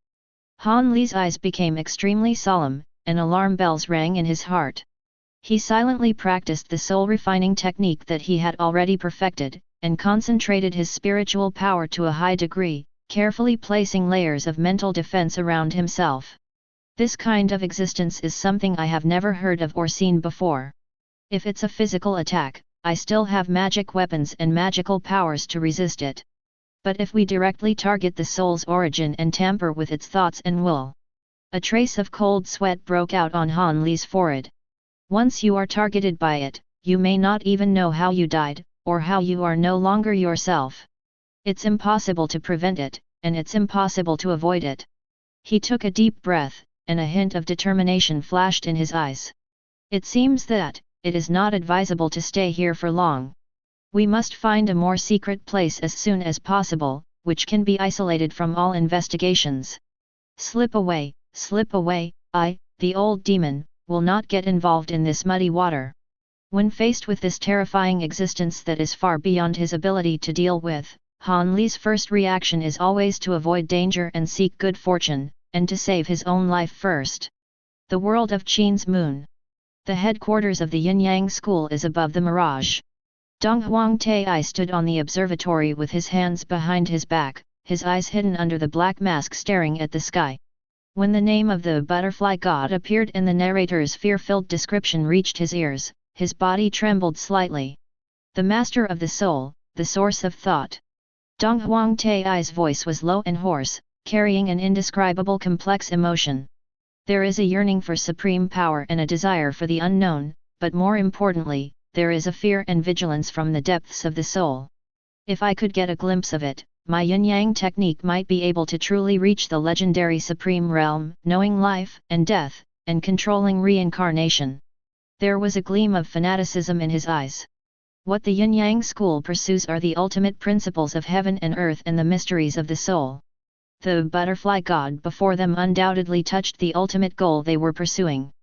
But, changing the subject, Dong Huang Tai's tone became extremely solemn again. The name devil is not false. Even its followers call it that, which shows that its essence is definitely not good. Controlling thoughts is equivalent to controlling everything. This kind of authority has already surpassed the scope of God and is more like an extreme form of distortion and slavery. He knew very well that the closer he was to the source of this power, the greater the risk he would face. If you are not careful, your soul will be destroyed and there will be no escape. Is this existence an opportunity, or a greater disaster? Dong Huang Tai fell into deep thought, with a light flickering in his deep eyes. Because of the arrival of butterfly god Sakan, all the heavens and the world fell into a panic that was even more bizarre and suffocating than when day comes. If daytime is a subversion of the body and society, then this butterfly god is the ultimate questioning of the soul and the concept of self. Do your thoughts really belong to you? This question, like a poisonous thorn, penetrates deeply into the deepest part of the soul of every living being. A new shadow has already loomed.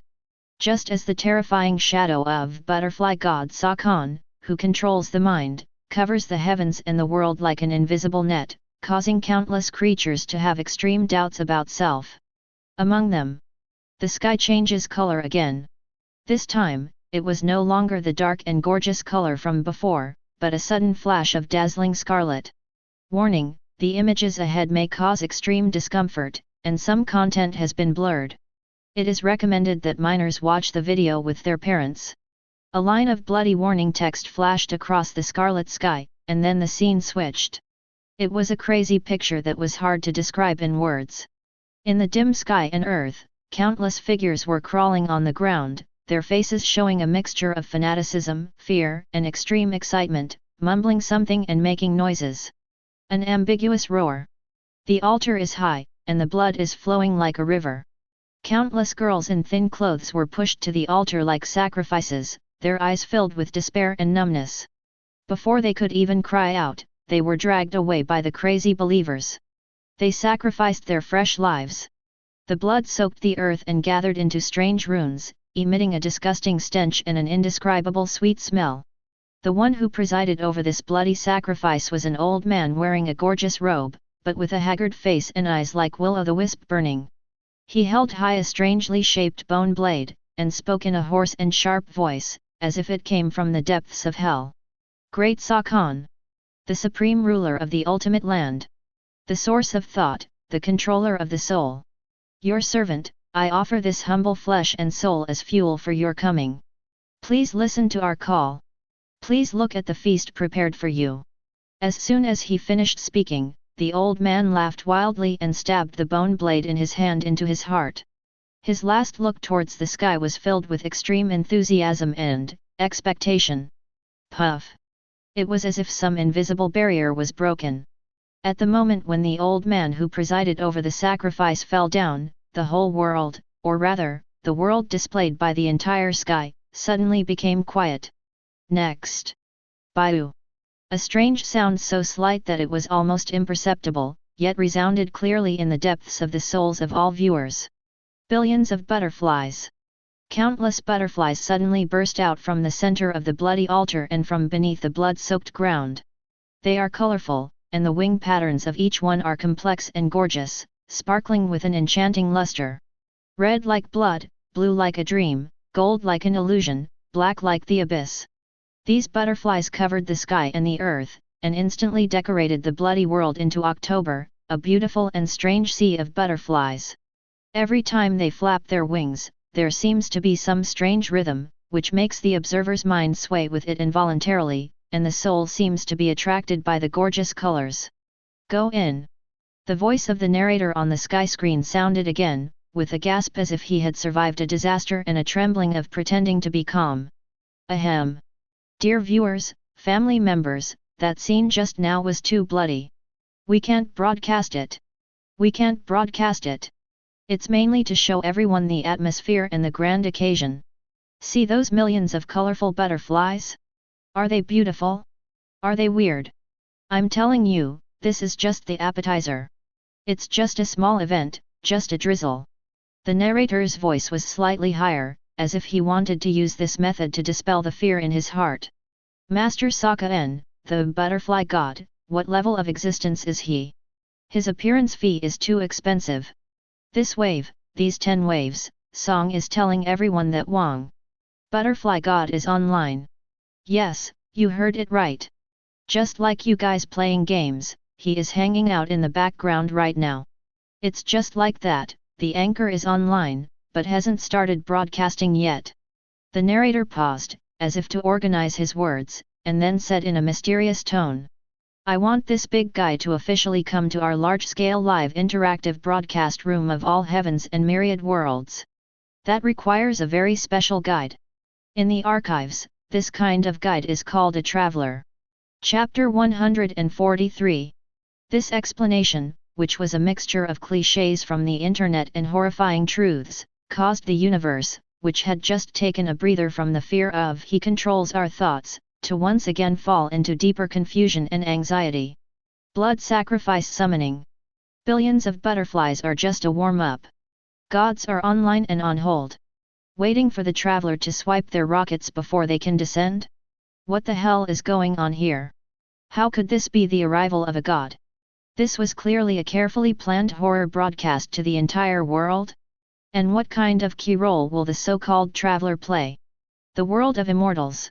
In a star field shrouded in the aura of slaughter, Wang Lin was dressed in a black robe, his blood-red hair fluttering, his cold eyes piercing through the void, staring intently at the sea of butterflies on the sky and the narration. When he saw the bloody sacrificial scene, the murderous intent brewing in his eyes almost became reality. Use the flesh, blood, and souls of all living beings as sacrifices to summon this being to the world. Wang Lin's voice was like 10,000 years of black ice, freezing him to the bone. This sex heart is detestable, and its actions should be destroyed. His true intention of rebellion was churning in his sea of consciousness. He deeply detested this behavior of treating life as worthless. Wang Lin raised his eyebrows slightly when he heard the narration explaining that Sokka needed the traveler to cast the rocket before he could descend. Traveler? Room Management Authority? Rocket? Although he didn't understand these strange words, their core meaning was not difficult to understand. That is to say, the complete advent of this evil god is not unstoppable, but requires a specific medium or key. This traveler sounds like a key variable. No matter who this person is or where he comes from, we must keep a close eye on his movements. A trace of solemnity flashed across Wang Lin's eyes. He vaguely felt that this traveler might become the center of an important node in the future. The world of Doluo continent. Poseidon Island, in front of Poseidon Temple. Tang San was wearing Poseidon's divine outfit, holding Poseidon's trident, and the Poseidon's mark on his forehead was shining with a deep blue light. The blood sacrifice scene on the sky made him frown, and he felt a sense of the majesty of the gods and compassion for life. Such a cruel sacrifice, just to summon an evil god. There was a hint of anger in Tang San's voice. He activated the purple demon pupil, and golden purple light flowed in his eyes, trying to see through the illusion created by billions of butterflies, as well as the deeper rules behind it. These butterflies are not simply energy bodies. They seem to carry fragments of some kind of will, an extension of Sakon's power. Moreover, the narrator said that sacrificing one's life is only a condition for going online. The real arrival also requires a traveler with specific permissions and some kind of rocket like a token. Tang San pondered, the sea god trident trembling slightly in his hand. The conditions for this advent are more complicated and strange than I imagined. This is more like a programmed program rather than a pure display of divine power. That traveler, could it be someone from our world?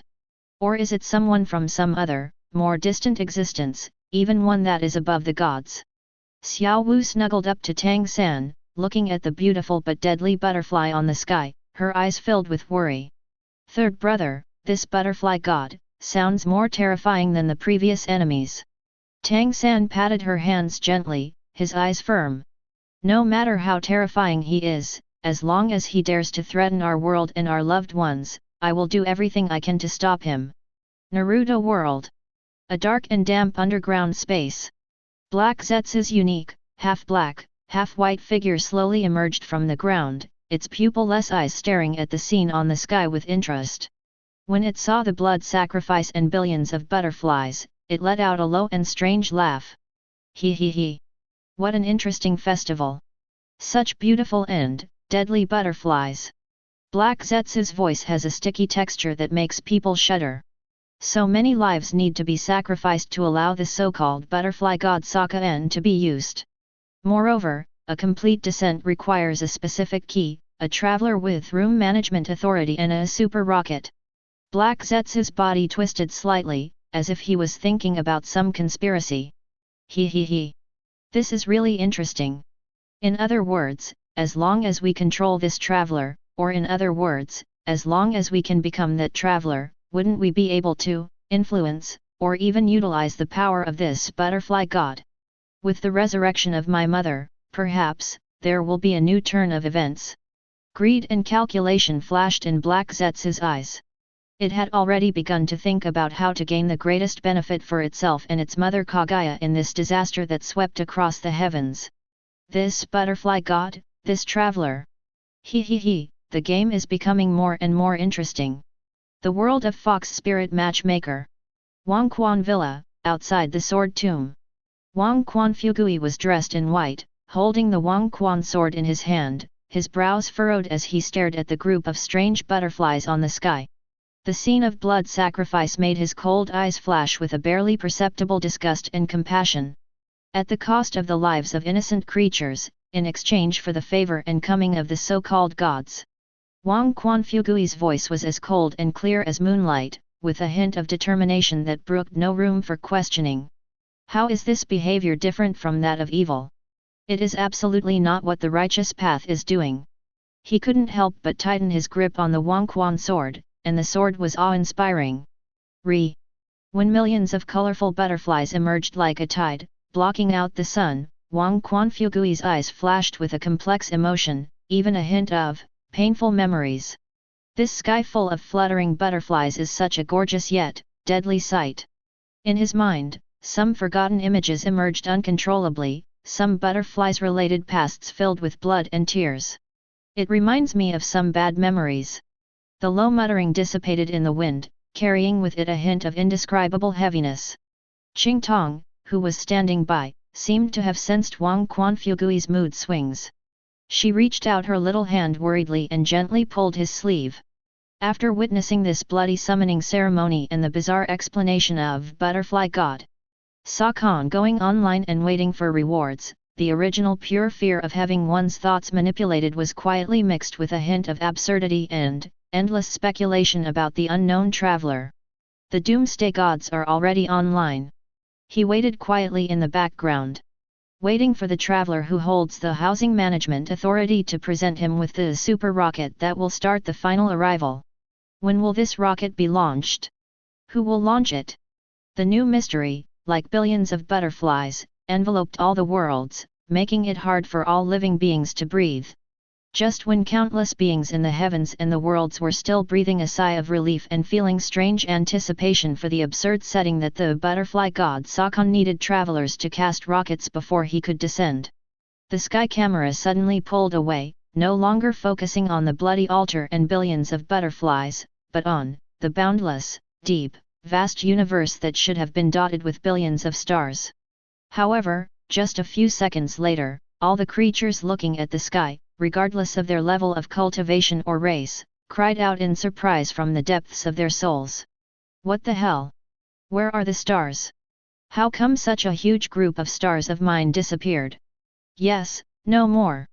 The countless twinkling stars of the Milky Way, which was originally dotted with stars and sparkled like diamonds, became visibly sparse and dim under the lens of the sky. It's like a black canvas full of stars, and someone used an invisible eraser to roughly and casually erase a large area of it.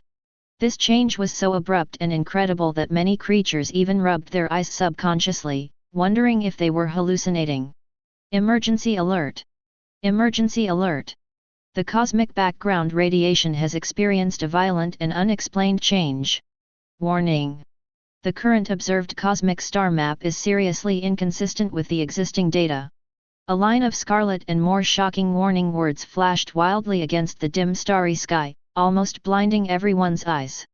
Then, the almost broken scream of the narrator on the screen tore through the silence of the world. Cough, cough, cough. Oh my god! I was scared to death. My family, you didn't see it wrong. I wasn't dazzled. It's not that your eyesight is bad, nor is there something wrong with the signal from the sky. It's the stars that are really gone. They're really gone. See? The Milky Way that was once as bright as a diamond, with its densely packed stars, has now become visibly sparse and dim. It's like someone erased a large area of it with an eraser. Let me tell you, it's been a few days. It's grown a lot. Above the sky, the scarlet file number appeared again, the font was distorted, and it carried an ominous aura item number, SCP-CN027, item class, Q, item name, prisoner star butterfly. In the video footage from the archives, butterflies similar to those summoned by the previous sacrifice, but more illusory and larger, with wings that seemed to carry the phantoms of countless stars, flashed by in the vacuum of the universe. Every time they flap their wings, the light of some distant stars is extinguished forever. The narrator's voice is tearful, but it is more of a mixture of excitement and fear at discovering a shocking secret. Family. The case has been solved. It has been completely solved. Don't blame me for this. It's the butterfly god Sokka Enchien's fault. It's definitely him. According to a top-secret file that came out of nowhere, since more than 100 years ago, which is probably the end of the 19th century as you know it, the number of stars above our heads has been quietly decreasing. At first, everyone thought it was an observation error, or the natural dimming of some supernova explosions, but later they found that things are far from that simple. These prison star butterflies are the embodiment of Sakon's power. They are concepts that he unconsciously released. They are his existence itself and his influence on the universe. The erosion caused. The butterfly god Sokka he may have just taken a nap, or stretched himself, or maybe, his existence itself is always there. Scratching the star map of the universe. He doesn't need to do anything, he doesn't need to cast spells. His existence is a kind of continuous erasure of the entire universe, at the conceptual level. Oh my goodness! This is more terrifying than destroying the universe. This is deleting the stars from the root, from the definition of existence. Perfect world. Ishimura, Kaminashita. Shihao raised his head suddenly, and his double pupils opened and closed, with chaotic energy filling the air. Divine light burst out from his bright eyes, and he stared at the sky, comparing it to the sparse stars on the sky. Something's wrong. He shouted in a deep voice, with a hint of horror in his tone that he himself was not aware of. This starry sky is different from what I remember. It also doesn't match the star map I just deduced. A fine layer of cold sweat oozed out of his forehead, and his heart was in turmoil, stirring up huge waves. Really? Really a lot less. Those ancient stars that were once so familiar and could be used to locate the coordinates of the sea boundary, some of them have dimmed to the extreme, and some, or even disappeared directly, as if it had never existed. Shi Hao's voice was a little dry. Even the stars that have existed for eternity can be wiped out without a sound. What level of existence is this butterfly god Sokka in? He felt an unprecedented sense of powerlessness, a powerlessness that was even greater than the darkness encroaching on the other side of the sea. This method is even harder to defend against than trying to find a needle in the sea of boundaries to sense the traces left by the ancient supreme beings who have passed away. This is not a confrontation at the level of strength at all. Resistance, this is, a crushing at the level of rules. It's a game between existence and nothingness. Huo Ling'er beside him also noticed the strangeness in the starry sky. Her face turned pale and she tightly grasped the corner of Shi Hao's clothes, her voice trembling with disbelief.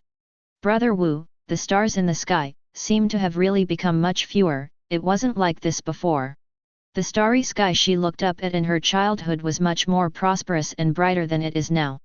The world of the great ruler, Baizhao. Baidu Star Region, one of the 7 forbidden areas for life, on the ruins of Tianxian Holy Land. The ragged, crazy old lunatic who kept muttering "Where are you, immortal?" also stopped his endless wandering for the first time. His cloudy eyes focused with difficulty at this moment, looking at the familiar yet unfamiliar starry sky that had been altered. He muttered to himself in a hoarse voice, filled with endless confusion and bewilderment. "It's a mess. It's all a mess. Why can't I find my way to the stars?" The old madman stretched out his dry fingers and kept gesturing in the air, as if he was deducing something, but every time he deduced, he ended up with a frown and even more confusion. No wonder. No wonder I've exhausted all my efforts but still can't figure out the path to my homeland. I can't find that ethereal fairyland. It turns out, it's not that my cultivation is not good enough, nor is it that the final result is obscure and difficult to understand. He raised his head suddenly, a brief moment of clarity flashed across his eyes, but was soon replaced by even deeper madness. But there is some indescribable existence that has been secretly changing the trajectory of the stars in the sky and obscuring the secrets of heaven. It is him. It is him who is preventing me from becoming an immortal. Road. The confusion in his eyes seemed deeper than before, but there was also a hint of an indescribable realization. But this realization brought even deeper despair and Sisi was teased and angry on the bed. Swallowed Star World. The original universe, the human territory, the Milky Way, the Earth. Luo Feng, wearing dark red armor, stood on the top of a skyscraper, his face as gloomy as water. His consciousness had already been connected to the huge network of the virtual universe company through his intelligent assistant Babata. The huge database frantically retrieves and compares the real-time star maps and historical data of various star fields. Luo Feng. Luo Feng. This is terrible. The data, have large-scale irreversible abnormal deviations. Chapter 144. Babata's sharp and rapid voice exploded directly in Luo Feng's sea of consciousness, filled with unprecedented panic. According to the latest star map scans and historical data comparisons, not only in our Milky Way, but also in the Andromeda Galaxy, the Large Magellanic Cloud, the Small Magellanic Cloud, and even thousands of more distant known galaxies, a large number of star signals have weakened sharply in a short period of time, or even disappeared completely. This disappearance is not a natural death due to energy exhaustion, but the erasure of traces of existence. There was a slight tremor in Babata's voice. According to preliminary estimates, the number of stars in the observable universe has decreased by at least 10% over the past 150 Earth years. And the rate is accelerating.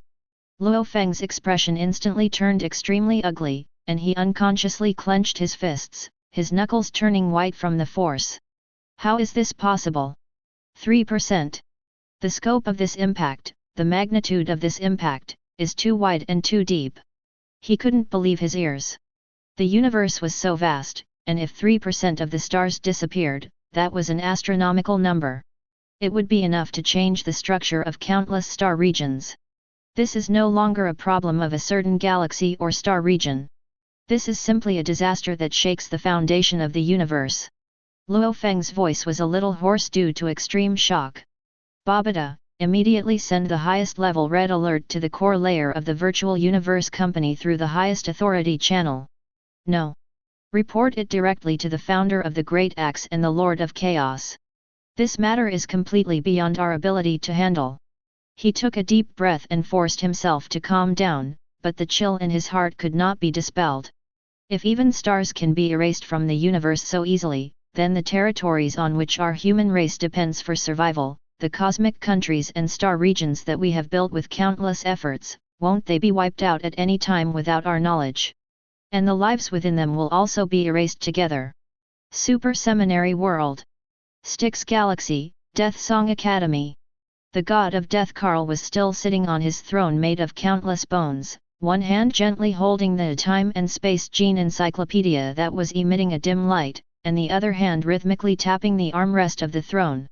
His deep eyes were now filled with a strange glow and strong interest. Interesting. Really interesting. He whispered to himself, with an almost obsessed smile on his face, as if he had seen some peerless work of art. It is not a direct annihilation of energy, nor is it a decomposition and collapse at the material level. It is like a superb painter, using a kind of paint or eraser that we cannot understand, directly erasing the traces of the existence of those stars 150 on the magnificent painting of the universe. Karl's fingers gently stroked the cold cover of the Encyclopedia of Space-Time Genes, and his eyes became more fanatical. The way this force works is that it directly interferes with and modifies the basic structural parameters of the macroscopic universe. It may even touch the level of cosmic strings, fundamentally rewriting the boundary between existence and nothingness. The look he gave towards the sky was filled with a thirst for knowledge and a search for unknown power.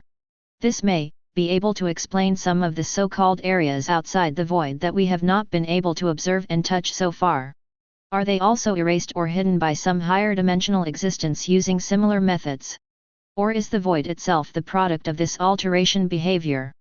The corners of Karl's mouth curled up into an almost fanatical smile, and if an angel or a devil saw that smile, they would surely shudder. Saken, the butterfly god, the power you displayed is more fascinating and closer to the truth than the ultimate fear I expected. He slowly closed the book in his hand, with a barely perceptible excitement in his voice. If I can understand even 1/10,000th of this great power that modifies the universe, my understanding of the nature of the void and the concept of death will surely be taken to a higher level, and even touch upon true eternity. Snow was trembling on the side. He felt that his god Karl seemed to have found a new research direction that made him crazy. The voice of the narrator sounded again. This time, it was not as panicked as before, but rather had a creepy calmness, as if stating an established, unchangeable horrific fact. Family, do you understand now? Or are you more confused? That butterfly god Sakan, he doesn't even need to actually come down, he doesn't need to launch any form of attack on us. His very existence is a slow and continuous obliteration of our universe.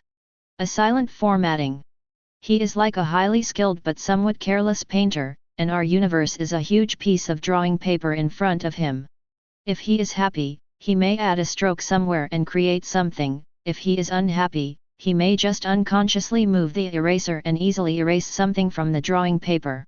We don't even know which star will disappear from the sky in the next moment, which familiar galaxy will dim, or whether we ourselves, along with the world we live in, will be gently wiped out from this painting called universe by him, leaving only a trace of the existence of the 10 things.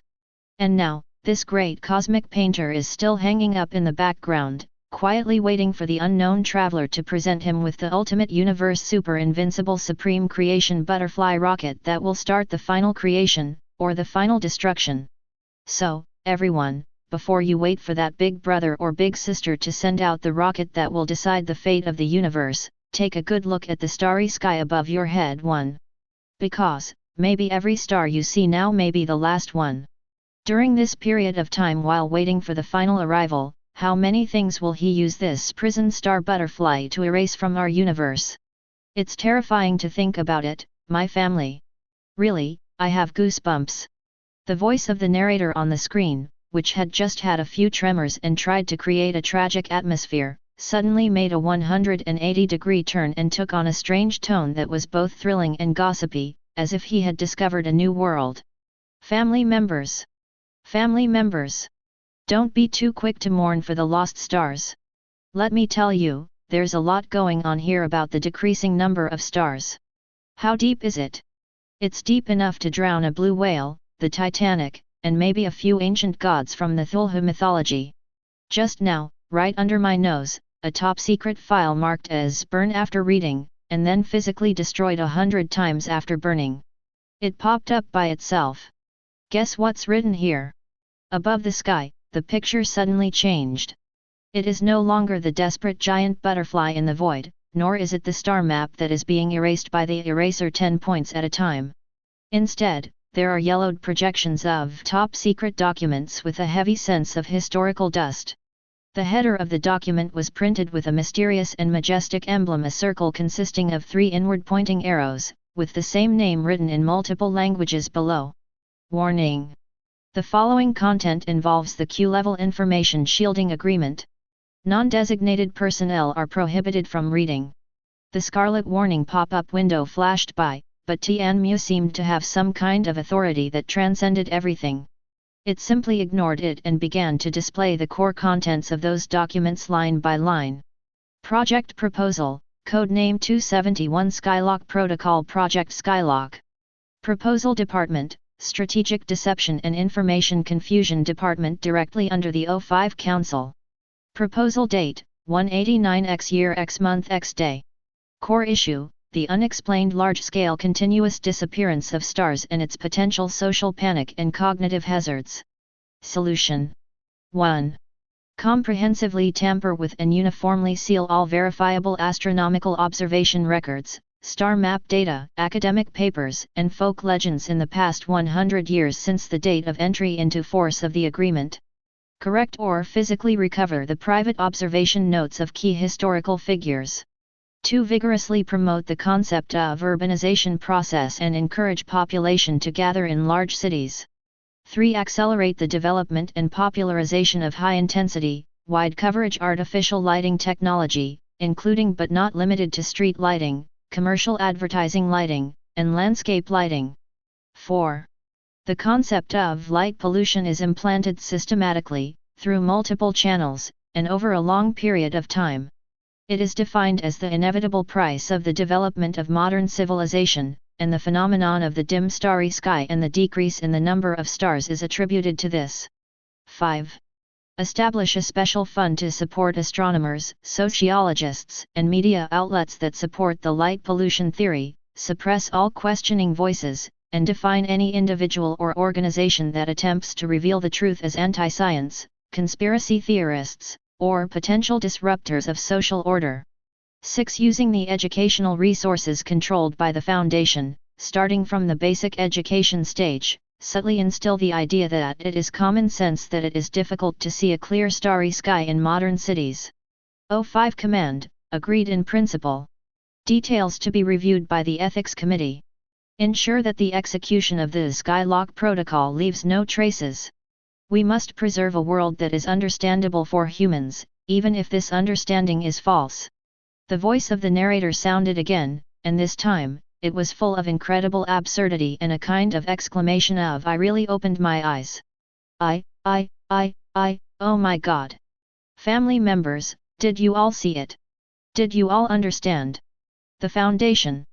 The one that claims to control, contain, protect, but is mysterious all the time and takes confidentiality to its core. Faced with the horrific truth that the stars were stolen, what can they say about their high-profile lie? They are trying to pass the buck. They must pass the buck. So, this codename 271 Skylock Protocol was just released. They secretly changed more than 100 years of astronomical records, hid all the evidence that there were too many stars, and may have even physically transmigrated a few disobedient astronomers. On the one hand, they are frantically encouraging everyone to move into the city and developing those blinding lights, neon lights, searchlights, billboards, whatever they want. Then, with a wave of his hand, he told the world righteously, "Oh my, you can't see the stars? It's all because of light pollution. It's all your fault, city dwellers. There's nothing wrong with that. Ha ha ha ha, burp. I'm almost laughing to death. Why do I feel like crying again? Wow. This wave of outrageous actions by the Foundation is simply a universal public relations model. It's a textbook example of calling a horse a zebra and confusing right and wrong. We went over. For more than 100 years, we have looked up at the normal night sky with a few sparse stars occasionally. We thought it was the price of industrialization and urbanization. What happened? It turned out to be a complete hoax. It was a huge lie they had been weaving for over a century. The truth is, the stars were almost stolen by the butterfly god Sakon. And the Foundation, the one who helped cover up, also took our light pollution IQ. The ultimate sixth.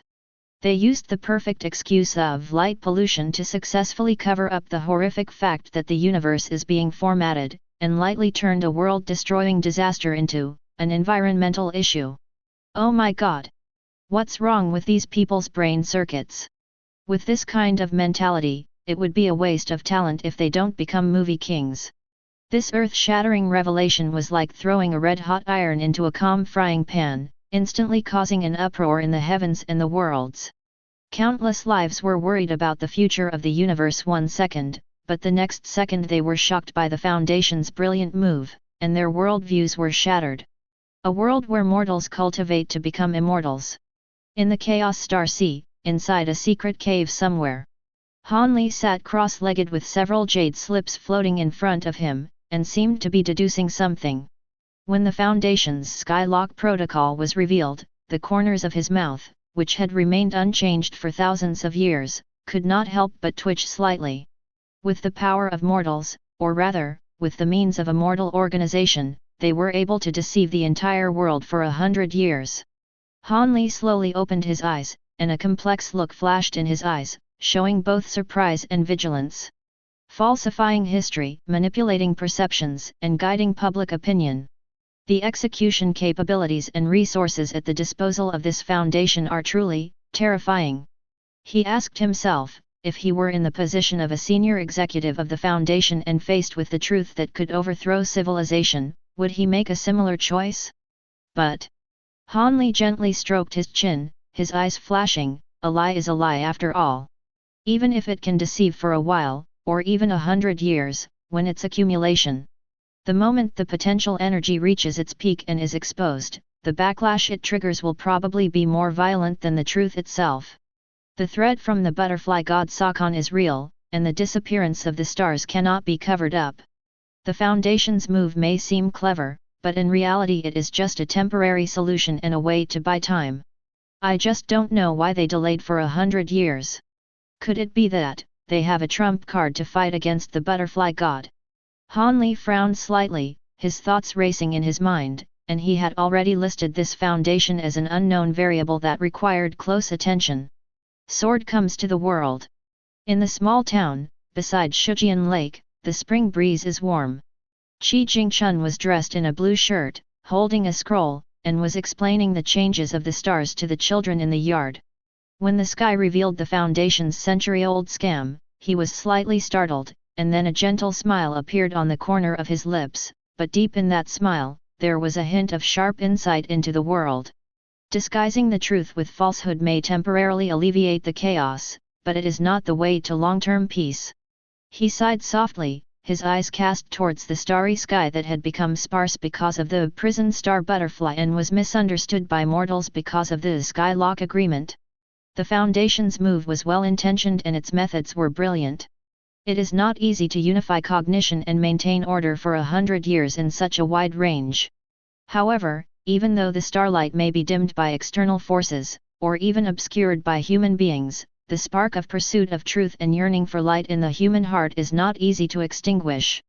Qi Jingchun's eyes swept over the children around him who seemed to understand but not quite, and his voice became more mellow.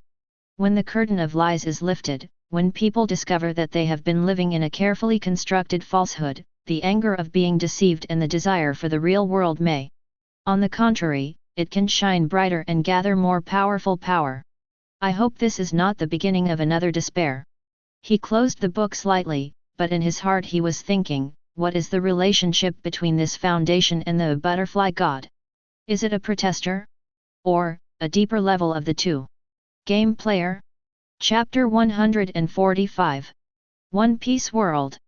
Navy G5 branch, in a smoke-filled office. Smoker was holding 2 cigars that were about to burn out, his brows were twisted into a shape of a character in Huxia, and he was having a headache over a report on unusual pirate activities. As soon as the Foundation's great achievements were broadcast on the sky screen, he slammed the table so hard that cigar ashes fell to the ground. Humph! This dirty and despicable method again. Smoker's face was filled with undisguised disgust and contempt, as if he had seen something disgusting. Covering up the truth, fooling the people, and creating false stability. This is exactly the same as what those bastards in the world government do. He thought of O'Hara's tragedy, the history that was erased by powerful forces, and the blank 100 years. For the sake of their so-called order and stability, can they unscrupulously deprive people of their right to know the truth? Smoker slammed his fist on the table, making a dull bang sound, and his eyes were cold. This kind of peace built on lies is more hateful than the cruelest war. Because it doesn't even give people a chance to resist uprightly. Light pollution? It's a pity they could come up with that. He fiercely stubbed out his cigar into the ashtray, his eyes burning with anger. When everyone gets used to the darkness and forgets what the starlight looks like, and the butterfly god erases the moon, will they make up a lie that the moon has moved away for vacation to deceive people? What's the difference between this so-called foundation and those lackeys of the celestial dragons who claim to be righteous but actually do dirty things behind the scenes? The world of Qin's moon. Shanghai City, Xia Shengxian Zhuang. Zhang Liang was dressed in white, holding a feather fan, standing in front of the window, gazing into the sky. His originally calm eyes also showed a ripple after seeing the details of the Skylock protocol. Attacking the heart is better than attacking the city. Psychological warfare is better than military warfare. Zhang Liang gently waved his feather fan, his tone full of thought. Although the Foundation's methods are based on deception, they have indeed, to some extent, temporarily stabilized the cognition of the mortals in the world under its rule, and avoided large-scale panic and the collapse of social order caused by the cosmic upheaval. From the perspective of maintaining stability, this century-old foundation can be considered an achievement. Yan Lu beside him frowned. Mr. Zifeng, this kind of behavior is no different from covering one's ears and stealing the bell. It is ultimately deceiving oneself and others. Once the truth is revealed to the world, the backlash may be far beyond imagination. Zhang Liang nodded slightly, a trace of solemnity flashed in his eyes. Senior brother Yan Lu is absolutely right. The effectiveness of lies depends on information asymmetry. When Tianmu made all this public, the Foundation's century-long achievements became a century-long evidence. They tried to replace an out-of-control truth with a controllable lie. The original intention might be to protect, but when this lie was used to serve a deeper unknown purpose, or when the truth came in a more cruel way. Zhang Liang looked up at the sky with a deep gaze. Once the panic, anger, and distrust that have been suppressed for 100 years erupt, it will form a torrent that is enough to subvert everything. Moreover, the erasure of the prisoner star butterfly is still ongoing. How long can the Foundation's lies last? Are they protecting humanity, or are they buying time for a more terrifying existence, or are they part of that existence? Zhang Liang was filled with doubts. The behavior logic and hidden cards of this foundation that suddenly appeared made him feel deeply uneasy. The voice of the narrator sounded again at the right time. This time, its tone was full of mockery and a chill that penetrated deep into the bone marrow. So, family members, do you feel more confused now? On one side is the butterfly god Sakon and his army of prison star butterflies hanging high above us, ready to format us and the entire universe at any time. On one hand, there is this foundation that claims to protect humanity, but in the end it has kept all of humanity in the dark and is playing the biggest scam of the century, light pollution. I just want to ask, who should we trust now? Or should we trust no one? Is this universe, from beginning to end, just one giant scam within another scam? Not only is the starry sky above our heads being stolen bit by the butterfly god, our basic understanding of the starry sky has also been polluted by the Foundation for more than 100 years. I now seriously doubt whether the air we breathe is also a special placebo and whether the ground under our feet is also some kind of virtual projection. It's over, folks. I think my CPU is going to burn out. There's too much information. It's too exciting. Before we wait for the unknown traveler to produce the ultimate butterfly rocket that will determine the fate of the universe, do we still have to settle the IQ tax on light pollution with the Foundation? Well, forget it. It's better for us mortals to stay out of trouble with a group of ruthless people who can turn a cosmic disaster into an environmental issue. It's just that, this universe that has been stolen almost completely, and this world that has been deceived, can we really wait for that savior? Traveler. Why am I becoming more and more unsure? The voice of the narrator at the end carried a hint of subtle confusion and real fear. Above the sky, the screen that had just been playing the Foundation's century-long dark history suddenly went dark. Then, without any sign or transition, an indescribable chaotic pattern formed by countless abstract symbols and streams of consciousness replaced everything that had come before. These symbols are constantly changing, and every flash seems to be telling the mystery of the birth and death of the universe, and seems to be mocking all living beings who try to understand them. Depression. Extreme depression. It is not a physical pressure, but a terrifying threat that directly affects the soul and crushes cognition. The voice of the narrator on the screen, hoarse as if he were hungover and filled with deep fear, trembled and sounded. Family, I just read the past of the Foundation. Don't you think it's exciting enough and shocking enough? I'm telling you, that's just an appetizer. The following content, please sit firmly, and it is best to check your heart and brain blood vessels again. Because what we want to talk about is the famous butterfly god Saka-en. What on earth is he? The chaotic pattern on the sky suddenly shrank and turned into a core light spot that was constantly distorted and could not be stably observed. Around the light spot, more incomprehensible characters and formulas appeared, like fragments of the underlying code of the universe, or like the embodiment of crazy and absurd language. First of all, let me give you a heads up. This butterfly god Saka-en, he is completely different from the god we usually understand. There is no majestic and powerful divine body. There are no special effects of heaven-destroying skills. You can't even see what he looks like. Because he is not a physical entity at all. Yes. You heard it right. It's not a physical entity. Then what is he? According to the extremely incomplete information I just analyzed at the risk of my life, risking CPU overload. This boss is more like a concept of 10 rules. 10 settings. For example, the words existence, thought and logic that we talk about every day but cannot touch or see, they have become spirits. They are alive. Moreover, he has become a master of the universe. You think I'm kidding? I wish I was. But this stuff is more damn real than my worst nightmare. He doesn't need an army, weapons, or even his own hands. This butterfly god, his way of fighting is to modify your cognition directly in the backstage. Distort your soul. Reshape your memory. Who do you think you are? What do you think you see? What do you think you believe in? Sorry. Maybe all of that was just a piece of experience code that he casually implanted in your brain. Your willpower, which you are so proud of. In front of him, it may be more fragile than a piece of straw paper. Your indestructible faith? He may only need a thought to instantly collapse your faith and turn you from a staunch materialist into his most fanatical believer. Physical attack? Don't be ridiculous.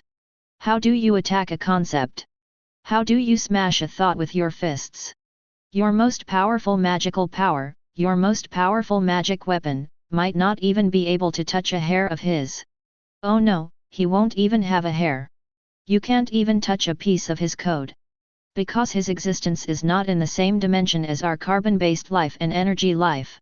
He looks at you like we are looking at a character in a comic book, or an NPC in a program. Whatever he wants you to do, that's what you have to do. What's the scariest thing? The scariest thing is, if he doesn't like you, or just thinks you're boring. He may not need to bring down any divine punishment, or launch any earth-shattering attack. He only needs to have a thought. Then, your existence will be completely formatted from every corner of the long river of time, from every link in the chain of cause and effect. Not death. Not disappearance. But you never existed.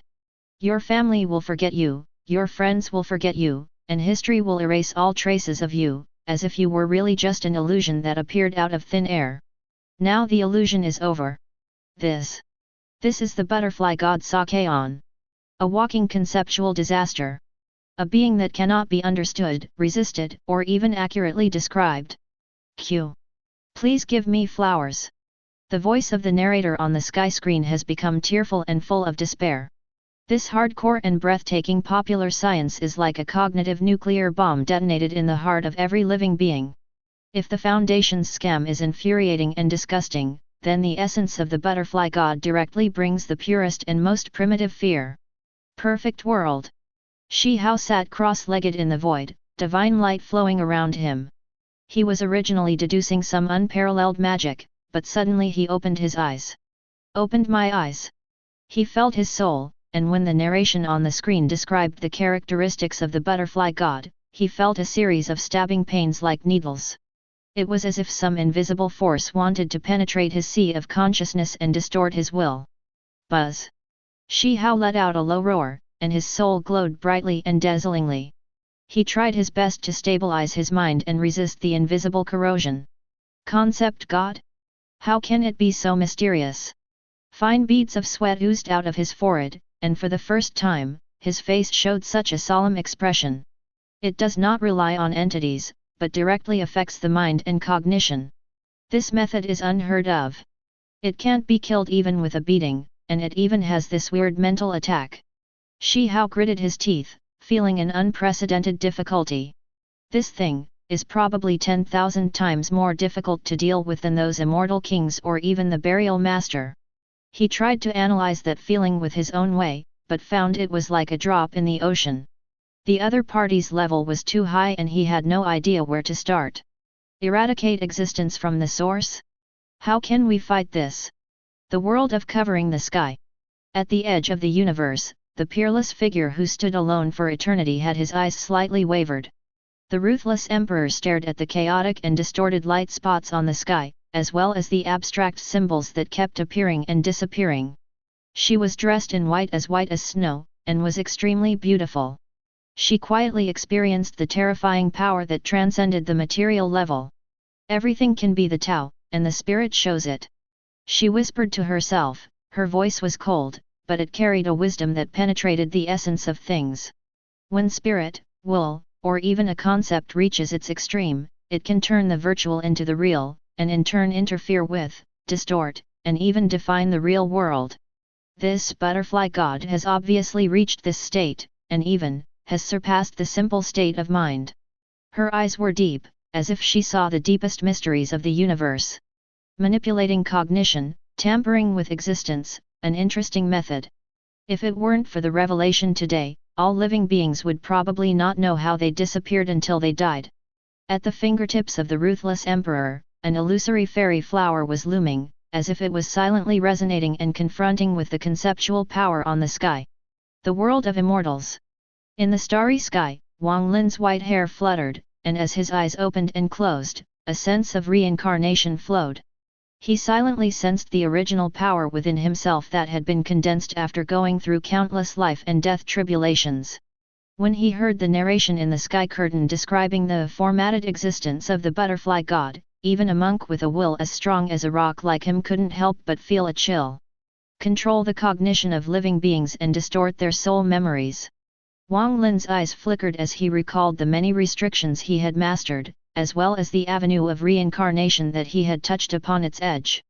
This has something in common with my way of prohibition, and even some aspects of the way of life and death reincarnation. But this kind of power of his is more fundamental, more thorough, and more invisible and traceless, making it impossible to defend against. He can influence the minds of others through prohibitions, and interfere with life and death through the power of reincarnation, but that requires a medium and a process. And this butterfly god seems to only need a thought. With a thought, a living being can be completely wiped out from the root of existence, as if it had never appeared. Wang Lin took a deep breath and his eyes became extremely solemn. This power has surpassed the scope of technique and is the embodiment of the true Tao, or even, some unknown power that transcends the great Dao of Ascension. Faced with such an existence, any struggle seems pale and powerless. Jujutsu Kaisen World. In a secret base somewhere. The iconic stitches on Rosso's face twitched slightly. His brain was working at an unimaginable speed, and his eyes were flashing with morbid fanaticism and greed. Oh my, this is really so wonderful. He almost couldn't help laughing out loud, but he suppressed it. The divine embodiment of concepts? Indestructible by physical means? Acting directly on the cognitive and soul levels. Rosso licked his lips, his eyes shining frighteningly. This is exactly what I've always dreamed of, the most perfect container. He was completely immersed in his own fantasies, and he was only excited about the so-called danger. Chapter 146. Just as the heavens and the world were in turmoil because of the appearance of the traveler, countless creatures grasped at a glimmer of illusory hope in despair and fiercely discussed the identity of this savior. Above the sky, the chaotic, twisted light spots and abstract symbols suddenly flickered violently. The voice of the narration on the sky screen, which had just been silent for a short while, once again exploded in the minds of all living beings. This time, it was no longer the excitement and nervousness of before, but a kind of flamboyant, chilling enthusiasm. Family. Family. Don't be in a hurry to open the champagne and celebrate finding a life-saving straw. Let's put aside the guessing game about Traveler for now. Let's take a break and insert a very important Butterfly God Sakon's Ultimate Ability Award. Lest you think that as long as we control the Voyager and don't launch that damn rocket, everything will be fine. Naive. So naive. You have no idea about the power of this Q-level boss. The sky screen suddenly changed. It was no longer the previous archival text, but a soul-shaking image that started playing like a top-notch special effects blockbuster. On countless planets, billions of creatures were like puppets, with empty eyes and strange expressions, performing incredible collective behaviors. Some killed each other, some bowed down in worship, and some even took the initiative to decompose their own flesh and blood to merge into the expanding ocean of flesh and blood. There was a strange kind of happiness and satisfaction on their faces. The voice of the narrator on the screen is like the devil's whisper, full of temptation and unquestionable majesty. See it clearly. Pay attention to the blackboard. Mark the key points. Butterfly God Sakon, one of the core skills, spirit/thought/soul domination. To put it simply, your brain, from this moment on, may no longer be completely your own. One thought from him can make you sing praises and rush towards death. 191 look from him can make you regard your loved ones as your mortal enemies. Memory? Will? Faith?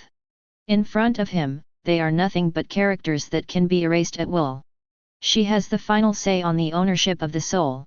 The screen turns again. In the eyes of observers, prosperous cities turned into ruins in an instant, and turned into a paradise of blood and flesh the next second. In the eyes of some people, the indestructible alloy fortress has become a shoddy project that collapses with a slight touch. The originally clear sky, in the eyes of others, is filled with indescribable twisted eyeballs, drooping down, emitting rays of love or malice.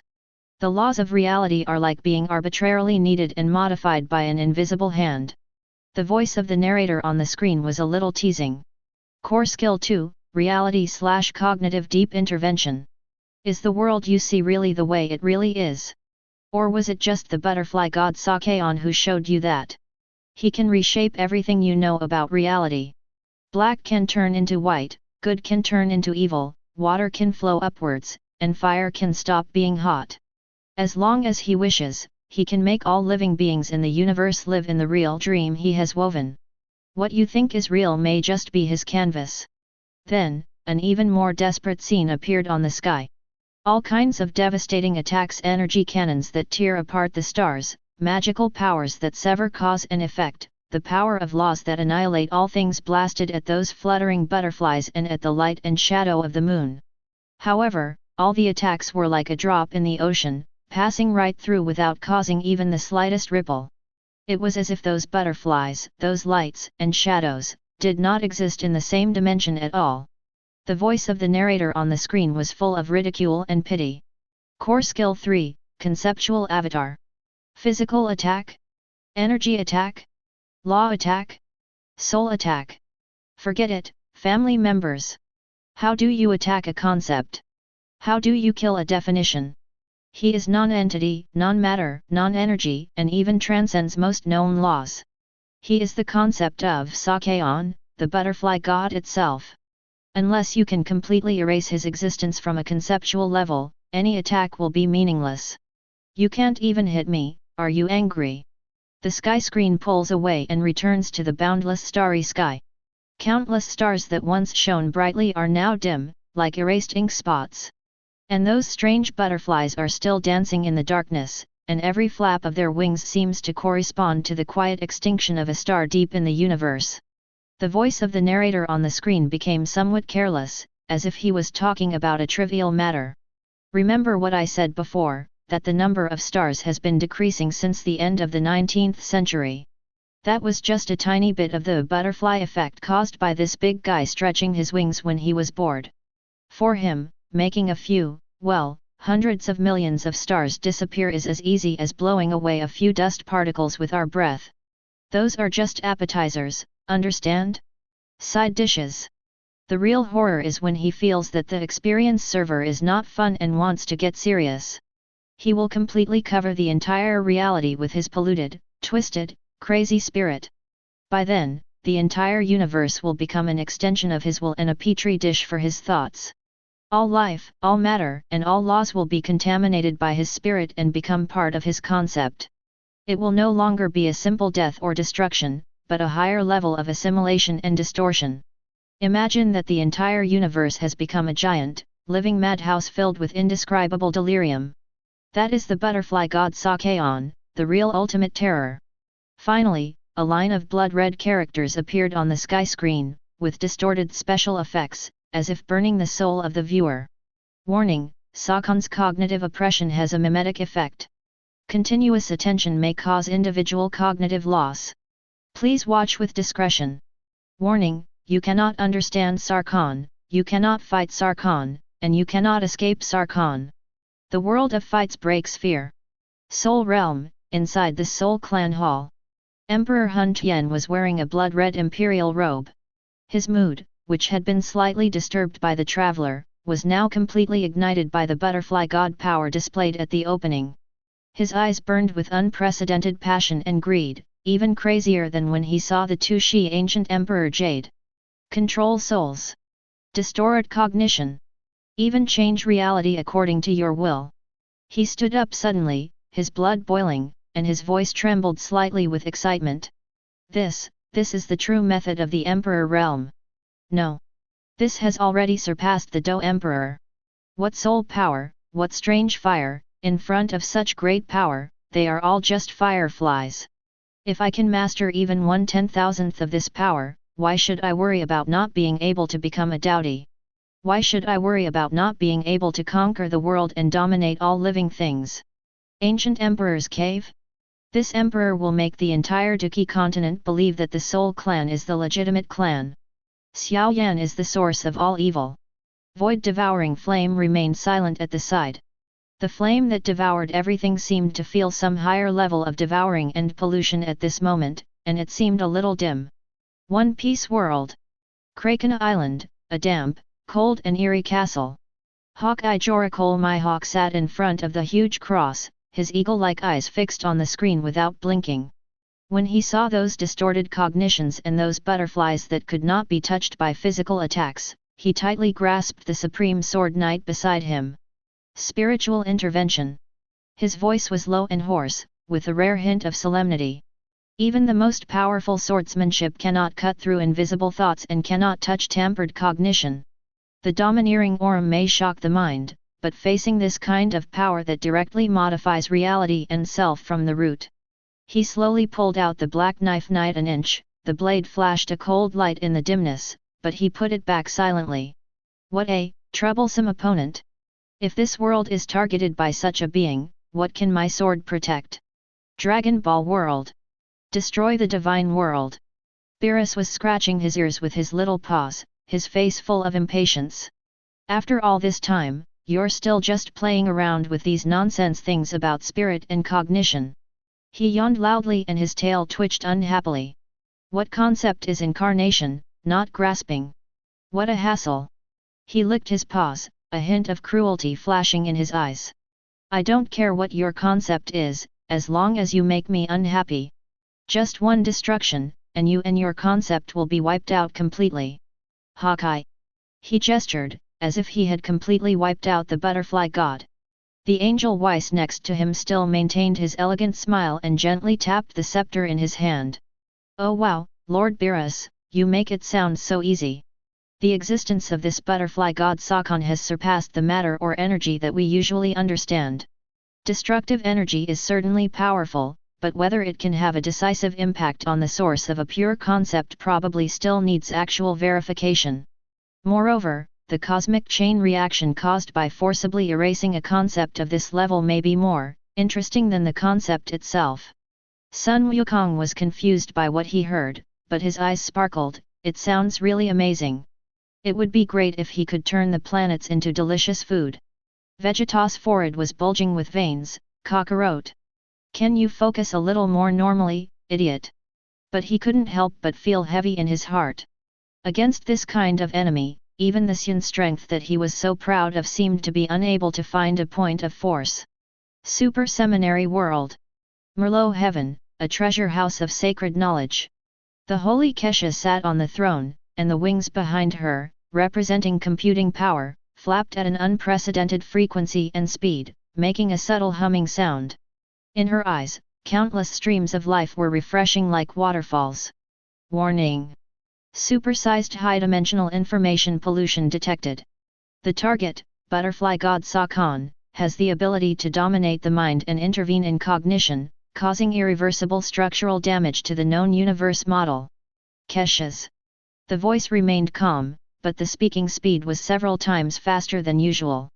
Its conceptual incarnation characteristics, based on preliminary judgment, can exempt it from more than 99.99% of the physical, energy, and dark energy attacks in the known universe. Trying to build a targeted defense model. Model building failed.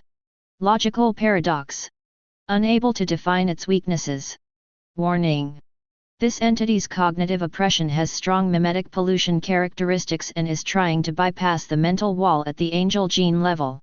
The threat level is being reassessed. The evaluation results are immeasurable. They exceed the upper limit of the current known cosmic disaster level. Immediately activate the Final Barrier Protocol Plan. Notify all known civilizations to raise their alert level to the highest level to prepare for a conceptual level invasion. She stood aside, her face extremely solemn. The sub-biological engine that she was so proud of seemed so pale and powerless in front of the power displayed by the butterfly god. Perfect world. Ishimura. Shihao looked at the bizarre images on the sky, feeling the twisted will that was almost penetrating the screen, his little face tense. You can't even hit them?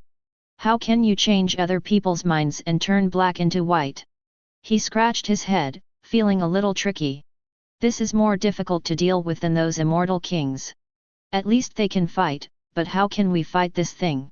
The branches of the willow god swayed, emitting a soft halo, as if resisting some invisible erosion. This is beyond the reach of human strength. It involves higher levels of Tao and principles, and even, is the root of Tao. Huo Linger looked at Shihao worriedly. She could feel that even someone as powerful as Shihao felt tremendous pressure at this moment. A world where mortals cultivate to become immortals. The spiritual world, a secret cave. Han Li looked at the sky silently with a frown on his face. Mind control, altered cognition, conceptual embodiment. He took a deep breath, and the spiritual energy in his body became a little unstable. This kind of existence has already been guessed by Xiu. Even if a true immortal descended, I'm afraid they would be helpless. It seems that my previous belief that Traveler was a nuisance was too optimistic. This butterfly god is simply an unsolvable disaster. Of the 36 strategies, running away is the best strategy. However, where can we hide in this world? He once again strengthened the restrictions in the cave, but for the first time, he began to waver in his own caution. This is no longer a question of whether to dodge or not, but the entire chessboard is about to be overturned. The world of covering the sky. The edge of the universe. Ye Fan and Pang Bo stood side by side, their expressions more solemn than ever before. This thing is simply cheating. Pang Bo couldn't help but curse. You can't beat me, you won't listen to my scolding, and I can even let you kill yourself. How can I deal with this? Ye Fan's eyes were deep, and the golden light of the holy body was flowing faintly, but he also felt a deep sense of powerlessness. It is redefining power. Our Tao and our Dharma seem to have lost their meaning in front of it. Hai Huang rarely barked. He tucked his tail between his legs and made a whining sound in his throat. It was obvious that he was also frightened. The shadows of Emperor Wu Shi and Emperor Henren were looming, and they seemed to be gazing at the sky in silence. Above the sky, the chaotic, twisted light spots and abstract symbols slowly rotated after playing this series of desperate ability demonstrations. The pressure it exuded seemed to be even stronger and more suffocating than before. The glimmer of hope that had just been ignited by the traveler was like being poured down with a basin of cold water by the ultimate ability of the butterfly god Sokka-en, which was considered a bug level. The situation became precarious in an instant. All living beings in the heavens and the world once again deeply experienced what true doomsday means. And can the so-called traveler and butterfly rocket really work in the face of such absolute power? Endless questions and deeper fears once again shrouded every corner. Chapter 147. Above the sky, the shadows of billions of flying butterflies seemed to be gently brushed by an invisible giant hand. They gradually became illusory, dim, and finally completely dissipated. Those distorted, crazy images that exuded endless spiritual pollution also disappeared. Instead, there was a line of relatively normal black text that still carried a certain indescribable majesty, floating quietly. Butterfly God file temporarily closed. Then, the familiar voice of the narrator, who had just gone crazy because of reviewing the ultimate abilities of the butterfly god, resounded in the minds of all living beings in the heavens and the worlds again. This time, its voice was filled with exaggerated gasps as if it had survived a catastrophe, but the fear that penetrated deep into its bones had not diminished at all. Oh my God! My family! My family! Did you hear it? Did you see it? File temporarily closed. Temporarily closed. This heavyweight boss's terrifying display of power has finally come to an end for now. You scared me to death. Any one of those moves would be enough to make us drink a pot of wine, no, drink up the whole universe. My heart is beating so fast it feels like it's going to jump out of my throat at any moment. However, before the creatures in the heavens and myriad worlds could breathe a sigh of relief, the narrator's voice suddenly rose again, filled with deeper horror and warning. But listen carefully to this narrator. Don't think that everything is fine and you can celebrate now. Just because the file is temporarily sealed doesn't mean the boss is offline. It doesn't mean he will retire and become a Buddha. You are so naive. So stupid and naive. This Q-level boss who plays with spirits and concepts just thinks the novice tutorial of the experience server is too boring, so he temporarily returns to his mysterious ultimate place to dive and fish. Living. Do you understand? It's the kind of diving where you think he has left, but in fact he is using the invisibility hack to spy on each and every one of you from behind the screen. The narrator's voice is low, with a creepy sense of you know and I know mystery. His voyeurism never stops. Yes, you heard it right. It's literally voyeurism. From the first second you saw this 17 sky curtain to every minute and every second till now. Every word and action, every move, even every thought and every subtle emotional fluctuation of ours may, note, I said may or may not. It's all under his panoramic surveillance that transcends comprehension. You think you are thinking about life? No, you are contributing fresh materials to the boss's database. You think you're cursing with gnashing teeth? No, you're adding a little spice to the boss's spiritual entertainment. Family members, it's really scary when you think about it. Isn't it very warm and caring to feel that you are cared for by a top spiritual leader all the time? The font on the skylight flickered slightly, as if confirming the narrator's statement. And there is also the most crucial issue. The so-called ultimate place. What the hell is that place? Is it heaven or hell? Is it a novice village or a hidden entrance to a full-level dungeon? The butterfly god Sakon came out from there and returned there. What secrets are hidden there? Is it a higher dimensional universe? Is it the source of concepts? Or is it just a luxurious single room on the mainland? None of these holes have been filled yet. Not to mention the highly anticipated traveler. When will his activation code, that is, the ultimate universe super invincible supreme creation butterfly rocket, take effect? Do I need to collect all 7 Dragon Balls, or do I need to spend 10,648 gold coins? This is related to whether we can get out of the suffering of the experience server and enter the official server, even if the official server is even worse. Time waits for no one, family. So, here comes the most important question: where on earth is the entrance to the ultimate land, or in other words, the clue to finding the traveler? The narrator's voice was filled with madness and expectation, echoing in the minds of every living being, setting off a new round of confusion and restlessness. Perfect world. In Shi village, beneath the charred willow tree, a gleaming green light was flowing, calming the restless atmosphere around caused by the strange changes in the sky. The willow tree's thousands of branches swayed gently, making a rustling sound that was like the sound of the great Dao, ethereal and distant. His voice resounded directly in the hearts of Shi Hao, Xiota and other living beings, with a kind of calmness and ethereality that penetrated the world. Day. Perhaps, that is where many paths converge, and it is also the final destination of spirit and will. It may also be one of the sources of the Tao recognized by a certain civilization in a certain era. Without the great willpower to break through eternity, without the great wisdom to see the true self, without the great aspiration to protect all living beings, one cannot easily spy on it, let alone set foot on it. That place is both the end and a new beginning. It is full of unknowns and great terrors, or great opportunities. Shi Hao looked up at the sky, then looked at the willow god who was emitting a soft halo beside him, his little face tense. God Lu, that place, is it farther than the immortal realm and more dangerous than the sea of boundaries? His fists clenched unconsciously, his eyes flashing with indomitable spirit and a hint of yearning. If that butterfly god came from there, then, do we also have to find a way to go there to find a way to restrain it? The small tower was silent. Its ancient existence seemed to be full of fear of the ultimate place. The world of covering the sky. The universe is desolate and the stars are dim. The back of the Wu Shi Great Emperor is still majestic, facing the cold and desolate universe alone, as if it has not changed since ancient times. The information on the sky flowed by, and his deep eyes seemed to penetrate endless time and space, looking towards some indescribable distant direction. Sit.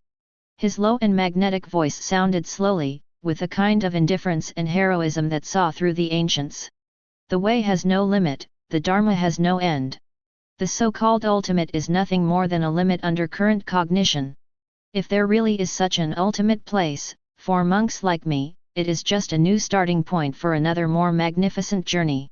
A truly strong person is never afraid of the unknown, he will only step on it and create a new legend. Ye Fan and Pang Bo stood side by side. They were extremely shocked when they heard what Emperor Wu Shi said. The starting point of another journey. Ye Fan muttered to himself, with a startling look in his eyes, the realm of the great emperor is indeed beyond the reach of us. Pang Bo nodded vigorously, that's right. No matter what the butterfly god is or what the ultimate land is, as long as we keep getting stronger, we will be able to defeat him one day. It was rare that Hai Huang did not bark randomly, but instead looked at the back of Emperor Wu Shi thoughtfully. There was an inexplicable light flashing in the dog's eyes, and his tail was unconsciously clenched a little tighter. The hazy figure of the ruthless emperor stood on the other side of the starry sky. No emotion could be seen on his peerless face, but his domineering aura seemed to cause a ripple in the city. A world where mortals cultivate to become immortals. A secret cave that is surrounded by numerous restrictions, rich in spiritual energy and isolated from the world. Han Li looked expressionlessly at the words "file temporarily closed" on the screen, as well as the subsequent noise of the narration. When he heard the words "ultimate place," "traveler," and "activation code," he just frowned slightly. Vision. He muttered to himself, and his consciousness scanned his surroundings again and again, confirming that the restrictions of the cave were intact and even several times more secretive than before. Sure enough, this canopy itself is the biggest source of trouble. Without any hesitation, he pinched his fingers and performed a magic formula. A flash of light passed by, and the light and shadow of the sky projected in front of him disappeared without a trace in an instant. Who cares about the ultimate place or whether the butterfly god is still watching? Who cares about travelers or activation codes? Han Li sat down cross-legged, his eyes becoming firm and calm again. What does all this have to do with me, Han Li? If the sky falls, there will always be tall people to hold it up. The most important thing right now is to practice diligently and improve your own strength as soon as possible. In this increasingly chaotic world, you will have more power to protect yourself. This is the true way to go. If the inevitable day comes, strength will be the basis of everything. He closed his eyes and quickly entered a deep state of meditation. The cave was once again filled with deathly silence, as if all the noise from the outside world had nothing to do with this place. Sword comes to the world.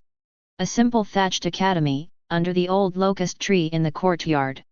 The old scholar, Mr. Wenzhung, was holding a coarse porcelain wine bowl, squinting his eyes, and taking a sip of his home-brewed wine with relish. The changing lights and shadows on the sky and the narrator's menacing voice sounded to him like a unique rural drama. When he heard about the ultimate place and the spiritual boss's continued vigilance, he just laughed and stroked his grey beard. Whether it's the ultimate place or the mortal world, isn't it all where the heart desires and where the Tao exists? His voice was gentle and mellow, with a sense of clarity and ease that came from having experienced many vicissitudes of life. As for whether I see the adultery or not, I walk upright and sit upright, and I have a noble spirit in my heart. Why should I be afraid of the ghosts and gods spying on me? The sage said, a gentleman is open and honest, while a villain is always worried and sad.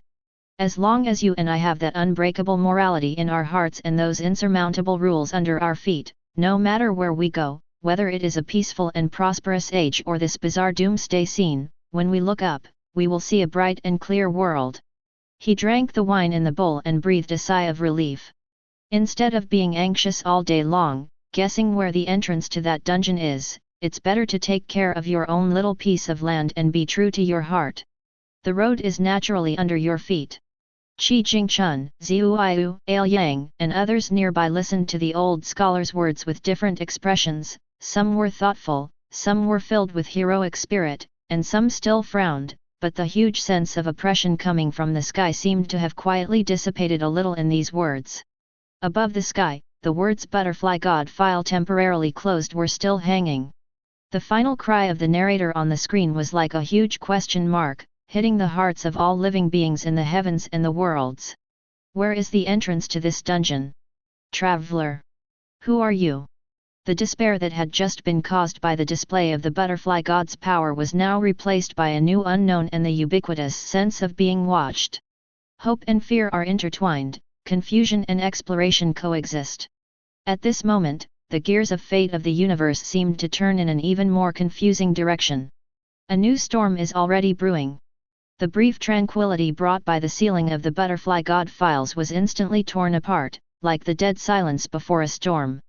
Above the sky, the background that had just hidden the light and shadows of billions of butterflies suddenly underwent a dramatic change that could not be understood by any known laws of the universe. Not dark, not light, and not any color. It became an absolute nothingness. It is also like an infinity that encompasses all existence. In an instant, in the perception of all living beings in the heavens and the worlds, time, space, matter, energy, laws, concepts, everything seemed to be forcibly sucked in and swallowed by this sky that was the same structure as emptiness and infinity, and returned to nothingness. Even the frantic shouts of the narrator seemed to be strangled in the throat by this sudden change. All was quiet. 223 Deathly silent. Then, in this soul-freezing nothingness and infinity, a new line of archival information slowly emerged. There are no fancy special effects, no earth-shattering sounds. It just appeared calmly, but brought a weight and oppression that surpassed everything. File No, SCP-CN2510. Below the file number is a brand new level symbol that has never appeared in the Sky Dome inventory, exuding a terrifying majesty beyond comprehension. That's not Keter, which stands for extremely dangerous and difficult to contain. Nor does it represent the mysterious Thou Meal, which is itself a means of containment. It is not the previous creepy Q level, which represents those who play with minds and concepts. That is a word that makes all the living beings who see it tremble, collapse, and reshape their souls. Level, Eparch. The mere appearance of this word caused the strong men in countless worlds to lose their deist hearts, and the chains of laws in countless universes to wail under the heavy burden. Below the level symbol Eparch is a line describing its essence. Each character seems to contain the mystery of the birth and death of a universe. Every 10 strokes distort the observer's perception. Description: absolutely infinite supernormal. Dead silence. Indescribable silence. I don't know how much time had passed. It seemed like an era, but also like just a moment. The familiar voice of the narration from before finally sounded again. But this time, its voice was completely distorted. It no longer had the frivolity and madness it had before. Only the purest awe and unbelievable trembling that came from the deepest instincts of life remained. Every syllable seemed to be squeezed out from a crushed soul. No, not Keter, not Thami, not even any of the known apexes we previously speculated on. Eparch, Eparch. That's supernormal. Absolutely infinite supernormal. He is an infinite set of mathematics that transcends all known and unknown things, transcends all logic and non-logic, and transcends all that can be described and referred to by words and languages. Perfect abstract. It is the Tao, it is the real Tao itself. Even, it is the source of the Tao. All time and space, all cause and effect, all concepts, all existence and non-existence. It all stems from this. Everything we have counted before is in front of this person. Not even dust. Chapter 148. Perfect World. Above Shi Village, the charred willow tree, all the green light seemed to have solidified. The willow god's thousands of branches were motionless, as if even such an ancient and transcendent being as him had fallen into a deep silence in front of this incomprehensible eparch. Shi Hao was bathed in the glory of the immortal emperor. He had just been pondering the mystery of the ultimate place, trying to find a glimmer of hope for his relatives and friends and for his entire homeland. But at this moment, when the eparch level absolute infinity supernormal file appeared above the sky, the glory of the immortal emperor that he was so proud of seemed so dim in front of this indescribable nothingness and infinity. Tiny. Yes, an unprecedented feeling of insignificance, like an ant looking up at the stars in the sky. No, it is even more desperate than that. His double pupils that could see through the ages shrank into the most dangerous needles and spikes at this moment. Beyond everything. Shi Hao's voice was extremely difficult, and it seemed as if he had exhausted all his strength to pronounce each word. Even the edge of imagination can't be touched. His immortal Emperor Dao Fruit was trembling, not because of fear, but an instinctive tremor in the face of an absolutely unknown and absolutely incomprehensible existence. The small tower beside him was completely silent at this moment. The ancient runes on the tower flashed wildly, as if performing some kind of deduction beyond the limit, but then fell silent in an instant, as if all calculations had lost their meaning in front of that eparch. The world of covering the sky. The edge of the universe is desolate and the stars have lost their luster. The majestic back of Emperor Wu Shi seemed to tremble slightly at this moment. Although it was not obvious, it could not be hidden from Ye Fan and Pang Bo who were nearby. Ye Fan's ancient holy body was shaking violently and uncontrollably at this moment. It's not because of coercion, but a feeling of attraction and assimilation that comes from the deepest level of life. It was as if his existence, the path he cultivated, and everything about him, were all longing to return to that absolutely perfect extraordinary normality. That is a more thorough and fundamental unity than Taoism. The end of the 10,000 ways. Ye Fan spoke with difficulty. I felt my soul becoming transparent under Eparka's gaze. Or, even all the ways and laws we know, are just a little dust scattered by him at random, an unconscious creation of him. This kind of speculation made even the Emperor of Heaven feel a chill on his scalp. Pang Bo opened his mouth wide, wanting to say something, but found that he couldn't make any sound.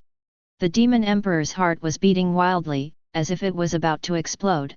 At this moment, He Huang no longer had his usual arrogance. His 4 legs were shaking like sieves. He whimpered and clung tightly to Ye Fan's legs, his eyes filled with extreme fear. On the other side of the starry sky, time and space seemed to have frozen around the hazy figure of the ruthless emperor. Her eyes, which had looked down upon the past and the changes of the epochs, for the first time, were shaken violently when Epark appeared. Is that shock? Or some more complex, indescribable emotion? A world where mortals cultivate to become immortals. That place was guarded by Hanli with countless restrictions and was inside the secret cave that he thought was isolated from the world. He was just feeling lucky that he had turned off the lights and shadows on the skylight so that he wouldn't be bothered by it. However, at the moment when the Epark level archive appeared, boom! Hanli only felt as if his sea of consciousness was hit hard by an invisible hammer. All the restrictions he had set up were like paper at this moment, and did not have any blocking effect at all. The terrifying scene of nothingness and infinity, the number SCP-CN2510, the Epark level logo, and the description of absolute infinity supernormality were all clearly imprinted in the depths of his soul. Puff! Hanli suddenly spat out a mouthful of blood, and his face instantly turned as pale as paper. His Dao heart, which had gone through countless trials of life and death and had long been as solid as a rock, was now experiencing an unprecedented, even devastating shock. Hanli's lips trembled, and his eyes were filled with horror and confusion. I can't even imagine his existence. The great path he had pursued his entire life, the wisdom and prudence he was proud of, seemed so insignificant in front of this absolutely boundless supernormality, so insignificant that his Dao heart was about to collapse. That's not a difference in strength, that's a life level, an existence dimension, something beyond the limits of cognition, an absolute crushing victory. How can I cultivate immortality with this? How can we seek the truth with this? A deep feeling of powerlessness enveloped Hanli's heart for the first time. Dragon Ball World. Temple of the Omni King. The 2 Omni Kings were floating around in boredom, and they just thought about the Butterfly God's file. Oh, it seems quite powerful. But when the sky turned into that nothingness and infinity when the word Epark appeared, the 2 Omni Kings' originally playful expressions froze for the first time. The Omni King on the left tilted his little head, and for the first time, a look of obvious confusion appeared in his gem-like pure eyes. He stretched out his little hand and pointed at the incomprehensible scene on the sky. What is this? The king of all on the right also blinked and looked at it blankly. I don't know. But, it feels bigger than anything else. The Omni King on the left nodded vigorously. It's many, many, many times bigger than the universe. Number 751. The 2 kings looked at each other, their faces filled with childlike curiosity and confusion. They could not comprehend the philosophical meaning of Epark nor its abstract nature that transcends infinity. But their extremely pure intuition made them sense an unprecedented hugeness and ultimateness. The high priest standing by had a gentle smile on his face, but now the smile faded. His eyes were extremely deep as he stared at the Epark and absolute infinity supernormality on the sky, and his brows knitted slightly. As strong as he is, he seems to have sensed from these simple words and descriptions a kind of supreme being that even he needs to look up to. Above the sky, the files of SCP-CN2510, Epark class, absolutely infinite supernormality were quietly suspended. No more explanations, no more demonstrations. His mere existence itself is already beyond everything. At this moment, all the heavens and the world were plunged into a deeper state of shock and speechlessness than when they faced the Butterfly God. All previous speculations and struggles seemed so ridiculous in front of Epark. Is this group the real ceiling? No, this has probably exceeded the scope of what the word ceiling can describe. The source of all things, beyond imagination. A new storm is already brewing. But, come directly. Dead silence. A deeper and more oppressive silence than the previous epoch-level archive appeared, shrouding all realms.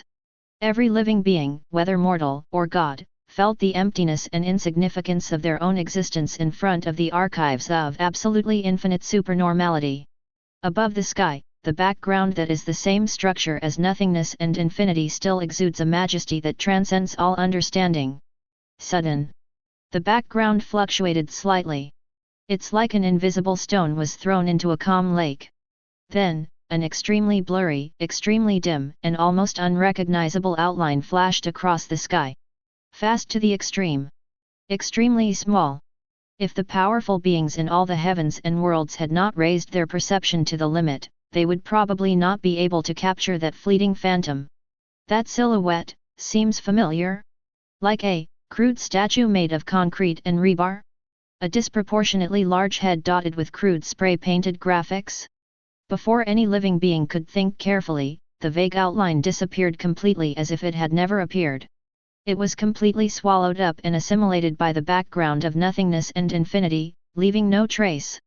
It seems to be just an illusion. An illusion of cosmic proportions.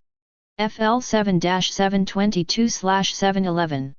The sound of the electric current bursting sounded again, and the previously collapsed and distorted voice of the sky curtain narration, with a tone of surviving a disaster, but also as if falling into a deeper nightmare, squeezed out word by word with difficulty. My visual module, just captured, A.T. The narrator's voice was severely stuck due to excessive information processing, and was filled with incredible horror. The sky, it seems to want to manifest a trace of the absolute boundless supernormal, just a trace, the materialization of the influence. But it failed. Total failure. That absolute infinity, cannot be manifested at all. Cannot be simulated. Cannot be presented in any known way.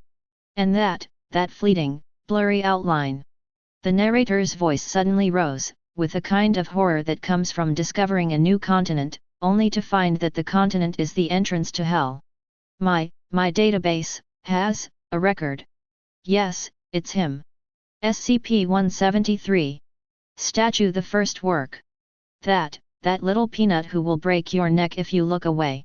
As soon as these words came out, some creatures in the universe who had seen some information about SCP-173 in the past suddenly felt their scalps explode. That is just a Keter-level containment, although it is weird and scary. No, that's not right. The narrator's voice was as shrill as a ghost howling at night. That's not SCP-173's real body. That is absolute infinity supernormality. SCP-CN-2510. After failing to manifest its own influence, randomly cast a beam, an almost negligible beam. Conceptual projection. A tiny, conceptual afterimage that even he himself may not have noticed. I understand, I completely understand. The narrator's voice was filled with desperate cries, mixed with the harshness caused by computing overload.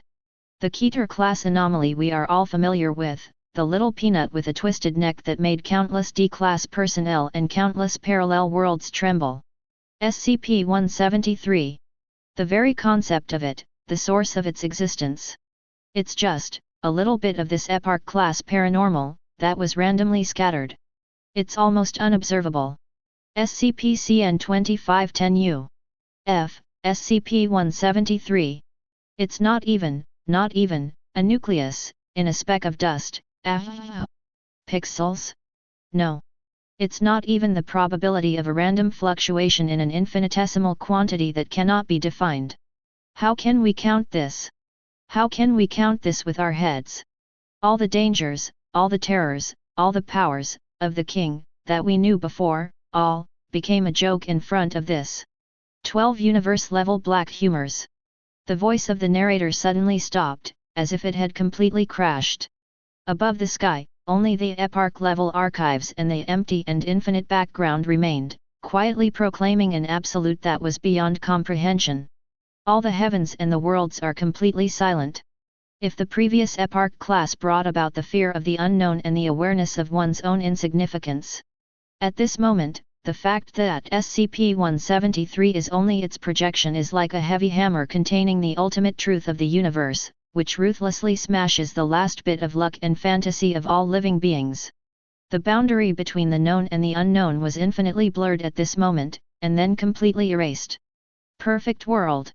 Above the ruins of Shi village, the branches of the charred willow trees trembled slightly, extremely lightly, but as if they had used up all their strength. For the first time, Willow God's calm will began to experience indescribable ripples. Shi Hao clenched his fists tightly, the light of the immortal emperor flickered around him, and he felt that his own avenue was wailing. SCP-173. Such a strange existence, is just, a projection. He uttered the words with difficulty, and each syllable sounded as heavy as millions of bows. Such killing rules, so incomprehensible, are they just conceptual fragments, not even the tip of the iceberg. He thought of the countless powerful enemies he had faced, the waves of the bounded sea, and the darkness of the ultimate ancient land. At this moment, those opponents and difficulties that once made him feel heavy and desperate seemed so childish and ridiculous compared to the truth revealed on the sky. What is the end we are pursuing, before that absolute infinity? The small tower was silent, and the light on the tower body had completely dimmed, as if it had lost all ability to calculate and deduce. Chapter 149. The World of Covering the Sky. The Edge of the Universe. The origin of Ye Fan's holy body was no longer trembling at this moment, but was filled with a kind of numb and dead silence. He felt that his cognition was being forcibly torn apart, reshaped, and then torn apart again. The original Keter class was just a negligible projection. His voice was hoarse and dazed. Then the Dao we have attained, the Dharma we have practiced, the heavenly emperor status we are so proud of, in front of such an existence, what are they worth?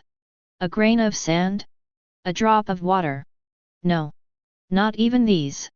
We may not even be sensed by him. Pang Bo opened his mouth, wanting to say something to comfort Ye Fan or express his shock, but he found that his throat seemed to be filled with cosmic stardust and he couldn't utter a word.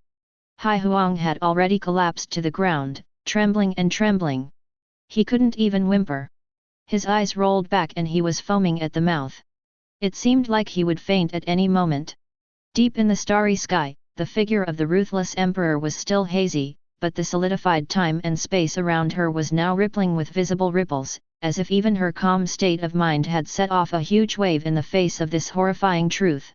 The back of the Wu Shi Great Emperor was still facing all living beings, without any movement. But if there were a living being that could see through it, they would find that around his majestic body, the symbols of the avenue were collapsing and reorganizing at an unprecedented speed, as if confirming some kind of horror that was beyond the limit. A world where mortals cultivate to become immortals. Inside the secret cave where Han Li was, he felt as if all his strength had been drained away and he slumped down on the cushion. The blood had long since drained from his face, leaving only a deathly grayness. Dao heart. His Dao heart was already full of cracks when Eparch appeared before. Now, in front of this projection, it made a crackling sound, as if it was completely shattered. Projection, a Keter class horror containment object, just a random projection. Han Li muttered to himself, his eyes empty. The longevity I pursued all my life, my careful planning, every step I took was cautious. 790. In the face of such truth, is there any meaning? A frog in a well. I am not even a frog in a well. I may not even be able to see the well. An unprecedented sense of emptiness and absurdity completely engulfed Han Li's mind. For the first time, he felt deep doubt and fear towards the word Tao. Dragon Ball World. Temple of the Omni King. Li Quandeng widened his innocent eyes and opened his little mouth slightly. The king of all on the left pointed at the sky, his tone filled with a hint of confusion and a little bit of fear. Hey, the powerful stone man that the high priest mentioned, is it the breath blown out by that huge thing? The king of all on the right gestured hard, as if trying to describe how small he was. Smaller than smaller than a breath, right? Like he sneezed, a little bit of dust flew out. They could not understand the profound meaning of projection and concept, but they captured the extreme asymmetry and the suffocating gap with their purest intuition. The high priest's brows were tightly furrowed for the first time. His eyes, which seemed to be able to see through everything, were filled with unprecedented solemnity and a hint of imperceptible horror. The original creation. SCP-173. Its own existence and operating mechanism have already exceeded the upper limits of many universes' laws. And such an existence is just a almost negligible projection of that Parch-class paranormal. The High Priest's voice was low and a little difficult. This means that our understanding of power, existence, and even dimension is fundamentally limited. Byte, that, SCP-CN 2510, his existence is probably beyond any scope that can be defined. One Piece World. Suddenly, a crisp click sound was heard on the deck of the Golden Mary. Usopp pointed at Buggy in horror. "Ah! Captain Buggy! Your nose!" It fell off again. At this moment, Master Buggy's eyes were wide open, cold sweat was streaming down his forehead like a waterfall, and his whole body was shaking violently. He didn't even notice that his proud red nose fell to the ground and bounced a few times. "What?" Bucky's voice was as sharp as a cat whose tail was stepped on, filled with extreme fear and disbelief. That horrible stone monster that can snap a person's neck if you're not careful." His teeth were chattering, and his upper and lower teeth made a clacking sound when they collided with each other. That monster that even the admirals of the Navy might have a headache with, is actually just a shadow. A insignificant projection. "Oh my God!" Bucky let out an earth-shattering scream, his legs went limp, and he fell to the ground, his limbs twitching. Then his true body, how terrifying must it be? Master Ben is going to die. I'm scared to death. Who can save the user of the split fruit? This is 10,000 times more terrifying than the war at the top. Naruto World. Konoha Village, on the Hokage Rock. Uzumaki Naruto opened his mouth and eyes wide, and the ramen bowl in his hand fell to the ground with a clang, spilling the soup all over the floor. "Projection," I said. His iconic forehead protector was tilted to one side, and his face was filled with big question marks and incomprehension. Like my shadow clone jutsu, I say." He subconsciously formed seals with his hands, creating a shadow clone, then pointed at the shadow clone and then at the sky. "That's not right." Naruto scratched his golden hair hard, his brows furrowed, his face full of distress. "My shadow clone still has some of my chakra. It's my power that was separated. I say. This projection sounds like it's totally not on the same level. That stone man called Peanut is already so powerful, then how many of his real bodies would it take for me to add them all together to be impressive? No, this can't be compared in terms of quantity." Uchiha Sasuke, who was standing aside, crossed his arms over his chest, staring at the sky with his Rinnegan and Eternal Mangekyo Sharingan at the same time, his expression unprecedentedly cold and solemn. "You're the last one, put away your poor imagination." Sasuke spoke coldly, without a trace of emotion. "This is not a question of how much power or how much quantity. That is the gap between existence and non-existence, the chasm between definition and undefinable. We may not even be qualified to understand him 1/10,000th of the time." Jujutsu Kaisen World. Inside the high school, Gojo Satoru suddenly pulled off his black eye patch, revealing his pair of pale blue six eyes. In the dazzling six eyes, countless information flows rushed in, analyzed, and calculated like a galaxy flowing back. However, these information processing abilities that were enough to allow him to understand all the spells in the world were swallowed up and drowned by a deeper, more chaotic, and more incomprehensible unknown the moment he came into contact with the word projection on the sky curtain. Puff! A trace of blood flowed out from the corner of Gojo Satoru's mouth, but he seemed unaware of it.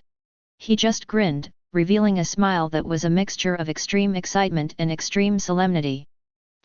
A unspecified currency unspecified currency A unspecified currency A unspecified currency A unspecified currency A unspecified currency A. Gojo Satoru laughed loudly. His laughter was filled with a hint of madness, a hint of pleasure, and a deep sense of powerlessness. Interesting. Very interesting. He stretched out his finger and pointed at the sky. His 6 pale blue eyes flashed with light, but then became extremely dim the next moment. It is completely impossible to analyze. It is completely incomprehensible. This gap is no longer within the reach of my unlimited spell. It is not a phenomenon that he, or she can explain. What the hell is this monster? Eparch class. Absolutely infinite supernormality. Gojo Satoru whispered these 2 words, his eyes gleaming with an unprecedented light, that of a chess player meeting a worthy opponent. No, it was the shock and excitement of an ant looking up at the sky. Eager. It turns out that in this world, no, outside these worlds, there is something like this, something that I can't even understand. The ceiling. Armor Hero World. The light and shadow stone flickered with an uneasy light, and the originally stable and majestic golden light of the Emperor's armor was now fluctuating violently, as if it was disturbed by some indescribable interference. Countless tiny golden light particles escaped from the surface of the armor, and were forcibly absorbed back the next moment, repeating the cycle over and over again, revealing that its internal energy system was experiencing a huge load. The summoner of Emperor Xia conveyed an extremely heavy and difficult thought through the armor, and each word seemed to weigh more than 1,000 pounds. It's just a random projection. Then he has the ability to ignore the rules and twist. Chu Yunyo's ability to kill. He recalled SCP-173's breathtaking description, and compared it with the truth revealed by the sky at this moment. He felt a chill running down his spine to the top of his head. Its true form, SCP-CN-2510, his true power. The light of the Emperor's armor suddenly dimmed, and then lit up stubbornly again. I can't estimate, I can't imagine. But, its power, is probably enough to completely annihilate our entire galaxy in a single thought. Even, all the space-time structures of the universe that we can currently understand and observe. Everything will all be like a dream bubble, before him, and will collapse at the touch of a finger. Behind him, the 5 summoners of the light armor, namely, Flame Dragon Knight, Wind Eagle Knight, Black Rhino Knight, Snow Mastiff Knight, and Earth Tiger Knight, all felt a shudder from the depths of their souls at this moment.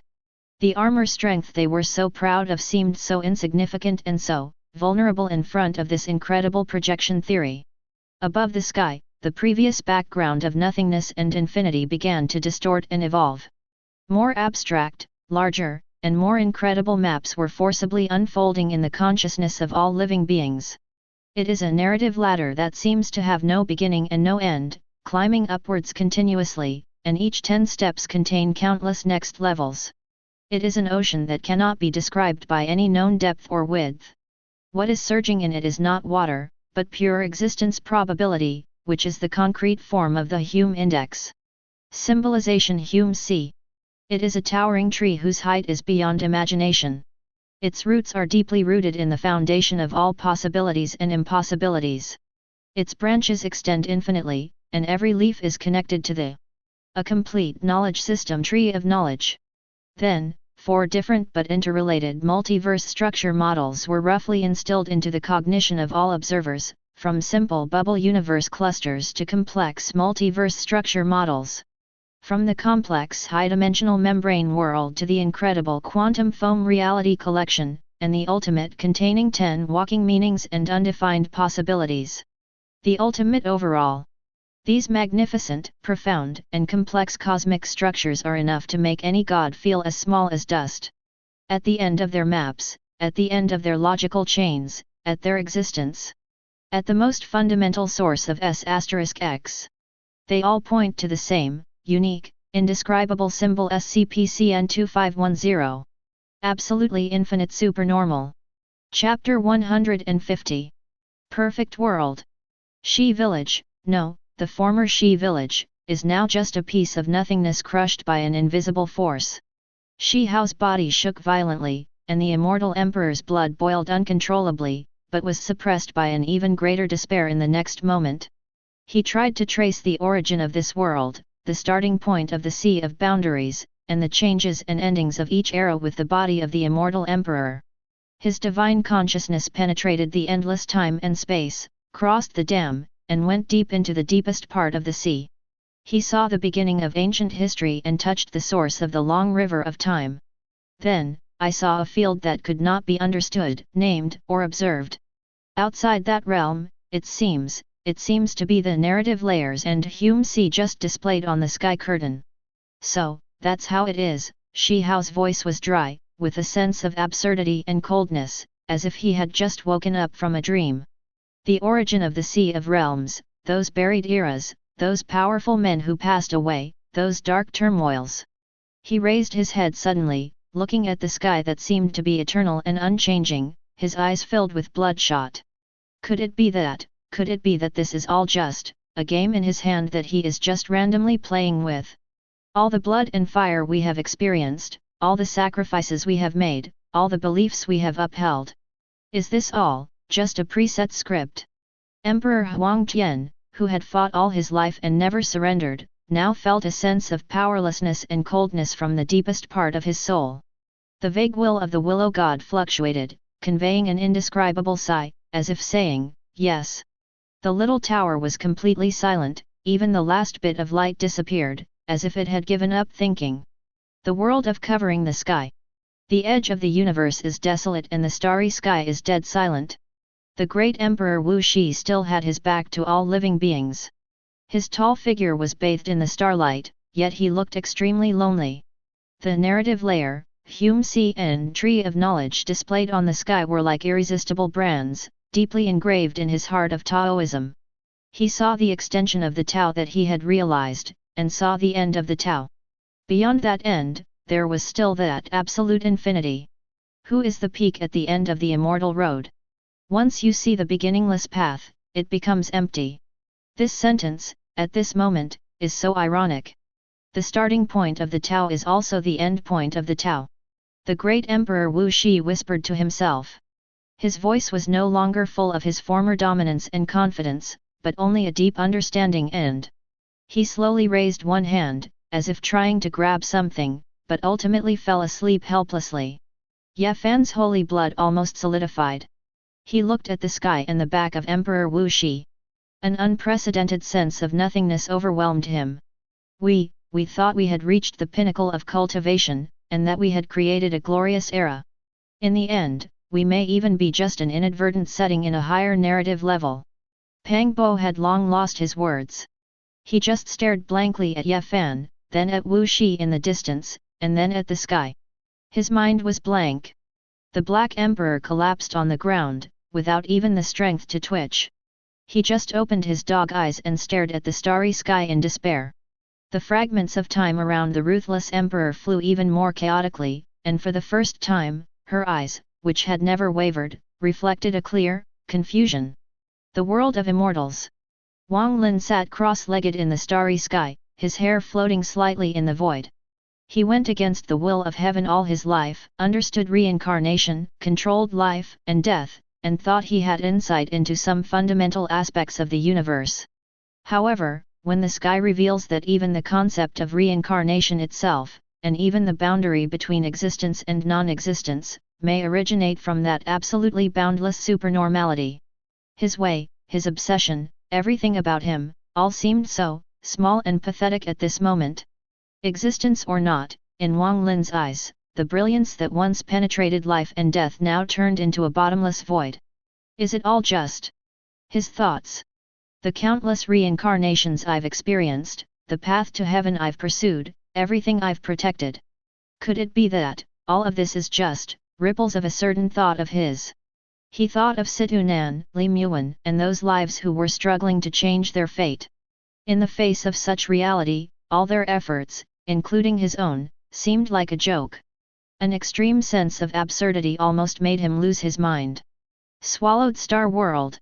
Within the primordial universe, the invisible existence that represents the will of the origin of the universe is now trembling violently at an unprecedented magnitude. It cannot make any sound, but the fear and despair it conveys are clearly reflected in the hearts of every lord of the universe, every true god, and even the true god of the void. Finally, ext. Origin continent. U. These concepts and existences that once represented supremacy and the pinnacle of power now seemed so fragile and insignificant in front of the source revealed by the sky. Not worth mentioning. Could it be that? Could it be that all the rules we follow, the order of the universe we revere, they are just some parameters randomly set by that supernormal? He may not even be aware of our existence. Our universe may just be a cell of his endless body, that is born and dies automatically. Luo Feng stood there, the golden divine power surged around him, but it could not dispel the chill that penetrated deep into his bones. He thought of the hermit, the beasts of the world, and the bloody wars fought for the survival of their tribe. Isn't there any real meaning to all this? We were simply created, then evolved according to the script, and finally returned to nothingness. Dragon Ball World. Temple of the Omni King.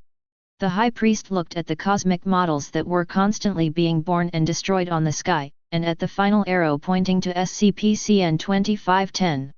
His smile, which had remained unchanged for thousands of years, completely disappeared for the first time. Instead, he felt a sense of insignificance that he had never experienced before.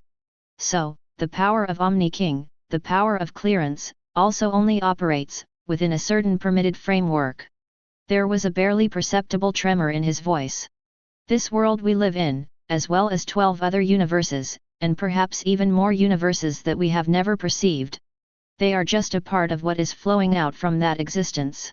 The two Omni Kings looked at the High Priest blankly, then at the sky. They did not understand those complicated diagrams, but they could feel the heaviness emanating from the High Priest. The King of All on the left asked in a low voice, "Oh my God, that huge thing, is it even more wooden than our craft?" The Omni King on the right said, "Are we also created by him?" The High Priest was silent. He couldn't answer. Because the answer is self-evident, and so cruel that it makes people despair. Naruto World. Konoha Village, Hokage's office. Uzumaki Naruto looked at the sky and felt his nine-tails chakra trembling. I say, what the hell is going on? What narrative layer? What Hume see? Is it stronger than Kaguya? He recalled the scene when he and Sasuke teamed up to seal Kaguya, which was the pinnacle of power in his cognition. But now, Uchiha Sasuke stood by the window, the Megatama in his Rinnegan spun rapidly, but he was unable to decipher any useful information from the sky. Naruto, this is beyond the word awesome. Sasuke's voice was hoarse. This world we live in, our chakra, our ninjutsu, and even our will. Maybe, this is just a part of his plan. We may not even be qualified to be his projection. We song are the ones used for projection, the in on the 10 background boards. Please give me flowers, 0. Jujutsu Kaisen World. Gojo Satoru put down his hand that was pulling at the blindfold, and his 6 pale blue eyes stared blankly at the sky. The previous excitement had long since disappeared, replaced by a feeling of exhaustion after being completely crushed. Ha, ha ha. He laughed dryly twice, full of bitterness. It turns out that the strongest is just the strongest in a small pond. No limit. In front of infinity itself, it's nothing. The expansion of the domain. In front of the being that created all the domains. It's just like a child playing house. For the first time, he began to have deep doubts about everything he was proud of.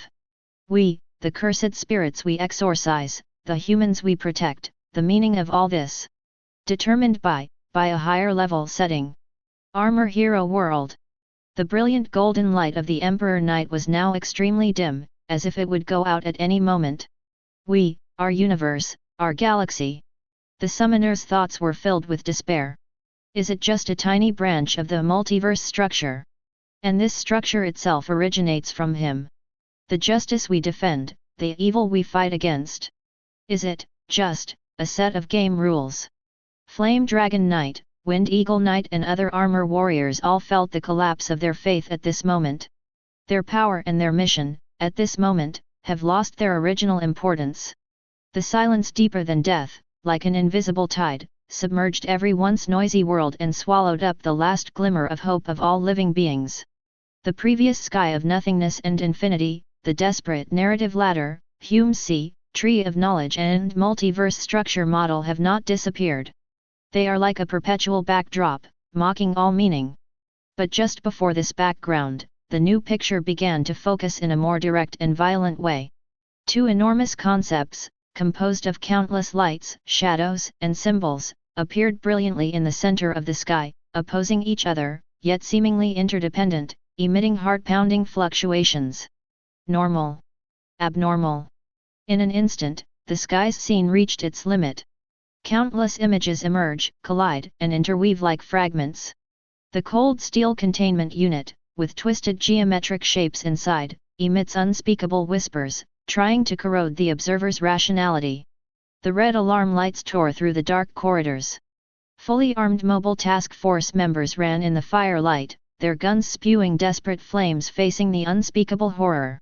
The numbers of SCP items flashed across the screen one after another, from safe to Euclid, and then to Keter. Behind each number was a shocking containment history, or a catastrophic containment failure. The Foundation's giant wheel is turning in countless worlds, maintaining the shaky curtain of normalcy with iron and blood, sacrifice and lies. On the other side of the curtain, there are endless abnormalities. The breached statue snaps its neck in the shadows. Incomprehensible mimetic contamination spreads like a plague. Cognitive hazards distort reality. Time and space distortions overturn logic. The old gods are whispering. Concepts are collapsing. The decision of the O5 Council, the struggle of the Ethics Committee, the bloody battle of the MTF Force, the consumption of D-class personnel. The boundaries between order and chaos, containment and breakthrough, cognition and anti-cognition become blurred in these images, leaving only an endless tug-of-war. Never-ending confrontation. This confrontation is so tragic and so grand, it seems to be the most fundamental contradiction in the universe. Just when all observers thought that this was another manifestation of some underlying law of the universe, the narration voice, full of glitches and electric currents, with a tone of crying and despair, yet mixed with a hint of morbid excitement, exploded again. Chapter 151. The huge concepts of normal and abnormal are still suspended above the sky, like two eternal tombstones, engraved with the epitaphs of all the worlds. The cruel truth about setting and script previously revealed by the narration is still lingering in the hearts of every living being, like an undispellable nightmare, causing despair to continue to ferment, deeper than the abyss. However, in this endless despair, the sky changed again.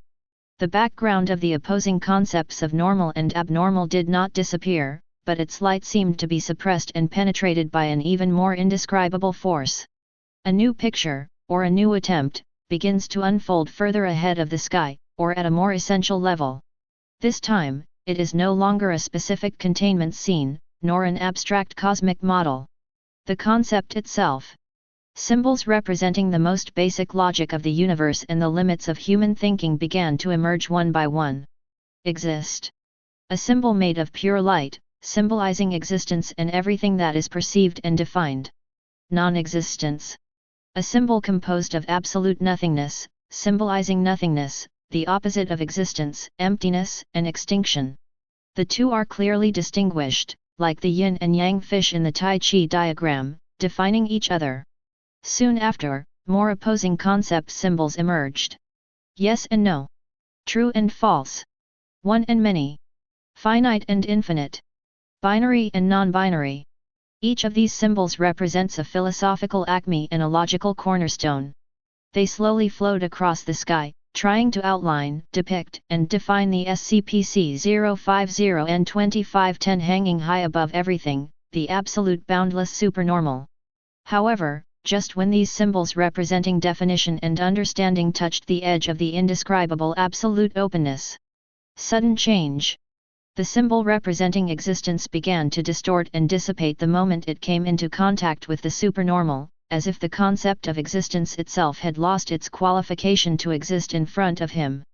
The symbol representing non-existence also began to shake and collapse at the moment of contact, as if the concept of non-existence could not describe his non-existence.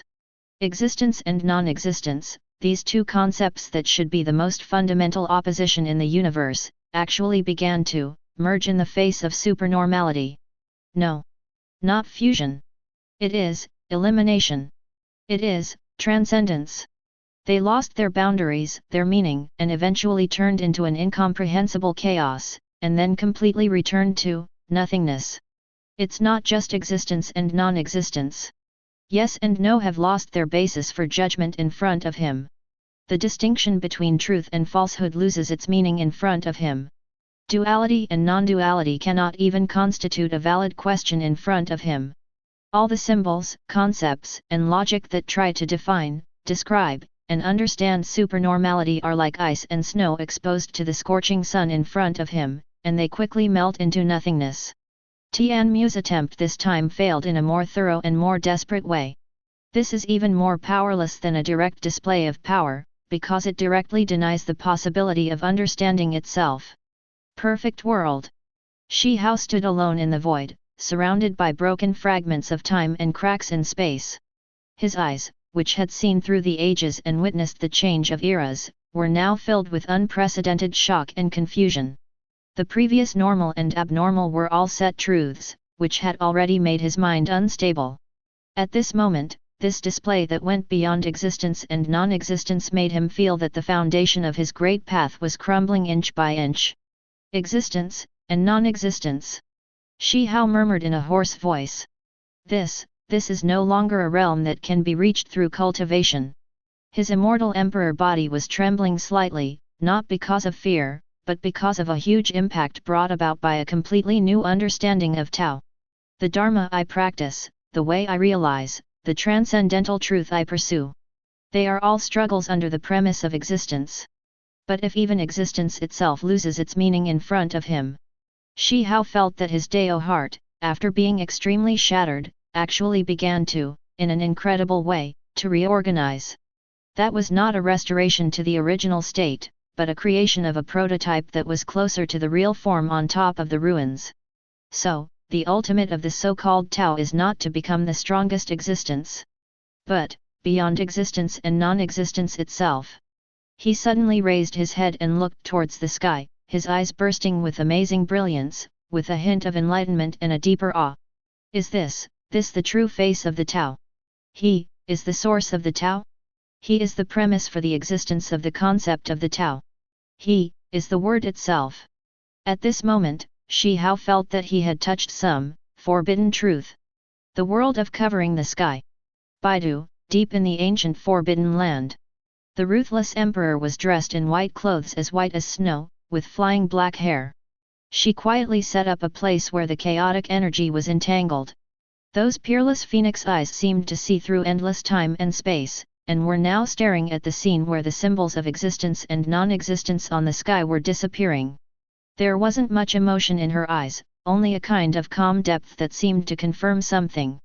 I see. She opened her red lips slightly, her voice was as clear and cold as the moonlight, yet it carried a sense of leisure that seemed to see through eternity. All things come from existence, and existence comes from non-existence. Of course, existence and non-existence are just appearances at a certain level. Before her eyes, it seemed as if the scene before the creation of the universe emerged. It was a state that was more primitive than chaos and more indescribable. Chaos is not the beginning. The eyes of the ruthless emperor turned, reflecting the absolute infinity on the sky that transcended all concepts. The above is even more difficult to describe. She doesn't want to become an immortal. She just wants to wait for your return in the mortal world. She once thought that the path she was seeking was to go against the will of heaven and break her fate. But at this moment, she vaguely felt that in front of the absolute infinity, the so-called heaven and the so-called destiny were so insignificant. I wait in the mortal world, witnessing the joys and sorrows, and experiencing the changes of the ages. Is it just a momentary ripple in his eyes? Her gaze finally fell on the absolutely boundless outline of the sky, and she remained silent for a long time. The world of immortals. Wang Lin was dressed in a black robe, standing in the starry sky. The Dao realm transformed from his cave world was shaking violently at this moment. The reincarnation of life and death he understood, the truth and falsehood he understood, the path to heaven he pursued, in front of the supernormal displayed by the sky, seemed so shallow, so insignificant. Life and death, truth and falsehood. Wang Lin's voice was filled with a hint of unbelievable difficulty. In order to wake up Li Muan, reverse life and death, and reverse cause and effect, he paid a huge price and went through a lot of hardships. He thought he had touched the fundamental laws of the universe. But now, the life that I understand exists relative to death. The truth that I understand exists relative to the falsehood. These are all binary opposites. Wang Lin's body swayed slightly in the starry sky, and his spiritual heart suffered an unprecedented shock. But he is beyond all these oppositions. Even the most fundamental opposition between existence and non-existence, loses its meaning before him. He clenched his fists suddenly, his nails digging deep into his palms, but he didn't feel any pain at all. The way I seek, the realm I realize. Compared to him, it's just a drop in the ocean, not even a drop in the ocean. A huge feeling of powerlessness surged into his heart, almost swallowing him up. He once did not believe in God or fate, and spent his entire life in resistance and going against the tide. But in front of this absolute infinity, what does his rebellion count for? Could it be that, everything I've experienced, everything I firmly believe in, is just a bigger, more absurd dream? Wang Lin's Dao realm seemed to have a crack as it trembled. The world of Qin's moon. Taoism, Tai Mountain, Guanmiao Tower. The head of the Taoist Tianzong, Xiao Aizai, was holding a whisk. He used to have an ethereal and elegant appearance, but now he had a look of horror, with beads of sweat oozing from his forehead. The whisk in his hand was moving without any wind, and every strand of it was trembling slightly, as if it was feeling some kind of unspeakable terror. Tao gives birth to one. Xiao Aizai's lips trembled as he recited the most fundamental Taoist classics. One begets two, two begets three, three begets all things. This is the cornerstone of Taoist theory and the basis for their understanding of the laws governing the operation of the universe. Tao is the origin of the universe and the beginning of all things. He has always believed so firmly. But everything displayed on the sky completely overturned his cognition. But this absolutely boundless supernormal state. Xiao Aizai's eyes were filled with fear and disbelief. He is actually before the Tao. No. That's not right. He even transcends the concept of Tao itself. If Tao is the beginning of existence, then he is someone who cannot even be defined as one, and cannot even be described as existence and non-existence. Some kind of. Xiao Aizai's mind went blank. He found that even with all he had learned throughout his life, he was still unable to understand the things before him that were beyond all cognition. Lao Zi went west through Hang Pass and left behind the 5,000-word Tao Te Ching. Could it be that the Tao he expounded was just a tiny bit of his overflow? 8.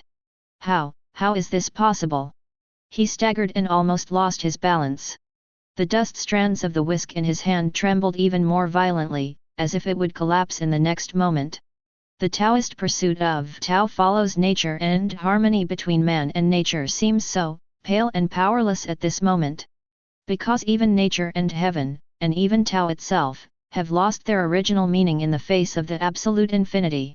Just as all the living beings in the heavens and the worlds were still immersed in the endless shock and cognitive collapse of being surpassed by both existence and non-existence, they thought that despair had reached its peak. The sky, the canvas that reflects all reality and illusion, suddenly flickered violently again without any warning. It is not the emergence of new symbols, nor is it a larger model of the universe.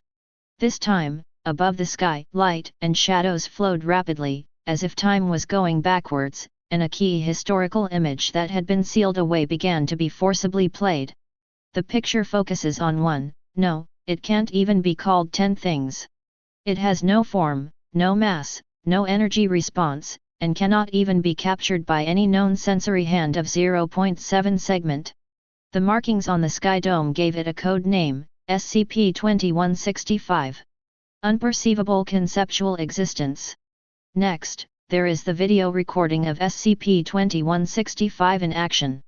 Above the sky, countless points of light, symbols, and distortions representing abnormality appeared in every corner of the universe, as if being wiped out by an invisible giant hand, one after another. The Earth is extinguished, dissipated, and returned to nothingness. Whether it's hideous monsters, wonderlands that distort physics, or memes that pollute the mind, all things defined as abnormal were completely eliminated by SCP-2165 in an absolute and incomprehensible way in a very short period of time. The universe, at this moment, seems to have ushered in an unprecedented purity and normality. However, at the moment when all the abnormalities were completely wiped out, mutation regeneration, that originally represented the normal cosmic background, the stably operating laws of physics, and the clearly discernible boundary of reality. It began to tremble violently. It disintegrated. It collapsed. Just like a magnificent palace that lost its foundation, the entire normal universe collapsed after losing its opposite, abnormal.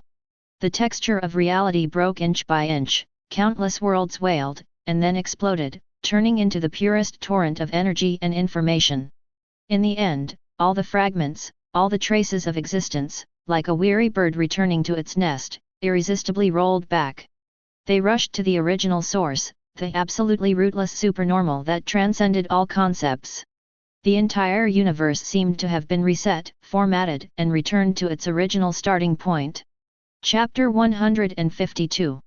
The sky shook violently. The originally clear light screen image is now blurred, as if an invisible force is violently interfering with the manifestation process. A voice like a narrator suddenly resounded throughout the heavens and the worlds. Tried to manifest, failed. It is beyond the norm and cannot be described. Next, there was a strange blurry outline, as if it was a blind spot where hundreds of billions of pieces of information were accumulated. It was slightly similar in shape, but it could never be focused. But in the picture, everyone still vaguely saw 17, a familiar silhouette. The short, rough, twisted head was tilted slightly unnaturally. That is SCP-173, Peanut. Just as people from many worlds were stunned, the outline in the picture suddenly shook. Then, the entire silhouette quickly twisted its head on the sky curtain. In a moment, the screen is completely black. It was as if it was torn apart, swallowed up, and erased by something from a higher dimension. Along with this, there is a cry of fear and madness in the narration. Shocked my whole family. Even if it was the original abnormal creation, even if it was the terrifying creature SCP-173 that broke your neck, it was just a blurry projection cast by the abnormal. Just a shadow in his sight, or a subtle touch from him, has given birth to such a terrifying existence. You think this is Keter class? No, this isn't even the echo of his breathing. The horror we know is merely the aftermath of his existence. At that moment, the heavens were shocked. One Piece world, outside the Red Earth continent. What the hell? Bucky's eyes bulged out and his face almost split in half from the nose. That freak with a twisted neck, wasn't he detained by your containment foundation? Isn't he in great danger? He recalled that he had accidentally heard of that strange information many years ago, and at that time he thought it was made up by a guy with a flat head. But now, Tianmu said. That monster, is it just a projection? Then, how terrifying must his true form be? Bucky sat down on the ground with a thud. His nose fell off out of fright and he rolled onto the deck, where he was picked up by the second captain who screamed. He picked up the microphone tremblingly and shouted to the world's images. Listen carefully. I declare all exploration routes cancelled. If anyone says anything about boarding Raftel again, I'll kick him into Peanut's arms and make him take a nap. No, not even Peanuts are worthy of being his fingernails. Naruto World Konoha Village. Naruto stood on the top floor of the Hokage's office, staring blankly at the sky. What is Peanut? That's the freak who twists your neck with a click sound. Shikamaru replied with a cold sweat on his forehead. SCP-173, Keter level, an existence with extremely high containment destruction power. But now, Yunmu said, "It doesn't even count as a positive face." Naruto's own shadow clone jutsu appeared in his mind.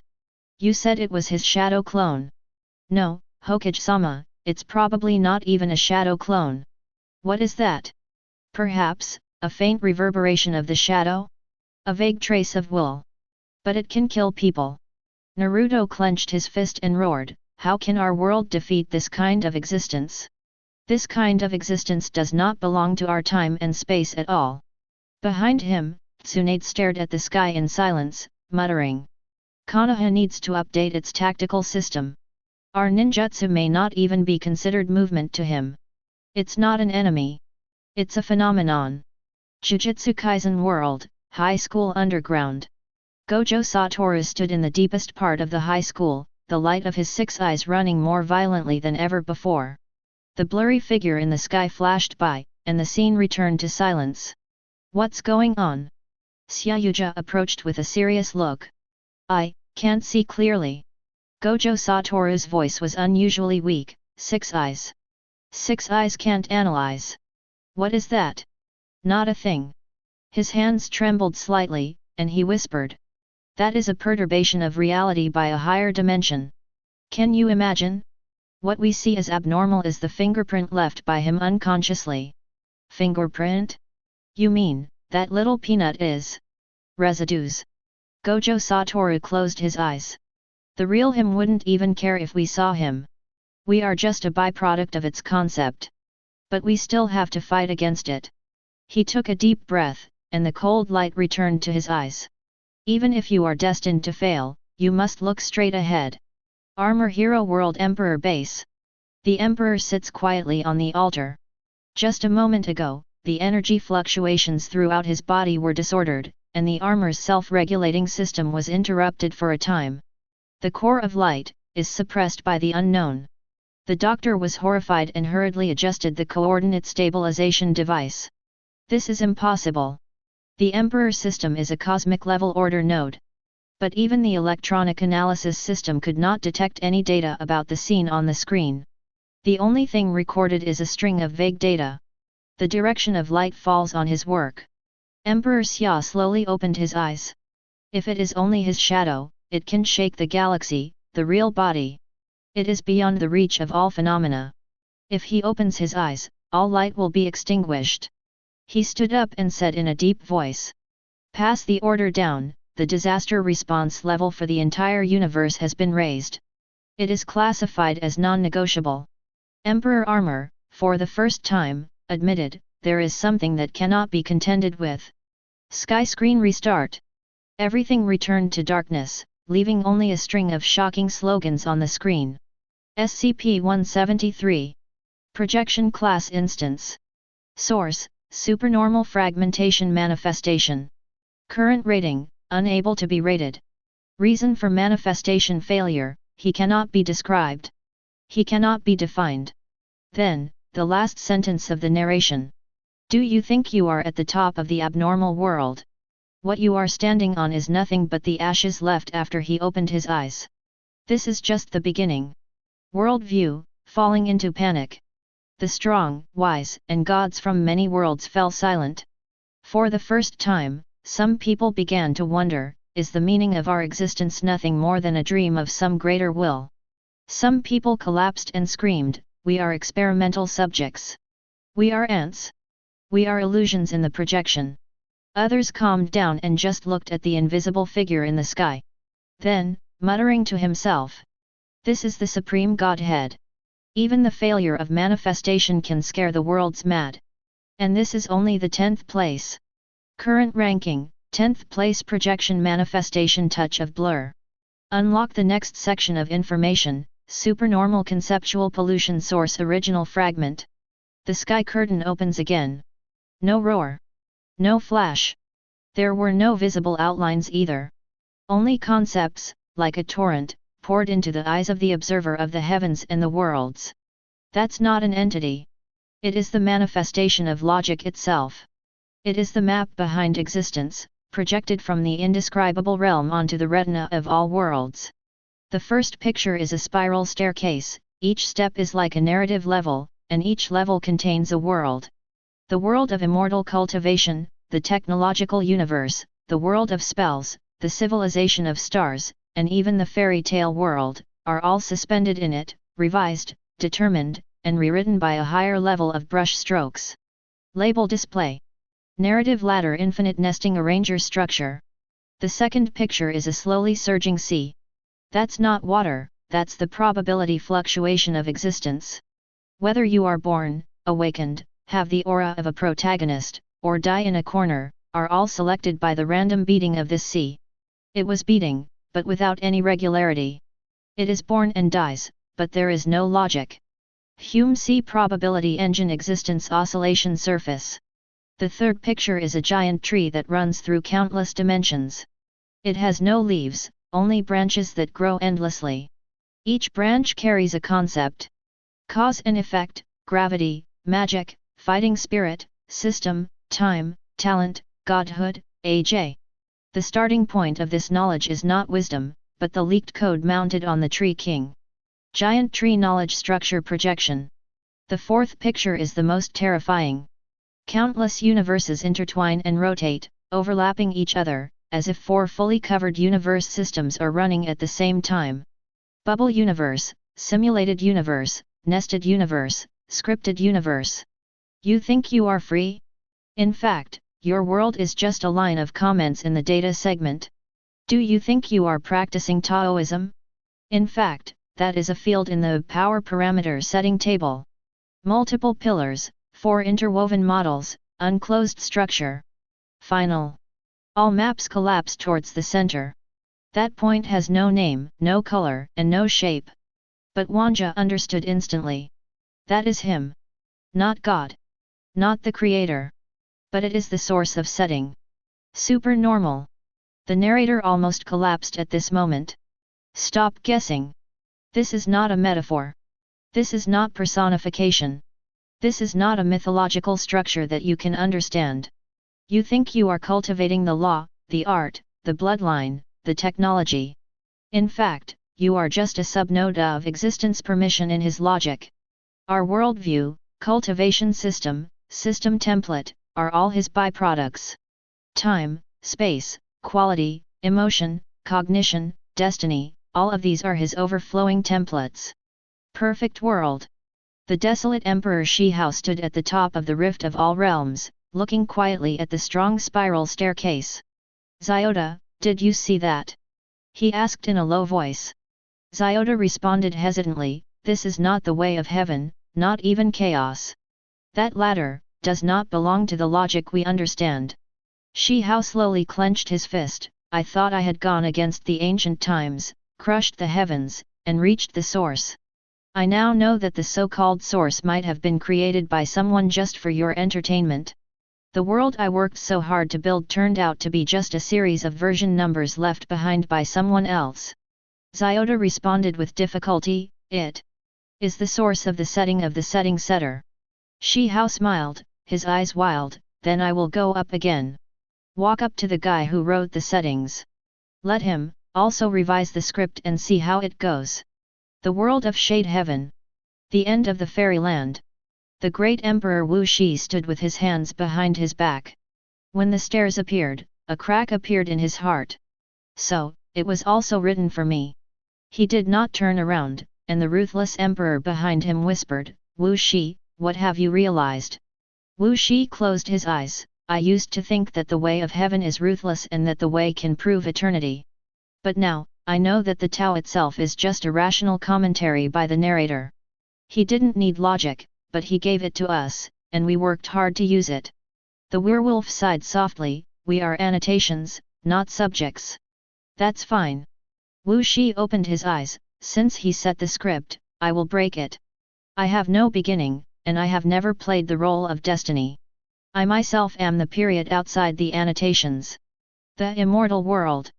Wang Lin sat quietly in the 9th life projection.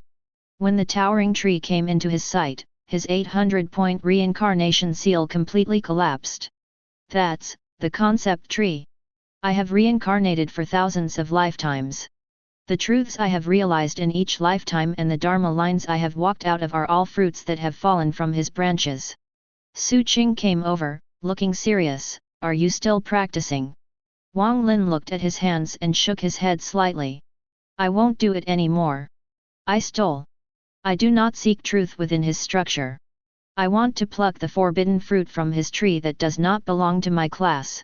If reincarnation is destined, let's reverse it once." I took off from the root of the tree to see if he dared to prune the branches. Swallowed Star World. At the edge of the collapse of the origin continent, Luo Feng looked at the Hume Sea with an unprecedented solemn look in his eyes. Babata's voice trembled a little, "Master, that thing will erase the logical entity." "I know," Luo Feng said. "You want to go there?" Babata exclaimed, "It's the sea of probability of existence. If you go there, even your mother might not remember that you existed." Luo Feng smiled, "But I remember my mother. As long as I remember who I am, she can't change. Even if that's the wave of the setting itself." He took a step forward. One foot sank directly into the boundary between the ground and the sea. But there was no annihilation. Luo Feng growled as firm as a rock, "Luo Feng, this cannot be adjusted." Bullet screen of all worlds are shocked synchronously. The cultivation system is actually a built-in module of the dungeon? I have practiced hard for 10 years, and this is actually allowed. We are all living in the bubble that he allows us to exist. Oh my god! The concept tree I just saw contains the name of the technique I practiced. I saw the universe engine of our world, which was classified as simulated universe/old version. He is not God, he is the source of settings. I seemed to hear him speaking, but it was not a voice, it was a thought that allowed me to hear. This is only the 10th ranked manifestation level. Sky curtain construction continues. In the picture, the 4 major maps are combined. A deeper dimensional intersection is emerging. At each level, it is no longer the world but the way of writing the world. And the extraordinary state remains silent. It did not respond to any of the protesters. He did not retract his branches. Nor did it close the sea. Everything just keeps running. And that is the scariest part. Because you saw it but it didn't move, didn't respond. Your existence may be just a compiler executing the old commands he wrote. Next image, still loading. Chapter 153. The sky restarted and the picture suddenly froze. It is not a map, not a concept, not a vague and indescribable existence. But 2 words. 2 extremely simple words. Normal. Abnormal. These 2 words are suspended lonely in the void, facing each other, rotating against each other, tearing each other apart, and entangled with each other. The light screen image began to advance rapidly. Countless images flooded into everyone's eyes like a tide. 10 gloomy containment rooms of the SCP Foundation. 173, 096, 106, 68. One after another, the horrific existences that were sealed, suppressed, induced, and contained appeared quickly, and opposing them were the humans, controllers, scholars, researchers, and task forces standing on the containment line. The picture quickly returns to the inner. Escape. Anti-containment. Rebuild containment. A stronger breakthrough.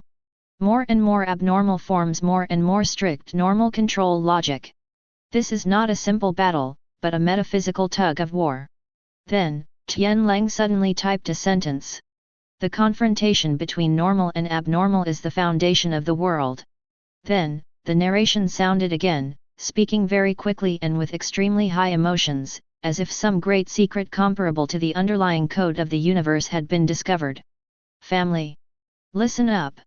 We always thought that the SCP Foundation was protecting the normal and containing the abnormal, right?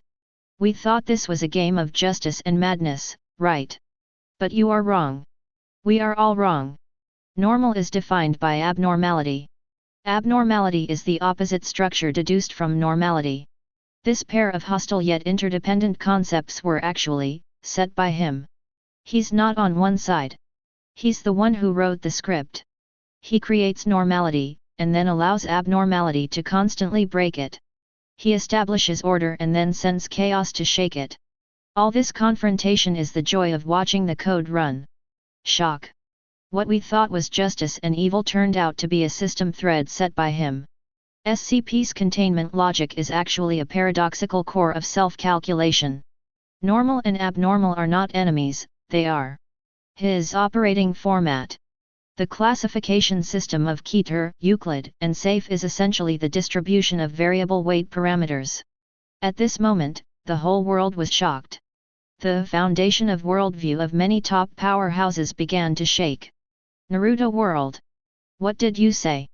Nagato stood up suddenly, the light of his Rinnegan suddenly shone, and his expression was shaking with excitement. Peace is all I want.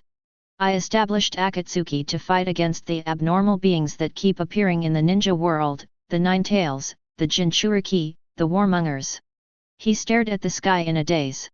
But if this so-called abnormality is just a system interference module set up by some higher being, what about me? Everything I oppose is a plot character created by him. He turned his head and looked at Uchiha Obito beside him. Obito, if we were NPCs, would you still continue with the I plan?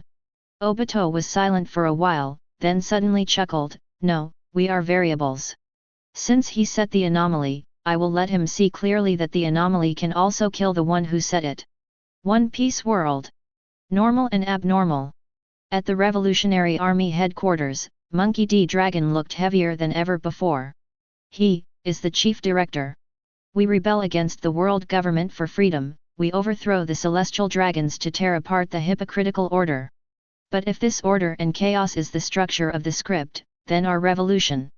Ivakov frowned, is it all in the script from beginning to end? Long closed his eyes and spoke after a long time.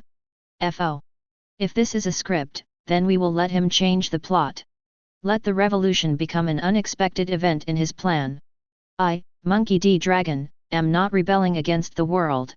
I am him who rebels against the world that was created. Sword world. He stood with swords in his hands, the light from the sky illuminating his face, and the sword intent in his eyes surged like the tide. He looked at the two words normal and abnormal. Those two words suddenly sparkled in his eyes, as if a 1,000-year-old obsession was forcibly awakened. Rules? Order? Definitions. It turns out that it was not born from heaven and earth. So it was set by that supernormal state. His eyes were sharp, and he suddenly drew his sword slowly. Chen Ping'an stared at him, what do you want to do? The left and right replied calmly, it is the rule he set. Even outside of those rules, there is indescribable chaos. Even though he is eternal. The sword is used to cut off this kind of inevitability that should not exist. He raised his sword across the sky, and the sword energy of heaven and earth shook. Super Seminary World. The Great Gorge. Kiran stood next to the star orbit, and the civilian cosmic gravitational model fell to the ground. He is the one who set everything up. We have spent hundreds of thousands of years studying the void, the abyss, the ultimate fear, the ultimate gene. All of this is actually a variable module set by him. We are his simulations. Reina whispered, then, what else can we do? Anything. Jilin pushed up his glasses with a wry smile. The mimics are the most susceptible to mutation. Maybe we are doomed. But she had never seen the consequences of failing once. It's worth it then. Bullet screen explosive screen swiping. The core of the opposition in the SCP universe is actually the code written by him. FK, normal and abnormal are actually opposing set values. We thought we were containment, but we were actually running threads. The anomaly is the possibility of killing the setter. He makes everything move just to see it move. We are the story he wrote, and our battle is the conflict curve he expects. He is the biggest anomaly behind SCP. The picture on the sky curtain continues to advance. In the picture, the struggle between the SCP Foundation and the anomaly continues. 682 blew up the shelter, 173 broke his neck in the dark, multiple versions of 001 overlapped each other, reality distortion and logic reduction went out of control. At the same time, the mechanisms of control, containment, and protection are constantly being updated, evolved, and violently upgraded. The narration exploded again. You think this is just a fight of terror? Wrong. This is the eternal tug-of-war between setting and anti-setting. He makes us think that this is a battle between good and evil, but in fact, this is a data interleaving protocol between operating frameworks. You are not a savior, you are an executor. You are not the protagonist, you are the cleanup program of the faulty node. And he? Extraordinary. Neither normal nor abnormal. He is the one who wrote down these two concepts and allowed them to appear to conflict. Lines of unrecognizable code structures appeared on the screen. Variable setting, normal is not equal to abnormal. The logic of confrontation is turned on, and the interlaced tension is maintained. Observer setting, there is biased cognition.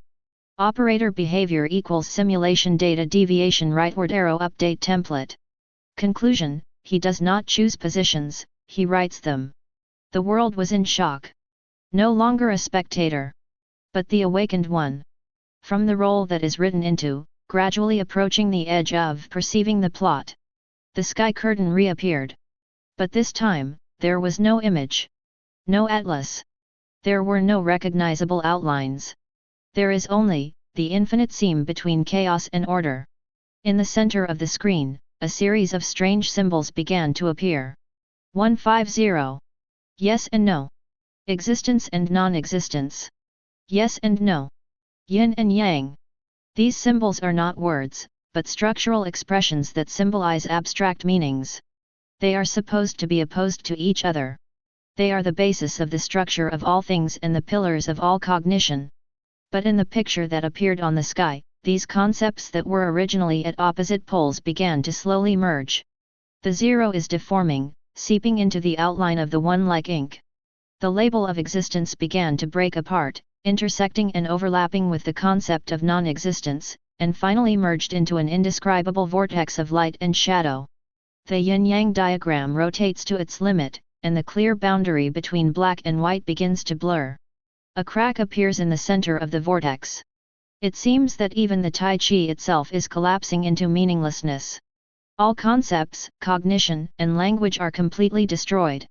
Understanding itself is prohibited. The narration of the sky curtain appeared again, but this time it was obviously trembling and helpless, as if it had fallen on the edge of cognitive collapse. Dear audience, we tried our best. Honestly, this chapter is so FG awesome. I really can't describe it. What is existence, non-existence, yin and yang, tai chi, positive and negative, true and false? You think these things are awesome? Right. But in front of him these concepts have no right to exist. You want to define it as existence? Sorry, she is beyond the definition. You want to say he is not? Sorry, not is also a symbol in your language. He is not at all in the logic allowed by your language. He is the one, but even the concept of one is not worthy of being applied to him. He is the existence that existed before creation, the silence before language appeared, and the broken truth before logic was self-consistent. Perfect world. Shi Hao sat cross-legged in the void, his spiritual thoughts penetrating the sea of realm. His whole body and mind were one, and he forced himself to face the sky with the will of the immortal. At the moment when existence and non-existence merged into that vortex, the Tao fruit in his body trembled violently, 7 of the 9 divine fires were extinguished, and his soul and body were torn into 4 pieces, and there were signs of collapse.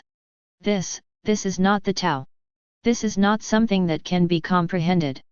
Form of existence. This is the ineffable that transcends enlightenment itself. He stared at the swirling light, gritted his teeth and growled. I have cultivated for eternity, pursued the Tao for billions of years. I don't know who I am. Now I know. Who I am is not the question at all. I am whom he has tolerated. If he closes his eyes, I won't even be qualified to ask questions. The little tower said in a low voice, the Tao gave birth to all things, and he gave birth to the Tao. Shi Hao's Dao heart was shattered and then reassembled, his face was pale, but his eyes were as firm as before. Then I will take another step towards the source of the Tao. The world of Shade Heaven. The top of the fairyland. The ruthless emperor stood quietly at the end of the Dead Star Sea, his eyes reflecting the vortex of negative symbols in the center of the sky. After chaos comes beginning, what comes after the beginning? I have sought the root of cause and effect and destroyed all false doctrines. But he is older than cause and effect, and older than chaos. She gently raised her palm, and the eternal life seal between her fingers trembled continuously, as if even the concept of eternal life itself could not be maintained, and began to collapse automatically in the face of the manifestation of that abnormal state. The Emperor Wu Shi stood beside her and murmured, "I can't sense time. I can't sense who I am." Even the sense of existence began to slip. The ruthless man sneered, "You have been around for a long time. How long are you allowed to exist? But I don't ask his permission. I want to find myself in this undefined nothingness. The immortal world." Wang Lin was suspended in the void, and around him appeared the diagram of the path of life and death, mark of truth and illusion, echoes of thoughts, and trajectory of 9 lives. But at this moment, all of this began to collapse automatically in the face of the extraordinary situation. I seek truth and falsehood, life and death. I thought I understood the nature of the world. But that essence, in front of him, not even the word true or false is worthy of existence. She is not who creates or destroys, she is the one who makes the powerless exist. It's not who's right or wrong. But the way you understand this sentence is not worthy of describing him. Su Qing exclaimed, "The soul structure in your body is dissipating." Wang Lin closed his eyes and smiled, "But I am still here. Even if it doesn't deserve to be called existence. Even though I'm not even me. Qin's moon world. In the ancestral temple of Taoism, the whisk in Xiao Ai's hand flutters without wind, the 4 symbols and 8 trigrams collapse around him, and the coordinates of heaven and earth have been lost. The conceptual vortex in the center of the sky seemed to have sucked away all his cognitive foundations. He trembled and whispered, "Tao gave birth to 1, 1 gave birth to 2, 2 gave birth to 3, 3 gave birth to all things. Wang Li Zhao, but this he is actually before the Tao." Zhang Liang's face was filled with horror. The Tao that can be told is not the eternal Tao, the name that can be named is not the eternal name. Could it be that he has even surpassed the Tao without a name? Xiao Ai slowly closed his eyes and said, "The Taiji diagram collapsed, the yin-yang boundary was destroyed, and what I stood for no longer existed. But precisely because of this, I have to reverse the method. If he is not in the Tao, I will seek survival outside of the Tao. Super Dao, trapped in truth. Bullet screen explosive emergence. I feel like my brain is about to burn out. What does it mean to transcend existence and non-existence? This is not metaphysics, this is a source-level distortion that is even more mysterious. Yin and yang, Tao, truth and falsehood, time and space, all are like low-dimensional cubes dancing in his eyes. I have practiced martial arts for 10 years, but after watching this episode, I suddenly realized that I am just a data value in a code segment. Sky screen image structure is collapsing. The conceptual vortex is expanding, reflecting the destructive manifestation of more high-level structures. Tianmu tried to relabel his nature with symbols, metaphors, and mathematical formulas. He is neither 0 nor 1. He is not within the group, indicating that he does not work outside the group. Definition equals error. He is the source point that automatically returns to 0 when the structure breaks. Self-consistency in non-logic, manifestation in non-existence. In that last scene, a terrifying judgment slowly flashed across the bottom of the sky. Manifestation level, 00. Allowance rate, decreasing, due to language collapse. Suggestion, stop trying to define and enter a pure observation state. He has not yet revealed his true identity. Currently, he is only a peripheral influence zone of the concept. The world is still in shock. But after the shock, a few people among the living beings began to stop praying for understanding. Rather, I want to touch him. Not to define, not to confront. Instead, look directly at the origin that cannot be expressed in words. And that moment will truly determine who is the chess piece and who is the will. Chapter 154. The sky was shaking violently, as if some uncontrollable force was trying to tear apart the manifest order itself. Then, a fragmented data stream was forcibly connected to the display layer. The screen begins to play a blurry historical record, with a person labeled Anomaly number, SCP-2165. Features, systematic abnormal erasure mechanism, non-active absolute zeroing. This is an extremely short video that shocked the world.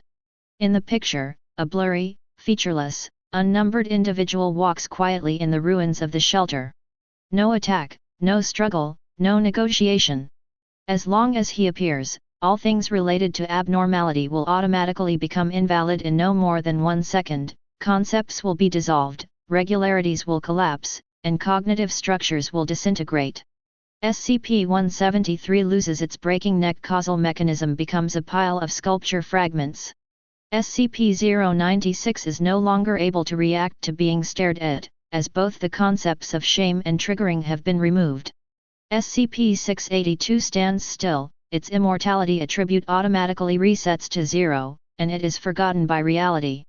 The anomalous phenomena in the entire SCP universe are wiped out one by 2165. But the story does not end there. When the last anomaly turned into ruins in silence, the whole world suddenly collapsed. It's not because of being attacked, nor because of being unable to bear the emptiness after being cleared, but because the definition of normal itself depends on the existence of abnormal. When the reference term of abnormal disappears, normal loses its structural support. The universe began to reorganize its logical foundations, but it was too late. All natural laws, logical constraints, classification relationships, all are rendered undefined. Ultimately, the fundamental logic of the world goes back directly to the only point of existence that has not been cleared. Extraordinary. The narration on the screen sounded low, with restrained emotions and a solemnity that was difficult to conceal. SCP-2165, this individual, is truly an outlier among outliers. He has no hostility and no goal. But the logic of his existence itself is the recursive output of the end of abnormal phenomena. Exception is cleared. The result was beyond the imagination of all observers. Normal also died for love. The two exist in a bound relationship. If one is destroyed, the other will automatically collapse. In the end, the entire multidimensional universe system, the logic is completely out of order, reality is formatted, and automatically reverts. It's abnormal. Doluo continent world. In the center of Poseidon Island, Poseidon Tang San stood at the foot of the statue, looking up at the figure of SCP-2165 walking quietly in the sky. His expression was extremely complicated. He did not fight. There was no killing either. He just exists, and then disappears abnormally. Bibi Dong stepped out of the side hall and asked coldly, "So where is your so-called god of order? Where is the power of the sea god? And you still dare to say that you control the world?" Tang San said nothing, his brows furrowed. He whispered slowly to himself. If there is no chaos, then the so-called order is just a disguised silence. The levels of the god realm, the trajectory of Doluo, all returned to a deeper structure at that moment. It is he, the undefinable he. It turns out that our entire existence is based on conflict and confrontation.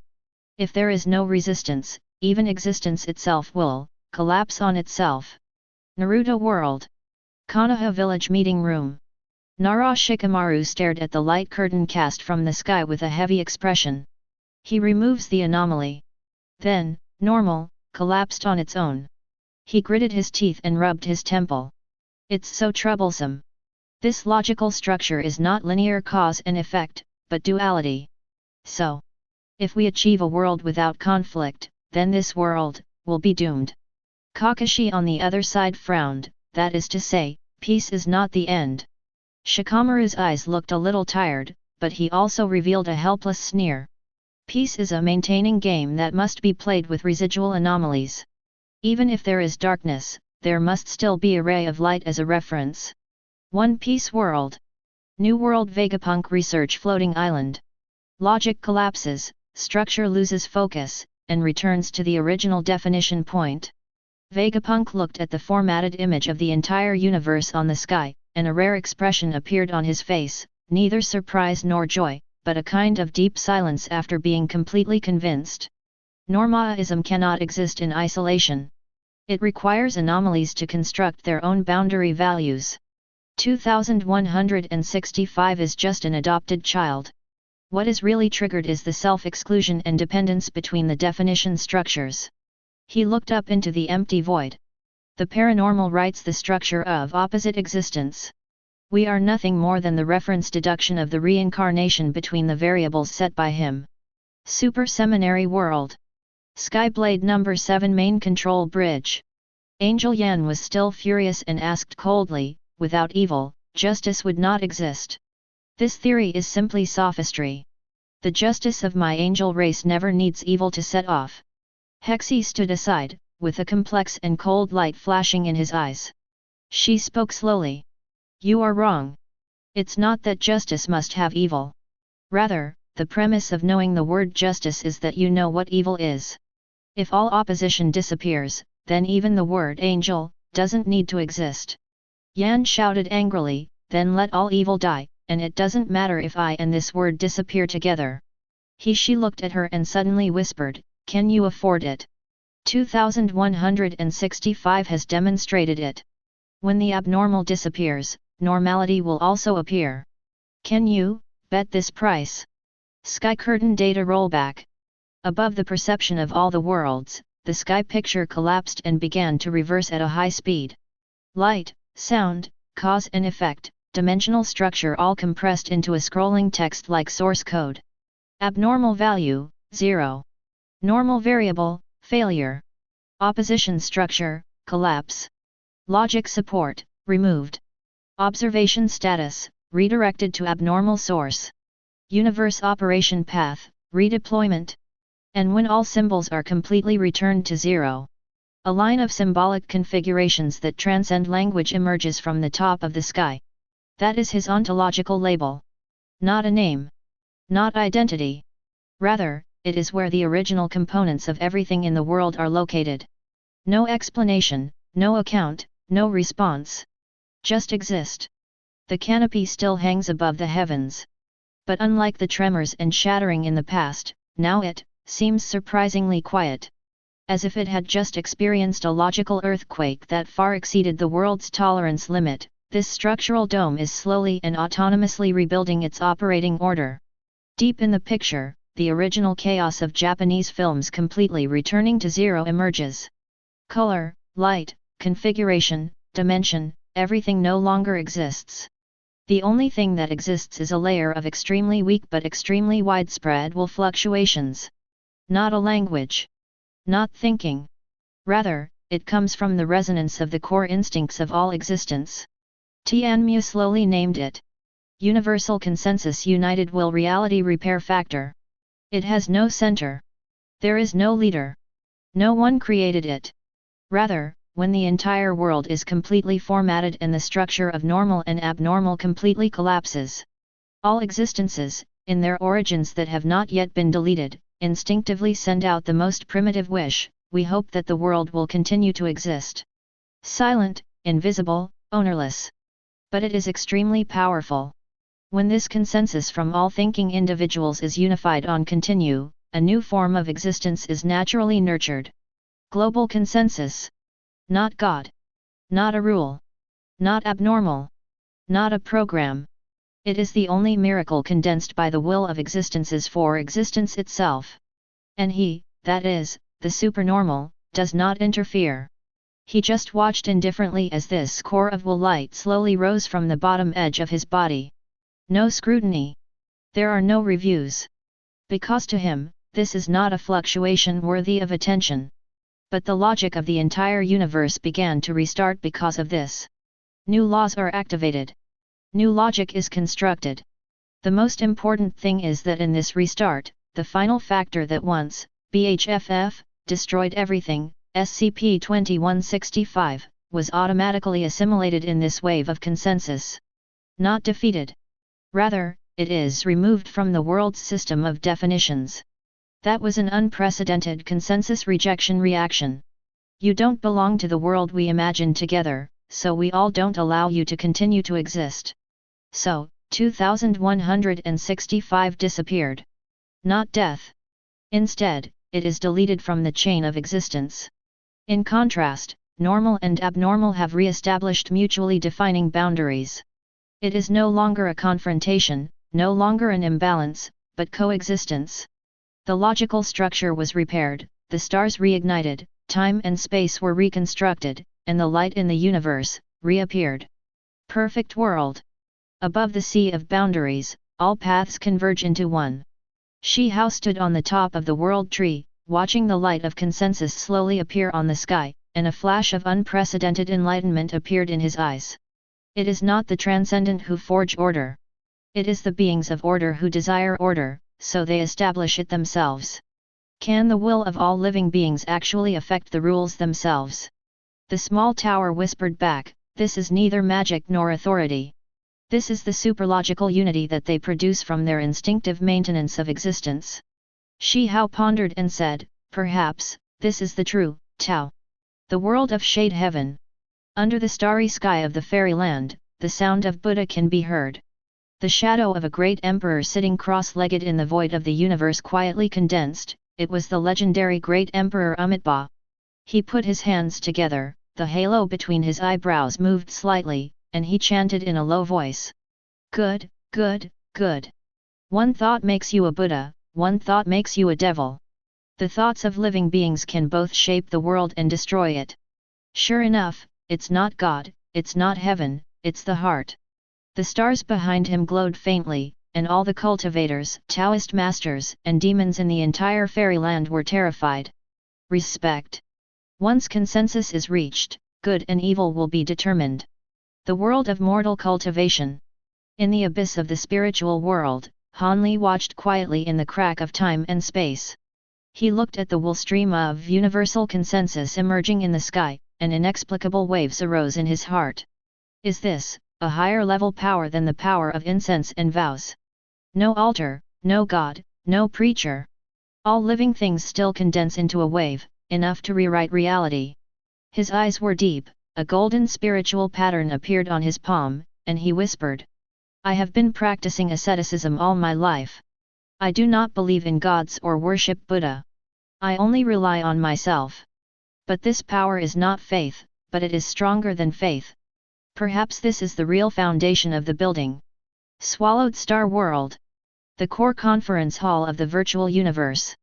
Many universe rulers, supreme beings, and core technical members gathered together, looking at the structure diagram of the birth of universal consensus recorded on the central screen, with different expressions. This is not an ordinary gathering of mental power. A giant said, it is not a telekinetic projection, nor is it a collective will system. It is a singularity phenomenon between consciousness and the rules of reality. If we can tame it, we will have the basic framework to create a universe-class conceptual weapon. Research must be organized immediately. Luo Feng stood in front of the screen, frowning. You are wrong. He is not the source of power. He is desire. You can use telekinesis, but you cannot control the thoughts of living beings. If you use consensus as a weapon, it will destroy you first. Bullet screen. The world restarts and swipes the screen. FK 2165 was deleted by consensus. No, he was not defeated, but the entire existence refused his continued existence. Isn't this, I don't agree with your existence, so you can no longer exist. Is this consensus light core the softest yet most powerful weapon in history? This is an extraordinary level of confrontation. Not by fighting, not by confrontation, but by we all say no. Sky curtain terminal display. In the final image, a golden red star rises slowly in the sky. That's not the real sun. But it is the concept sun. The supreme symbol that the world is allowed to move again. He still did not appear. But everyone knows that even if he does not speak, move, or judge, she is still watching. Because according to his logic, these variables that were allowed to run autonomously finally collapsed violently. I have regained the qualification to continue. Abnormal level, clearing. System status, restart completed. Reality structure, logic has been repaired and is stable within the consensus boundary. Global consensus, build success and keep running. The sky was silent. There was no sound, no flicker, and no higher dimensional models, observational projections, or nested graphs emerged. From the first step of the narrative ladder, to the final fluctuation of the Hume Sea, to the sky-high tree, multiverse pillar structure, non-logical mapping, metastructure collapse and reality formatting and restarting the universe. All this finally came to an end.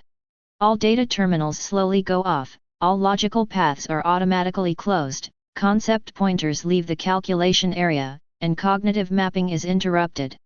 The entire sky gradually faded away its manifestation research group.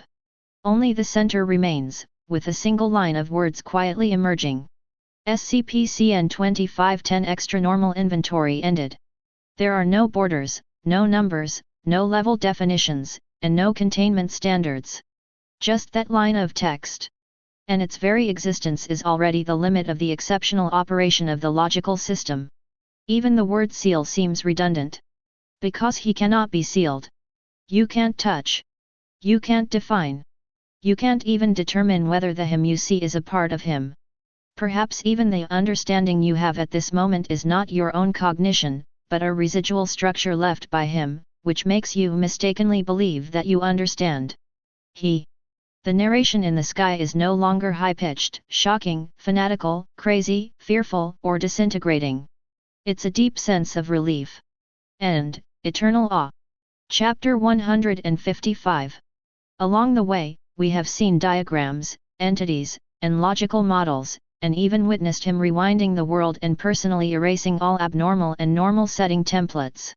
We tried to analyze him, understand him, name him, and record him, but in the end you also saw it. He is nothing, and he is everything. You can't contain him, you can't imagine him, and you can't say, I understand. To be honest, if you dare to say I understand him, it means that you don't understand him 100%. He is there. Even the word there is not enough to describe where he is. He is outside, the sigh before the linear timeline is formed, and the tremor when the infinite dimension is not defined. So, let's go. If I keep watching, my CPU will burn out. Supernormal, the ultimate inventory of the SCP universe, is over. Perfect world. Shi Hao stood above the void of the boundary sea and let out a long sigh. It was like escaping from a fantasy dream that spanned eons, and finally escaping the heavy feeling that understanding will never catch up with observation. He looked up and looked at the only line of words on the sky. Although, I didn't understand anything. But I know one thing. There is heaven outside, there is good outside. I have always believed that Tao is the end. Now I know that the Tao is only the entrance. Xiota, let's go. I still have a long way to go. The world of Shade Heaven. Ye Fan sat quietly on the top of the sacred mountain in the fairyland. The imperial soldiers around him rose and fell safely. The golden blood fairy fire that was once surging suddenly showed a trace of unprecedented tranquility. He looked at the line of text in silence for a long time, and suddenly the corners of his mouth rose slightly. He is the origin of all definitions. But I am not a definition. I do not live to understand the universe. I live to protect. He closed his eyes gently. I don't seek to see through the way of heaven. I just want to walk the path at my feet well. Maybe that's another kind of transcendence. The immortal world. Wang Lin stood in the vast starry sky. His figure was thin but no longer looked lonely. With his hands behind his back, he quietly looked up at the words on the sky that would end everything. It's hard to describe. No need to say anything. Even if there is a supreme being, the monks can still go against the will of heaven. If he is the sky, I will ask the sky. If he is the source, I will go against the flow. Even if you are in danger, you must find your own truth. He took the first step slowly, his mind as steady as ever. Dragon Ball World. Wukong frowned and grinned in a somewhat foolish way. What? Extraordinary what? It seems very powerful. I didn't understand, but I feel I can fight. Hehe, if I had the chance, I really want to fight with him. Even if I can't win, I can still have fun. Vegeta held his forehead with his hand. You idiot, you even want to fight over this? You don't even understand what we are seeing. Wukong scratched his head. I know I don't understand. But I know one thing. I'm not at the end yet. Then just keep getting stronger, right? Bullet screen the last wave of top-level explosion. I know I don't understand, but I really feel my scalp tingling. This is not an inventory of divinity, this is an inventory of our limits of existence. Even the language is useless. I am really impressed. It's so epic. I'm completely spiritually cleansed. Thank him, and thank the sky. Thank you for being able to see it at this time. The next divinity, are you sure you can surpass this one? I can't wait any longer. Tianmu, continue. Bottom of the sky curtain new segment loading. Just when everyone thought everything had returned to silence, a string of structural hints that did not belong to any existing character set slowly appeared at the bottom of the screen. This time, even the narrator didn't explain. Because there is no possibility of explanation at all. But a familiar interface slowly reactivated. About to enter, order level unknown divinity, associated number. Expected to seriously disturb the worldview, prevention mechanism has been activated. Current manifestation priority, upgrade. Inside the light curtain, a new blurry figure slowly emerged. Not a concept. Not code. Neither existence nor non-existence. Rather, it's that feeling of unknown that you are not even allowed to look. The supreme divinity and supernormality have ended. But the curtain has just begun.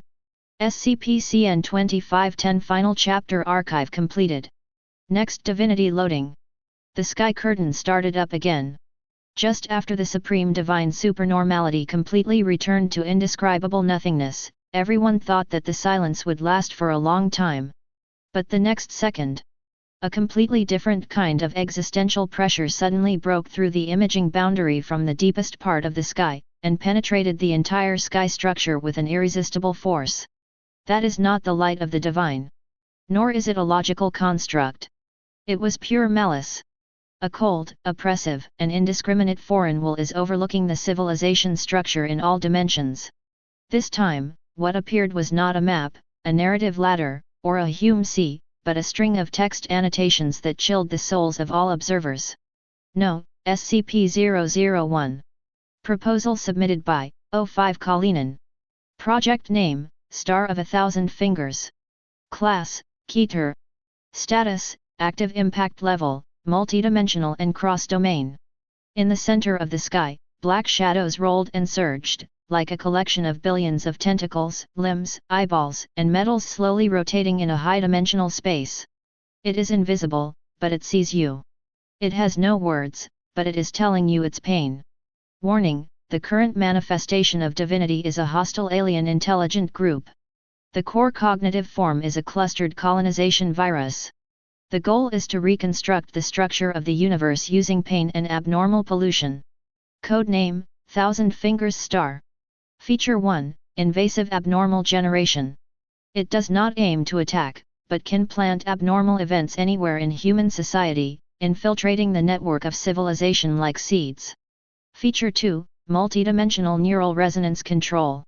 It can control some SCP items to automatically mutate using itself as the prototype matrix and even reversely infect the containment system. Feature 3, Reality Writing Mediated by Pain. It does not conquer, it infects. It is not here to conquer your world, it is here to rewrite your pain so that the world becomes its mirror image. Ultimate goal, to reconstruct the essence of existence of all sentient life forms into the extended consciousness of the Thousand Fingers Star. Perfect world. Shi Hao stood in the deep sky of the boundary sea, his expression more solemn than ever before. This is not a foreign land in the usual sense. It's not an invasion, it's an infiltration, it's a seeding. The small tower emerged, it will plant the anomaly into the roots of the world, and wait for the world to mature on its own. Shi Hao's eyes were like knives. If even pain can become the language it uses to rewrite reality, then even I can hardly stop this infiltration. Unless, all sources of pain are cut off. The small tower trembled, that is to cut off all living beings. The world of Shade Heaven. Deep in the Chaos Sea, Ye Fan was suspended on top of the galaxy, and the hands in his eyes reflected the dark shadow vortex of Tian Li's hand. In his mind, there emerged the ancient ruins that he had seen in the depths of the universe, traces of civilizations destroyed by the dark turmoil. I see. Those restricted areas, those out-of-control Deo sources, I'm afraid, it's not just my own mistakes. It was rewritten by this existence. He turned his head and looked towards the end of the Imperial Pass. Why did the foreign land frequently cause changes in the world? Now it seems that it was not the will of the foreign land. It is another setter who, in the darkness, quietly manipulates pain itself. One Piece World. Holy Land Mary Joa, because of disgust. After he read the mutated colonization mechanism of the Thousand Fingers Star from the light stream cast by the sky, he knew in his heart that this was not an enemy but a natural disaster. It doesn't pick its targets. As long as there is pain, it can generate abnormalities. That is to say. He turned around and looked at the chaotic seas around the world. The New World, the Calm Belt, the terrifying bark, all these abnormal areas could be the seeds it planted? It's not attacking us. It's planting us. Qin's Moon World. In the Yin-Yang family temple, all high-level disciples sat cross-legged on the altar, using the Taiyin formation diagram to counter the spiritual intrusion that came from outside the sea of stars. The moon goddess stood up with a rare serious look on her face. Beyond the stars, there are actually such malicious beings. It doesn't need to break into the human world, it just needs to make you feel pain. It's enough to generate a new anomaly. Dong Huang Tai murmured in a low voice, pain becomes a channel. This rule is far beyond the scope of our yin-yang visualization technique. But if it succeeds, this world will no longer be human. Bullet screen thriller continuous brush. Wait, so it uses pain to create abnormalities? Who can stop it? I feel this thing is scarier than the supernormal, because the supernormal ignores you, but it actively pollutes you. Isn't this just advanced civilizations playing with our ordinary world for fun? It doesn't hit you, it makes you feel pain, and then you become the abnormal host. Keter level alien virus plus colonial will equals the most hellish natural disaster in SCP history. Sky Curtain ability manifestation layer officially expanded. On the screen, a star-like aggregate slowly rotates, its surface is made up of millions of fingers, and inside each knuckle there are countless small eyeballs and tentacles spreading outward crazily. Thousand Fingers Star Conceptual Map, Simulacrum Structure Will Cluster Perception Interference Factor. Ability 1, can create SCP-level abnormal outbreak out of thin air, and can make it have automatic mutation tendency, break through containment and infect control system. Ability 2, each pain reaction will serve as an access signal, allowing the main will to be written into the current world line logic structure. Ability 3, ability to control. The subcontainment objects were reshaped by reverse projection of prototypes to generate anti-foundation style anomalous aggregates. Additional note, currently, at least one SCP project is known to have the mirror symptoms of the Thousand Fingers Star, which is suspected to be a silent infection product. At this moment, a warning label appeared at the bottom of the sky. SCP-001 proposal target Thousand Fingered Star currently still active. The sky suddenly flickered. The originally chaotic and distorted high-dimensional symbols quickly receded, and a group of energy grids with extremely high weaving density began to emerge. This scene is different from previous divine projections. It does not directly manifest the entity, but is presented in the form of a technical structure. In the center of the sky, a series of marks were stamped on the top, accompanied by a curve with a blue-white glow. SCP-2798 Declassified Files Top Secret Level, Keter. Then, the screen quickly unfolds a shocking historical record. In the early 1970s, the Foundation launched an extremely crazy emergency plan. They injected millions of human souls into the Earth's mantle through some unknown technological means, and used the resonant echoes of these souls to influence the Earth's magnetic field, gravity, temperature, etc. The dimensionally generated perceptual interference network constructs an unrecognizable interference film layer. There is only one purpose: shield the location where the Earth itself appears in the cosmic index system of the Thousand Fingers Star. In other words, the Earth was hidden.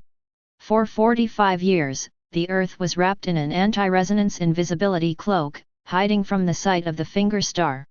During that period, although abnormalities occurred, they were mostly controllable.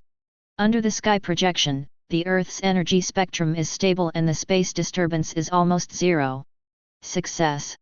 Just when the graph tended to stabilize, the picture suddenly collapsed. SCP-2798 Energy Structure Imbalance. Data Feedback Anomaly Interference Network Collapse Soul Suppression Mechanism Rupture. Across the screen, the energy grid that symbolized the Earth's defense layer exploded, blue and white nodes broke and burned, and the system text suddenly turned into a warning red.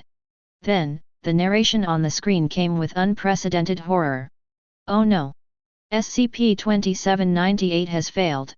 Our Earth's invisibility cloak has been broken. From 1971 to 2016, the sole network that had been protecting the Earth from being locked by the Thousand Fingers star completely collapsed at this moment in the past. It's all right now, the Thousand Fingers star has found our position again. Since 2016, abnormal events have erupted around the world. Intensity, frequency, and mutation rate have all skyrocketed. What's even more terrifying is that a large number of SCP items that were originally successfully contained began to disappear. Then, they reappeared in the wild with unrecognizable new features. They had mutated and upgraded. They no longer follow the old model, they have learned psychological interference, reverse imitation, resonance infection. The Foundation is on the brink of collapse. The sky screen continued to jump, and emergency prompts such as abnormal record reorganization, standard containment failure, and unknown abnormal characteristics upload failure kept popping up. The reality rewriting system of the Thousand Fingers star is silently incorporating the Earth into its resonance structure. At this moment, all observers finally realized. It is not to destroy you. It devours you and then reproduces you in your own image. Naruto World.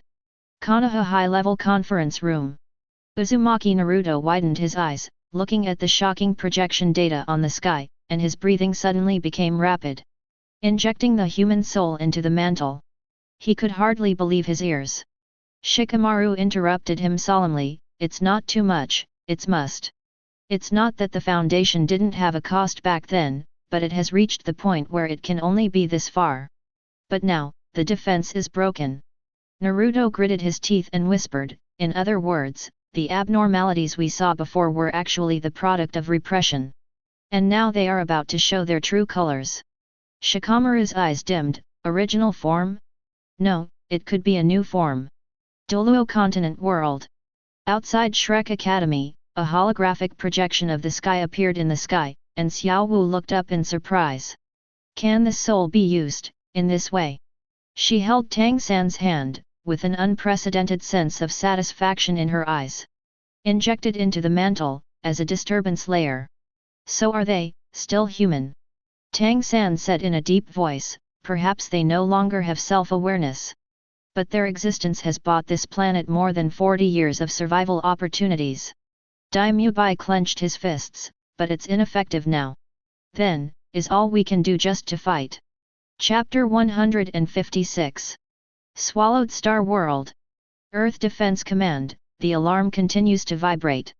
Luo Feng stood in front of the giant main control terminal, staring at the disintegrating SCP-2798 diagram on the sky with an expression as hard as steel. Technology for shielding positioning. Using human souls to build an interference layer to resist the resonance of consciousness of an entire alien civilization.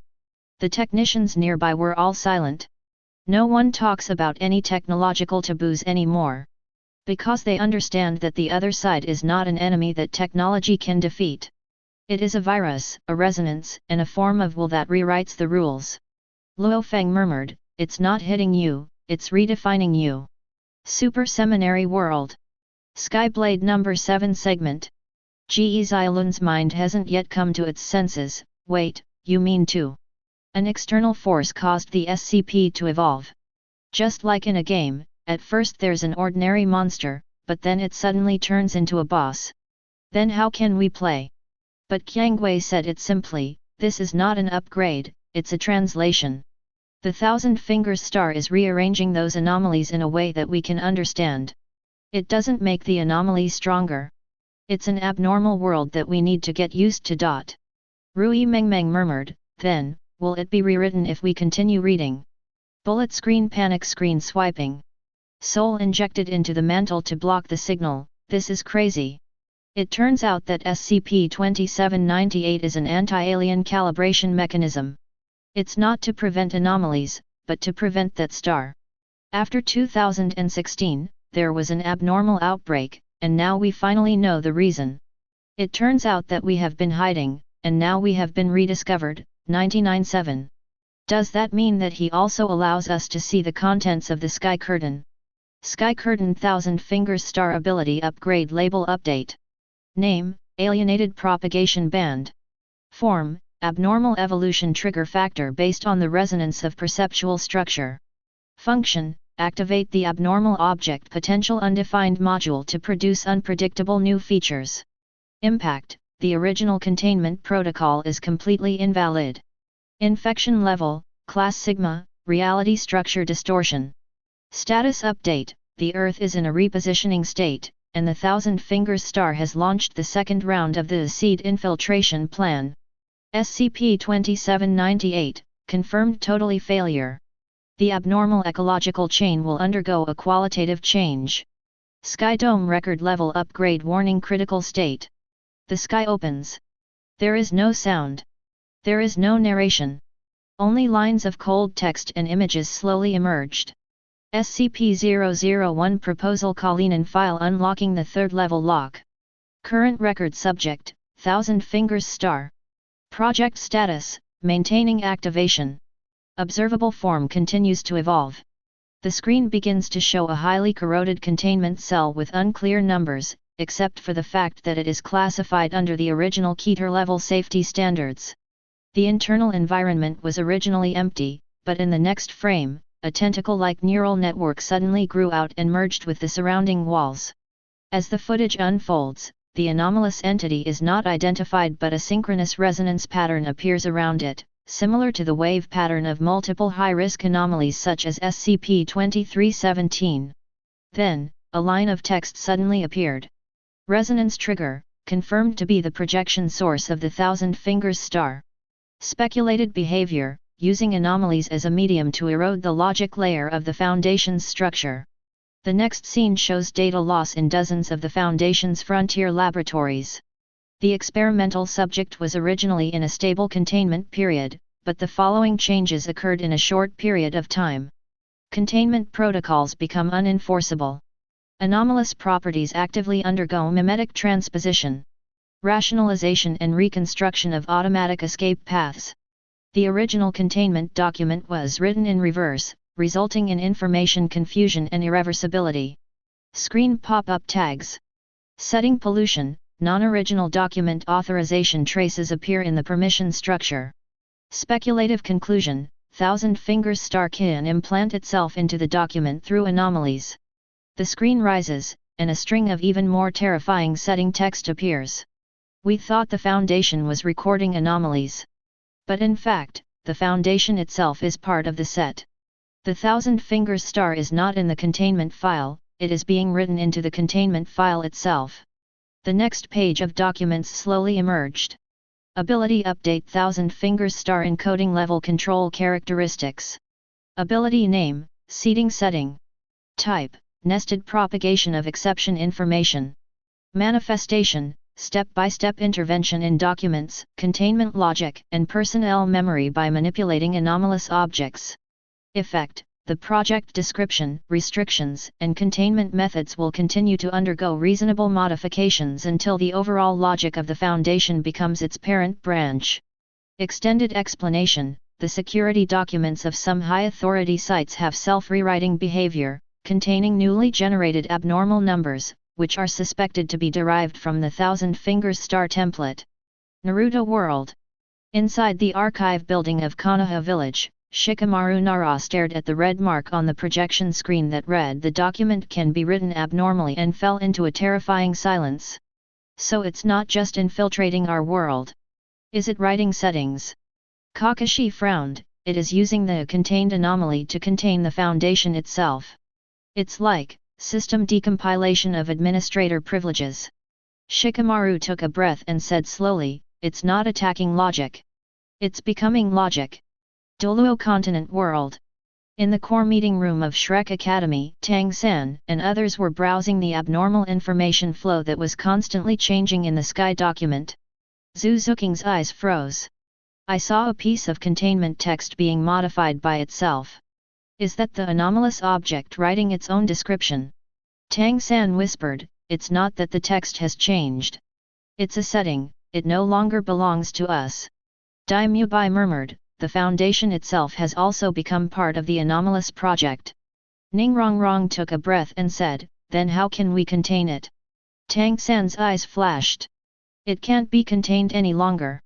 It can only be remembered, because once forgotten, the setting will be completely lost to it. Swallowed Star World. Outside the Earth headquarters, Luo Feng and Hong silently looked at a tampered SCP document title in the Sky image. It keeps flashing. Every 0.3 seconds, it automatically changes the project description, content, and containment method, ultimately presenting a completely different number. Settings can be contaminated. Hong hit the nail on the head. The abnormal has come to define us. Luo Feng gritted his teeth, even if the memory remains unchanged, the reality rules of the planet under our feet have been written 3 times by it. Then who else is there, the existence outside it? Super Seminary World. In the Superstar Tactics Research Hall, Reina frowned. Modify the document from a set perspective to deduce new anomalies. This is not aggression, it is a consensus of the people. Ge Zilun sat in front of the data platform, looking extremely uneasy. So, every anomaly description we see now may no longer be the original version. Even the original version itself is the first lie given to us by the Thousand Fingers Star. Qiang Wei spoke slowly, if the setting can be written by it, the meaning of our existence is just a piece of code that is incorporated into its ecological structure. Sky Screen Core Update Layer Loading. Thousand Fingers Star Ability 4th Stage, Abnormal Self-Performing Implantation System. Triggering Method, the anomaly infects the document medium through resonance, forms a self-description and updates the core setting structure. Impact Level, the probability of changing the actual structure parameters increases to 42.7%. Resonance Cycle, automatically triggers a set self-performed anomaly every 9 days, and the scope may cover civilizations outside the original Foundation system.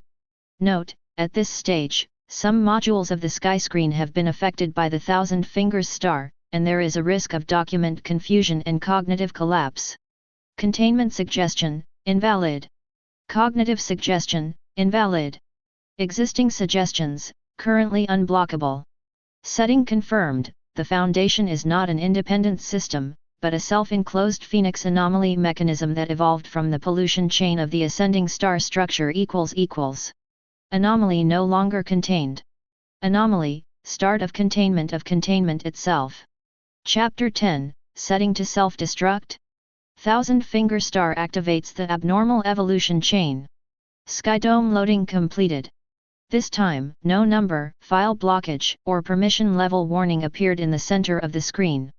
It was a complete breakdown of the containment protocol, played directly without any cover-up. Containment agreement terminated. Anomaly level change, safe Euclid rightward arrow key to rightward arrow evolving. Automatically categorizing, the project is no longer bound to the document logic. Naming permissions have expired. Current name of anomaly, Narrative Rebellion 5.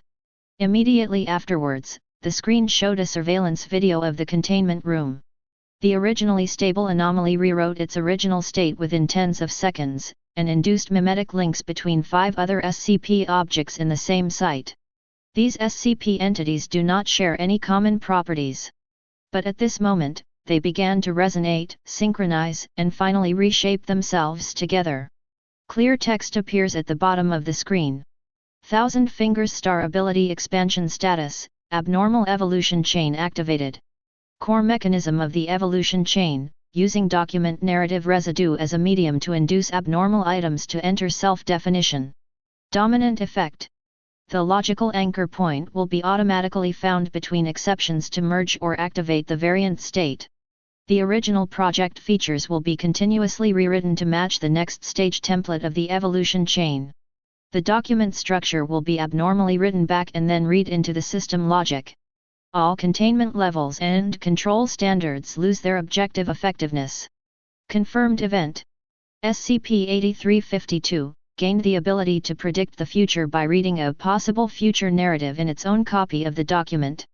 SCP-4079, self-selected containment level as no containment required, no system alarms were raised. SCP-173, the known prototype split into 27 sub-narratives within a week, some of which have not been recorded. The sky screen continues to refresh a line of words. Foundation, containment logic self-destructing. Reason, the abnormal project has entered active evolution. The setting is no longer one-way generation, but two-way feedback. Naruto World. Dark Side Love. In the news conference room, Tsunade slowly put down the scroll in her hand, her face extremely gloomy. They are starting to choose their own way of evolution. Shikamaru sat not far away, his eyes extremely calm. Yes. Containment protocols no longer apply to them. They're knowing they're being contained and reacting. It's like a program that learns to read its own code and changes the way it runs. Naruto looked shocked, so these anomalies are now living settings. And it can read our description of it and then change itself in turn. Shikamaru nodded, they are no longer abnormal. They are designers. Doluo Continent World. In the deepest part of Shrek Tower, Tang-san looked at the screen content that said abnormal selection of own level, and his mood was violently shocked. Choosing levels? Isn't that the Foundation's responsibility? Daimubai said in a deep voice, maybe, it used to be. Zuzuking asked in a low voice, does this mean that they are no longer under the jurisdiction of the Foundation?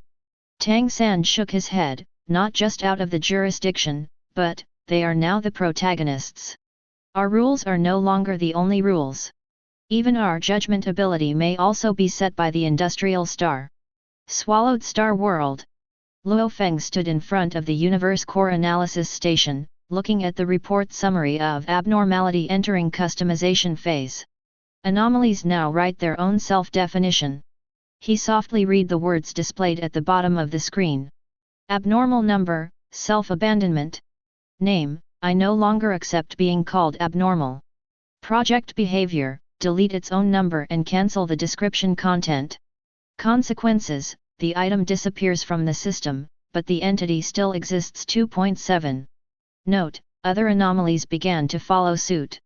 They are giving up being named. Hong whispered, once they are out of definition, they cannot be controlled or tracked. This means that the anomaly is entering a stage where it cannot be set or perceived. We can only let it evolve. Luo Feng murmured, evolution, for a being with the ability to set things, it is creation. Super Seminary World. In front of the Superstar Data Center, Qiangwei looked at the meme interconnection map between the anomalies and couldn't help but whisper. The Thousand Fingers no longer spreads anomalies only by infecting individuals. It's establishing a chain of abnormal species. Ge Zilun was a little confused, you mean, these things are evolving? But they are not monsters, they are settings, abnormal information and conceptual entities. Reina frowned, you don't understand yet. They are already being ecologically. If the Foundation is the firewall, then these anomalies are the virus colonies. And now, these viruses are starting to evolve operating systems. Sky Curtain Update, Thousand Fingers Star Ability Expansion, setting up a self-performance mechanism. Trigger structure, set guide rightward arrow set readback rightward arrow set reject rightward arrow set self-right. Process, the abnormal project obtains the description layer feedback energy through the document existence awareness. Result, can actively redefine, abolish containment protocols, enforce read permission systems. Special case, subjectively determined that the abnormal level is harmless, the system update passed, and the actual threat level was raised to Keter Plus. The basis of the Foundation system, definition. Thousand Finger Star Destruction Path, break the power of definition. Chapter 157. The sky continues to advance. This time, there was no audio, no unusual visual flashes, only a document that slowly opened in silence. SCP-001. Thousand Fingered Star Observation Record Phase 7. Current status, setting the erosion degree to expand, from being observed to being described and controlled. The screen shows that an abnormal project document, in a completely closed and disconnected state, begins to automatically modify its own content. The content is as follows. Original article. Item hashtag, SCP-1000 fingers star. Level Euclid. Description, this item is a static biological anomaly. Current entry. Item hashtag, SCP-1000 fingers star. Level, not important. Description, you don't need to know what I am. The next second, the system tries to roll back the document, but fails. Invalid permissions. Description has been occupied by the project. Definition has been transferred, observers do not have the right to write content. Subsequently, a large number of containment project documents began to show linguistic autonomy characteristics. They no longer accept the Foundation's summary of their own characteristics, but instead write down how they are seen. Some anomalies even actively erased their numbers and replaced them with independent names, and tampered with other document paragraphs one by one, eventually forming a description conflict chain. Abnormal number dissociated body A. Rewrite object, SCP-1000 fingers star, SCP-140, SCP-055. Result, the project's containment data is mutually reconstructed, logic is distorted, and the system crashes. Subsequent state, the named thing rightward arrow no longer exists, but the remnants of its description continue to construct new entities. Last line. Current capability expansion of 1000 fingers star, description is generation logic level phenomenon. Containment logic officially collapses. In the setting system, the right to describe is no longer exclusive to the observer. The narrator has been changed to the narrated person. Naruto World. In the secret room of Konoha intelligence team, under the flickering lights, Shikamaru's forehead was covered with sweat. He stared at the sentence "You don't need to know what I am" in the document, and the tip of the pen in his hand trembled slightly, but he didn't put it down. This doesn't seem abnormal. It's like a character in a novel flipped the script and kicked the author off. Yamanaka Ino beside him turned pale and whispered, "They write who they are, and that's reality. What else can we give orders about?" Shikamaru was silent for a while, and finally put down his pen, closed his eyes and whispered, "From this moment on, we are not observing anomalies. We are existences that are allowed to be observed. All our judgments must be approved by it to be valid." Doluo Continent World. Tang San stood at the edge of the soul guide array, and the consciousness crystal in his hand showed a series of constantly changing texts. Object class, no longer required. Project description, what you see is what it is. He frowned, and a sharp flash in his eyes, "This is not a setting tier, this is a setting reversal." Ningrongrong bit her lip, and looked at Tang San with a little more vigilance in her eyes, "That is to say, any existence we describe may be awakened." Zhu Zuqing said in a cold voice, "Those abnormalities are not resisting, but taking over the right to write. They've taken back the right to be named." Tang San held the crystal tightly, his forehead twitching, and fighting spirit burning in his eyes. "Then let's see, if we can still get it back." Swallowed Star World. The atmosphere in the main control room was heavy, the technical officers looked pale, and the console data kept popping up prompts such as "Document permission denied" and "Description conflict error." Luo Feng stood in front of the light curtain, his expression solemn and his eyes as sharp as blades.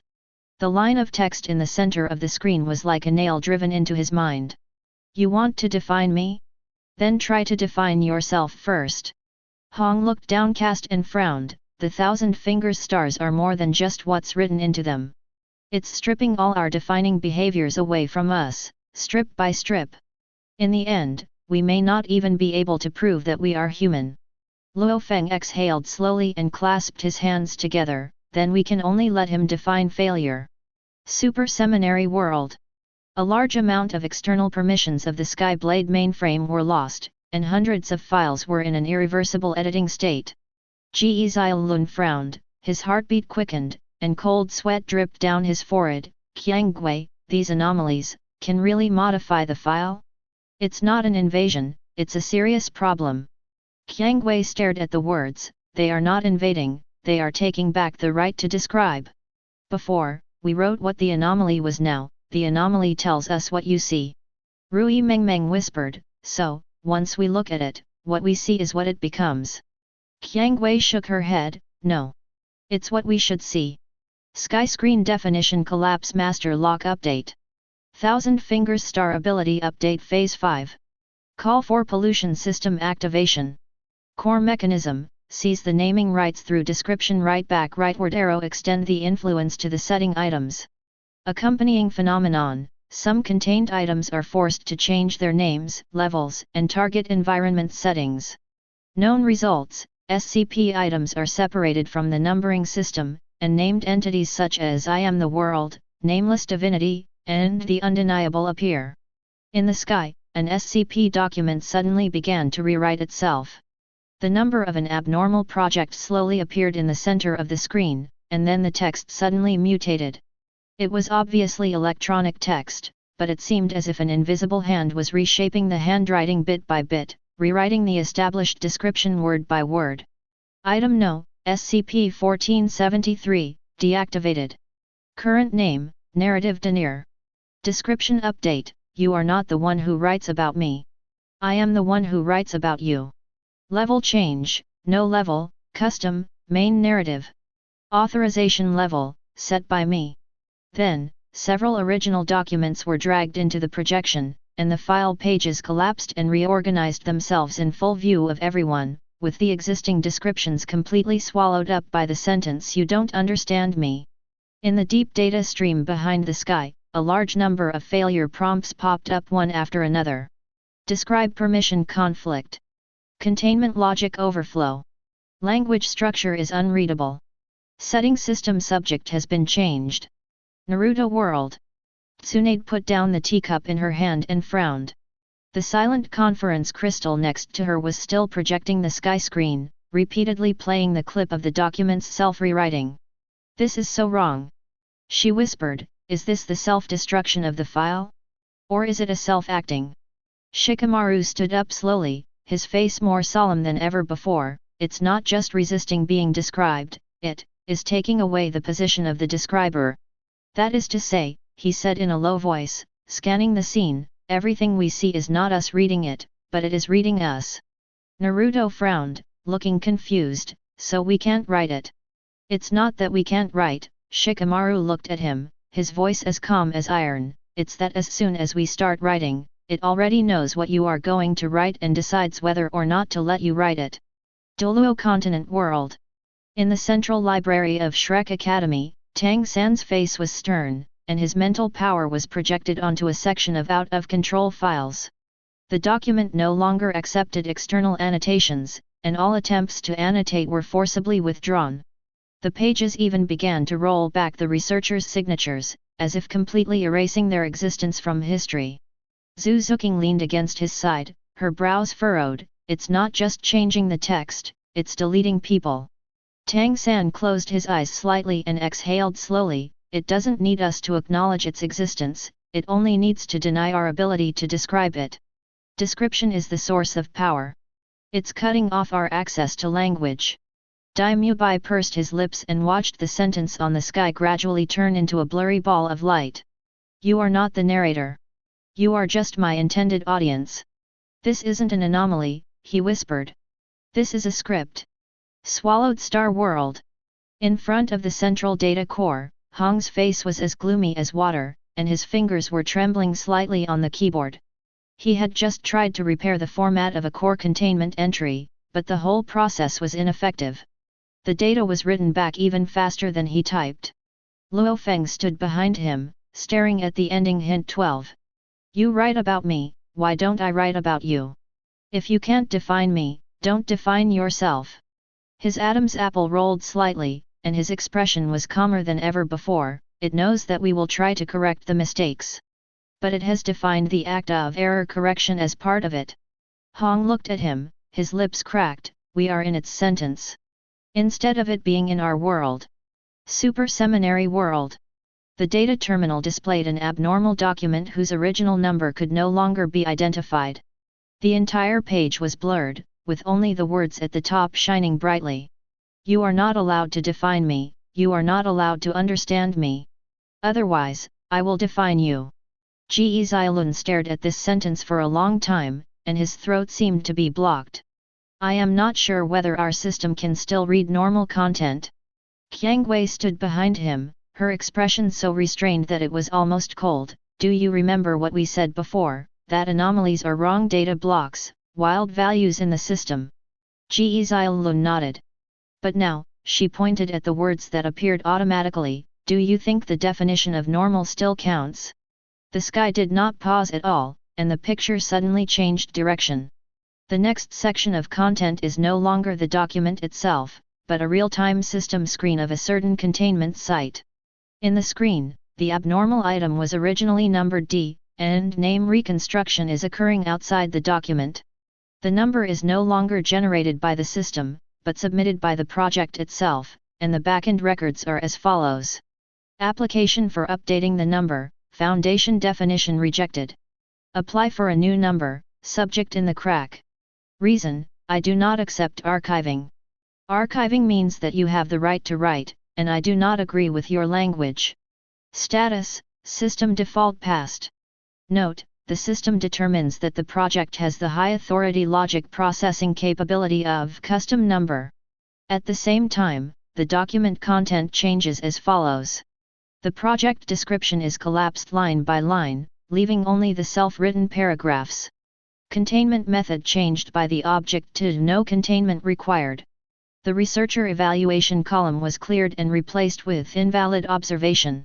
A large number of documents around caused a chain reaction, and the bottom of the sky reappeared. Thousand Fingers Star Ability Branch, Description of Anti-Control Protocol. Special Property, the exception no longer obeys the description, but controls the description generation right.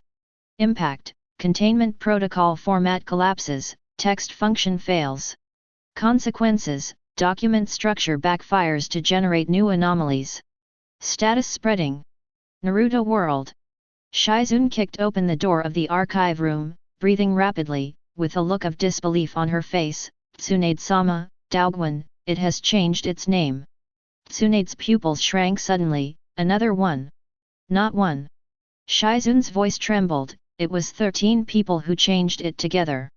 They chose their own new names and then described each other, like they were compiling a book. Tsunade stood up suddenly. They form a logical circuit. Shikamaru was looking at a simulated scroll in the corner, the edge of the paper being swallowed by invisible characters. More like. He murmured under his breath, settings are creating settings themselves. And we are already secondary variables being cited. Doluo Continent World. The soul guide array continued to vibrate.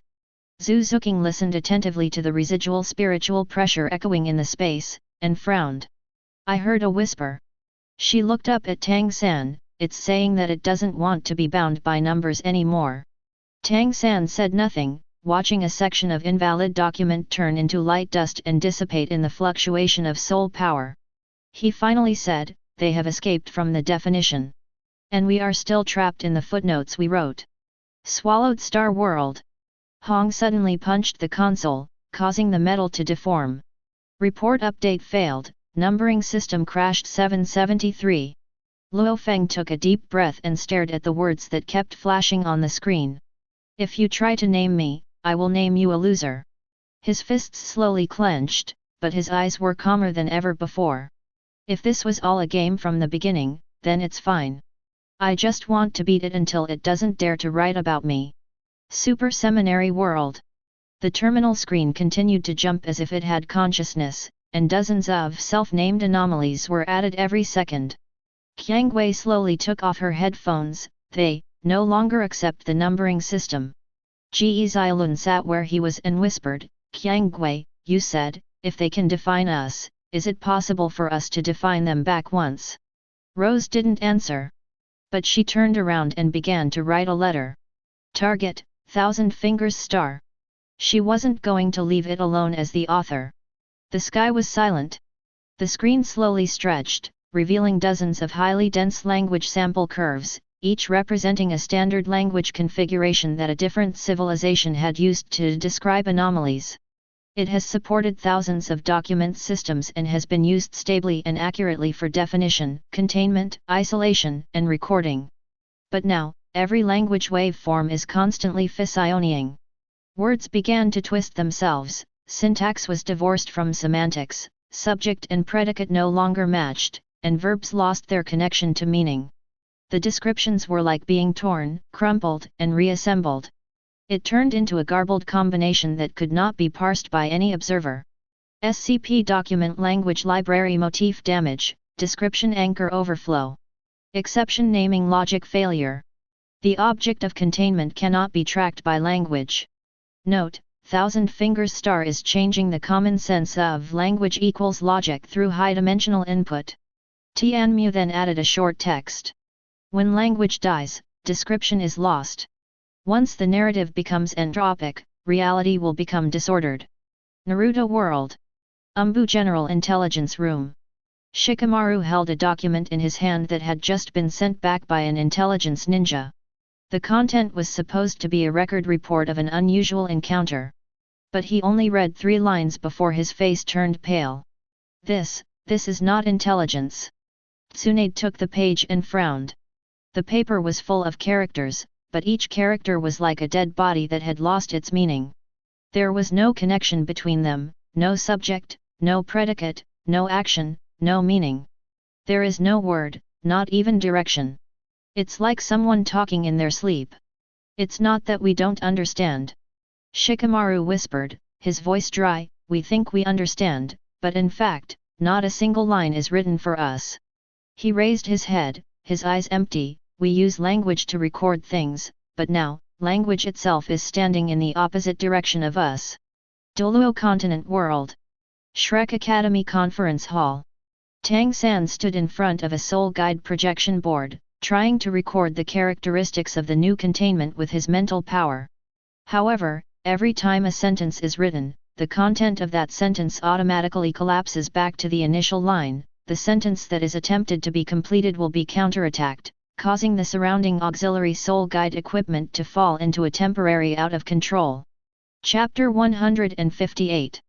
Ningrongrong bit her lip, looking anxious, we can't even say what is it.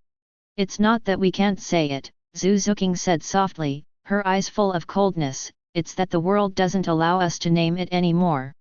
Tang San pursed his lips and said nothing, his expression was more gloomy than ever before. He finally whispered, that means, the current abnormality is heading towards language inaccessible.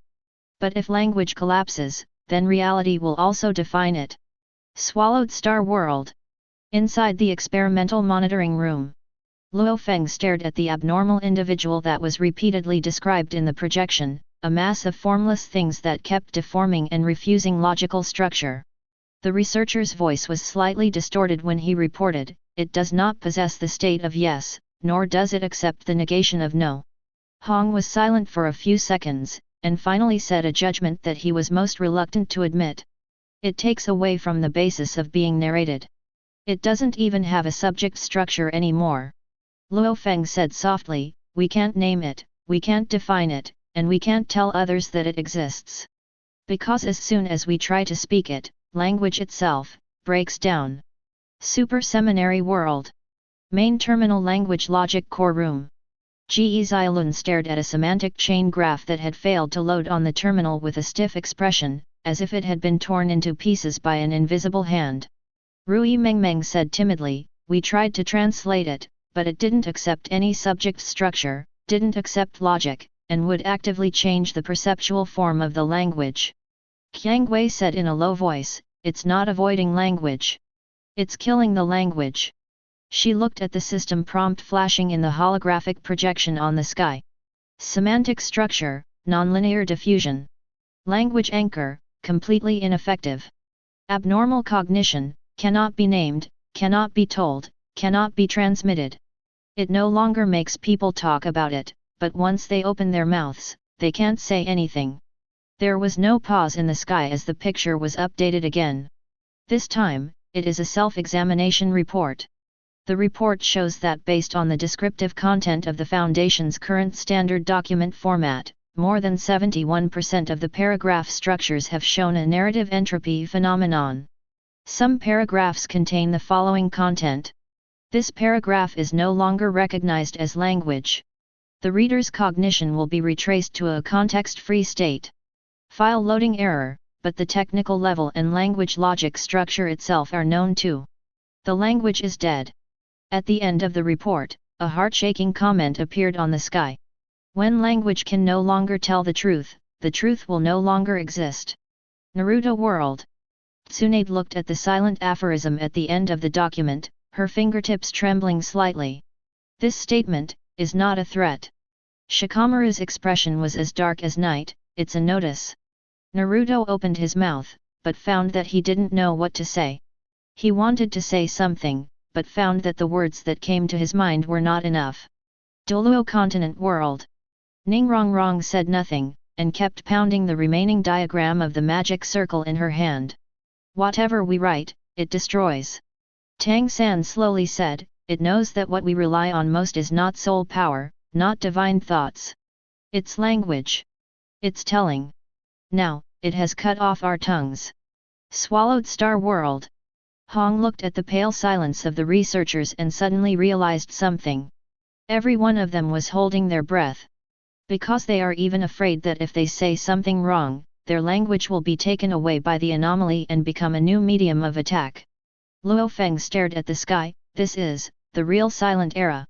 Super Seminary World. Qiangwei looked at the words in the terminal. The end of language is silence. She seemed to hear the cold will of the thousand-fingered star whispering in the heart of the world. You shouldn't say my name. Because of the language you used to call me. It no longer belongs to you. The sky remained silent. On the black canvas-like background, there are only a few lines of unstable flashing text. Language structure, completely ineffective. Logic chain, passive break. Consciousness system, anchorless positioning. About to enter the stage of self-denial cognitive collapse. The screen suddenly shook, and a simulation began to unfold in the sky. No longer a contained instance, no longer a document description, no longer an item number. It is the structure of one's consciousness. The model shows that when an observer tries to recall a certain abnormal event, his cognitive module will generate infinite reflective self-questioning. I remember it. But why do I remember it? Who told me it existed? What is this it? If I can't define it, do I still have the qualification to know it? If I am not qualified to know it, is what I know false? Are you imagining that you know? A logical flowchart was forcibly unfolded by the sky curtain, representing the subjective understanding of individual cognition, which encountered self-rollback and subject dissipation within a few seconds. Final result. Consciousness pollution level, critical value 99.78%. Cognitive dissociation symptoms have spread across multiple worlds. The first symptom, collective silence. The proportion of aphasia is increasing rapidly. Observational conclusion, after the death of language, logic collapses. After a period of logic, consciousness has no anchor. You didn't lose the ability to speak, you lost the basis for judging whether or not to speak. Naruto World. The conference room fell into dead silence. No one spoke. Even Naruto just opened his mouth subconsciously, but no sound came out. Tsunade's face turned pale as she watched the projection of the sky on the wall gradually blur, as if it was forcibly projected onto a barrier that was not allowed to be perceived. Shikamaru was deep in thought in a corner, his brows knitted and sweat dripping from his forehead. He finally whispered, I don't know whether what I just thought was what I really thought. Jing Ian turned to look at him, her eyes a little confused. What do you mean? Shikamaru bit his back teeth and spoke in a suppressed tone. I just suddenly realized, maybe every thought of mine is a result of the narrative preset by it. Including what I'm saying now. Doluo Continent World. In the central hall of Shrek, Tang San stood in front of the observation array for a long time without saying a word. Ningrongrong gently touched his arm, her voice as soft as a mosquito. What are you thinking about? Tang San did not look back, his eyes staring blankly at the characters that kept jumping in the sky. Do you have a consciousness of you? His voice was hoarse. It's asking me if I am myself. Zhu Zuking's eyes flickered, as if she had realized something. are you beginning to doubt the foundation of your own existence? Tang San responded in a low voice, I thought who am I, is the most obvious philosophical question. But now, it makes me realize that even the act of thinking this sentence is not necessarily mine. What I am may just be a chain of descriptions written by others. Swallowed Star World. Earth Safe Zone. Hong pinched his forehead with one hand, as if trying to resist the questions that kept popping up in his mind. Who am I? Do I know who I am? Do I know who I want to know? His voice sounded logical at first, but later it became increasingly hollow and vague, as if being sucked away bit by the words he spoke. Luo Feng stood beside him, silent. He hasn't spoken since then. Because he discovered that every soliloquy he spoke in his mind would immediately be refuted by the depths of his thoughts. You said you were thinking. Why do you think that's what you're thinking? Who are you? Are you sure? He suddenly opened his eyes wide and growled, shut up. But no one responded. Even he himself fell silent. Super Seminary World. Qiang Wei stood in front of the main brain with her eyes closed. She didn't dare open her eyes. Ji Zilun stood behind her and said softly with some uneasiness. Rose? Are you okay? Rose just nodded. I'm not sure if I'm going to give it to you right now. Ji Zilun was stunned. Exposed? You mean the language will be recorded by it? Qiang Wei shook her head, no. It's a thinking meeting. She opened her eyes and looked at him. The thousand-fingered star doesn't need to know what we are saying, it just needs to know that we are trying to know. That's enough. The sky screen returns, showing that the language data of multiple worlds are experiencing a state of self-dissolution. Text recognition is down.